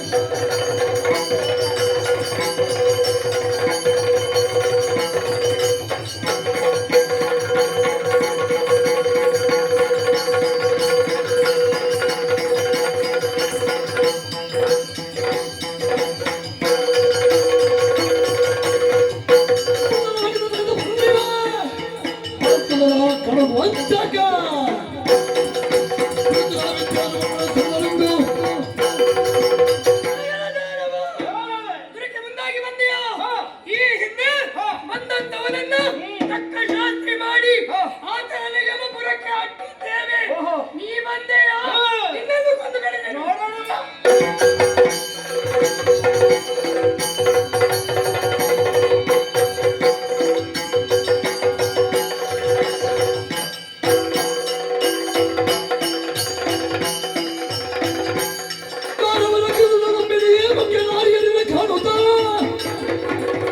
ಪ್ರಾಕಾರವನವಿಯದವ ಮಾಯ ನಿರ್ಮಿಸಿದ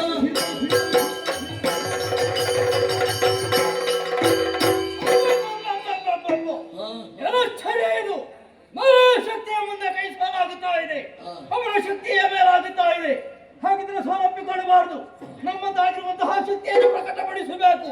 ಪಡೆದುಕೊಂಡಿದ್ದೇನೆ ಅಂಗದಿಂದ ಸೃಷ್ಟಿ ಮಾಡುವಂತಹ ಅಧಿಕಾರವನ್ನು. ಈ ಪ್ರಸಂಗದಲ್ಲಿ ಬಾರದಿರುವಂತಹ ವಿಶೇಷ ಸೃಷ್ಟಿಯನ್ನು ಈ ಕ್ಷಣವೇ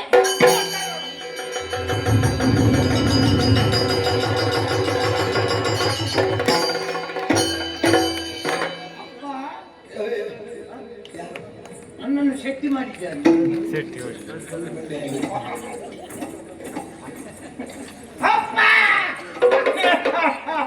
ನನ್ನನ್ನು ಶಕ್ತಿ ಮಾಡಿದ್ದು ನೀವೆಯಾ? ಶಕ್ತಿ ಶಕ್ತಿ ಮಾಡಿದ್ದು ಶಕ್ತಿ ಅಲ್ಲ, ಸೃಷ್ಟಿ. ಶಕ್ತಿ ಶಕ್ತಿ ನಿನ್ನ ಜನ್ಮ ನಮ್ಮಿಂದ ಒಂದು ನಿಮ್ಮ ಜನ್ಮವೇ. ನಿನ್ನ ಜನ್ಮವೆಂದು ನಾನು ಹೇಳ. ನನ್ನ ಜನ್ಮಕ್ಕೆ ಕಾರಣೀಭೂತರಾದವರು ನೀವು. ಈ ಸಲ ನೀವು ಪ್ರಚಾರಕ್ಕೆ ಬೀಳ್ತೀರಿ ಅಲ್ವಾ? ಇಂಥ ಒಂದು ಮಗ ನಿಮಗೆ ಎಲ್ಲಾದ್ರೂ ಒಂದು ಸಿಗ್ತದ? ನಾನು ಕನಸು ಮನಸ್ಸಿನಲ್ಲಿ ಕೂಡ ಎಣಿಸಿದವನ. ಇಂಥ ಮಗ ಸಿಗ್ತಾನೆ ಅಂತ ಇಂಥದ್ದೊಂದು ಸೃಷ್ಟಿ ಆಗುತ್ತದೆ. ಬರುವ ಜನ್ಮದಲ್ಲೂ ಸಿಗುದಿಲ್ಲ. ಸಿಗಬಾರ್ದು. ಆದ್ರೂ ಸಿಟ್ಟು ಮಾಡಿದ್ದೇನೆ. ಈಗ ನೀವು ನನಗೆ ಆಪ ಆಪ ಆಪ ಅಲ್ಲ, ಮತ್ತೊಂದ ಅಪ್ಪ. ಅಪ್ಪ ನಾನು ಜನಕ. ಜನಕ ನೀನು ಮಗ. ಅಪ್ಪ ಇರ್ತದ? ಅಪ್ಪ ಅದಕ್ಕೆ ಅಳುದು ಯಾಕೆ? ಅಲ್ಲ, ಅದು ಭಾವೋದ್ವೇಗ. ಅಷ್ಟು. ಅಪ್ಪ ನನ್ನಿಂದ ಏನಾಗಬೇಕು? ನನ್ನಿಂದ ಆಗಬೇಕಾದ ಘನಕಾರ್ಯ ಏನು? ನುಸುಳಿ. ನೀನು ನನ್ನ ಕುಮಾರ. ಆಯ್ತು, ಅದನ್ನು ಎಷ್ಟು ಸಲ ಹೇಳ್ತೀರಿ? ನಿಮಗೊಂದು ಸಂತೃಪ್ತಿ ಸಿಕ್ಕಿತಲ್ಲ? ಸಂತೋಷ. ಆಯ್ತು, ಅದನ್ನು ಎಷ್ಟು ಸಲ ನಿನ್ನನ್ನು ಸೃಷ್ಟಿ ಮಾಡಬೇಕು ಅಂತಾದ್ರೆ ಬಲವಾದ ಕಾರಣ ಇದೆ. ಏನಪ್ಪ? ನೋಡಿದೆಯೋ ರಣಕ್ಷೇತ್ರದಲ್ಲಿ ನಾರಿ ಶಕ್ತಿ. ಹೌದೌದೌದು. ಶಕ್ತಿ ಹೇಳಿ ಅವರ ಕೈ ಮಿಗಿಲಾಗುತ್ತಾ ಇದೆ. ತದಲ್ಲಿನ ಪ್ರಬಲಿಗೆ ಸೋಲವಾಗುತ್ತಾ ಇದೆ. ಅದಕ್ಕೆ ಬೇಕಾಗಿ ನಿನ್ನನ್ನು ಸೃಷ್ಟಿಸಿದವನಿದ್ದೇನೆ. ನನಗೆ ಸಾಧ್ಯ ಇಲ್ಲ. ಎಂತದು? ನೀವು ಹಾರಿದಷ್ಟು ಹಾರಲಿಕ್ಕೆ ದೇವರಾಣೆ ನನಗೆ ಸಾಧ್ಯ ಇಲ್ಲ. ನಾನು ಈ ದೇಹವನ್ನು ಇಟ್ಕೊಂಡು ನಡ್ಕೊಂಡು ಬರದೆ ಕಷ್ಟದಲ್ಲಿ ಹಾರಲಿಕ್ಕೆ ನೀನೀಗ ಹಾರಬೇಕು ಅಂತ ಹೇಳಿದೆಯವರು. ಮತ್ತೆ ಹೆಣ್ಣು ಮಕ್ಕಳಲ್ಲಿ ಯುದ್ಧ ಮಾಡ್ಲಿಕ್ಕೆ ಯಾರಿಲ್ಲ. ಯುದ್ಧ ಮಾಡುವುದಲ್ಲ, ಅವರ ಶಕ್ತಿ ಕುಗ್ಗಬೇಕು. ಅದಾಗಬೇಕು ಅಂತಾದ್ರೆ ನಿನ್ನಿಂದ ಏನಾಗುತ್ತದು? ಮಾಟ ಮಾಡ್ತೀಯೋ, ಮಾರಣ ಮಾಡ್ತೀಯೋ, ಯಜ್ಞ ಮಾಡ್ತೀಯೋ, ಅಲ್ಲ ಏನು ಬೇಕಾದ್ರೂ ಮಾಡು. ಒಟ್ಟಿನಲ್ಲಿ ಅವರನ್ನು ಸೋಲಿಸಬೇಕು. ಮತ್ತೆ ಏನ್ ಮಾಡ್ತೀವಿ? ಈಗ ಆ ಹೆಣ್ಣು ಮಕ್ಕಳು ತಲೆ ಎತ್ತಬಾರ್ದು. ತಲೆ ಎತ್ತಬಾರ್ದು. ಅವರು ಯುದ್ಧ ರಂಗದಲ್ಲಿ ತಲೆ ಎತ್ತದ ಹಾಗೆ ಮಾಡ್ಬೇಕು ಅಂತಾದ್ರೆ ಅಲಾಯನ ಸೂತ್ರವನ್ನು ಗೈರು ಪರವಾಗಿಲ್ಲ. ನಾನು ಹುಟ್ಟುವಾಗಲೇ ನನಗೆ ಯಾರು ಕಲಿಸಬೇಕು ಅಂತ ಇಲ್ಲ, ನಾನು ಕಲಿತೆ ಬಂದಿದ್ದೇನೆ. ಎಂತದ್ದು? ಅಥರ್ವ ವೇದೋಕ್ತವಾದಂತಹ ಮಾಠ, ಮಾರಣ, ಇದನ್ನೆಲ್ಲ ಕಲಿತು ಬಂದಿದ್ದೇನೆ. ಈ ಸಲ ನಾವೊಂದು ಮಾಂಟೆ ಮಾಡುವ. ಎಂತ ಮಾಟೆ ಮಾಡುವ. ಅದು ಹೆಕ್ಕಣವ ನೀವು. ಮಾಟ ಮಾಟ ಮಾಟೆ ಅಲ್ಲ, ಮಾಟ ಮಾಟ ಮಾಟ ಮಾಟ ಮಾಡುವ. ಮಾಟ ಮಾಡುವುದಿದ್ರೆ ಅದಕ್ಕೆ ಕೆಲವಾರು ಉಪಾಧಿಗಳು. ಏನೆಲ್ಲ ಬೇಕು ನಿನಗೆ? ಉಪಾಧಿ ಅಂತ ಹೇಳಿದ್ರೆ ನೀವು ಹೋಗಿ ಸ್ನಾನ ಮಾಡ್ಬೇಕು. ನನಗೆ ಸ್ನಾನ ಮಾಡುವುದಕ್ಕೆ ಹೇಳುವುದಕ್ಕೆ ನೀನ?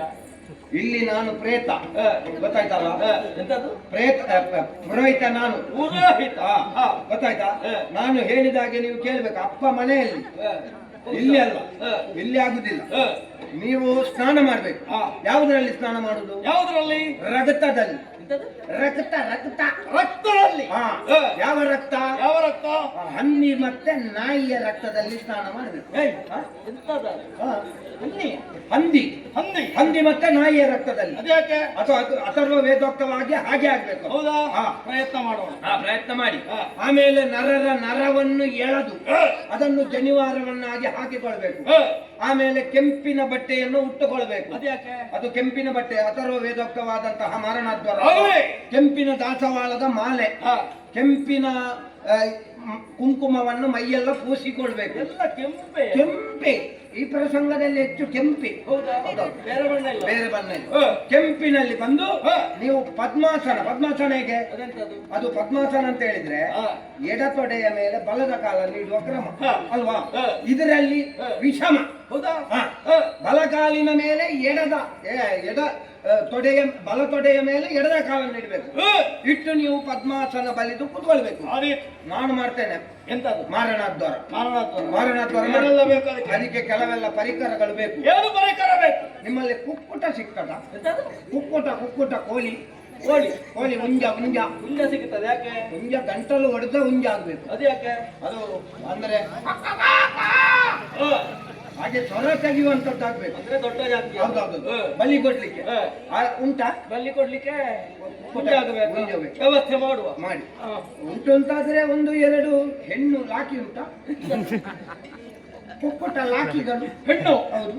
ಅದು ಕೂಡ ವ್ಯವಸ್ಥೆ ಮಾಡುವ. ಅದು ಇರ್ಲಿ, ಅದು ಯಾಗಕ್ಕೆಲ್ಲ. ಮತ್ತೆ ಯಾಕೆ? ನನಗೊಂದು ನನ್ನ ಹೆಂಡತಿ ಹೇಳಿದ್ದಾರೆ, ಅದು ಲಾಕಿದ್ದು ಒಂದು ಪದಾರ್ಥ ಒಳ್ಳೇದಾಗ್ತದೆ, ಹಾಗೆ ಅದನ್ನೊಂದು ಮಾಡುವ. ನಿನ್ನ ಕರ್ಮಕ್ಕೆ ನನ್ನ ಕುಕ್ಕುಟದಲ್ಲಿ ನಿನ್ನ ಯಾಗವ. ನಿನ್ನ ಆಯ್ತು, ಬೇಡದಿದ್ರೆ ಬೇಡ, ಆಯ್ತಲ್ಲ? ಮತ್ತೆ ಅಂತದ್ದು? ಆಯ್ತು, ಅದು ಬೇಡ. ಅದು ಬೇಡ. ಒಂದು ಬಲಿ ಕೊಡ್ಲಿಕ್ಕೆ ಕುಕ್ಕುಟ ಕೊಡಿ. ಕೊಡುವ. ಆಮೇಲೆ ಒಂದು ಮಸಾಲೆ 2 ಕೂರ್ಮು. ಸತ್ಯ ಹೇಳ್ಬೇಕು. ಎಲ್ಲಿಂದ ಬಂದವ ನೀನು? ನಾನು ನೀವು ಸೃಷ್ಟಿ ಮಾಡಿ ಬಂದದ್ದು. ಮತ್ತೆಂತದದು ಕೂಗುದು ನೀವು? 2 ಮಸಾಲೆ 1 ಕೂರ್ಮು. ಎಂತದದು? ಮಸಾಲೆ. 2 ಮಸಾಲೆ, 1 ಕೂರ್ಮ. ಆಮೇಲೆ ಸೊಳ್ಳೆ 556 ಸೊಳ್ಳೆಗಳು. ಅದು 556 ಬೇಕಾ? 556 ಬೇಕು. ಯಾಕೆ? ಅದರಲ್ಲಿ ಗಂಡು ಸೊಳ್ಳೆಗಳಾಗುದಿಲ್ಲ, ಹೆಣ್ಣು ಸೊಳ್ಳೆ. ಅದನ್ನು ಹುಡುಕುವುದು ಹೇಗೆ ನಾವು? ಅದು ನೀವು ಗಡಿಬಿಡಿ ಮಾಡ್ಬೇಕು. ಒಂದು ಕನ್ನಡಿಯನ್ನು ತಂದಿಡಿ. ಕನ್ನಡಿಯ ಎದುರು ಹಾರ್ತಾ ಇದ್ರೆ ಅದು ಹೆಣ್ಣು ಸೊಳ್ಳೆ. ಹೌದಾ? ಕನ್ನಡಿ ಅಲ್ಲ ನೋಡ್ಲಿಕ್ಕೆ. ಗಂಡು ಸೊಳ್ಳೆ ಅದು ರಗಾಳೆಲ್ಲ, ಸುಮ್ಮನೆ ಕೂತ್ಕೊಂಡಿರ್ತದೆ. ಇದು ಕನ್ನಡಿಗೆ ಆರುದು ನೋಡಿ. ಹೌದೌದು. ಹಾಗೆ ಸೊಳ್ಳೆ ಹಿಡಿಯುವವರಲ್ಲಿ ಒಂದು ಹೇಳ್ಬೇಕು. ಏನಂತ? ಸೊಳ್ಳೆ ಹಿಡಿಯುವುದು ಹೌದು, ಒಂದೇ ಒಂದು ಸೊಳ್ಳೆಯ ಕಾಲು ಮುರಿಬಾರ್ದು. ಅಯ್ಯೋ ಪುಣ್ಯಾತ್ಮ, ಅದನ್ನು ಹೇಗೆ ತಯಾರು ಮಾಡುದು? ಮಾಡ್ಲಿ, ಅಷ್ಟು ಜನ ಇದ್ದಾರಲ್ಲ, ಮಾಡ್ಲಿ. ಅದಕ್ಕೆ ಅಂತ ಇರುವ ಹೌದೌದು. ಆಗ್ಲಿ ವ್ಯವಸ್ಥೆ ಆಯ್ತಾ? ಆಯ್ತಾ? ಅದಾದ ಮೇಲೆ ಹೇನುಂಟ ಎಲ್ಲಿ? ತಲೆಯಲ್ಲಿ. ಯಾರ ತಲೆಯಲ್ಲಿ? ಯಾರದ್ದಾದ್ರೂ ತಲೆಯಲ್ಲಿ ಇದ್ರೆ ಹೇನು ಬೇಕು. ಹೇನು ಅಂದ್ರೆ ಗಂಡು ಹೇನು ಬೇಡ, ಹೆಣ್ಣು ಹೇನು. ಈಗ ಅದನ್ನು ಹೇಗೆ ಪತ್ತೆ ಹಚ್ಚುತ್ತಿ? ಅದು ನೀವು ಪತ್ತೆ ಹಚ್ಚಿ. ನಿಮ್ಮಲ್ಲಿ ಕೆಲವು ರಾಕ್ಷಸರು ಇದ್ದಾರಲ್ಲ, ಹೌದಲ್ಲ? ಅವ್ರು ಹೇಗೆ ಸುಮ್ಮನೆ ಮಲಗುದಲ್ಲ. ಅದಕ್ಕೆ ಅಂದ್ರೆ ಅವರಿದ್ದಾರೆ, ವ್ಯವಸ್ಥೆ ಮಾಡೋಣ. ಆಮೇಲೆ ಆ ಹೇನಿನ ಭ್ರೂಣ ಬೇಕು. ಈಗ ಹೇನು ಮತ್ತೆ ಅದರ ಹೇನು ಭ್ರೂಣ.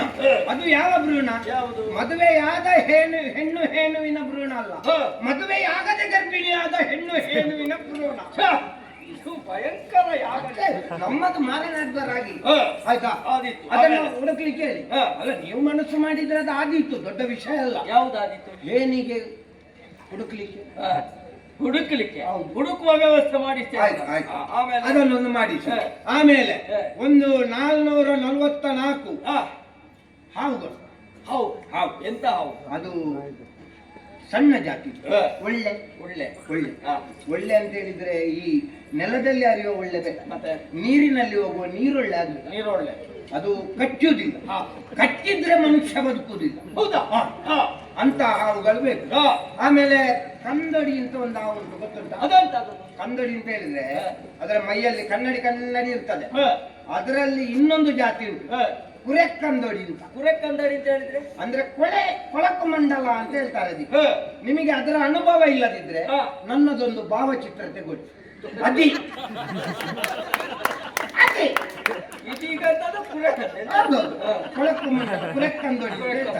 ಸಾಧಾರಣ ಬಣ್ಣ ಎಲ್ಲ ಹೀಗೆ ಇರ್ತದೆ. ಅದನ್ನೊಂದು ಹುಡುಕಿ ಒಂದು 333 ಅದರದ್ದೊಂದು ವ್ಯವಸ್ಥೆ ಮಾಡಿ. ಅದಕ್ಕೆ ನೀನೇ ಒಂದು ಮನಸ್ಸು ಮಾಡಿದ್ರೆ ಯಾವುದಕ್ಕೆ? ಅದಕ್ಕೆ ನಾನು ಹೋಗ್ಬಹುದಿತ್ತು, ಹೋಮಕ್ಕೆ ಜನ ಇಲ್ಲಲ್ಲ. ವ್ಯವಸ್ಥೆ ಮಾಡೋಣ.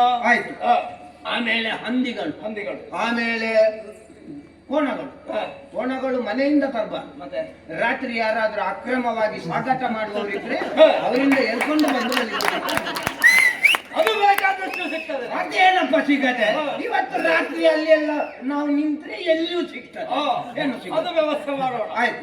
ಇಷ್ಟನ್ನು ನೀವು ಮಾಡಿದ್ರೆ ಇನ್ನು ಕೆಲವೆಲ್ಲ ಪರಿಕರ ನನ್ನ ಶಿಷ್ಯ ಇದ್ದಾರೆ. ಹೌದಾ? ಹೌದು. ರಾಜಣ್ಣನ ಮಗ ಶಿವಣ್ಣ ಮಗು ಶಿವಣ್ಣ ಎಲ್ಲಿ ಉಂಟು? ನನ್ನ ಪರಿಕರ ಎಲ್ಲಿ ಉಂಟು? ಅವ ರಾಜಣ್ಣನ ಮಗ ಅವನ ಮುಖ ಭಾರಿ ಅಕ್ಷಣ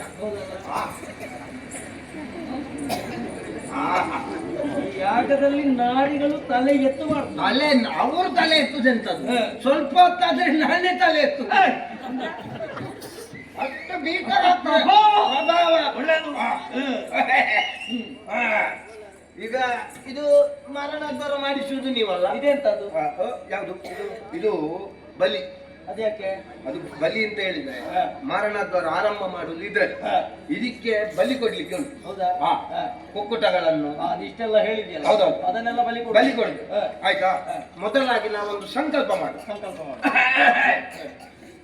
ಸ್ವಯಂಭೂ ಮನ್ವಂತರೇ ಕೃತಯುಗೆ ಪ್ರಥಮ ಪಾದೆ ಜಂಬೂದ್ವೀಪೆ ಉಂತುದು ತೂಪೆ ಕಂಕಲ ತೀರ್ಥೆ ಪ್ರತ್ಯಕ್ಷಯಾಮಿ ಪ್ರಥಯಾಮಿ ಮಾರಣಾದ್ವರ ಕರಿಷ್ಯೆ. ಅರ್ಥ ಆಗಲಿಲ್ಲ ನನಗೆ. ನಿಮಗೆ ಅರ್ಥ ಆಗ್ಲಿಕ್ಕೆ ಎಲ್ಲಿಗೆ ಅರ್ಥ ಆಗುದು? ನನಗೆ ಅರ್ಥ ಆಗುದಿಲ್ಲ. ಈಗ ಅಲ್ವಾ ಒಳಗಿಂದ ಹೇಳಿಬೇಕು. ಬಹಳ ತುಂಬಾ ಒಳಗುಂಟದು. ಹೌದೌದು. ಅಂದ್ರೆ ಮೊದಲಾಗಿ ನಾವು ಆ ಬೀಜಾಕ್ಷರಗಳನ್ನೆಲ್ಲ ಒಳಗಿರುವ ಬೀಜಾಕ್ಷರಗಳನ್ನು ಅಲ್ಲ, ನಾನು ನಿನ್ನನ್ನೊಂದು ಸೃಷ್ಟಿ ಮಾಡಿದ್ದಕ್ಕೆ ಸಾರ್ಥಕ ಆಯಿತು. ಯಾಕೆ? ಇದು ನೋಡು, ತಂದೆಯ ಮೇಲಿರುವಂತಹ ಪ್ರೀತಿ ಅಂತ ಹೇಳಿದರೆ ನನಗೆ ಕೊಡುವುದಕ್ಕಲ್ವ? ಯಾವುದು? ಅದು ನಿಮಗಲ್ಲ, ಮತ್ತೆ ಇದು ನನಗೆ. ನಿನಗೆ? ನನಗೂ ಅಲ್ಲ, ಒಳಗಿರುವಂತಹ ಬೀಜ ಮಂತ್ರಗಳಿಗೆ. ಹೌದಾ? ಅದೆಲ್ಲ ಈಗ ಒಳಗೆ ಇದ್ದು ಇದ್ದು ಇದ್ದು ಇದ್ದು ಬಿಸಿಯಾಗಿದೆ. ಹೌದಾ? ಇದು ಒಳಗೆ ಹೋದ್ರೆ ಅದಲ್ಲೇ ತಂಪಾಗುತ್ತದೆ. ಮತ್ತೆ ನಾಳೆ ಬೆಳಿಗ್ಗೆ ಹೋಗುವ ಬೀಜ ನೋಡ್ಬೇಕು. ನೋಡಿ, ಅದು ನೀವೇ ನೋಡು. ಅದು ಅಷ್ಟು ಅಸ್ಖಲಿತವಾಗಿ ಮಂತ್ರಗಳು ಹೊರಗೆ ಬರ್ತದೆ. ಅದು ಒಳ್ಳೇದು, ಬರ್ಬೇಕಾದ್ರೆ ತಕೊಂಡ ಮೇಲೆ ಬಾಳದಿದ್ರೆ ಇದರಲ್ಲಿ ಬಂದಿದ್ದಲ್ಲ. ಸ್ವಲ್ಪ ಅಡಿಯಲ್ಲಿರುವ ಒಂದು 2 ಬೀಜ ಒದ್ದೆ ಆಗ್ಲಿ. ಇನ್ನು ಇವತ್ತು ಸಿಗ್ಲಿಕ್ಕಿಲ್ಲ. ಆಯ್ತು, ಈಗ ಇದನ್ನು ಬಿಸಾಡಬೇಡ ಆಯ್ತಾ? ಮತ್ತೆ ಭಾಗ ಮಾಡಿ ತಿನ್ನುವ. ಇದು ಈಗ ಬಲಿ ಕೊಡ್ಬೇಕಲ್ಲ. ಹೌದು. ಮೊದಲು ಯಾವ್ದನ್ನು ಬಲಿ ಕೊಡುದು? ಈಗ ನಾವು ನನ್ನ ಬೆರಳನ್ನೇ ಕೊಡ್ತೇವೆ. ಇದು ಭಯಂಕರ. ಅದೆಂತದ್ದು? ರಕ್ತ ರಕ್ತದರ್ಪಣ. ನನ್ನ ಹೆಬ್ಬೆರಳನ್ನೇ ಕೊಯ್ದದ್ದು. ನನಗೆ 6 ಬೆರಳಿತ್ತು, ಅದರಲ್ಲಿ ಒಂದನ್ನು ಕತ್ತರಿಸಿ. ಈಗ 5 ಕತ್ತರಿಸಿದ್ರೆ ಜಾಗ ಕಾಣುದು. ಜಾಗ ಅಂದ್ರೆ ಅದು ಇಲ್ಲಿ ರಕ್ತ ಉಂಟೆಷ್ಟು ಅಂತ ಹೇಳಿದ್ರೆ ಎಂತದ್ದು? ರಕ್ತ ಇರಲಿಲ್ಲ ಅಂತ ಯಾರಾದ್ರೂ ಹೇಳಿದ್ರೆ ನನ್ನನ್ನು ಅರ್ಥ ಅಪಪ್ರಚಾರ ಮಾಡುದು ನೀವೇ ಮಾಡಿ. ಎಂತದ್ದು ರಕ್ತ ಬೇಕು ಅಂತ ನಾನು ಯಾರಲ್ಲಾದ್ರೂ ಕೇಳಿದ್ದೇನ? ಎಂತದ್ದು ಗೊತ್ತಾದ್ದು?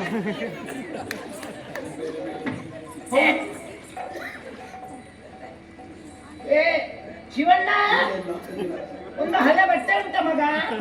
ಒಳ್ಳೆ ಉಂಟಲ್ಲ ರಗಲ. ಯಾವ್ದು ಇದು? ಹಳೆ ಬಟ್ಟೆ ಅಲ್ಲ ಅಲ್ವಾ? ಇದು ಹೊಸತ್ತು. ಅಯ್ಯೋ, ಹೇಳಬಾರ್ದು. ಇದು ಮಾರಣಾದ್ವಾರಕ್ಕೆ ಬೇಕಾಗಿ ನಾವು ತರಿಸಿದ್ದು ವಿದೇಶದಿಂದ. ಹೌದಾ? ಮತ್ತೆ ಒಳ್ಳೆದು. ಹಳೆ ಬಟ್ಟೆ ಉಂಟ ಮಗ? ಕೊಡು. ಬಾ ಇಲ್ಲಿ ಬಾ, ನೀನು ಬಾ. ನಿನ್ನನ್ನೊಂದು ಬಲಿ ಕೊಡ್ಬೇಕು ಈ ಸಲ. ನಿನ್ನನ್ನು ಬಲಿಗೆ ಹತ್ತಿರ ಕೊಡ್ಬೇಕು ಅಂತ, ಆವಾಹನೆ ಮಾಡಬೇಕು ಅಂತ, ನಿನ್ನನ್ನು ತಲೆ ಕಡಿಬೇಕು ಅಂತ ಹೇಳಿದ್ದಲ್ಲ. ಅವರಿಗೆ ಹೆದರಿಕೆ ಆಯ್ತು.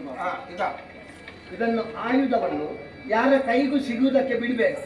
ಇದು ಮಾರಣಾದ್ವಾರ ಪ್ರಾರಂಭ ಆದ್ರೆ ನೀನು ಕೂಡ ಅದರ ಹತ್ತಿರ ನಿಲ್ಬೇಡ. ನಿನಗೆ ಕುತ್ತಿಗೆ ಕೊಯ್ಕೊಳ್ಳುವಂತ ಕಾಣ್ತದೆ. ಮಂತ್ರದ ಪ್ರಭಾವ ಅಷ್ಟುಂಟು, ಆಯ್ತಾ? ಮತ್ತೆ ನೀನು ನಾಳೆ ಜನ ಇಲ್ಲ ಅಂತ ಆಗ್ತದೆ ಮಾರೆ. ಹೋಗು, ಬೇರೆ ತೆಗ್ದಿರು.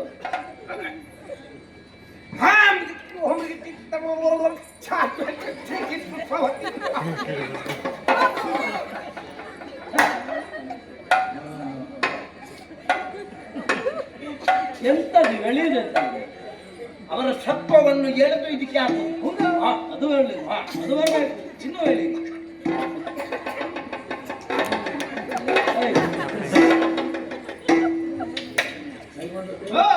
ಒಳ್ಳೆದಾಗಬೇಕು, ಎಲ್ಲ ಬರಬೇಕು.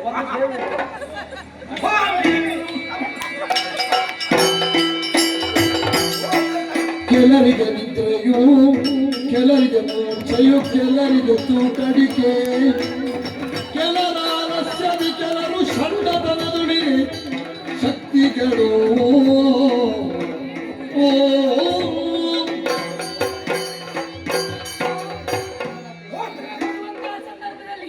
ವಿಶುಕ್ರನೆಂಬ ದಾನವ ನಮ್ಮೊಡನೆ ಸೋತು ಓಡಿದಂತ ಆತ ಮಂತ್ರವಾದಿಗಳನ್ನ ಕರೆಸಿಕೊಂಡು ಆ ಕಾರ್ಯಕ್ಕೆ ಮುಂದಾಗುತ್ತಾ ಇದ್ದಾರೆ ಅಮ್ಮ, ಕೆಲವರಿಗೆ ನಿದ್ದೆ, ಕೆಲವರಿಗೆ ಮೂರ್ಛೆ, ಇನ್ನು ಕೆಲವರು ಹಿಡಿತವನ್ನೇ ತಪ್ಪಿಕೊಂಡು ಹುಚ್ಚರಂತೆ ವರ್ತಿಸುತ್ತಾ ಇದ್ದಾರೆ. ಅಮ್ಮ, ನೀನೇ ರಕ್ಷಿಸು.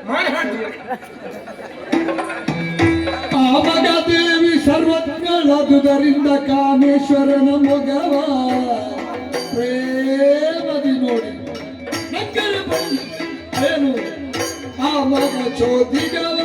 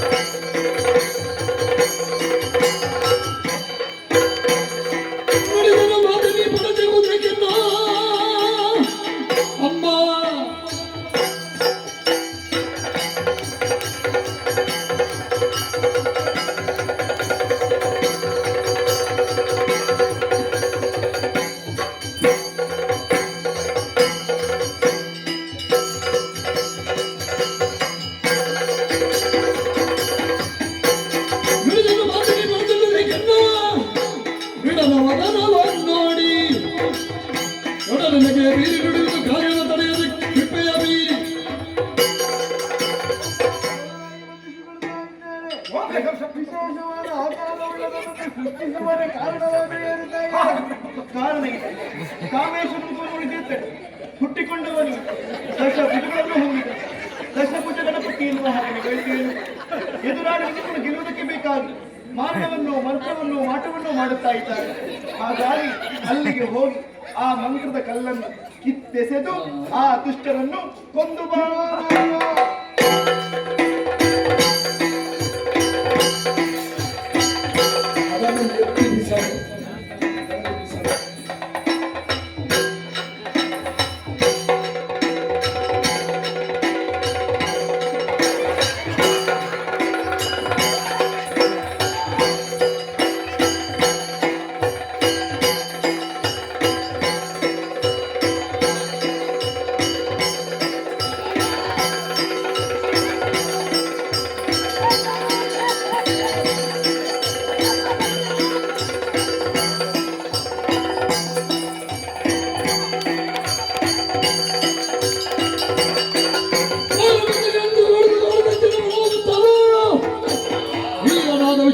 ಗಜಾಸುರನ ಕರೆದ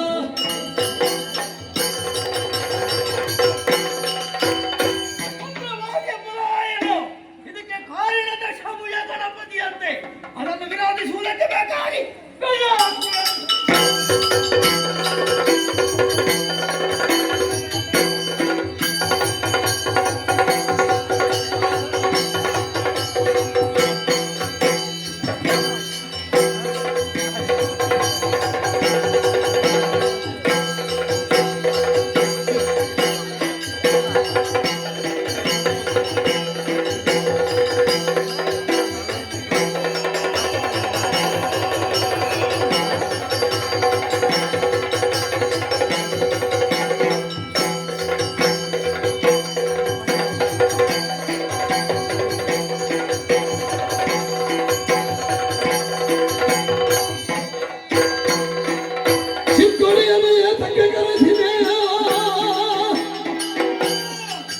ಶುಕ್ರಾಸುರನೇ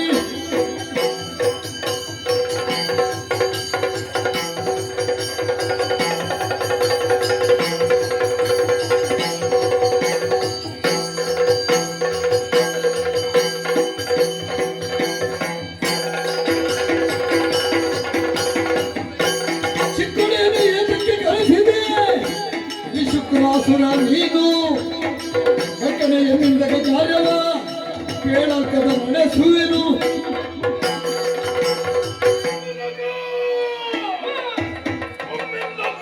ಸೃಷ್ಟಿ ಆಯ್ತು ಯಾಕಾಗಿ ಈ ಸೃಷ್ಟಿ ಯಾವ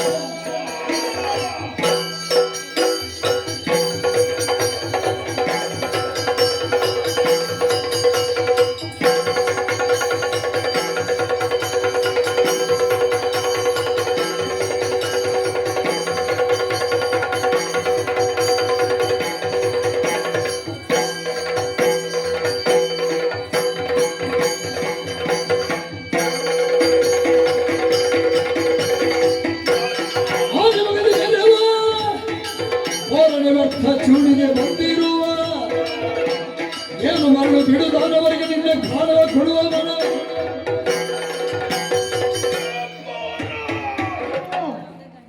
ನಾನೇ ತೋರ ನೀ ನನಗಿಂತ ತೋರ ತೋರ ಇರಬಹುದು ಆದರೆ ನೀನು ತೋರ ನಮ್ಮವರನ್ನು ಯುದ್ಧಕ್ಕೆ ಬಂದೆಯ ನಿನಗೆ ಬದುಕುವ ಆಸೆ ಇದ್ದರೆ ನಡ ಪ್ರಾಣ ಒದಗಿರುವವರು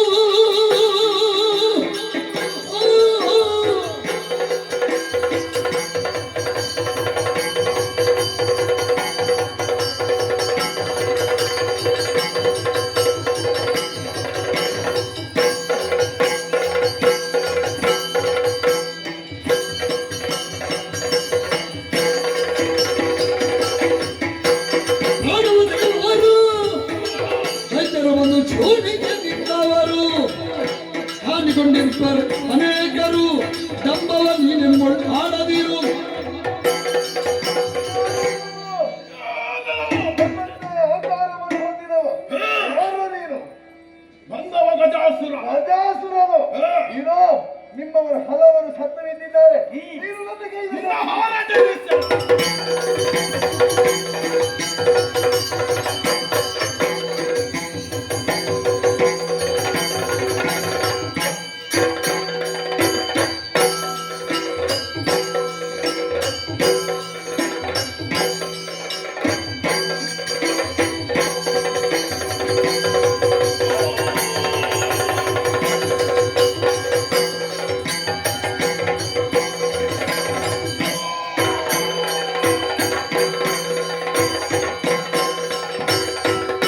ಮದಮುಗರ ಸಂಬರಿಸುತ್ತಲೇ ಗಜವದನ ನಡೆದಾಗ ದೇವಿಯ ಪದಕ್ಕೆ ವರ್ಧಿಸಿ ತಿಳಿದಿರಲು ಇದು ಮೊದಲು ನೀನು ಜಗದಲ್ಲಿ ಮೊದಲ ಪೂಜೆಯಗೊಂಡು ಭಕ್ತರಾಯ ಮುದದಿ ರಚಿಪುದೆಂದು ವರವ ಬಿದ್ದಳು ಮಗ ದೇವಿ ಮಹಾದೇವಿ ನಿರ್ದೇಶನ ಬಂದ ಶಿರೋಧಾರ್ಯವನ್ನಾಗಿರಿಸಿಕೊಂಡು ಹೋಗಿ ಎಲ್ಲಾ ದೈತ್ಯರನ್ನು ಸಂಹರಿಸಿದ್ದಾರೆ. ಸಂತೋಷವಾಯಿತು ಮಗನಿಗೆ. ಈ ಕಾಲಕ್ಕೆ ವರವೊಂದನ್ನು ಅನುಗ್ರಹಿಸುತ್ತೇವೆ. ಏನಮ್ಮ ದಶಭುಜ ಗಣಪತಿ ಇನ್ನು ಮುಂದಕ್ಕೆ ತ್ರಿಜಗದಲ್ಲಿ ಮೊದಲನೆಯ ಪೂಜೆಯನ್ನು ಗೊಂಬವನಾಗಿ ತೊಡೆಯಲ್ಲಿ ಸಿದ್ಧಲಕ್ಷ್ಮಿ ಇರಿಸಿಕೊಂಡು ಬಂದವ ಸಿದ್ಧಿ ವಿನಾಯಕನಾಗಿ ಬುದ್ಧಿ ಪ್ರದಾಯಕನಾಗಿ ಲೋಕ ಪ್ರದಾಯಕನಾಗಿ ಎಲ್ಲವರನ್ನು ಕಾಯುತ್ತಾ ಬಾ. ನಿನಗೆ ಶುಭವಾಗಲಿ.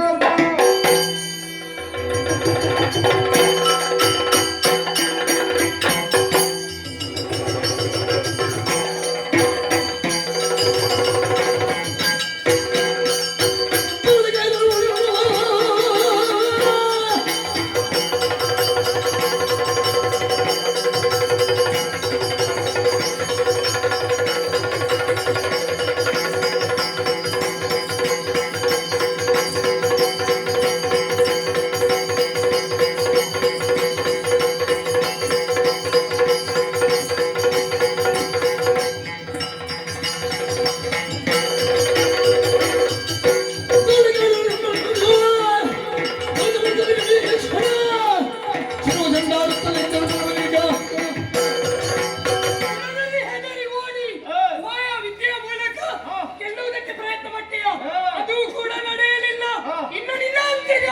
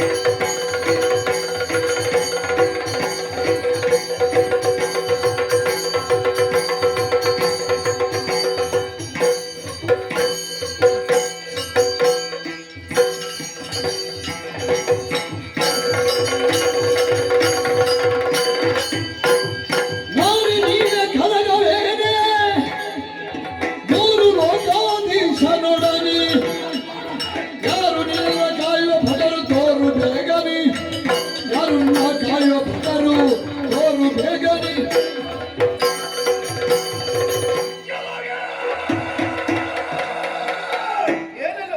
ಲಲಿತೆ, ಇದುವರೆಗೆ ಯಾರೊಬ್ಬರೂ ಕೂಡ ಶೂನ್ಯಕಾಪುರವನ್ನು ಪ್ರವೇಶ ಮಾಡಿ ಈ ಭಂಡಾಸುರನನ್ನು ಕೆಣಕುವಂತಹ ಪ್ರಯತ್ನವನ್ನು ಮಾಡಿದ್ದಿಲ್ಲ. ನೀನೇ ಬರಮಾಡಿಸಿಕೊಂಡೇ ಬಂದೆಯ ಬಂದೆ.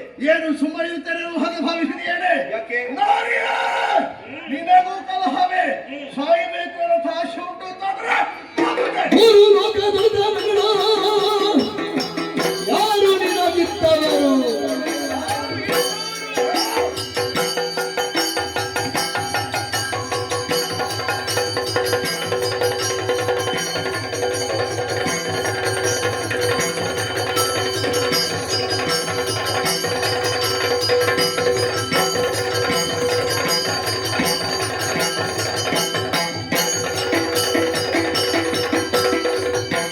ಮೂರು ಲೋಕದ ಜನಗಳು ಯಾರು ನಿನಗಿತ್ತವರು ಕೂಡ ಸರಿಯನ್ನ ಮೈಯ ಮಾಡು ಧಾರುಣಿಯೋಳು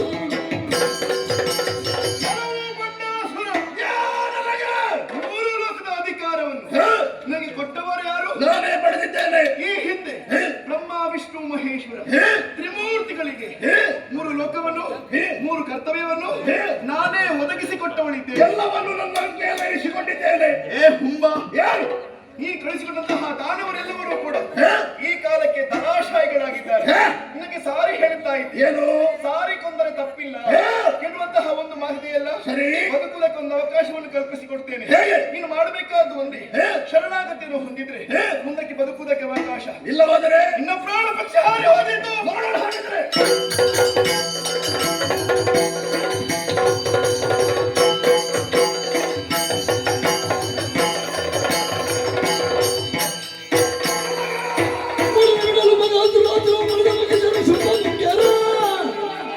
ಗಣನ ನಡೆದರ ಗಂಡ ದೇರು ಬಿಡು ಬಿಡಿಸುತ್ತಾನೆ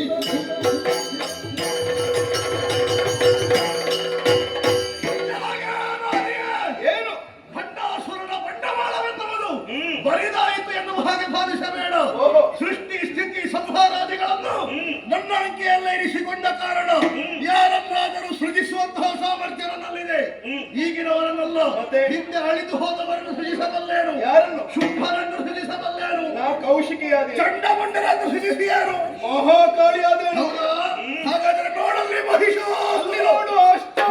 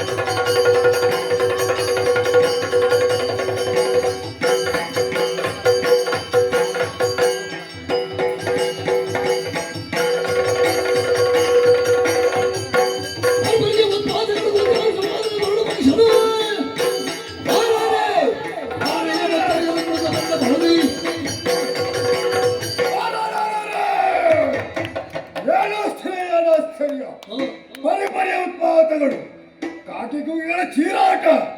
ಯಾಕೆನ್ನುವ ಹಾಗೆ ಸರಿಯಾಗಿ ನೋಡಿದೆ ಎಂದಾದರೆ ಮಗನೊಮ್ಮೆ ನನ್ನ ಸೃಷ್ಟಿ ಅಳಿಯುವಂತಹ ಕಾಯ ಮಗನೊಮ್ಮೆ ಸೃಷ್ಟಿಯಾಗಬೇಕಾಗಿದ್ದರೆ ನಮ್ಮವರಿಂದ ಸಾಧನೆಯಾಗಿ ನಾನು ಭಾವಿಸಿಕೊಂಡಿದ್ದೇನೆ. ಯಾಕೆನ್ನುವ ಹಾಗೆ ಸರಿಯಾಗಿ ಅರ್ಥವಿಸಿಕೊಂಡಿದ್ದೇನೆ.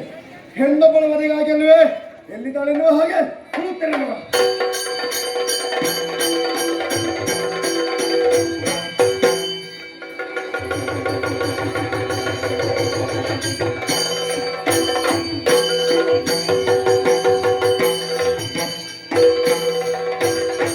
ಅಷ್ಟಭುಜರಿ ಮೆರೆವನವರಿ ನನಗೆ ನಾರಿ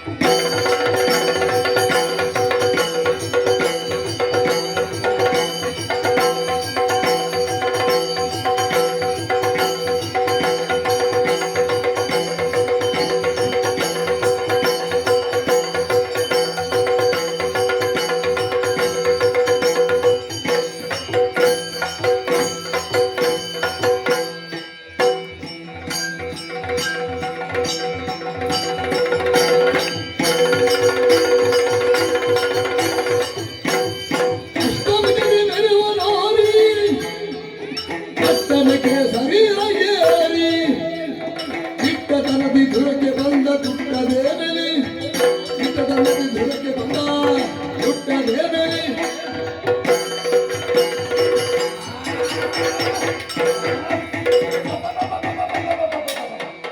ತಪ್ಪಿದ ಹೆಣ್ಣೆ ಯಾರನ್ನು ಹೇಳೋಕೆ ಬಂದ್ರೆ ಅಷ್ಟಭುಜಾದಿ ಮೆರೆವನಾರಿ ತಟ್ಟನೆ ಕೇಸರು ನೇರಿಕೊಂಡು ಇಲ್ಲಿವರೆಗೆ ಬಂದೆಯಾ? ಯಾರು ನೀನು? ಯಾಕೆ ಬಂದೆ? ನನಗೂ ನಿನಗಿರುವ ದ್ವೇಷವೇನು? ಹೇಳಲ್ಲ. ಹೆಸರು ಲೋಕವಾಡುವ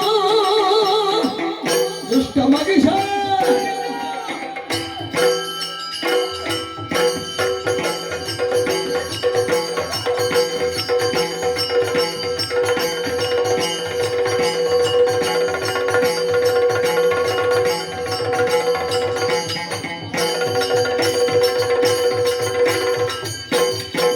ಹೆಸರು ಲೋಕವಾಡುವ ದುಷ್ಟ ಮಗಿಷದಿಂದ ಶಿರವ ಕುಟ್ಟಿ ಕೆಳಗೆ ಬಂದೆ ಸುರರ ಬಿಷ್ಟ ಸಲಿಸಲು ಶಿರವ ಕುಟ್ಟಿ ಕೆಳಗೆ ಬಂದೆ ಸುರರ ಬಿಷ್ಟ ಸಲಿಸಲು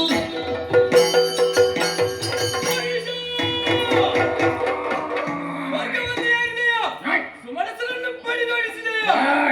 ಭೂಲೋಕದಲ್ಲಿ ಅಧರ್ಮವನ್ನು ಮಾಡಿದೆಯಾ? ಗೋಗಳ ಹತ್ಯೆ ಮಾಡಿದೆಯಾ? ಇದು ನೋಡು, ಯಾರು? ಅಷ್ಟಭುಜಿ ಅಯಾನಿಗೆ ಬಂದಿದ್ದೇನೆ. ತಪ್ಪಾಯ್ತೆಂದು ಕಾಲಿಗೆ ತೆಗೆದು ಬಿಟ್ಟೇನು. ಅಲ್ಲಿ ಹೋದ ಶಿರಚ್ಛೇದನ ಸುರರ ಬರಿಯ ಬಂದೆ ಏನಯ್ಯ ಬಂದೆಯ ಬಂದೆಯ ಬಂದೆಯ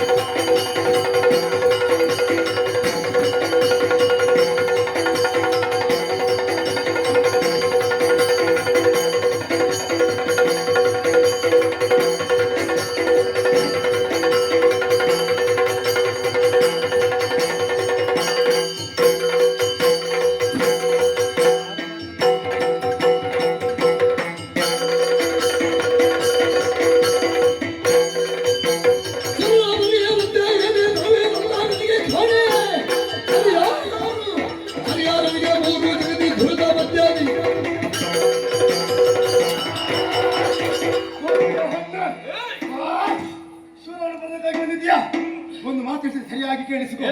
ಆಯುಧವನ್ನು ಕೆಳಗೆ ಹಾಕು. ಏರಂತಹ ಸಿಂಹವನ್ನು ಕಾಡಿಗೆ ಬಿಡು. ತೊಡೆಯಲ್ಲಿ ಬಾರೆ.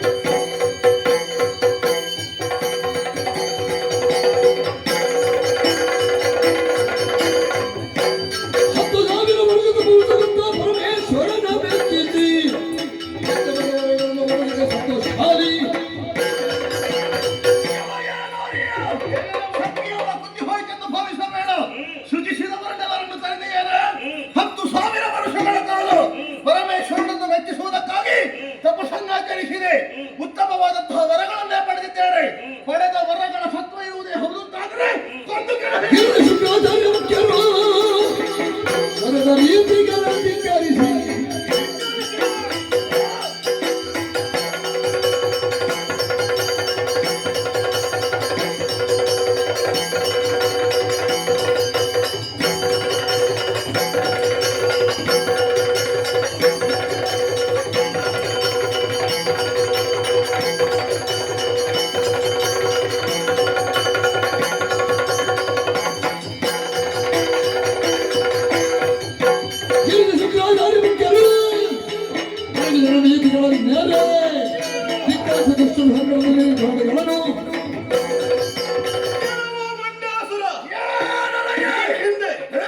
ಗುರುಗಳಂತಹ ಶುಕ್ರಾಚಾರ್ಯರು ಹೆಚ್ಚೇಕೆ ಗಿರಿಜಾ ಮತ್ತು ಹೇಳಿದಂತಹ ನೀತಿಯ ಮಾತುಗಳನ್ನು ಧಿಕ್ಕರಿಸಿದೆ. ನನಗೊಂದು ಹುಂಬತನ 10,000 ವರುಷಗಳ ಆಯಸ್ಸಿದೆ ಎನ್ನುವ ಹಾಗೆ ಬಹಳಷ್ಟು ಕಳೆದಾಗಿದೆ. ಇನ್ನು ಉಳಿದಿರುವುದು ಕ್ಷಣಿಕ ಮಾತ್ರ. ಹಾಗಾಗಿ ಹೇಳ್ತಾ ಇದ್ದೇನೆ, ಕಡೆಯ ಬಾರಿ ಬದುಕುವಂತ ಅರ್ಹತೆ ಉಂಟು ಅಂತಾದ್ರೆ ಶರಣಾಗತಿಯನ್ನು ಹೊಂದು ಅವಕಾಶ ಮಾಡಿಕೊಡ್ತೇನೆ. ಇಲ್ಲದೆ ಹೋದ್ರೆ ನಿನ್ನ ಶಿರವನ್ನು ಚೆಂಡಾಡಿ ಬರುವಂತಹ ಬದುಕೆ ನನಗೆ ಬೇಡ. ಇನ್ನೊಮ್ಮೆ ಚೆಂಡಾಡ್ತಾನೆ.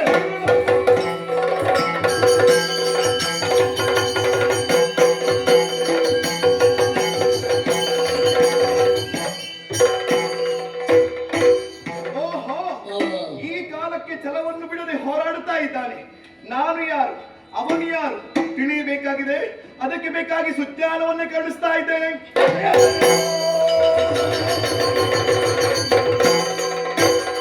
ಎನಲು ಮಣಿದೊಡನೆಲ್ದ ತ್ರಿಜಗಜ್ಜನನಿತವ ಘನವಚನ ಸುದಿಯದು ಒಣಗಿರುವ ಸುಜ್ಞಾನವನ್ನು ಚೇತನಗೊಳಿಸಿತು. ಹರಿದುಗೆಲ್ಲಯ ದುರಿತ ಪೂರ್ವಸ್ಮರಣೆ ತಳೆದಿರುತ್ತಾಗಿ ನೀನವ ಧರಿಸು ಭಿನ್ನಪವಿದರು ಬೀರುತ ಕರುಣೆಯನ್ನು ಜಗಜ್ಜನನಿ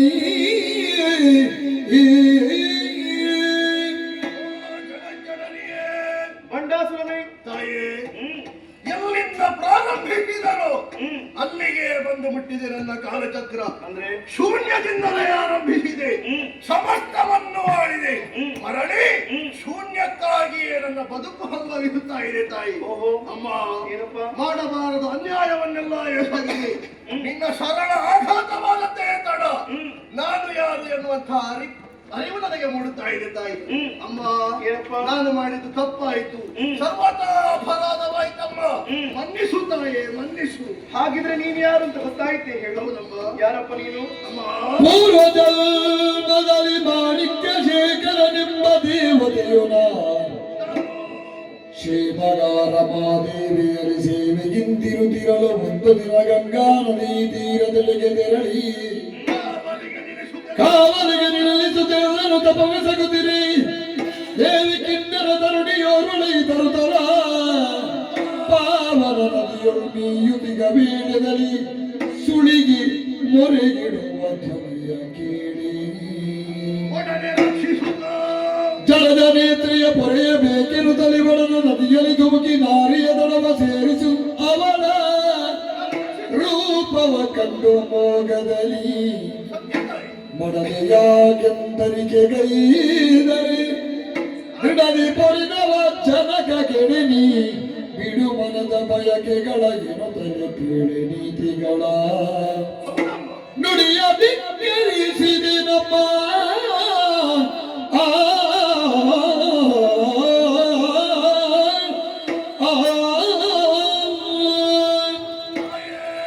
ಮಂಡಾಸುರನೇ, ಸರಳುಗಳ ಸುರಿಮಾಲೆ ನನ್ನ ಮೇಲೆ ಆಘಾತವಾದದ್ದೇ ತಡ. ನನ್ನ ಪೂರ್ವ ಸ್ಮರಣೆ ಎಂಬುದು ಜಾಗೃತವಾಗುತ್ತಾ ಇದೆ ತಾಯಿ. ಪೂರ್ವ ಜನ್ಮದಲ್ಲಿ ಮಾಣಿಕ್ಯ ಶೇಖರ ಎನ್ನುವ ದೇವತೆನಾಗಿದ್ದೆ ಅಮ್ಮ. ಅಷ್ಟು ಮಾತ್ರವಲ್ಲದೆ ಮಹಾಲಕ್ಷ್ಮಿಯ ಮೈಗಾವಲಿನ ಭಟನೂ ಹೌದು, ಅಂಗರಕ್ಷಕ ಹೌದು. ಒಂದು ದಿವಸ ಗಂಗಾ ನದಿ ತೀರದಲ್ಲಿ ತಪಸ್ಸಿಗಾಗಿ ತೆರಳುವಂತಹ ಸಂದರ್ಭ ನನ್ನನ್ನು ಕಾವಲಿಗಾಗಿ ನಿಲ್ಲಿಸಿ ನೋಡುತ್ತಾಯಿ. ಕಾವಲಿಗಾಗಿ ನಿಂತೆ ಪರಮ ಪಾವನವಾದಂತಹ ಗಂಗಾ ನದಿಯಲ್ಲಿ ಸ್ನಾನವನ್ನು ಮಾಡುವುದಕ್ಕಾಗಿ ಕಿನ್ನರ ತರುಣಿಯಾಳುವಳು ನದಿಯ ತಟಾಕಕ್ಕೆ ಬಂದಳು. ಆಳವನ್ನು ತಿಳಿಯದೆ ಸ್ನಾನಕ್ಕೆಂದು ಇಳಿದಳು ತಾಯಿ. ಸುಳಿಗೆ ಸಿಲುಕಿ ಕಾಪಾಡಿ ಕಾಪಾಡಿ ಎನ್ನುವ ಹಾಗೆ ಮೊರೆ ಇಟ್ಟರು. ಆ ಮೊರೆಯನ್ನು ಆಲಿಸಿ ಒಡನೆ ನದಿಗೆ ಧುಮುಕಿದೆ.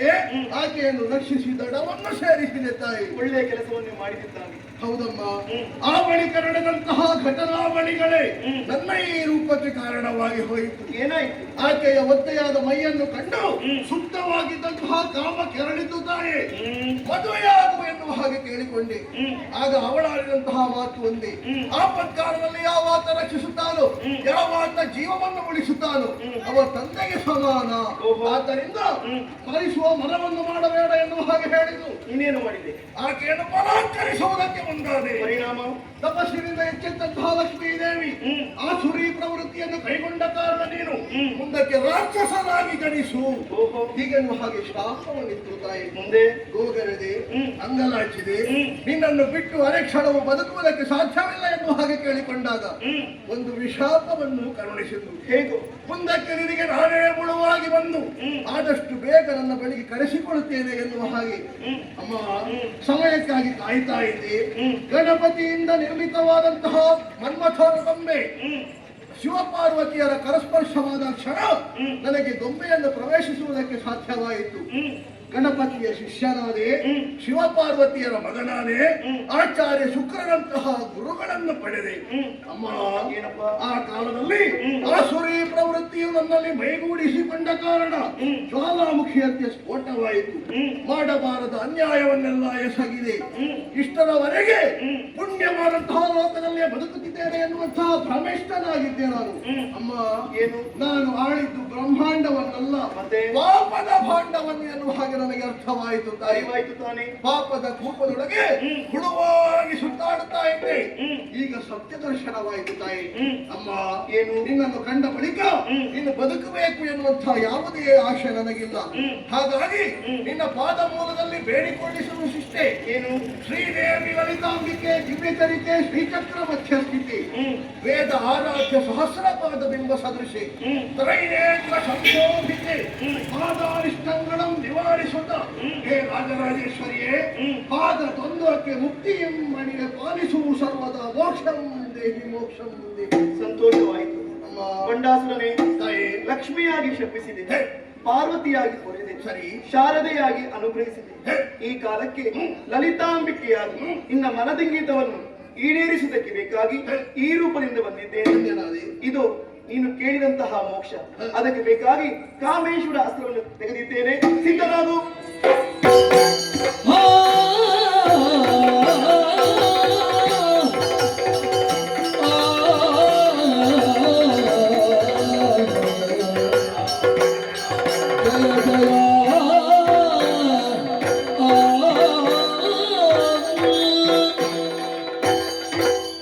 ದೇವತೆಗೆ ಕೊಟ್ಟಂತಹ ಅಭಯವಾಣಿಯಂತೆ ಲೋಕ ಕಂಟಕನಾಗಿರುವಂತಹ ಬಂಡಾಸುರನ್ನು ವಧಿಸಿದ್ದೇನೆ.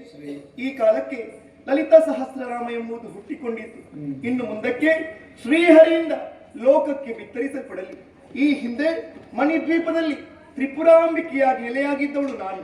ಮತ್ತೊಮ್ಮೆ ಶ್ರೀಚಕ್ರ ನನ್ನನ್ನೇ ಬಯಸುತ್ತಾ ಇದೆ. ತಡ ಮಾಡುವುದಲ್ಲ.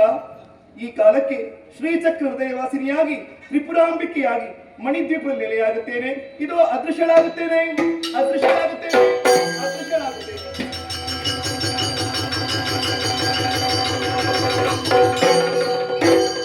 ಮಂಗಳೂ ಜಯ ಮಂಗಳೂ ನಿತ್ಯ ಶುಭ ಮಂಗಳೂ ಮಂಗಳ ಜಯ ಜಯ ರಾಮಚಂದ್ರನಿಗೆ ಮಂಗಳ ದಶರಥ ಮೋದನೆ